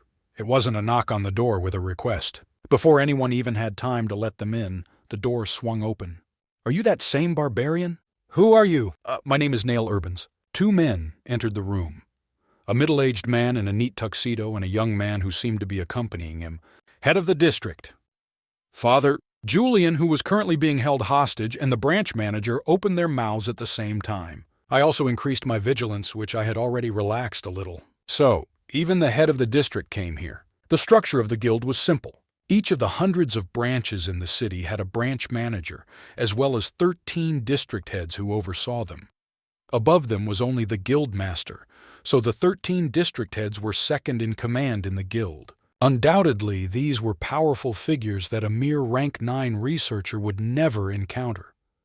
But even for these people, the world did not always work the way they wanted. I heard you did something not funny? Feeling the head of the district looking at me, full of dissatisfaction, I grinned. Not funny, right? Yes, that's probably true, guys. If only Hart's Young hadn't perjured himself. Even if this were so, if only the investigator was not greedy and handled the case correctly. No, if only the Explorers Guild were an association that managed its members properly. Then I wouldn't have to go through this trouble. But that's not true. This must be very insignificant for you, but for me it wasn't like that. For me, my life was on the line. So that's why you caused this madness? Madness? I asked. Is it crazy to want to live? Couldn't there be another way? You've gone too far. Another way, motherfucker. Until I broke through the iron bars and got here, the branch manager did not even know about my existence in his branch. And this also applied to this district leader, who could change the guild's internal rules so that rank 9 researchers could only be investigated on suspicion. At the same time, I muttered coldly, if you had done everything right, none of this would have happened. The branch manager intervened. You! How dare you say that in front of the head of the district? The bastard investigator and the accompanying head of the district also looked at me with eyes as if they were looking at a madman. Well, to these guys I was no different from a crazy person. The freak of all freaks, defying logical explanation. The head of the district sighed and looked away. What is your name, magician? Arua Raven. Okay, Miss Raven, how much will you sell me this crystal ball for? No matter how you look at it, it was a conciliatory proposal. However, I didn't know that he would do it so openly. For a moment my heart sank. I refused the offer. It's a pity. You won't try to take him by force, will you? Ha ha! Of course not. If that were the case, the master of your school would not sit still. Immediately, the head of the district smiled cheerfully. Why is everyone so strict? It was all just a joke. With all these people waiting for results, how could I dare to do this? Just a fucking joke. Cold sweat ran down my spine. That's why I tried to attract the priest in the first place. Video memory, or not, magicians could be bought out as many times as they wanted, in accordance with their own interests. If I didn't know Raven at all, she would have been bribed by the head of the district. Crowd gathered outside or not, I would have lost my life here. In any case, the results were not bad. Raven kept her faith, so even the head of the district did not dare to cover it up with his authority. In other words, now all I had to do was prove that I was innocent. Either way, the end was near. Okay, how about we get this over with now? I went to the closet and woke up Hearts Young, who was sleeping inside. What is this? Why am I here? The sound of gulps was heard all around. Of course, this was because the moment this guy was proven to have committed perjury, everyone would truly become not funny. This man is lying. There was a heavy silence as Raven spoke. What will you do now, district head, sir? You said your name is Bjorn Yundell. You are innocent. Seeing the forced smile of the head of the district, I answered, It's a pity that I can't say thank you. This time, even the branch manager who was listening next to me did not dare to add a comment to my tone. He just stood there in awe and watched the district head's reaction. Then what do you want us to do for you now? Isn't it obvious? I demand compensation and their punishment. It's clear. The head of the district nodded, as if a calculator was beating in his head, then opened his mouth. Firstly, the investigator leading your case will be fired. Branch manager, I swear to the gods, I only conducted the investigation in accordance with protocol. Are you trying to convey your incompetence to the entire guild? All past judgments made by you will be carefully reviewed, and if any injustice is discovered in the process, you will be punished accordingly. This can't be! The arrogant investigator turned pale and fell to his knees. Seeing him look so frightened, it seemed that he had not lived a completely honest life until now. Well, judging by his past behavior, I wasn't surprised. Please have mercy on me, please! Shouldn't you be saying this to me and not to him? I thought he was barking up the wrong tree, but I didn't say it out loud. If he hadn't been such a bastard in the first place, we wouldn't be here. This is how the world works. No one ever regrets hitting another person. Regrets only come when it's time to pay. Then what will happen to this man? I asked. Participant in this case. When I asked this while looking at Hearts Young, the district leader answered without much hesitation. This man seriously confused the investigation with false testimony in order to hide his guilt. He will be dealt with in the same way. After a thorough investigation, he will be executed. The words of the district head carried great weight. The investigation had not yet begun, let alone the trial, but in reality it was the same as a death sentence. No.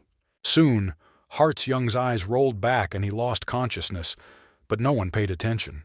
I hope you find out about the clan this guy belongs to while you're at it. If this is the Crystal Union, then they are notorious for many things. I'll do as you say. The head of the district readily agreed to my request. I started to think he was a pretty smart man. This meant that he clearly realized that he had no choice but to give in to what I asked. Then is this punishment enough? Well, when I stared at one point, stuttering, the branch manager, meeting my gaze, hastily looked away. I smiled and nodded my head. To ask for more here would be overzealous for me. Thank you for taking our situation into account. Nothing to thank for. I plan to get what I deserved in another way. Okay, now that the punishment is over, we should talk about compensation for the mistake we made with you. Is there anything you want? I will decide after your words. Firstly, I will raise your rank to 7th. Rank increase, not bad. When I become a rank 7 researcher, the money exchange will become less crowded, and there will be many other benefits. If I wasn't rank 9, that bastard investigator wouldn't be so arrogant. District head, sir, you immediately promote a researcher with only 2 months of experience to rank 7. The branch manager added that he was concerned about problems that could arise from the issue of equality in the future, but the district manager stubbornly shook his head. We now apologize to this person, so don't disagree with me. Fine. The behavior of the head of the district was similar to a politician making a sincere apology, especially because his words were empty. Just a minute, it's a bit strange. Just as I was about to open my mouth, Raven, who had been standing quietly, was the first to join in the conversation. I was nervous about what she would say this time, but she didn't care at all. How can a rank increase be compensation? Isn't it the guild's job to give advantages to researchers with abilities by increasing their rank? But as I just heard, this man... Still a newbie? What does it matter? So unprecedented. Of course, this is unprecedented. Having interrupted the head of the district several times, she continued to speak like a rapid-fire cannon. There wouldn't be a single researcher who could absorb the essence of a rank 5 monster, a vampire, and a rift guardian within 2 months. What do you want to say? I'm not sure. It's just a little strange to me to see you calling compensation for something that should already be done by default. Soon, she turned to me and smiled. Since I wasn't ignorant enough to throw out a ready-made opportunity, I quickly went along with it. Then I suppose I can now foresee real compensation. What do you want? Well, since I suffered such hardships, I should get the same in return. I was just about to ask for something, when Raven spoke again. Of course, money. Is there anything else the Explorers Guild could do for him? I'm sure if I had looked I would have found something. Receiving free binding magic for life, or permission to post personal advertisements on message boards within the guild, etc. But at the end of the day, these are all things that money can buy. When I nodded in agreement, the head of the district sighed and raised a white flag. How many? Now all that remains is to enter the amount on a blank check. I looked at Raven, who now somehow felt trustworthy. This meant that I believed in the rational judgment of the magician. Fortunately, the meaning was conveyed well, and she spoke with a somewhat proud expression on her face. Because you almost accidentally executed a researcher who had a bright future ahead of him. Stopping on the word, she spat out, "At least 5 million stones?" The head of the district nodded his head without a word. Okay, it will be paid for. I wasn't that surprised. 5 million stones was a lot more than I expected, but that's if I asked for it. Without Raven, the deal wouldn't have gone so smoothly. Is this really the power of status? Deeply aware of his power, I wondered how I could repay the help I received today. Raven opened her mouth again. My reward will be another 1 million stones. Reward? What do you have in mind? If this is payment for your assistance, then the amount agreed upon with the tower, including the cost of that crystal ball that recorded the joke the district leader made earlier. It might have been a joke, but I'm sure a lot of people will be interested in it, right? Ha ha ha! What a funny girl! I'm not kidding. As it hardened, the district leader's expression turned sour. He didn't have to think long. Fine. Soon the district head shook his head. In a sense, it was 1 million stones thrown down the drain because of one slip of the tongue. I don't think there's any need to pay her for her help.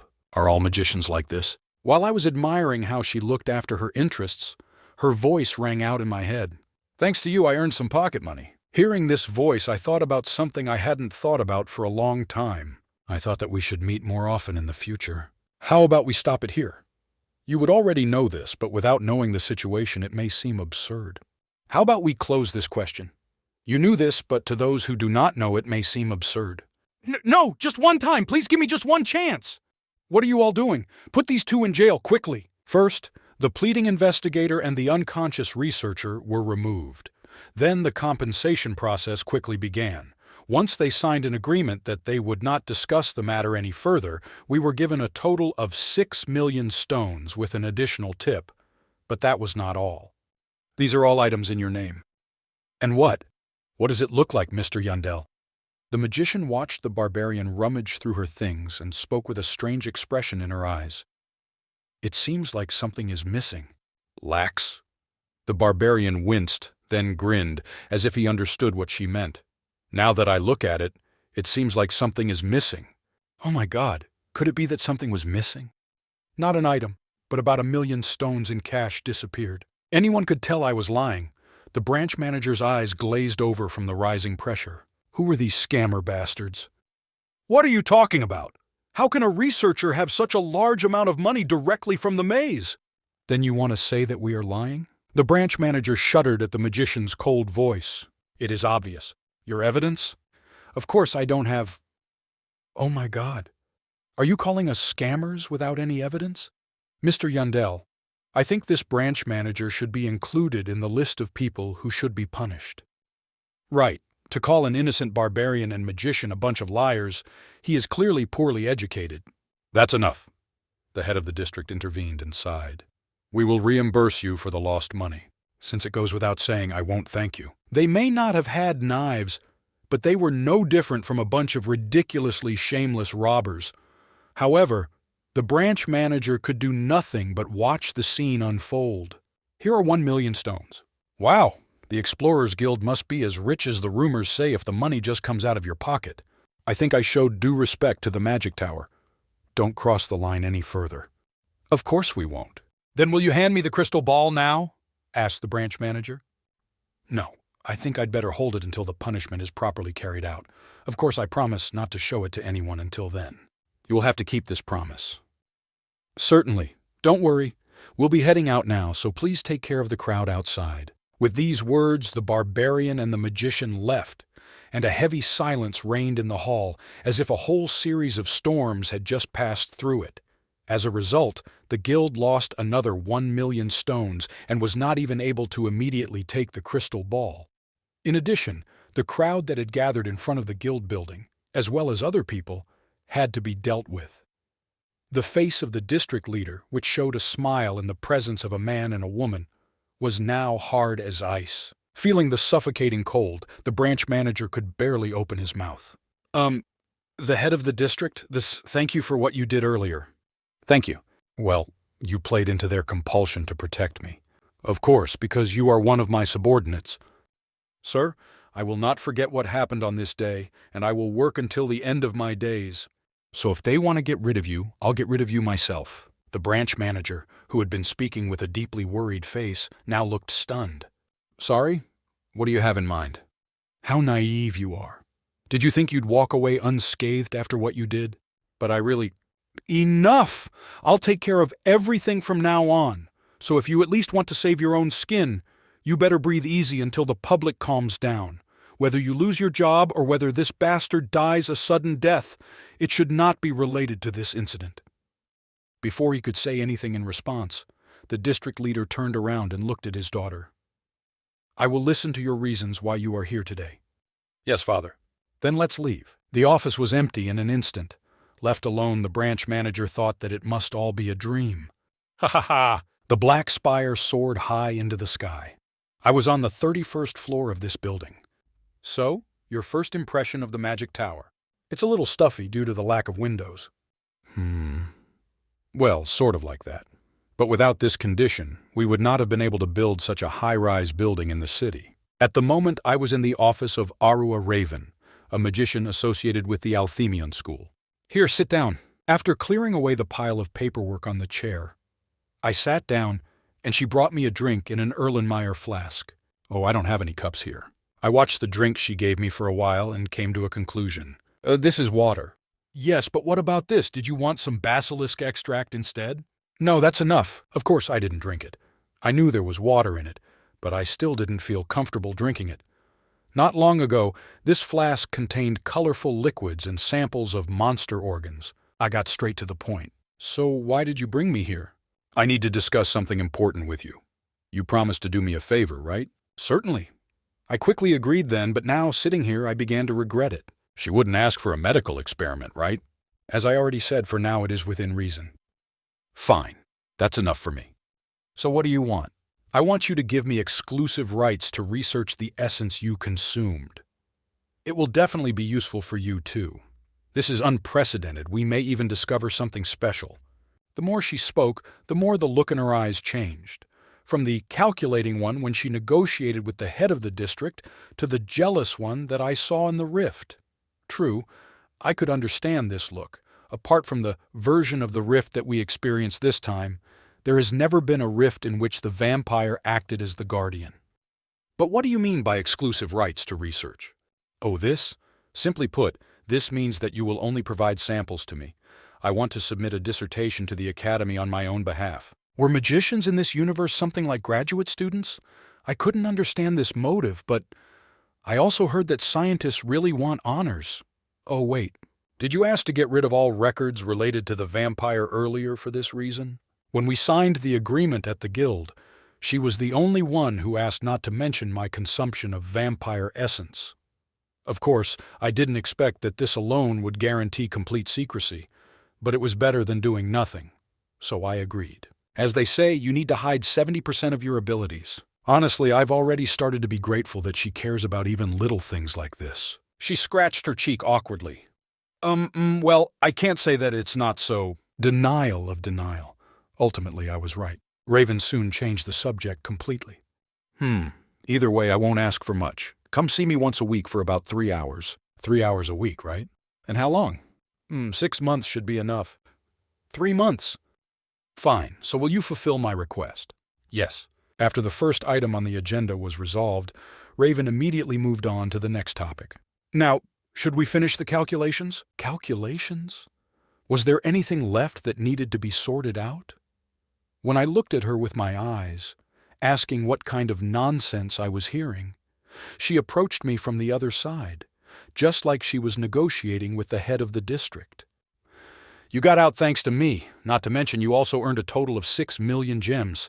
I don't think it's strange to demand my share. Haha, of course. Now I understood these magicians better. If I was simply an efficiency freak, these people were the real profit freaks. So I decided to change my thinking, as if I had smashed the goblin's head. Shall I give you money? What an interesting conversation.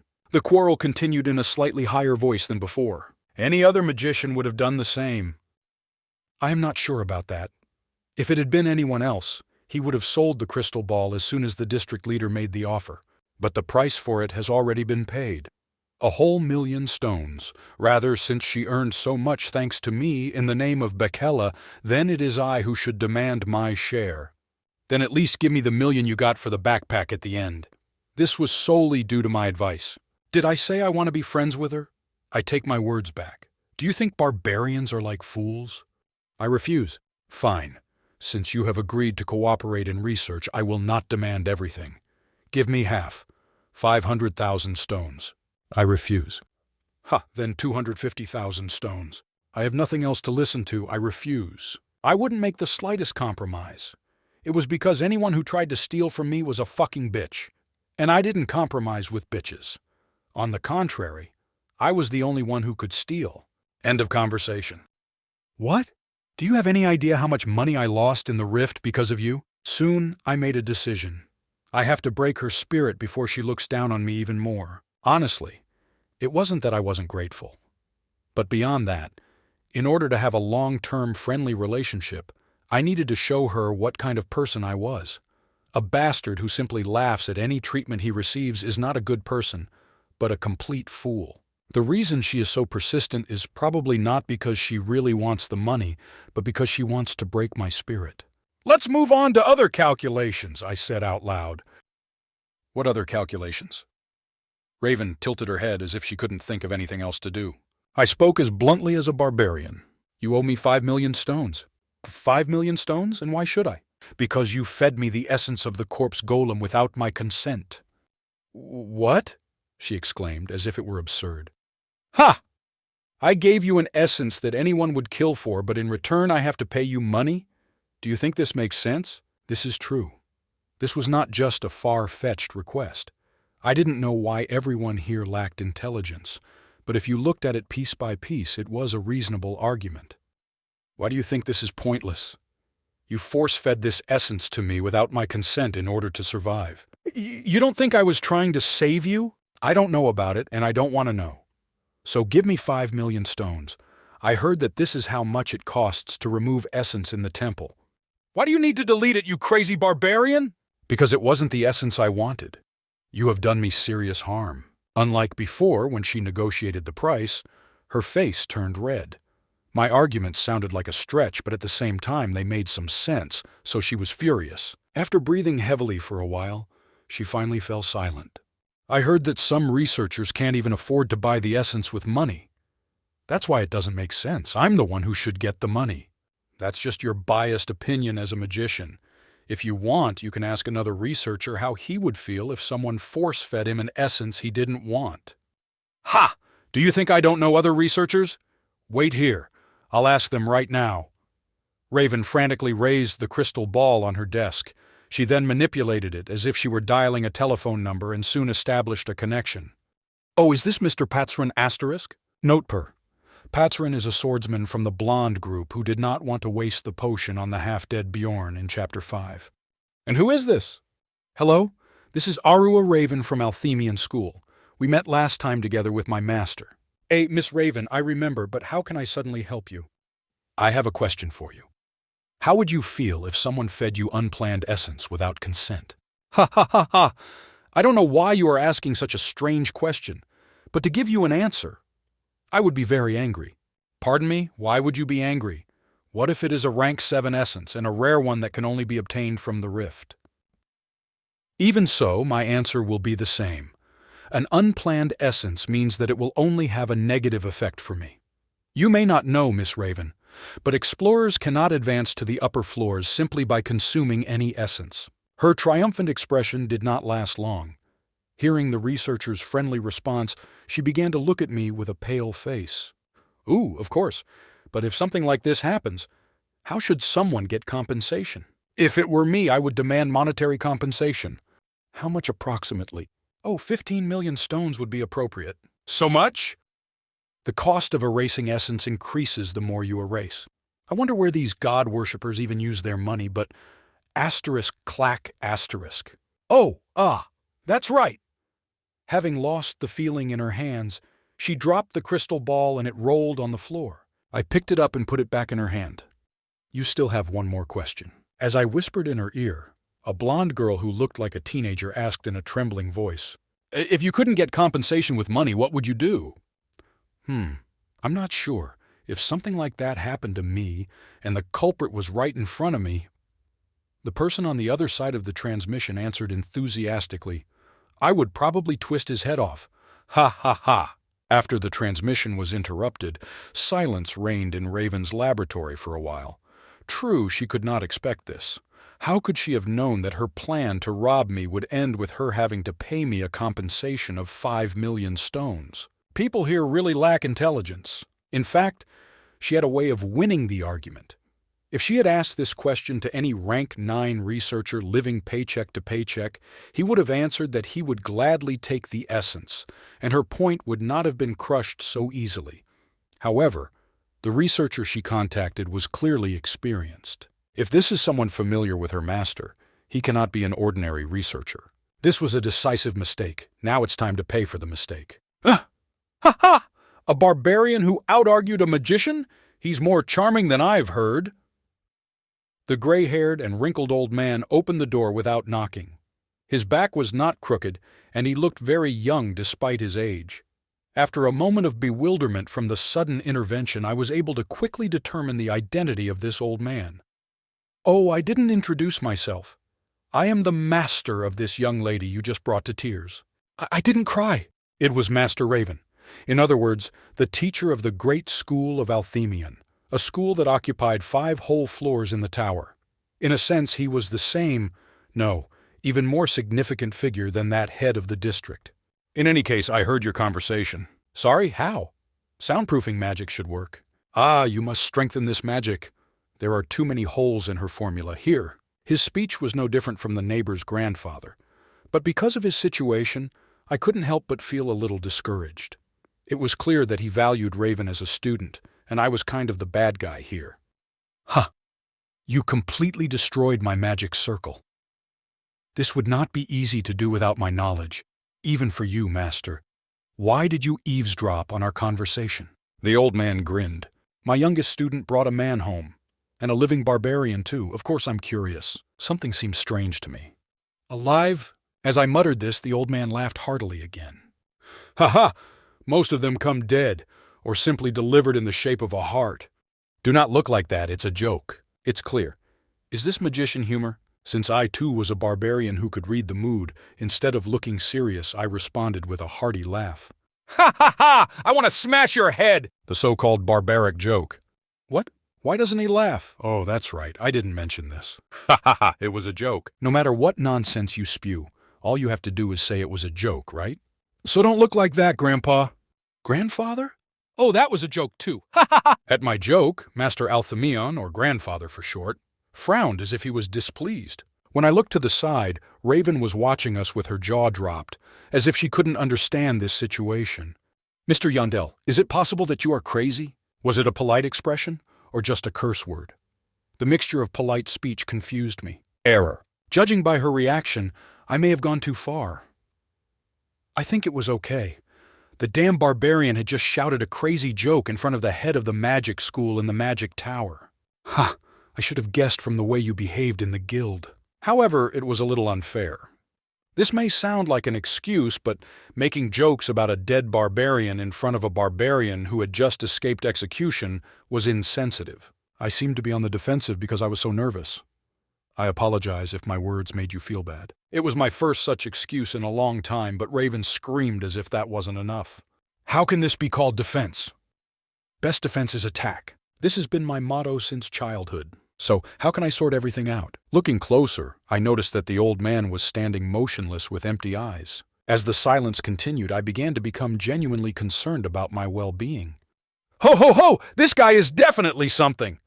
The old man suddenly started laughing. I didn't know why, but I laughed with him. Ha ha ha! Ho ho ho! What an interesting guy. Anyone could tell that I was just laughing, pretending to be brave, but this could be enough to resolve the situation.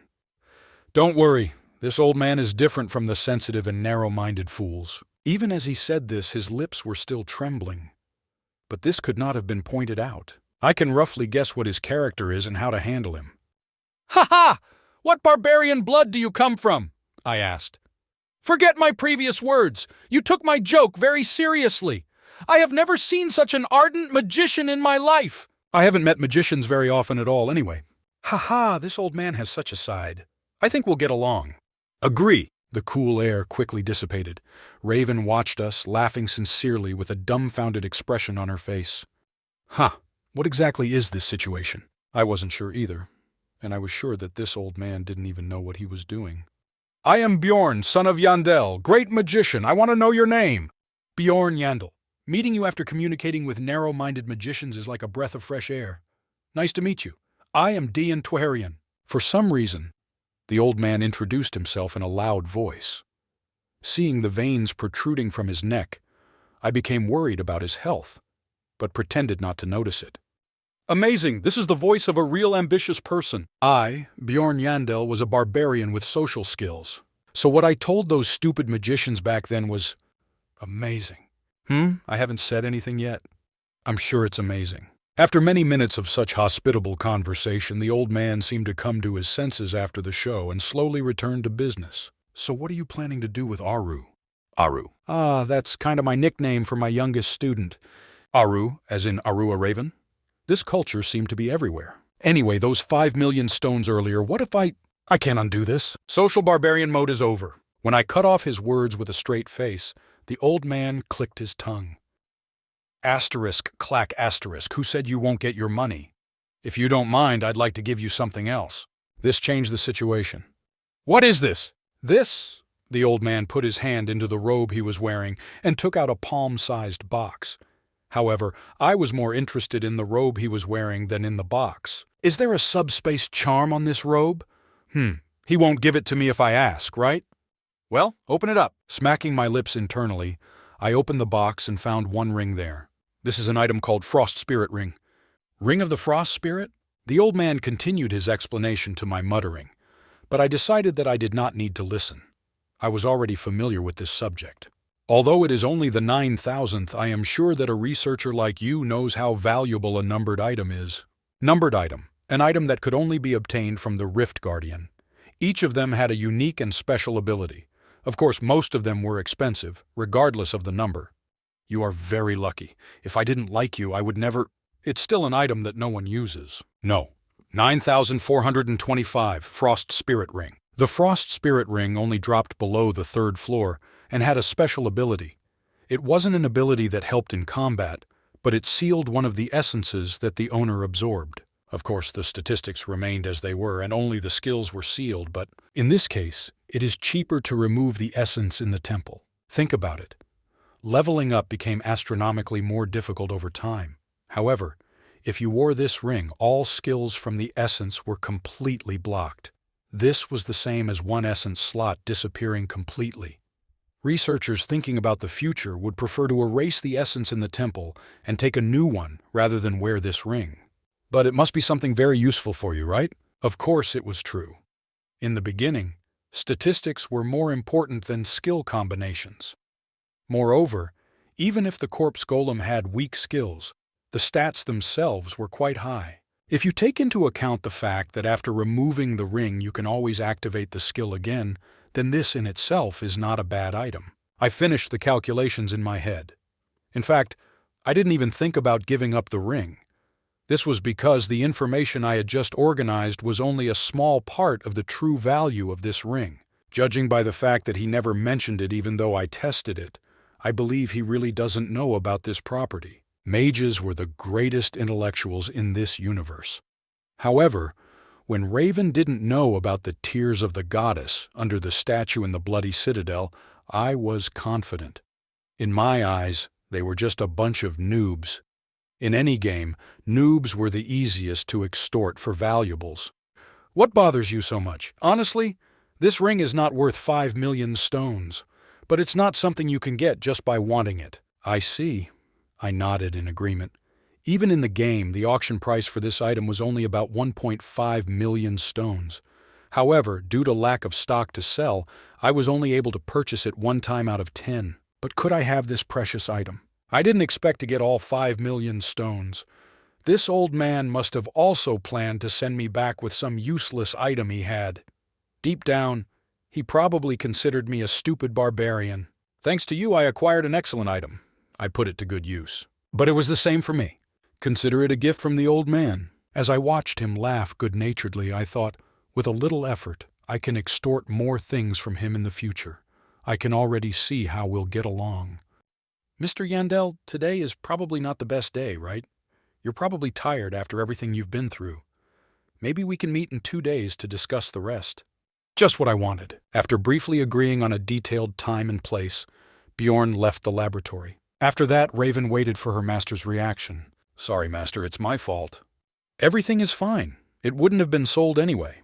That barbarian, when he realizes what this ring is worth, will have a very big headache. This is true? Luckily, he didn't seem particularly angry that she brought Bjorn here, so Raven relaxed and asked what she was interested in. But why did you behave like that? The master's attitude today was very strange. He hated rude people and had never called his fellow magicians narrow-minded before. Oh, I needed to check one thing. Check? You shouldn't know that. She pursed her lips with an unreadable expression. This made it clear that there was some intention in matching Bjorn's high tension, but at this rate she had no way of finding out. In any case, he is strange. So strange that I even begin to look forward to it. I hope I'm right. Are you going to continue in the same spirit? If you're going to tell me, just let me know. I'll tell you later when the time comes. Oh, when you have time, write down what happened to that barbarian and send it to me. Aren't you going to tell me why? I'll tell you when I'm sure. Soon after, her master left the laboratory with a soft smile as usual. Looking at the empty space he left behind, she had a strange feeling.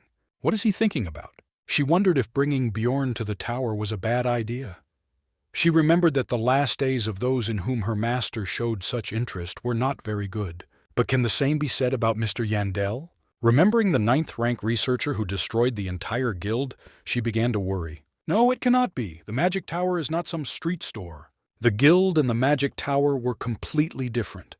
This was not a place that could be conquered by one barbarian, no doubt. As soon as I left the magic tower, I immediately headed to the barbarian dormitory.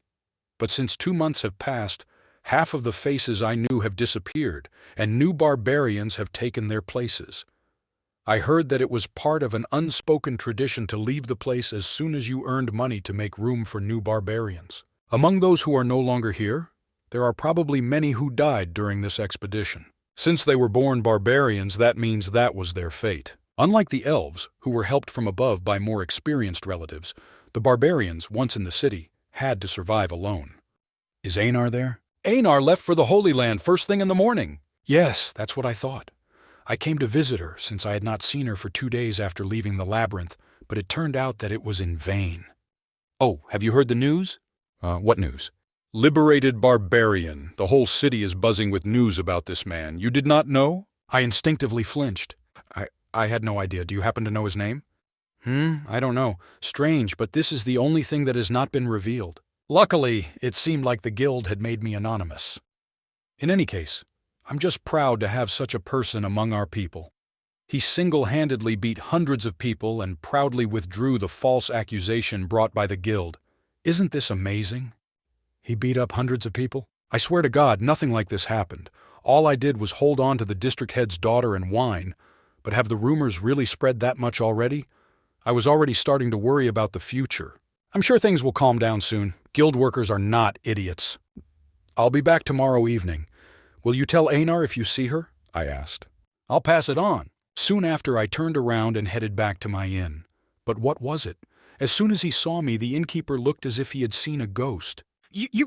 Are you not dead? In any case, it was not entirely an incorrect comparison. Thanks to this, I didn't have to ask many questions, and I got the confession that he got rid of my things thinking I was dead. What happened to my things in the room? I threw them away. I clearly paid for 3 days in advance. Unbeknownst to me, my voice was filled with irritation, and the innkeeper's face turned white. I can beat him up. Stop, since when did I start thinking like that? I shuddered from the feeling that I was out of place. It might even have been there from day one. In fact, in retrospect, things were a little strange. As soon as I opened my eyes, even though the man's head had been cut off, my mind was calm. It was the same with my first murder in the labyrinth. I knew this was what I had to do, but the process of doing it was too easy. It wasn't even a gradual change. From the day I woke up in this body, I was aggressive like barbarians and simply outrageous. It was the same today. Jailbreak? Of course, this was a conclusion made after much thought, but strangely enough, I did not feel any hesitation. The argument with the old man in the magic tower was in the same spirit. Am I angry because I heard something I wasn't excited about? 29-year-old office worker Lee Hansu would never do anything like that. He wasn't timid, but he wasn't brave either. He was very suspicious of everything, so he was one of those people who observe what is happening for a long time and then put everything into action. What now? Until now, I thought that these were only changes that occurred due to the fact that I found myself in a special environment. But the feeling of inadequacy became more and more. I'm sure I was soon convinced. Just as in every battle the instinct imprinted in this ignorant body manifested itself, a change also took place in my consciousness. No, it was closer to harmony than to change. That's why I said sorry. Stop looking at me. Having finished thinking, I sighed. I changed. It's strange that I only noticed it now, but at least it was accurate. But what to do? If I want to survive in this world, then it will be better. I decided to think positively about it. I might just manage my barbarian instincts with more care. If you give me 30,000 stones, I'll forget about it. Therefore, although the innkeeper's behavior was very offensive, I decided to put an end to it, receiving only reasonable compensation. The most expensive thing I owned was only clothes that cost 2,500 stone, and I wanted to rest more than stand here and argue. 30,000 stones? Just because I sold some of them? Didn't you say you threw them away? The man swallowed silently. If you don't want to give me the money, then tell me so I can tell everyone here what you did to me. What if I just let you stay at a hotel for this amount? No, I had no intention of staying in such hotels in the future. Stealing from a dead researcher was one thing, but he couldn't even wait for the promised date. Ha! Promise you won't tell anyone.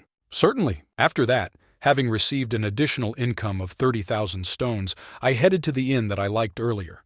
Although the average food and cost per night was 2 times more expensive, it was worth it. Now I finally felt like I was living as a human being. Firstly, the room was 1.5 times larger than before. It had windows and even a separate bathtub in the bathroom. It was a bonus that it was much closer to Dimension Square. After rubbing my skin for about an hour to wash away all the dirt that had accumulated in the maze, I immediately jumped into bed. She was soft to such an extent that I wondered if people live for such momentary happiness. Suddenly, all the events from the labyrinth to everything that happened after returning to the city flashed through my head like a panorama. Crap! Why was it so difficult to rest? As soon as it was light, I went to an open clothing store and bought some casual clothes. I then headed to the barbarian-only dorm. Bjorn, where did you be all this time? Einar screamed. I needed to take care of something. Sorry to bother you. Bother? What are you talking about? I would never worry about you.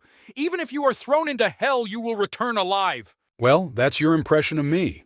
Well, I like it a lot better than a second-rate soap opera. Since neither of us had eaten, we went to a nearby restaurant. Oh, did you hear? After we took our seats and made an order, Einar asked a question. This time I was not very surprised because I foresaw that it would sound. Oh, are you talking about the freed barbarian? Liberated barbarian? What does it mean?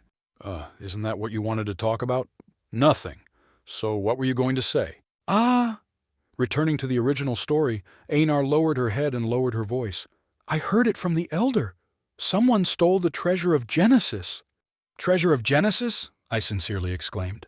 The treasures of Genesis referred to the 6 treasures kept by the 6 races: dwarves, barbarians, elves, beastmen, dragons, and humans. The problem is that without this I won't be able to get to the top floor. Treasures of Genesis were the key items of Dungeon and Stone. The end.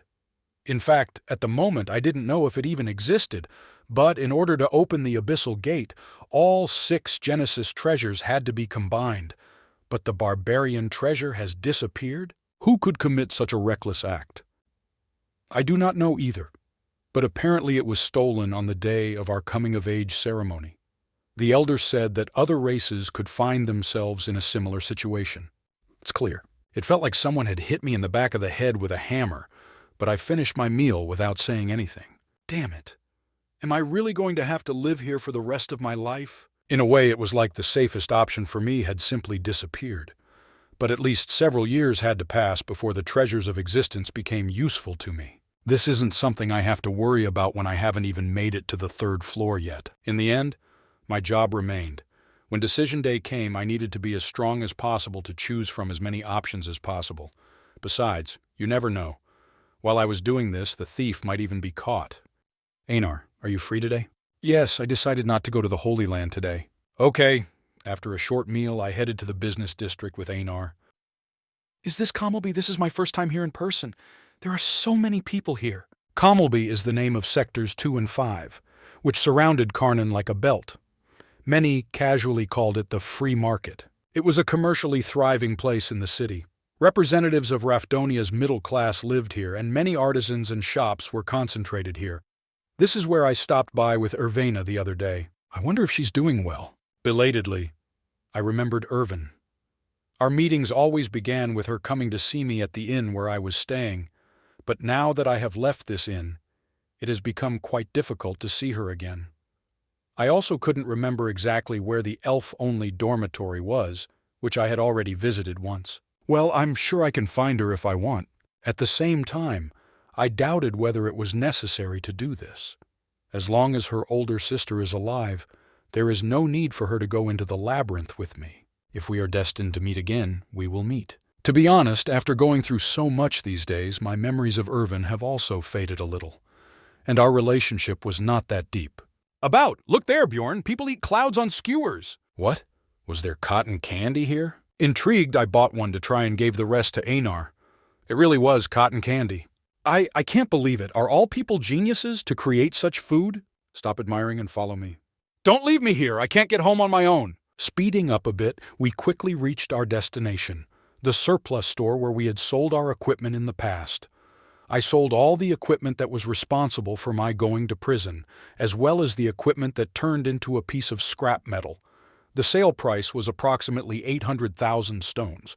I didn't sell the item I received just before leaving the rift, but I can estimate that this is 500,000 stones in round numbers. Einar, this is your share. So much? Thanks to you, I even absorbed the essence. Don't hesitate, take it. This is a fair price. The split was 80/20ths, as promised. However, among our colleagues, she would earn the most. I promised you that if you follow me, you will earn more money. All the same, 300,000 stones. It's too much. How many cloud snacks are these? Suddenly, cotton candy turned into another monetary unit for Einar. By the way, I'm hungry. Could it be because the corpse golem's essence had appetite plus 9 attached to it? I felt that hunger was coming to me much faster. Already? Not even 3 hours have passed. So you won't go? Of course I'll go.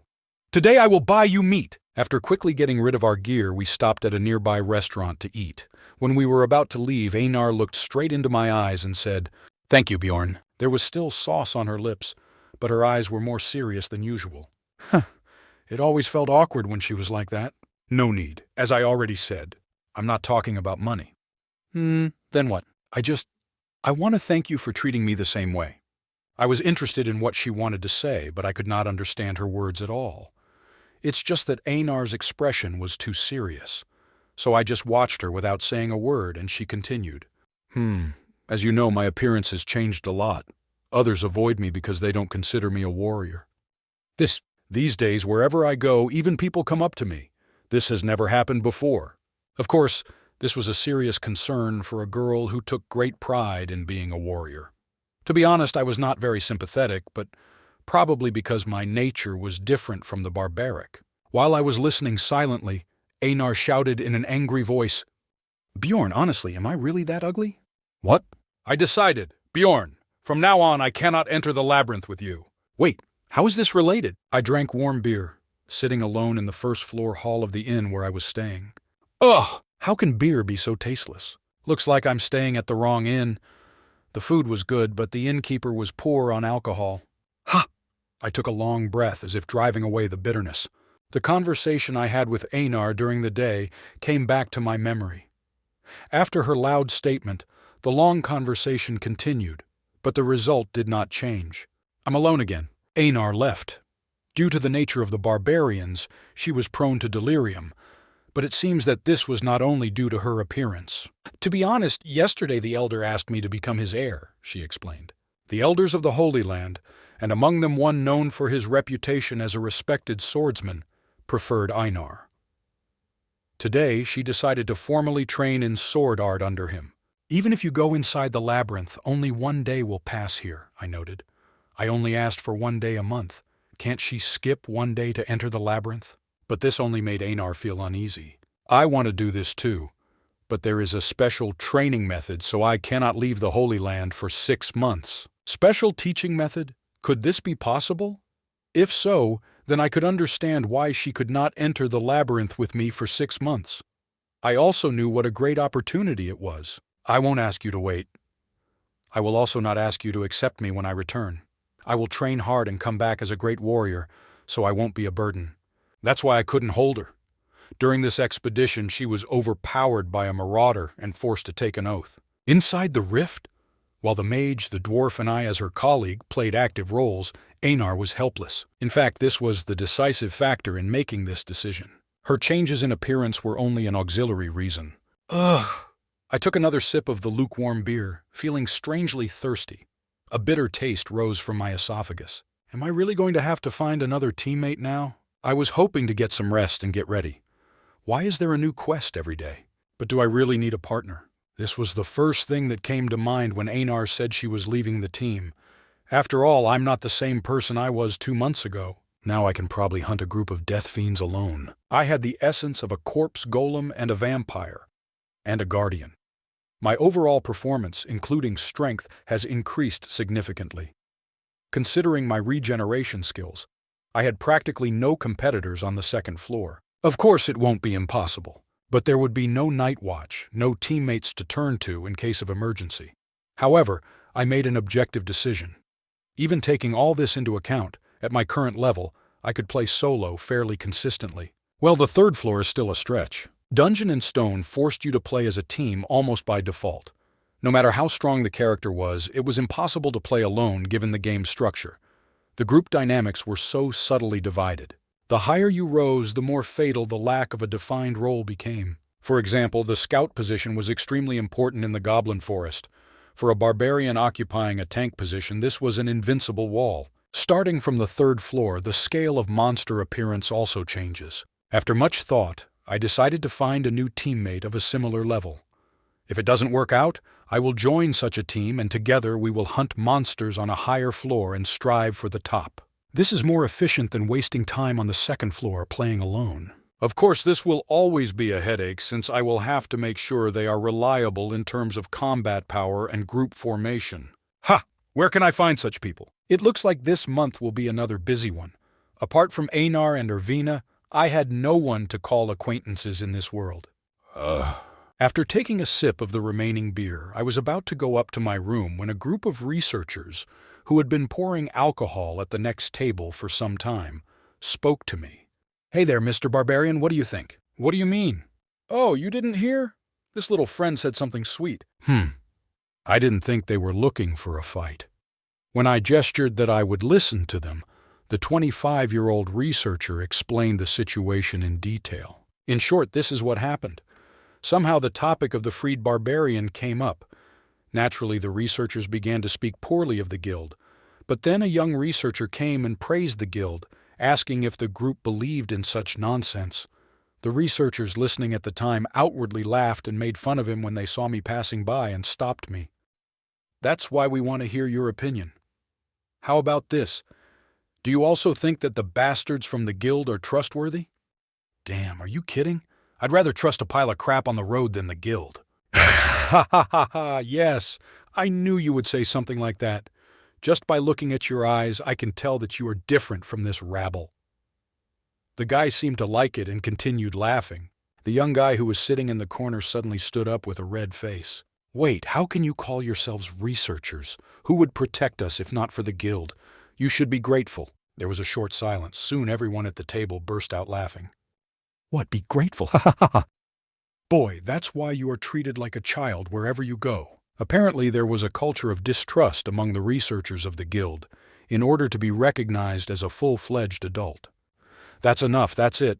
He will understand this when he experiences it himself, that no one but yourself can protect you. Wow, what touching words. On that note, let's have a drink. After it was all over, the researchers continued drinking. I was about to leave again when the man who stopped me earlier came up to me with a friendly face. I'm Hans. Hans? Haha, it's a common name, right? I couldn't be sure, but it seemed to be common. The first person I killed in the maze was also named Hans. Bjorn, son of Yandel. It's clear. Since this is how fate works, if you're not tired, why don't you have another drink with us? I will cry. I considered his offer and nodded. Although I eavesdropped on other researchers' conversations here and there, I didn't have many direct conversations with them. So, what kind of problems did you have that you were drinking alone? I thought I might get advice I wasn't expecting, so I shared my concerns honestly. My team has disbanded, so I'm looking for new comrades, but I don't know where to start. Hans, who had been listening seriously, bowed his head. Why don't you contact the guild with a similar problem? Guild? Ha ha! It's true that they're unreliable bastards, but shouldn't we take advantage of everything that's available? Either way, they work with our tax money. That was true. Regardless of the circumstances, the researcher could not be separated from the guild. Even in the game, it was easy to find new comrades through the guild. But I worry about whether I can trust the people I meet through them. Ha ha ha! Looks like you haven't used it properly yet. She has changed a lot compared to the past. Since there are many cases of treacherous team members, it is now mandatory to carry a dash cam. Is it true? This didn't happen in the game. Trust me and see for yourself. The worst usually doesn't happen. Hearing this, it seemed like a good idea. The next morning, I woke up with a slight hangover and headed straight to the magic tower. You cannot enter without a pass. Shouldn't you first ask if I have it? I was annoyed that I had to deal with racial discrimination early in the morning, but when I showed the pass Raven had given me, the staff let me in without further ado. Asterisk ding, asterisk. I arrived on the 31st floor. As soon as I entered Raven's personal laboratory, I was greeted by a more lively interior than 2 days ago. Oh, are you here? It seemed as if many of the books and documents that were cluttered had been cleared away, but instead the room was filled with terrifying-looking devices. Where are you going to use this? Among them, I pointed to the most terrible-looking object and asked. Nothing special. It's a magical tool that makes it easier to take blood. Her answer surprised me twice. Once, because it was not intended for crushing human skulls, and secondly, because this wild device was a magical instrument. Then are you ready? I don't think so. Do not be afraid. Come here. Fine. At first I was half suspicious and half worried. But surprisingly, all the tests using magical tools were quite humane. In addition, the process was so fast that it did not take long to complete. But judging only by the results, they were no different from the information that I collected myself while in prison. Firstly, there are no big differences between the essence of the Guardian and the usual one. Oh, you know what I'm talking about, right? Understand. Essences dropped by Guardians had two features. Firstly, their basic indicators were 1.5 times higher than those of ordinary essence. Since you already know, it will be better if you see it for yourself. She summarized the statistics of the vampire essence that she had assessed using various magical tools. It didn't really mean much. As expected, there were not numbers written on the paper, but simply an indicator: high, medium, low, and so on.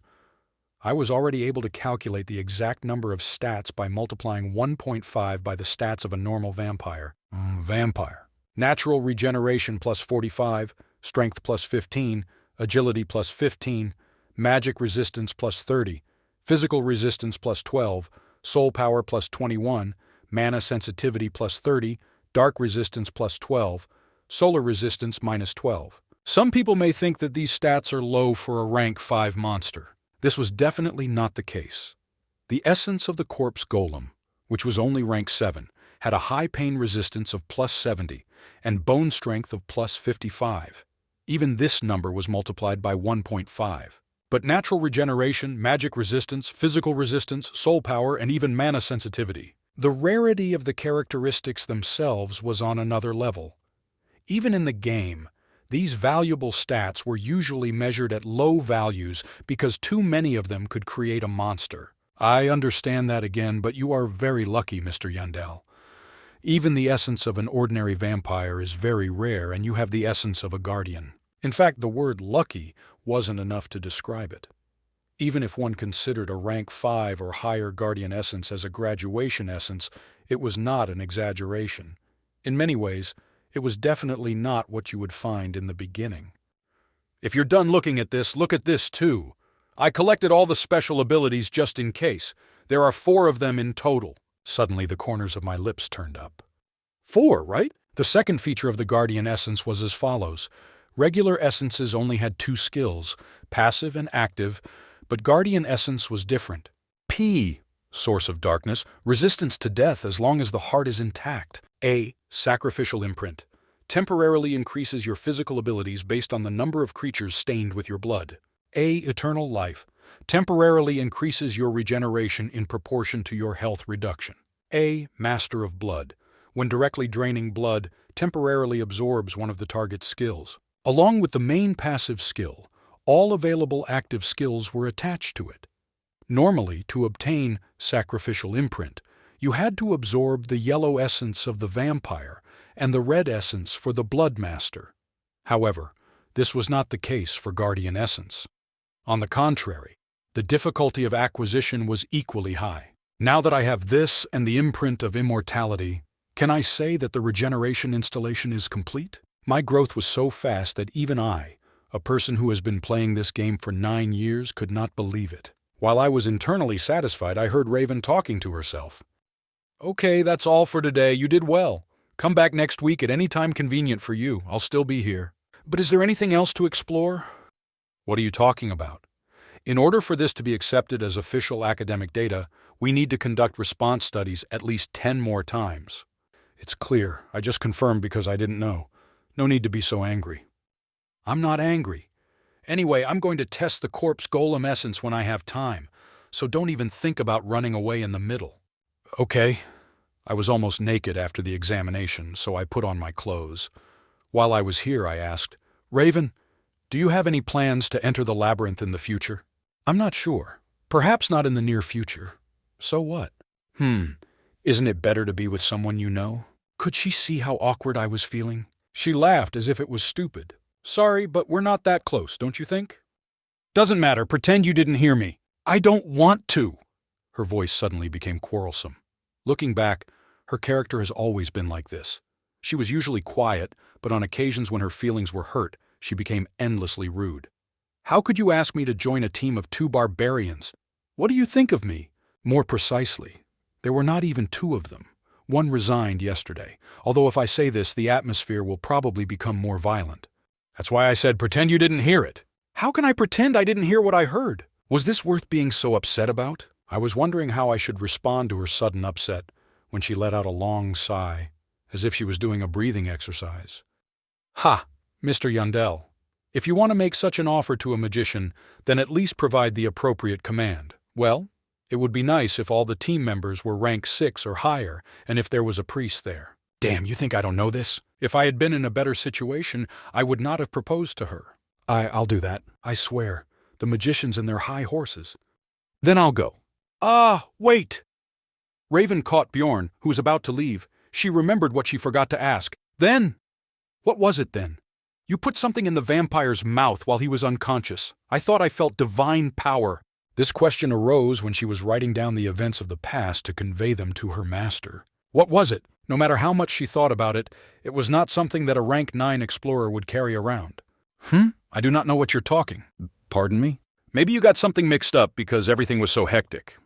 Confused? This is impossible. I clearly felt... I went. I need to go somewhere. Sorry, wait. Asterisk clap. Asterisk. Bjorn closed the door and left before she could say anything else. Yes, that means you are hiding something. Looking at the place where he stood, she pouted and headed into the office. She then took out a thick book, the complete book of Rift 3. It was a record book that contained all the information about the rifts. Like the simple title, it was an old book that didn't even have the author's name written on it. She had bought it by chance on the open market as a child, and amazingly, it contained information that had not even been written down in academia. What page was Bloody Citadel on? As she flipped through the pages, her hand stopped in one place. Map of the underground prison. The exact location of the hidden passage. A page with expanded information about the Bloody Citadel, such as how to obtain the Necronomicon in the Hall of Demon Worship. Unfortunately, there were parts that were impossible to read. 2 items that have disappeared due to weathering over the years, and the means of obtaining them have been erased. Raven looked everywhere for them, but ultimately couldn't find them. She pursed her lips in disappointment and bowed her head again. Wait, I think I heard somewhere about Tears of the Goddess. Where did I hear this? Recalling her vague memories, she took out several religious books and quickly flipped through the pages one after another. How much time has passed? Finally, her hand stopped. Tears of the Goddess, consumable relics of unknown origin. When destroyed, it has the effect of spreading powerful grace in a specific place. During the dimensional collapse 150 years ago, Cardinal Androne used all 3 relics to save the Pope, and they have since disappeared from public view. Holy relic? Surprised, she even checked the picture drawn on the next page. It was too early to say for sure due to how far away it was, but they seemed to be about the same shape and size. Even the method of application and the effects were the same. Raven was puzzled. This can't be just a coincidence. But if this was not the case, then how could a barbarian who had just become an adult know where the Tear of the Goddess was hidden, or even think about using them? Could it be that Mr. Yandel? A possibility flashed through her mind, and her eyes lit up as she picked up the book. I have to check this out. No matter how long it takes, it's worth it. Back at the inn, I was packing my things when I became lost in thought about the metal helmet in my hand. Should I sell it or not? The official name of this helmet in the game is Golden Mask, an item that could be obtained by defeating the Bloody Citadel boss monster and fulfilling various special conditions. The effect was simple. It changed the appearance of the owner's face for 30 days. This is a consumable item with a limited number of uses, maybe 5 times maximum. After that, it naturally disappeared. Of course, my memory wasn't perfect, mostly because other than the first time I acquired it, I had never used the item before.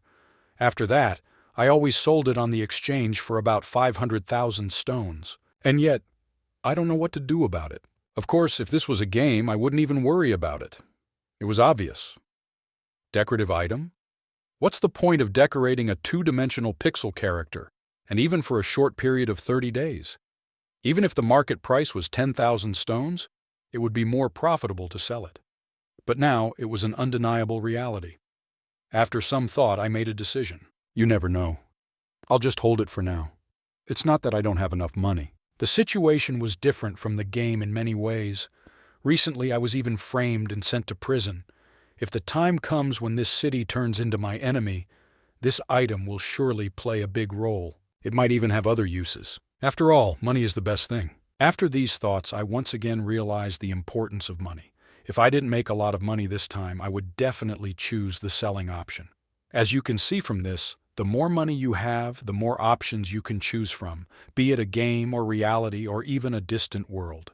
Hey, you heard? Crystal Union has been dissolved. A silver-haired elf was quietly eating in the corner of the restaurant.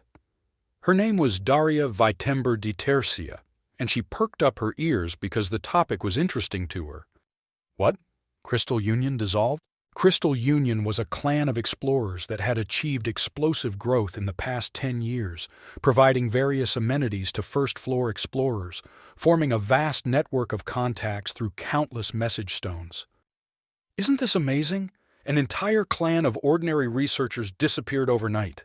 Ha, ordinary? When have these researchers ever done research work? From what Daria had heard, the members of the Crystal Union were mostly ordinary civilians who, under pressure to pay taxes, had moved into the realm of explorers. She remembered that they had day jobs in the city, and they found time one day a month to go into the labyrinth. Of course, there was nothing wrong with that. No, it was rather good for that purpose. In fact, she had heard that the Crystal Union had saved many civilians from getting into trouble for not being able to pay taxes. In any case, good news. I'm already starting to get tired of them calling themselves researchers and behaving in an undisciplined manner. However, recently the Crystal Union has become corrupt. As their power grew, they began to reject outsiders and even manipulate them into committing immoral acts against novice explorers. Her sister was one of them. It wasn't enough for them to commit an unforgivable crime. They even tried to silence her. It's unpleasant to admit it, but if it weren't for that barbarian, something unimaginable would have happened. When Daria heard this story, she was determined to teach them a lesson one day. But now there seemed to be no need for this. Coincidentally, this time also thanks to the barbarian. By the way, why did they suddenly bloom? Oh, haven't you heard other news? Other news? Liberated barbarian. Having secretly overheard the subsequent story, Daria involuntarily frowned. This story became more and more interesting. Not only did he escape from prison and clear his name, but he also took the daughter of the head of the district hostage. Now that the incident is out of control, it is said that the looting law, which was supposed to only apply to rank 9 researchers, may even be repealed. It was truly an incident worth happening. The man who supposedly framed the barbarian has already been hanged, and even the Crystal Union, which boasted of its inflated influence, seems to have answered for its past behavior and received a severe blow. But you know what's even more surprising? This barbarian is only a rank 9 explorer. In other words, it hasn't even been long since his coming-of-age ceremony. For some reason, after hearing this story, Daria remembered one particular barbarian who behaved with dignity even in her presence, and also proved himself in many other ways. This can't be a coincidence. She shook her head, as if to drive away the thoughts, then left the restaurant and went home. But with every step she began to doubt. Is that barbarian really dead? Until now, there was no doubt about the circumstances. But if this news was related to him, then it explained why he did not return to the inn for 2 days. Could she really tell her little sister about this? ***. Opening the door, she saw her sister, who had noticeably lost weight. Sitting on the bed with her eyes closed, she manipulated 3 sparks of flame that seemed about to go out. In the labyrinth, her limit was 2. Oh, you're back? You haven't summoned spirits since then, have you? This way I can increase my affinity. Daria's lips hardened at these words. The teaching method itself was not surprising. She once taught this method to her sister. However, she had never pushed herself to such an extreme before. You know, I think I heard the voice of fire. What? Now I got it. How to become stronger. Why did I have to be weak all this time? Why did I always have to accept other people's help? Her sister, who always looked away and seemed shy when she spoke, looked straight into Daria's eyes and continued. I wasn't desperate enough. There was no vitality in her cracked voice, but the desperation was at least clear. It was vicious anger. Finally, what her little sister missed most was fulfilled.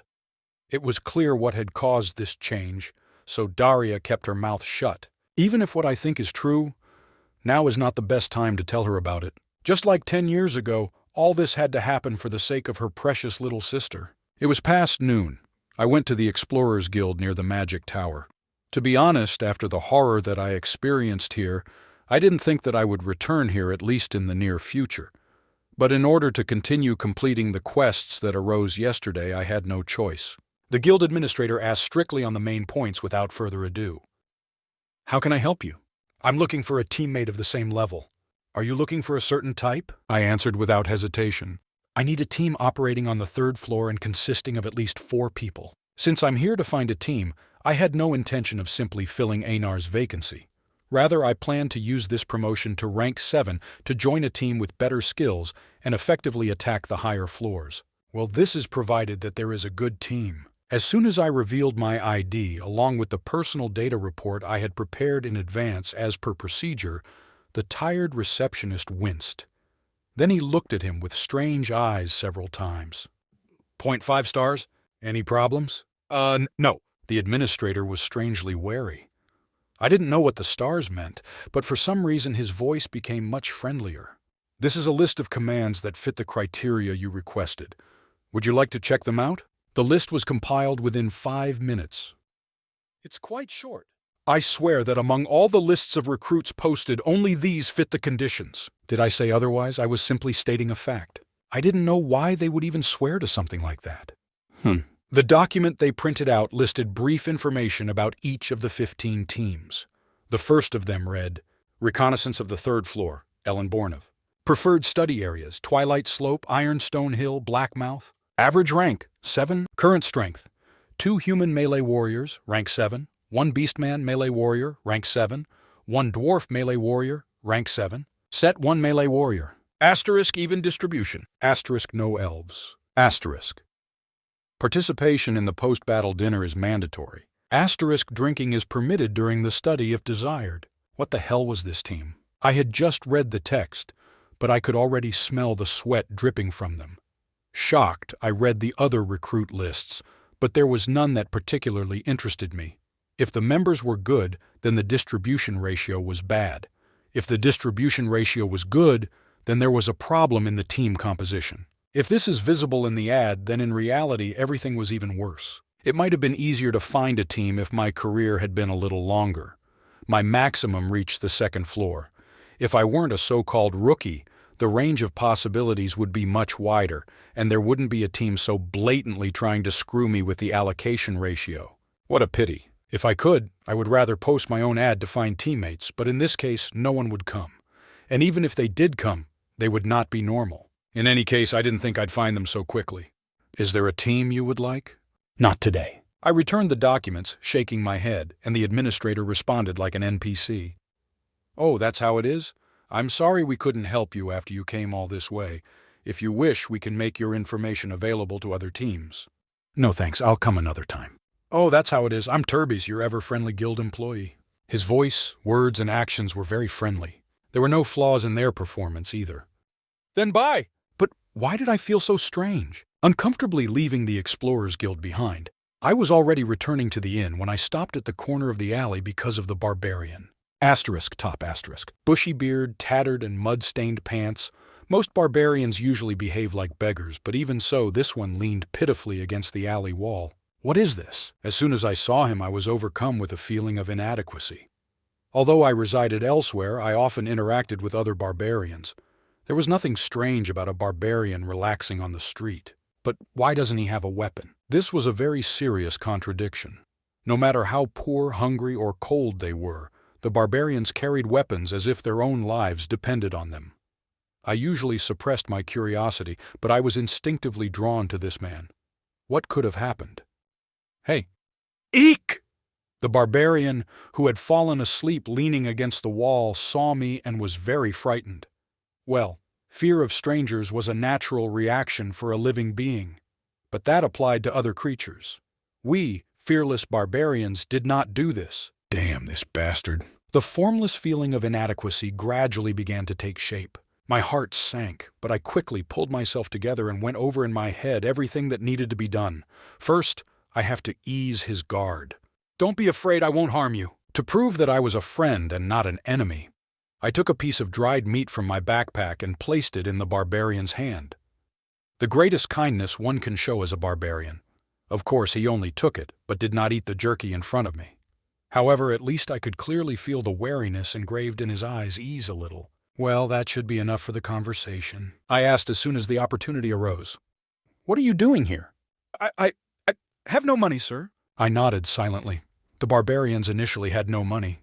It was plausible. No, actually, it was a given. What about your weapon? I sold it, sir. He sold his weapons and still treated with honors? Let's introduce ourselves. I am Bjorn, son of Yandel. Titarakan, son of Arien. Realizing his mistake, he spoke louder, but it was too late, I was sure. Nice to meet you, Tarakan, son of Rien. This guy was an evil spirit, and it had not been long since he appeared here. I didn't know what the stars meant, but for some reason his voice became much friendlier. Rank and level are not enough, but now there is also the level of stardom. It is strange that he himself was not interested in this. Something important. This guy was an evil spirit.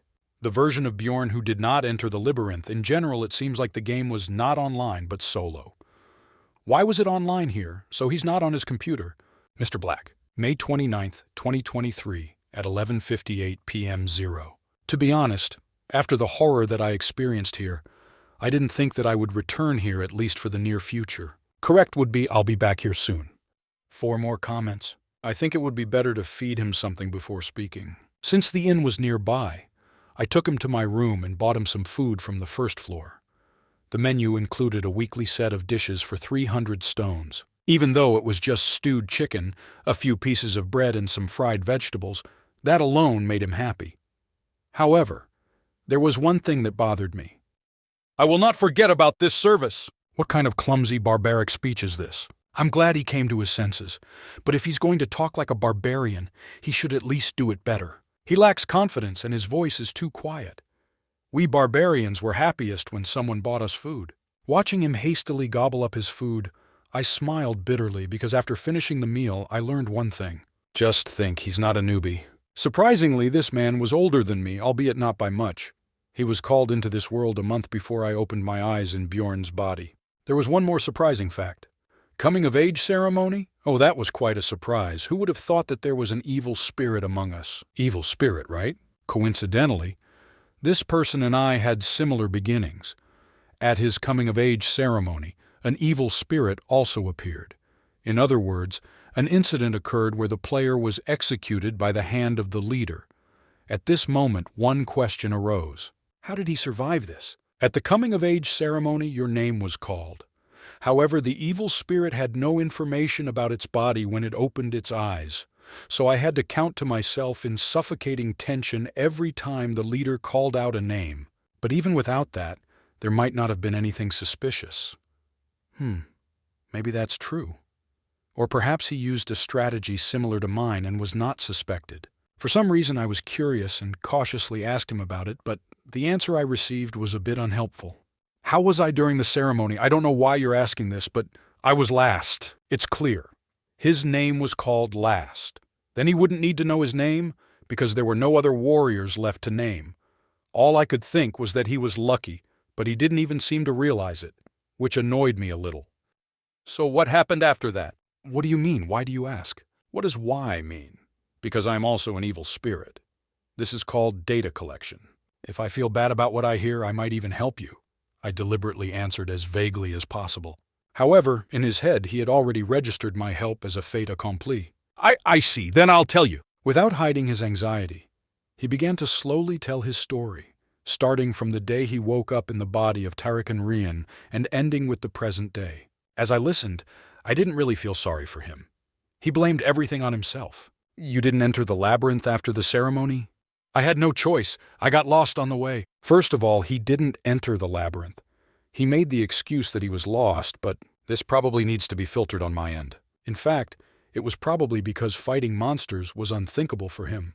On the other hand, it would be very easy to escape from a horde of overexcited barbarians. The problem would be what happened next.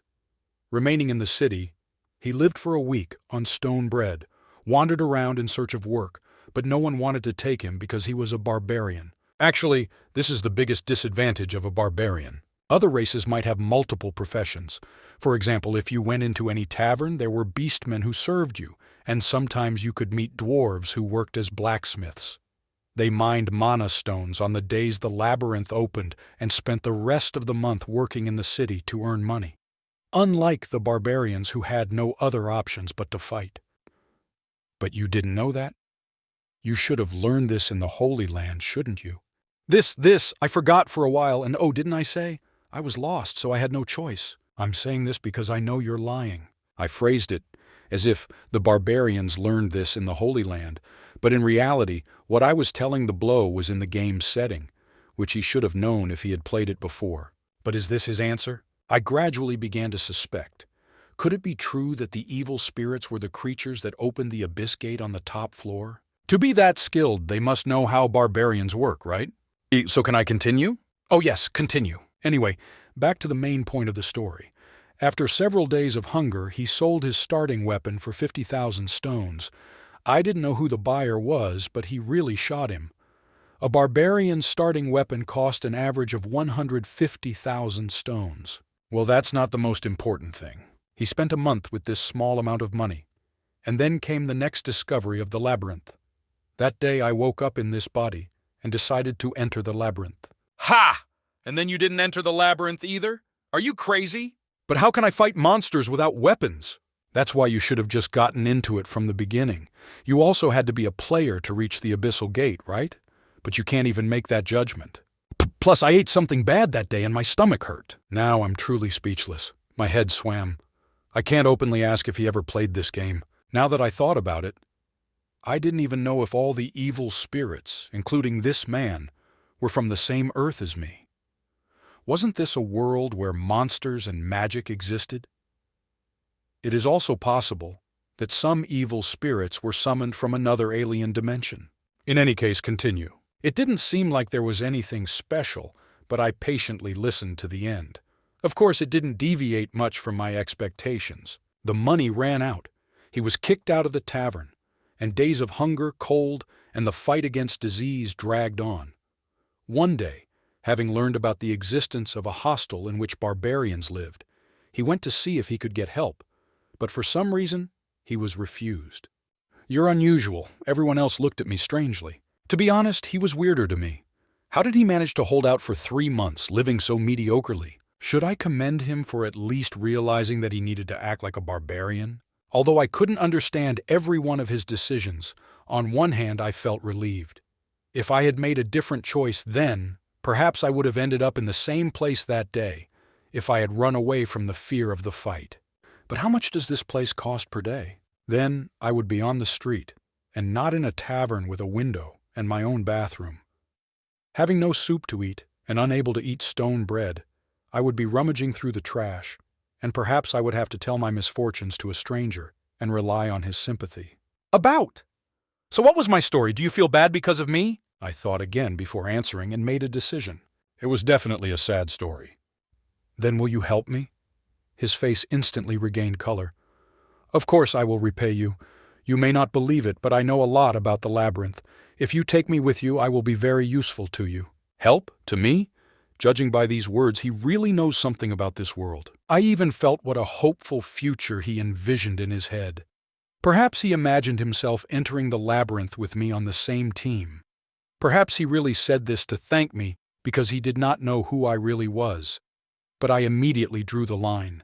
I won't go into the labyrinth with you. There is no such future. I have more important things to do.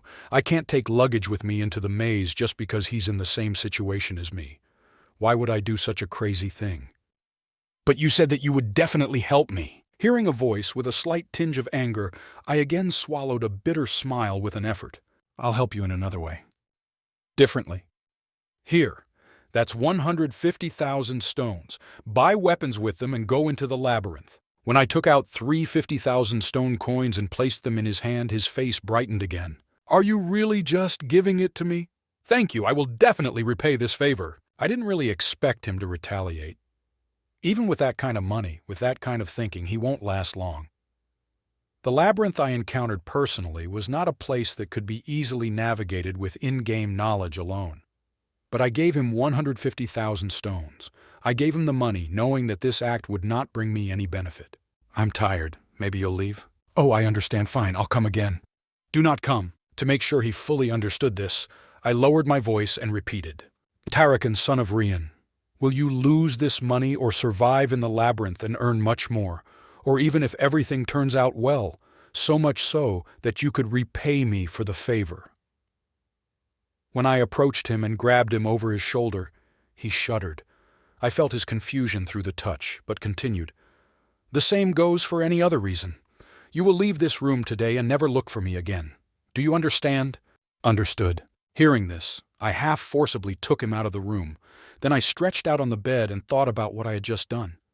I grinned. What, did this remind me of the past?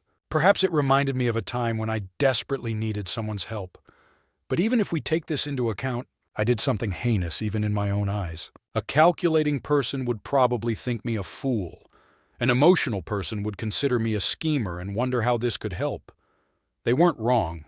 I had neither the composure to move away from the line nor the recklessness to cross it. So I stopped at the very top. I'm sure this is what they call hypocrisy. I closed my eyes and thought again. Even if my actions today were nothing more than hypocrisy, it was my best action. Something I would never have been able to do if I didn't have money. Tara can live as long as possible. Asterisk, asterisk, asterisk. The next morning I visited the Explorers Guild office again. Unfortunately, the employee who helped me today was different. 5 stars?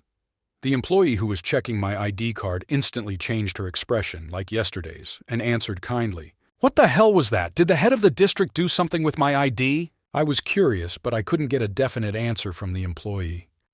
"Stars? Did I really say that?" "Come on, don't pretend you don't know." I didn't dig deeper. It must have been some kind of code used only by the guild, something tied to a VIP or trouble. I suddenly wondered who I belonged to. In any case, it will be better for me. What difference does it make whether it's good or bad? The resulting friendly service was the same. This is a list of teams that meet the criteria you mentioned. Would you like to familiarize yourself with it, sir? Today I checked the recruit vacancies with the same conditions as yesterday. Apart from adding a few new commands, the content was essentially the same. Will I be able to find the right team today? As I scanned through the documents, focusing on the new commands, my eyes stopped on one section.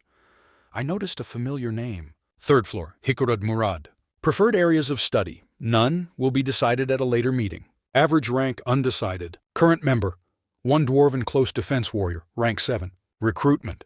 4 people, regardless of role, may vary depending on the composition of the team. Equal distribution. Is the team leader's name Hikurad Murad? And he's a dwarf. It doesn't look like it's another dwarf with the same name. Did his previous team disband? Whatever the reason, it was a good option. It was a little strange that there weren't any members yet, but at least the team leader was trustworthy. I was also curious what numbered item he received from the Bloody Citadel. I should at least meet him. After that, I filled out a short application form and gave it to the receptionist, then left the building and headed straight to the commercial area. Maybe tomorrow, at the earliest, or the day after tomorrow at the latest, an appointment will be made. Then I'll spend some money for now. I was sure that this would be the most enjoyable time I had had in a long time. Have you ever had a pleasant time? I decided not to worry about small problems. The cost of equipment for the yellow-haired 4 was only 800,000. 5 million stones obtained from the guild, and 1 million obtained through blackmail. In addition, I received 30,000 as compensation from the innkeeper. The golden mask costs about 500,000 stones, but since I'm going to keep it, so be it. Of this amount, not counting the 300,000 that I gave to Einar and the 150,000 that I threw into the sewer, my current net worth was 6.61 million stones. In truth, this was a huge number. Maintaining his current standard of living, this was enough to get him through the next 3 years without having to enter the labyrinth. Of course, this calculation was based on the relatively low cost of taxes in the early years. If you subtract about 70,000 stones for a sufficient living wage, then the total budget is 6.54 million stones. I walked hurriedly, remembering the items on the shopping list I had made last night. However, I did not go to my destination. Is this carriage heading to Sector 2? Exactly. Arriving at the common platform, I paid 500 stones and boarded a 10-person carriage. The original price per person was 250 stones, but I paid that much because the barbarian was too big to allow another person to sit next to him. Damn discrimination! This made me angry for some reason, perhaps because it was a reasonable argument. We are in place. After settling into our seats and falling asleep with saliva in our mouths, we arrived in Sector 2, the northern area of the commercial district of Commelby. It took about 4 hours.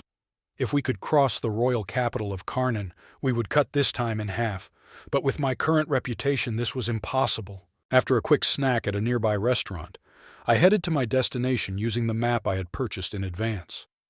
Getting there turned out to be much easier than I thought. Very little time passed, and I saw a majestic building in the distance. Almina's Central Exchange, one of my favorite structures in the game, the Central Exchange. It gave you the advantage of not having to wander around town to buy goods directly, but instead being able to find certain items much more easily. But in return, a commission was charged for using it. Do you want to register for consignment sales? No, I'm here to find things. After taking a numbered ticket and waiting for a while, I handed the employee my pre-written documents. There are a total of 12 items that meet the criteria. Do you want to check the information? Certainly. The fee for finding each item was 3,000 stones.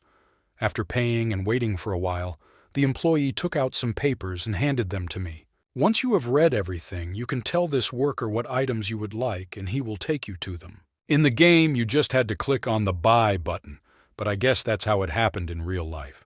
It is clear why such a system was paid.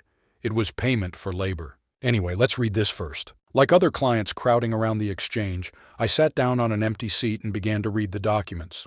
There were only 12 items that met the criteria, so it didn't take long to read through them all. I want to see this item.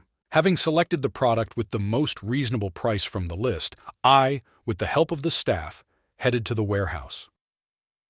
After checking it several times for defects, I didn't hesitate to buy it with cash. Expandable backpack. Storage area 8th grade. Shape standard medium backpack. Enchantments. Automatic arrangement. Individual deposit and withdrawal. Weight reduction. Low. Price, 2.5 million stones. The expandable backpack was a little different from the regular subspace backpack, but on my current budget, I was grateful for that at least. If the storage level was Class 8, then it was already 3 times the size of my extra-large backpack, and all 3 sets of magical enchantments came with it. Overall, it was worth it.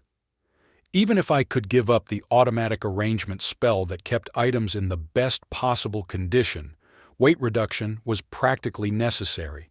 Think about it. It didn't matter how wide the space in the bag was, if the weight remained the same, it was pointless. In this sense, the same goes for the ease of individually placing things in and out. It was an expandable backpack purchased for convenience. However, if there was no way to easily put items in and out of your backpack, you would have to do it in the order you put them in. In the game, this was already very inconvenient, but in reality it will be even worse. It was a little disappointing that it came in the form of a backpack, but I shouldn't be greedy. I decided to be satisfied with this and returned to my previous place with the backpack I bought. I then continued searching for other items. My remaining budget was about 4 million stones. Now that I've taken care of convenience, it's time to increase my real combat power. 4 million stones.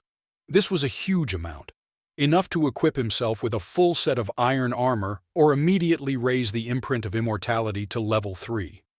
None of the options were bad, but I didn't choose any of them, because now the situation was different. P, source of darkness, resistance to death while the heart is intact. I had vampire essence, which was not originally part of my plans. Thanks to this, my body would not die as long as my heart was intact. In other words, enhancing the immortality imprint or installing parts such as gaiters would inevitably reduce my effectiveness compared to the cost. After much thought, I made my final decision. Raise the level of equipment. In other words, instead of iron, which was a first-grade metal, I decided to purchase gear from a second-grade metal, commonly referred to as the top tier. Litinum, Class 2 metal, twice lighter and stronger than iron. Its characteristic features are white color and a ridiculously expensive price. 1.91 million stones for one breastplate. The breastplate I bought through the exchange had the same shape as the iron half armor I sold for scrap, but the price was 5 times higher.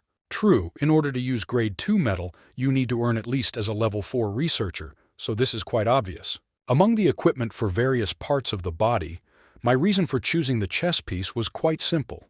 The more securely the heart was protected, the more benefit the passive skill Source of Darkness would benefit from. In any case, safety was paramount, so there was no need to argue. But I had to tinker with the second piece of equipment until the very moment the purchase was completed. Should I replace a weapon or shield that was sold at scrap price? After much deliberation, I paid 2.1 million stones to purchase the shield. There were many reasons, but the main one was that there was no need for me to cause damage now. Until now, I had only entered the labyrinth in the company of one person. However, going to a higher floor required team play with at least 4 people. This meant that it was more effective to hold a shield and become a living barrier to the team's defense. Vampire essence is not a damage-dealing essence. Additionally, unlike weapons, the shield was an item of equipment that I could continue to use even after obtaining the essence. And without the shield now, I felt like something was missing. At this moment, my wallet was completely empty. Now the gear is starting to shine. When I looked in the mirror, my heart felt satisfied. Is this also a change that happened after I became a barbarian? Bjorn Yandel. Level 3. Physique, 155. Spirit, 90. Special abilities, 115. Item level, 683. New plus 585. Total combat power, 527.75. New plus 146. 25. Acquired entities. Corpse Golem, rank 7. Vampire, Guardian, rank 5. By the time I finished my reasonable spending, it was already dinner time. After having dinner at the same restaurant where I had lunch, I took the cart back to Sector 13, where my inn was located. After that, the day was over. Travel time takes too long. Later, when I really earn a lot of money, I will need to move to the central area. Living on the outskirts comes with many inconveniences. Even if this inn was a little closer to the center than the previous one, I still had a long way to go to Dimension Square. In the end, it all comes down to money. Since I spent a lot today, I went to bed with the firm intention of earning even more money. The next morning, like a diligent barbarian, the first thing I did was go to the library. I figured out what I need now, so it's worth going there again. Gamers had a habit of doing manual labor in their free time. Well, it was manual labor that could be done because it was reality and not a game. I still lacked common sense and knowledge about this place. On that note, it would be a good idea to find a house near a library. Books were food for the soul. The reason I was able to spend wisely on the stock market was because I read about it in the library. What was the name of that book? I couldn't remember, but it recorded the average trading prices of commodities on the exchange for the last 10 years. It was difficult to read because there were so many numbers. But there was no better textbook for studying market prices than this book. While I was walking around thinking about this and that, I reached my destination. Nothing has changed from when I was here before. The smell of books emanating from the entire building, the skinny nerds who arrived even before me, and the librarian sitting behind the counter with a sleepy face. Long time no see. When I greeted her like last time, the librarian looked at me and gave me a strange look. Then she muttered, Oh, did she notice? Haha, this is a breastplate and shield made of litinum. In total, there were 4 million stones, and this is on my back, an expandable backpack. Parsitia. As always, without humor. I left the librarian to suffer from chronic fatigue. After casting a spell on me, she began to doze off again, and I walked through the library. Because I was wearing quality equipment, I felt more eyes on me than usual. Most of them looked in awe.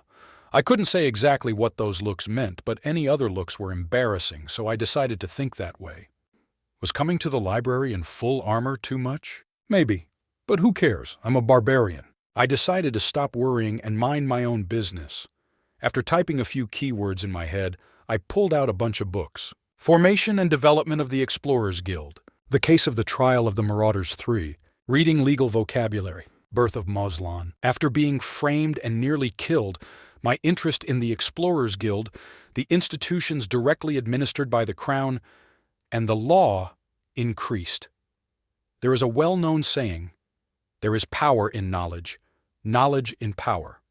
Therefore, you need to study, no matter the cost. After going out to eat every 4 hours and returning to the library to read, another day came to an end.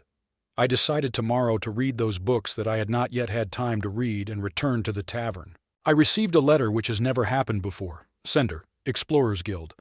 Inside the letter it said that Hikurad Murad wanted to meet with me. Looks like I won't be able to go to the library tomorrow. After wiping the shield and breastplate with a dry cloth for an hour, I lay down on the bed and fell asleep. ****. I had free time in the morning, so I slept more than usual. It was a little after noon when I washed my face a little and headed to the meeting place. Asterisk ding! Asterisk! The store was also a tavern, a restaurant, and a tavern. Entering the hall on the second floor, I saw quite a lot of people eating and chatting. After looking around a bit, I finally found the one I was looking for. After all, dwarves were so small that they were difficult to find. I wanted them to eat standing up, although wasn't it the same either way? Long time no see, Hikarad. Ha! It really was you! You were marked as rank 7, so I wasn't sure. The dwarf who had greeted me with a smile suddenly flinched when he saw me. Wait, what is this equipment? Oh, so you noticed him too? I answered as if it was no big deal. Oh, this. As you can see from that shiny sheen, this is Litinum armor and shield, and this on my back is called an expandable backpack. Nothing special, just something I bought for my next visit. Indeed, it was nothing. After a moment of silence and a long thought, the dwarf, who did not dare to speak, opened his mouth. I see? The reaction was both bewildered and surprised. Why are you so surprised? You must have at least one of these. That's true, but has your personality always been like this? Well, I didn't know what this guy knew about me, but that was enough embarrassment for today. Given the dwarf's experience, he should have had an idea of the quality of my equipment from this information alone. With this, he will not be able to play joke games with the distribution ratio, despite my short career. Of course, the recruitment ad clearly stated equal distribution, but I still remembered the face of the dwarf with his evil eyes, calling me greedy when I said that I would trade all the rest of the loot for the breach stone in the bloody citadel. After all, he is a researcher. If he looked down on me here, there would be no end to it. Without asking if I could sit, I sat opposite him. Hikarad, you're buying drinks since you earned a numbered item thanks to me. This comment both demonstrated my skills and reminded him of his debt to me. What? Ha ha ha! So this is how it is? The dwarf simply laughed loudly and did not deny. He couldn't, because I was the one who contributed the most to the bloody citadel. Well, you're not mistaken. It's still early, but I can buy you as many drinks as you want. Let's talk about what we missed while we drink. Fine. It turned out that it would take some time before the food we ordered arrived, but we naturally started pouring the drinks first. Then, we moved on to the real topic. The dwarf spoke first. When I found out that it was you who submitted the application, I was very surprised. What the hell happened? Was there really some kind of treasure hidden in that rift? I was sure that that magician girl had looked around. Not surprisingly, questions started pouring in. Looking at my current appearance, it was natural, although I didn't have enough loyalty to give an honest answer. Something like that? What does it mean? Tell me more. Like you said, there was treasure there. That's all. Don't ask any more questions. When I drew the line, the dwarf looked disappointed. Apparently, he realized that it would not be easy to get an answer from me. I don't know what kind of treasure you found, but you are very lucky. Are you lucky? This guy was the one who benefited the most from the bloody citadel. I almost died there. All he did was a one-man job. He took the numbered item and got out of there. I'm also curious what happened there. I'll have to ask about that later. Our plates began to arrive, so the rest of the conversation took place while we filled our stomachs. First, I have to start with this. So, have you found any of the team members yet? No one who would interest me. You're the first one I've actually met. I see. Nodding, I immediately got down to business like a barbarian. This was the real purpose of this meeting. So, what are you going to do? Will Hikarad Murad accept me as a team member? Originally, I mainly came just to check if it was really you. Besides recruiting the team, I wanted to talk to you. And also, in the questionnaire I wrote down the 3rd floor. But with the right people, I plan to enter the 4th. This was an unnecessary long explanation. It was enough to simply say that he was not going to accept me into the team. Well, have you changed your mind now? When I asked, looking at him intently, the dwarf answered, stroking his beard. You can say so. After all, who would look at you now and think you're a newbie? If it weren't for the fact that it would be difficult for a newbie to recruit the rest of the team, I wouldn't worry about it at all. Instead of making such bad excuses, I wonder if it would be better to say it from the beginning. However, the lack of such changeability was one of the attractive characteristics of the dwarves. Are we done then? Ha ha ha! You can say that! As I raised my glass, the dwarf followed suit. I hope we can be a good team again. The team was formed. There were still only 2 of us, but for something like this I had to just pretend to discuss it with him, picking members to my liking. Hikara, didn't you say earlier that many people applied? Said. And who are they? You don't have to worry about it. They were just rank 8 green rookies without even a year of experience. What was it, indirect insult? Seriously thinking about this, the dwarf opened his mouth as if he remembered something. About! I forgot to ask. How did you level up so quickly? It wouldn't be easy to reach rank 7 using only corpse golem essence. Just the essence of the corpse golem? I realized my mistake after I said it out loud. Exactly. He passed out when this happened, so he didn't know I had vampire essence. Could it be possible to just say something like that to him? I was deep in my thoughts when suddenly the dwarf shouted, Yeah, I understand. Ha ha! I didn't think that far. True, this equipment will definitely raise you to rank 7. That's a plausible guess, but yes, something like that. Now that this has already happened, I decided that I would keep this fact to myself. The team had not yet been officially formed, and I had no way of knowing which people would join it later. The best thing to do was to have a plan for everything. Someday, this may become my trump card. I can say that the regenerative power comes from the imprint of immortality. The most important things were finished, but we continued to drink and talk. Thanks to this, I was able to find out why the dwarf left his previous team to recruit another. As you know, I left my team for a short time. This is true. I heard that he applied for leave in hopes of entering the rift. But when I tried to return, they were more interested in the warrior they hired temporarily to fill my empty place. The dwarf then violently took out his anger on his former comrades, but I could not sympathize with him in the least. Isn't the problem that you left the team for personal reasons? The biggest victim was its former leader. While planning an upcoming expedition, the dwarf suddenly took a break, leaving him running around. Perhaps if there had been problems with this warrior, everything would have turned out differently. But was he better? If I were that leader, I would not have accepted this selfish dwarf into my team either. He'll probably act like that again. Of course I kept it to myself. My God, what disloyal bastards, don't you think? Exactly, they don't seem to know what loyalty is. In such situations, I have learned that unconditional consent works best. After that, I decided to ask about what really interested me. I don't know how wonderful they are, but if they knew what you got this time, I'm sure they would regret it for the rest of their lives. What did I get? Numbered item. If you think about it, that's true. If I meet them later, I have to let them know how stupid they were. The dwarf seemed to already have it in his mind. Taking a sip of his drink, he burst out laughing. Great, it looked natural, right? So, I wanted to ask, I began cautiously, what did you get? Haven't I told you yet? Did not tell. This was something that interested me from the moment we met. I knew all the numbered items that could drop, but what we went through this time was an unprecedented rift. A unique item may have appeared, just like that mysterious box Raven left open in the boss room. Come to think of it, I didn't ask what was in it. I decided to ask her about it next week when we meet. The dwarf grinned and placed his thick hand on the table. This bracelet is what I received. I couldn't figure out what it was just by looking at it. What is it called? The guild appraiser said it's called the Guardian's Protective Bracelet. Damn it, I blurted out, unable to resist.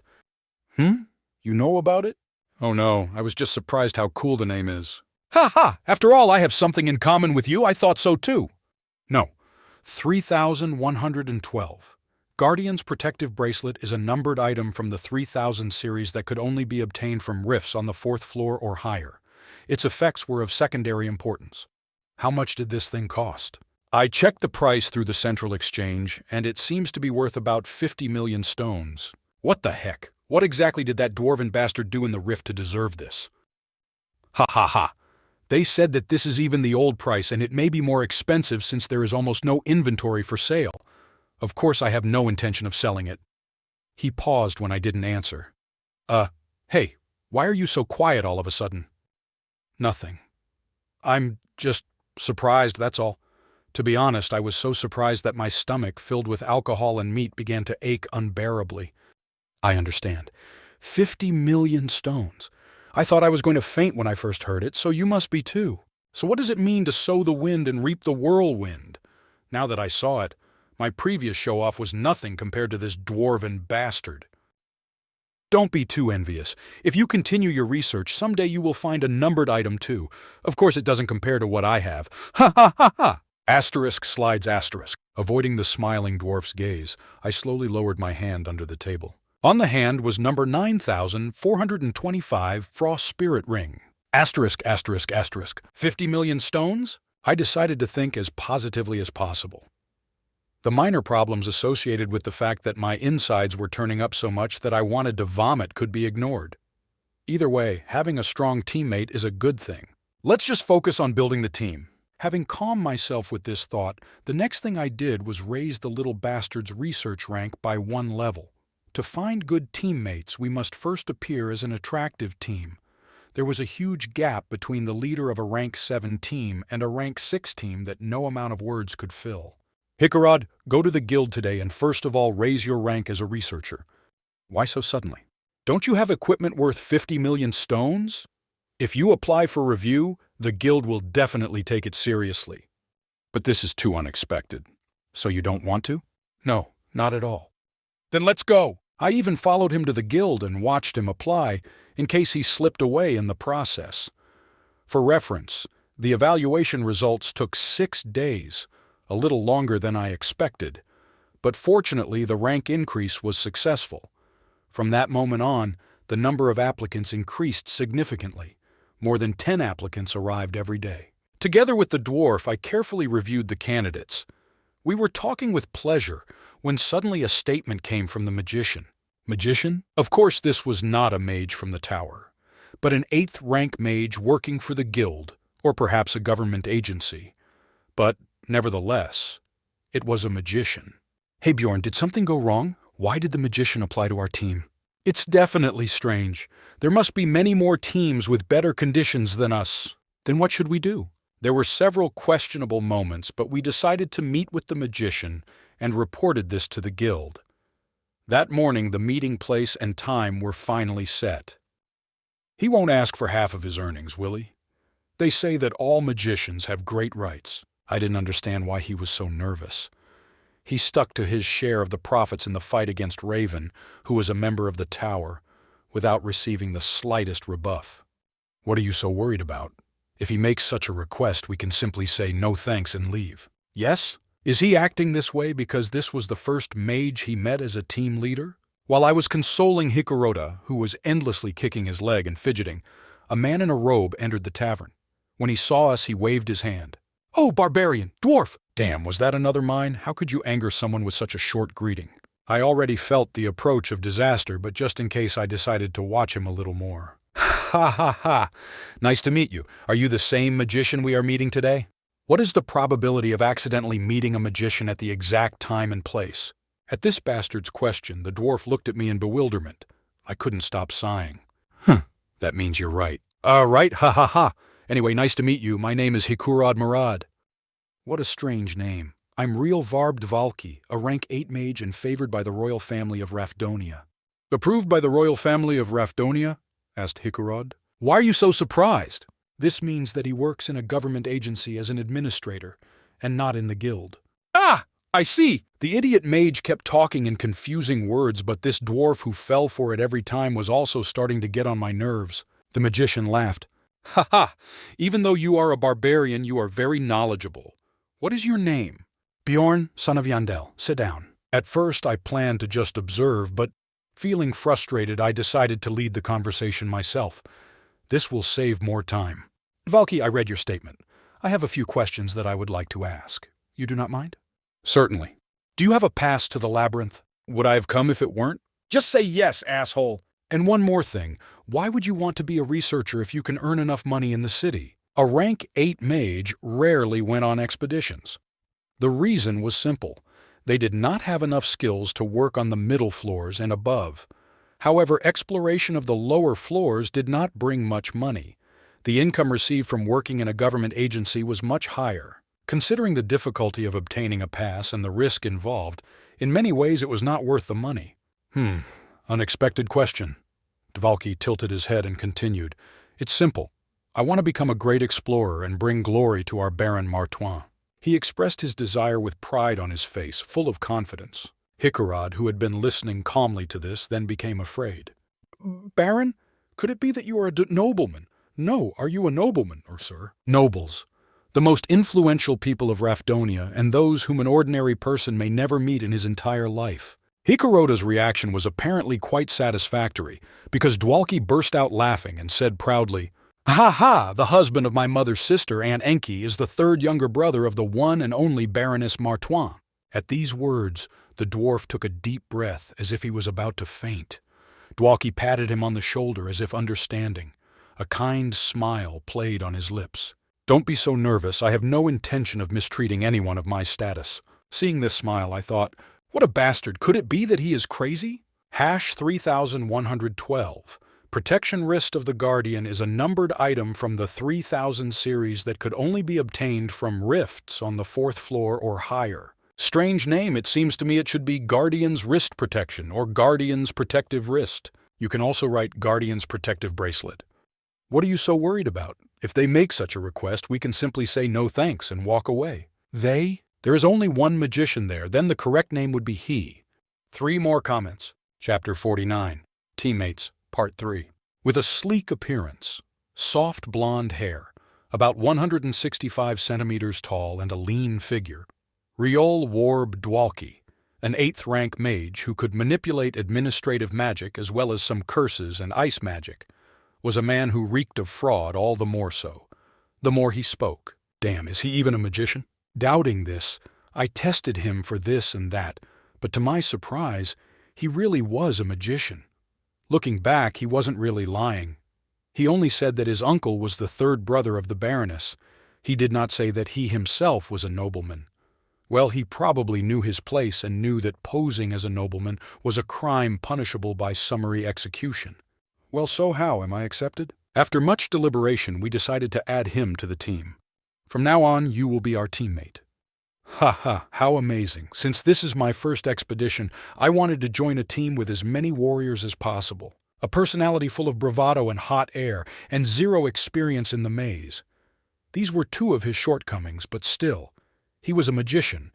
He didn't demand any more distribution of the loot, and even said he would follow orders once we were in the labyrinth, so that seemed to be enough to keep him under control. All cheap things come for a reason.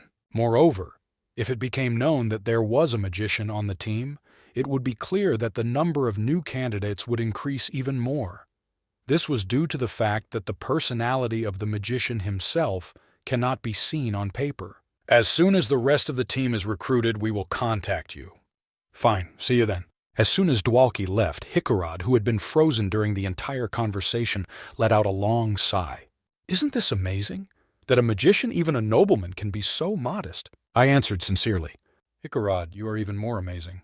This was 100% true. Asterisk, asterisk, asterisk. Further daily life in the city was simple. Besides going to Raven's lab once a week, I would get up at 7 a.m., have a snack, and go straight to the library. Parsitiev. Have a good day. I've been coming to the library almost every day for the past 2 months, but I've never had a proper conversation with this librarian except for one time. Asterisk, rumbling, asterisk. I took lunch breaks every 4 hours, and the library close time gradually approached. Today, I had an appointment. I was going to leave a little before closing, but the librarian suddenly spoke to me first. I want to ask you something. About what? Why do you always go to the library in armor? Oh, so that's what she was interested in, I answered honestly. What if someone steals them from my room at the inn? If this is the reason, then I understand. As soon as I answered, the librarian closed her eyes, as if her business with me was over. I thought that you were completely indifferent to others, but it seems that this is not the case. I felt like I was losing, so I added a comment, but the librarian showed slight displeasure on her face. We receive many complaints from other library users, that they can't read because you're too distracting. I see. Yes. If your business here is finished, would you please stop disturbing me and leave? Interfere? You'll just fall asleep as soon as I leave. I wanted to respond in kind, but if I continue to bother her and I will be banned from the library, that will only be my problem. I almost ran out of the library and headed to the meeting place a little after 9 p.m. Here, Bjorn, why are you so late today?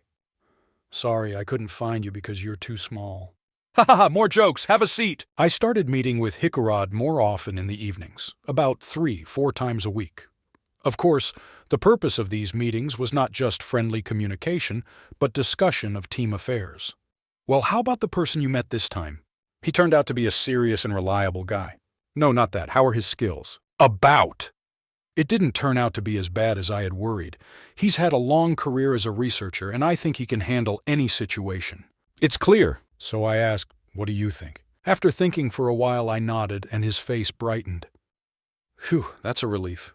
I was worried that you would refuse again since we didn't have much time left. In that sigh, I felt the pain of the dwarf, who was practically a puppet of the team.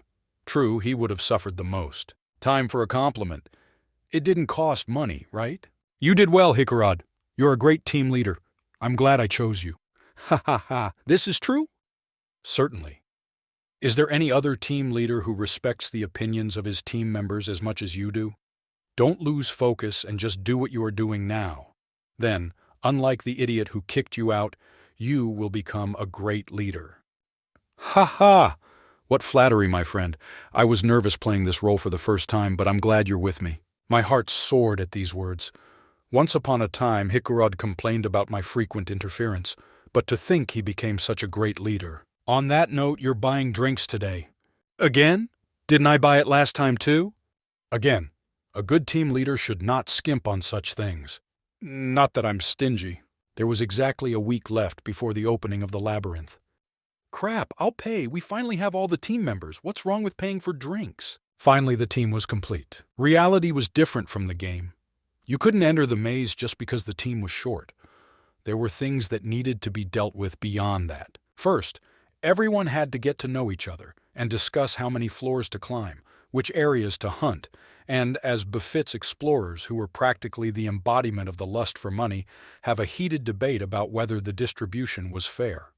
If no problems arose after this, it was necessary to officially register the team with the guild and, finally, train with each other almost every day in order to coordinate reconnaissance plans and so on. Asterisk, asterisk, asterisk. Everything flew by unnoticed.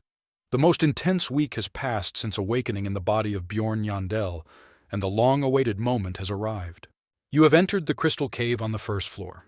The crystal cave on the first floor of the labyrinth was surrounded by bright, multicolored lights. About! So this is a labyrinth! Unlike the past days when we were alone or in a duet, there were 5 in our circle, including me. These were my new teammates with whom I went on this expedition. Leith! Dvalki shouted, casting a spell. Ah, crap, my eyes. This skinny, fair-haired mage who shot light into our eyes before they even had time to adapt was called Riol Varb Dvalki. In short, Dvalka's sneaky guy. Son of a bitch. Before I could swear at him in irritation, the dwarf beat me to it. Dvalki, take care of your magic as much as possible. But it's so dark in here. In the labyrinth, this is considered light. If it's completely dark, we can light a torch. Fine. It was a change that happened over time. Hikarad soon realized that Dvalki was not a nobleman and began to treat him more simply. Somehow they became quite friendly. The dwarf pretended to be, but every time the weasel acted like a complete idiot, he became a tsundere and helped him. Such was the dynamic of their relationship. Why did you stuff so much stuff here? Are you trying to show that you're new? Give it to me. I'll put this in my bag. I will not refuse your caring attention. Just as Hikarad was taking care of Dvalki as usual, I heard a high, cheerful voice. Captain, isn't it time for us to moor? As was obvious from the triangular ears on her head, Misha Karlstein was a beast woman. She was 25 years old, and from that year she had 5 years of experience as a researcher. Her height was about 165 centimeters. Her figure was long and thin. Combined with her elevated expression, she gave off a cold atmosphere. Stop fooling around and let's go. I want to break some monsters' hearts. She had a habit of smoothing out the endings of her words. She claimed that it was an inevitable problem due to the structure of her body, but I have never seen anyone with such poor pronunciation as hers. Oh, and one more feature. Ha ha! How can I refuse the princess's order? Hey, I asked you not to call me princess! But you are the daughter of the leader of the Red Cat tribe. How can I will kill you, dwarf! Misha was the princess of the Red Cat tribe, one of the Big Five. She said she was 13th or 15th. I couldn't remember in what order she was born. In any case, there was no need for special treatment or anything like that. She was a princess only in the eyes of human society, not in her own. On the contrary, there was someone else with whom one had to be careful. Hikarad, stop it. Even if it's a joke, she doesn't like it. Brown Rothmiller, race, human, age, 34 years. He was rank 7 but with 8 years of experience. No matter how meritocratic the explorer industry was, he was the most experienced among them all, so the dwarf always took a step back at Brown's words. I went a little overboard, didn't I? I will be more careful in the future. You're doing the right thing, dwarf.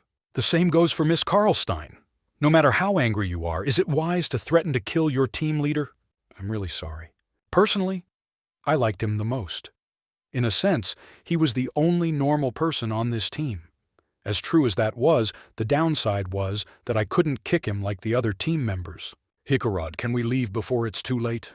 Oh, please. From now on, everyone follow me, Brown ordered. But Dvalki spoke just as we were about to leave. Wait, wouldn't it be better for Bjorn or Hikarad to take the lead? They are warriors after all. We'll need their help from the 3rd floor onwards, but until then we'll make do with just me. Honestly, I didn't understand what this brat was so worried about. Brown was a professional scout who survived the labyrinth for 8 years. And although his research rating is low compared to the time spent, I had a high opinion of him in this regard. 8 years was a long time to go through all sorts of things in the labyrinth, but to remain as healthy as he was amazing. A result not of combat power, but of using his other strengths. This was probably the result of his serious and unyielding attitude towards everything. After that, under the guidance of Brown, we finally reached our destination, killing the monsters that periodically appeared along the way. The outskirts of the 1st floor were often called the Dark Zone, despite the fact that we ran here by the shortest route without getting lost. The portal had already been opened by other researchers. Certainly. This time there were also previous visitors. Do not blame yourself. You've done enough. Hikarad, that's no reason not to work hard. If you don't feel resentment for your own shortcomings, then your life as a researcher is over. Yes? For reference, the journey here took about 10 hours. I couldn't say it in front of the ever-passionate Brown, but it was a very good record for an ordinary research group. It wasn't like we were a speed team to get experience points for opening a portal. Honestly, I didn't expect him to find the portal so easily. If his pathfinding ability as a non-guide is that good, although I had already begun to anticipate his other as yet unseen abilities, something like regret blossomed within me. If Einar or Ervina were in their place, we could earn initial experience points. Using the dimensional instability method, which I shortened to error, bug, it was possible to unconditionally gain experience points for opening the portal. However, this method could only be used when confidentiality could be maintained through a promise or oath. That will come later, when the team becomes truly reliable. After all, experience points are not something urgent right now. Taking a deep breath to push away any remaining regrets, Hikarad shouted loudly, "Come on, let's go inside." The dwarf was the first to step into the portal, and I immediately followed. Please, I hope nothing bad happens this time. But am I asking too much? You have entered the lair of beasts on the 2nd floor. The journey has officially begun. Skills were very important when recruiting teammates. However, there were other qualities that were equally important, such as trust. In other words, were they reliable? Of course, when everything was going smoothly, this was not a problem. This way, everyone could just laugh, smile, and be happy. But when did things go wrong? Whether you can trust your teammates to have your back during the worst-case scenario is another matter. It may not even be a matter of trust, but rather their true character. These things could not be known about another person, no matter how many times you read their profile or communicate with them. A person's true character was hidden deep within. I hoped that we would never have to show our true selves to each other. It would be better for everyone. No matter how many times I come here, I can't get used to the smell. Ha ha ha! I laughed. Dvalki, are you okay? Please don't talk to me. Turning away from the vomiting Dvalka, I quickly looked around the surroundings. Now I was on the 2nd floor in a sector inhabited by blade wolves, which could only be reached through the eastern portal on the 1st floor, the lair of beasts. As the name suggested, this place was inhabited mostly by beast-type monsters, which was probably why it smelled bad. Very bad. Rothmiller, are you okay? I heard that you have olfactory essence. Thanks for your concern, but I'm fine. This is not my first time here. It's clear. Was this the leisure time of a researcher with 8 years of experience? This man gave me peace of mind simply by his presence, although I needed to keep an eye on him a little more. By the way, when will our magician come to his senses? I need to earn money. Misha showed no sympathy for the suffering of her teammate and only cared about her own interests. I was about to add another line of comment to the character rating tab open in my head when I paused. Am I not the same? Devalki, come to your senses. How much more time are you going to waste? I snapped. Exactly. If you feel bad about something as small as this, you can't be a researcher. Magician, it's time to grow up. When I fired a word at him, Misha immediately agreed with him in a teasing tone. However, upon hearing this, Dwalki showed an unexpected reaction. You're right, I have to act like an adult. Has he always been like this? Honestly, I thought he would just come up with some ridiculous excuse or get angry in response. Dvalki continued. Let's go. But are you okay? It's definitely not easy. But I don't want to become a burden to my team just because it's my first time here and I'm a mage. I didn't say that you were a burden. Misha was amazed by the unexpected apology. Dvalki stood up, looking much more exhausted than before, and muttered with a determined look, I cannot disgrace the name of Baron Martoine. Hey, are you pretending to be a noble again? There is no way I will fall for this. Ha! Let's hurry up, I'm already completely fine. Seeing him cheerful, as if he had always been like this, Misha became angry, realizing that she had again fallen for his trick. With that, we slowly started to move forward. Brown announced, From now on, everyone, please follow me. Although this area looks flat, there are many holes. Hikarad looked around. I don't see any. They're usually filled with dirt, so it's hard to tell. If you walk without looking, it is easy to fall into them. Rothmiller, we trust you. The beast's lair had the topography of a canyon with narrow paths and high cliffs on both sides. Explorers traversing this map had to navigate between maze-like rocks to find their way. Although there are no traps here, it is even more important to have a scout on this floor. For reference, the monsters that appeared here were blade wolves, wall moles, saber-toothed tigers, werewolves, and vulkars, and most of them lived in caves on the cliffs. Usually, researchers whose main goal was hunting would enter the caves and clear them of monsters. However, our goal was to get to the third floor, so we just passed by. You have killed the giant blade wolf, experience +1. You killed Sabertooth, experience 2. You killed the werewolf, experience +2. You have killed the wall mole, experience +1. Moving quickly, we killed monsters hanging around the caves along the way, and soon it was time to rest. There were 3 hours left before the start of the second day, 2058. We spent the whole day moving along the map, but without Scout Brown it would have taken twice as long to get here. The entrance is narrow. You can set up camp here, Brown nodded. We cleared out the wall mole's hole and began preparing it as a base for our camp. Hikarad, Brown, and Misha were researchers with many years of experience, so the preparation of the camp was immediate. Even Dvalki, who had so far made no contribution other than the creation of drinking water, shone his light upon them. Since we have alarm magic, one person should be enough for the night watch, Brown said. Why do we need a night watch? Dvalki, it's not because I don't trust you, so don't be offended. As you know, there are more than just monsters to watch out for in the labyrinth.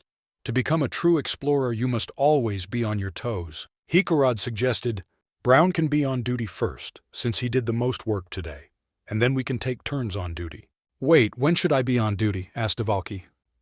Leave it to us. You rest, Hikarad assured him. The magician was excluded from night duty. This was done not so much because of his weak stamina, but because it was customary. Researchers gave out rewards according to merit, and alarm magic was considered the share of one person. In truth, this custom probably arose out of the need to satisfy the needs of the magician. Either way, with one person on duty every 2 hours, the night was incredibly comfortable. Just think, I got 6 hours of sleep. Compared to working together, it was just heaven on earth. Of course, this was due to the fact that they had to share as many parts of the loot, but this could be compensated by hunting stronger monsters. Asterisk. I, the great magician Riol. Stop sleeping and wake up, magician, Misha shouted. It's morning already? I don't know, but I know it's time to wake up.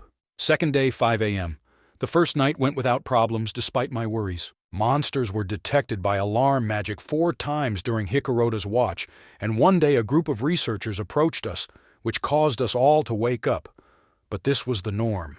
Since Dvalki has already adapted to the maze, we will increase the speed a little, Brown announced. Dvalki asked, "Is there a need to hurry?" It's best to arrive on the third floor as early as possible to set up camp. Starting on day 2, we cut down on unnecessary chatter and just focused on moving. Of course, monsters appeared every few minutes to block our path, but I was glad for that. You have killed the Moonstone Bear. Experience plus. You have killed the Wall Mole Queen. Experience +1. You have killed the Bloody Blade Wolf. Experience +1. At this point, I have killed all the rank 9 monsters in the Beast's Den. Since this was my first time here, the experience points accumulated quickly. Of course, I didn't have a separate experience scale, if you count all the monsters I've caught so far. There were exactly 40 of them. If you add the bonus for killing a high-ranking mutant and the bonus for killing a guardian, you get 44. I still have a long way to go to reach level 4. As you leveled up, the required experience points increased exponentially. Level 2 required 6 points, level 3 required 30, and level 4 required 150. Of course, experience points didn't increase 5-fold with each level, but it's safe to say that the difficulty felt even higher. It was only a +1 increase for higher-rank monsters, but if there were no monsters to hunt, then even supplying them became impossible. Well, I shouldn't rush to level up. My current level was 3. I could absorb up to 3 essences. In other words, there was still room for 1. Of course, I didn't expect another essence to appear before I reached level 4. Dungeon and Stone wasn't all that friendly. Of all the games, why did I have to play this one? I began to regret my choice, but to no avail. After all, I was a pervert who felt more alive the higher the difficulty. "Everyone get ready," Brown called. "From now on, we will encounter high-ranking species, and their numbers will increase sharply." This happened after about half a day of following Brown. The terrain, or rather the color of the rocks, changed from reddish-brown to black. Is this the beginning of the second half of the journey? Rank 9 monsters did not appear here. However, no one, including me, was very worried about this. "There are still only rank 8 monsters on the second floor," Misha chuckled. "Our team had an average rank of 7. Whatever teams they were on in the past, they were active on at least the 3rd floor. Well, I'm a newbie, but I was an exception because I've been here many times when I played the game," Misha added. "By the way, Bjorn, you haven't been to the 3rd floor yet, have you?" "And what?" I answered, expecting her to start arguing, but Misha sincerely admired it. "Amazing. It took me a whole year to get to the 3rd floor. It made me feel bad. I was just lucky." I didn't want to think long about this topic, so I answered evasively. Then Hikarad entered the conversation. "1 year for the 3rd floor. How long did it take you to get to the 4th floor?" 2 years. I think it took that long." "The same as me." "Hey, this is unfair. You have less experience than me, but you are rank 6. On the contrary, Miss Karlstein was born into a good family." "Hey, I asked you not to talk about my family." Sensing that the conversation was about to turn into another long argument, Brown stepped back and intervened. "Both of you, stop." It was the same voice and expression as before, but why did I feel like he was more annoyed this time? True, if I heard this when I was busy working at the entrance, I would also be angry. I let it pass without thinking. Asterisk, asterisk, asterisk. "You have entered the Pilgrim's Path on the 3rd floor. A little after noon on the 2nd day, we entered the 3rd floor, having received the correct instructions from Brown. It was a little disappointing that I wasn't able to hunt many of the rank 8 monsters in the Beast's Den, but they weren't only active on the 2nd floor. Someday I'll have another chance." Shaking off my disappointment, I focused on the current situation. "Rothmiller, back off!" At the moment I was on the Pilgrim's Path on the 3rd floor. This trail took me to Ironstone Hill, the starting point connecting to the Beast's lair. Immediately upon entering, we encountered 2 rank 7 monsters. "Dvalki, use corrosion magic!" It was easy to imagine the Iron Troll as a wild warthog with iron tusks. It was about 5 times the size of the wild warthog on Mount Jiri. Real Varb Dvalki cast an 8th tier spell, Corrosion, while Brown, who was the first to enter the portal, avoided the monster and retreated. Dvalki immediately cast a spell. Immediately after this, Hikarad and I rushed forward, and each of us struck down the monster with our shields. Asterisk, bam, asterisk. The shield received a strong blow. My previous shield would have dented at the moment of impact, like the dwarf's shield now. Hikarad Murad cast the emergency recovery spell. "Bjorn, why are you suddenly looking at me?" I'm not jealous. Honestly, if you had used a hard shield from the beginning, you wouldn't have to rebuild it every time. What are you talking about? Anyway, Bjorn, don't push them away, just stop their movement. You don't have to tell me twice. Iron Troll's active skill was weight balance. Its effect was immunity to blows. This was also the essence that Hikarad possessed. Hikarad Murad cast weight balance. Do you have a conscience? The anger inherent in the barbarian's body flared up with renewed vigor. Perhaps that's why, instead of waiting for the other team members to attack, I swung my mace and hit the Iron Troll in the jaw. Behela! Asterisk. How, asterisk. The steel tusks that were put into the corrosion state were shattered in one blow. Come to me, Essence. Misha, who jumped on my back without permission, plunged a dagger into the Iron Troll's head. You have killed the Iron Troll, experience 3. For now, it was 1. I was about to do the second one, but I stopped and watched for a while. Dvalki cast a spell, one of the few offensive spells he had. Ryol Varb Dvalki cast an 8th tier spell, Ice Spear. The Ice Spear flew into the Iron Troll's stomach. If he pierced the head or heart, it would be a one-hit kill. But a detailed review can be given later. Asterisk hit! Asterisk! The battle ended with Brown walking up to the falling Iron Troll, putting his crossbow to his forehead and firing an arrow. Of course, there was no essence, although there was no need to worry about that now. The monster right in front of the portal. Looks like there was a son of a bitch nearby.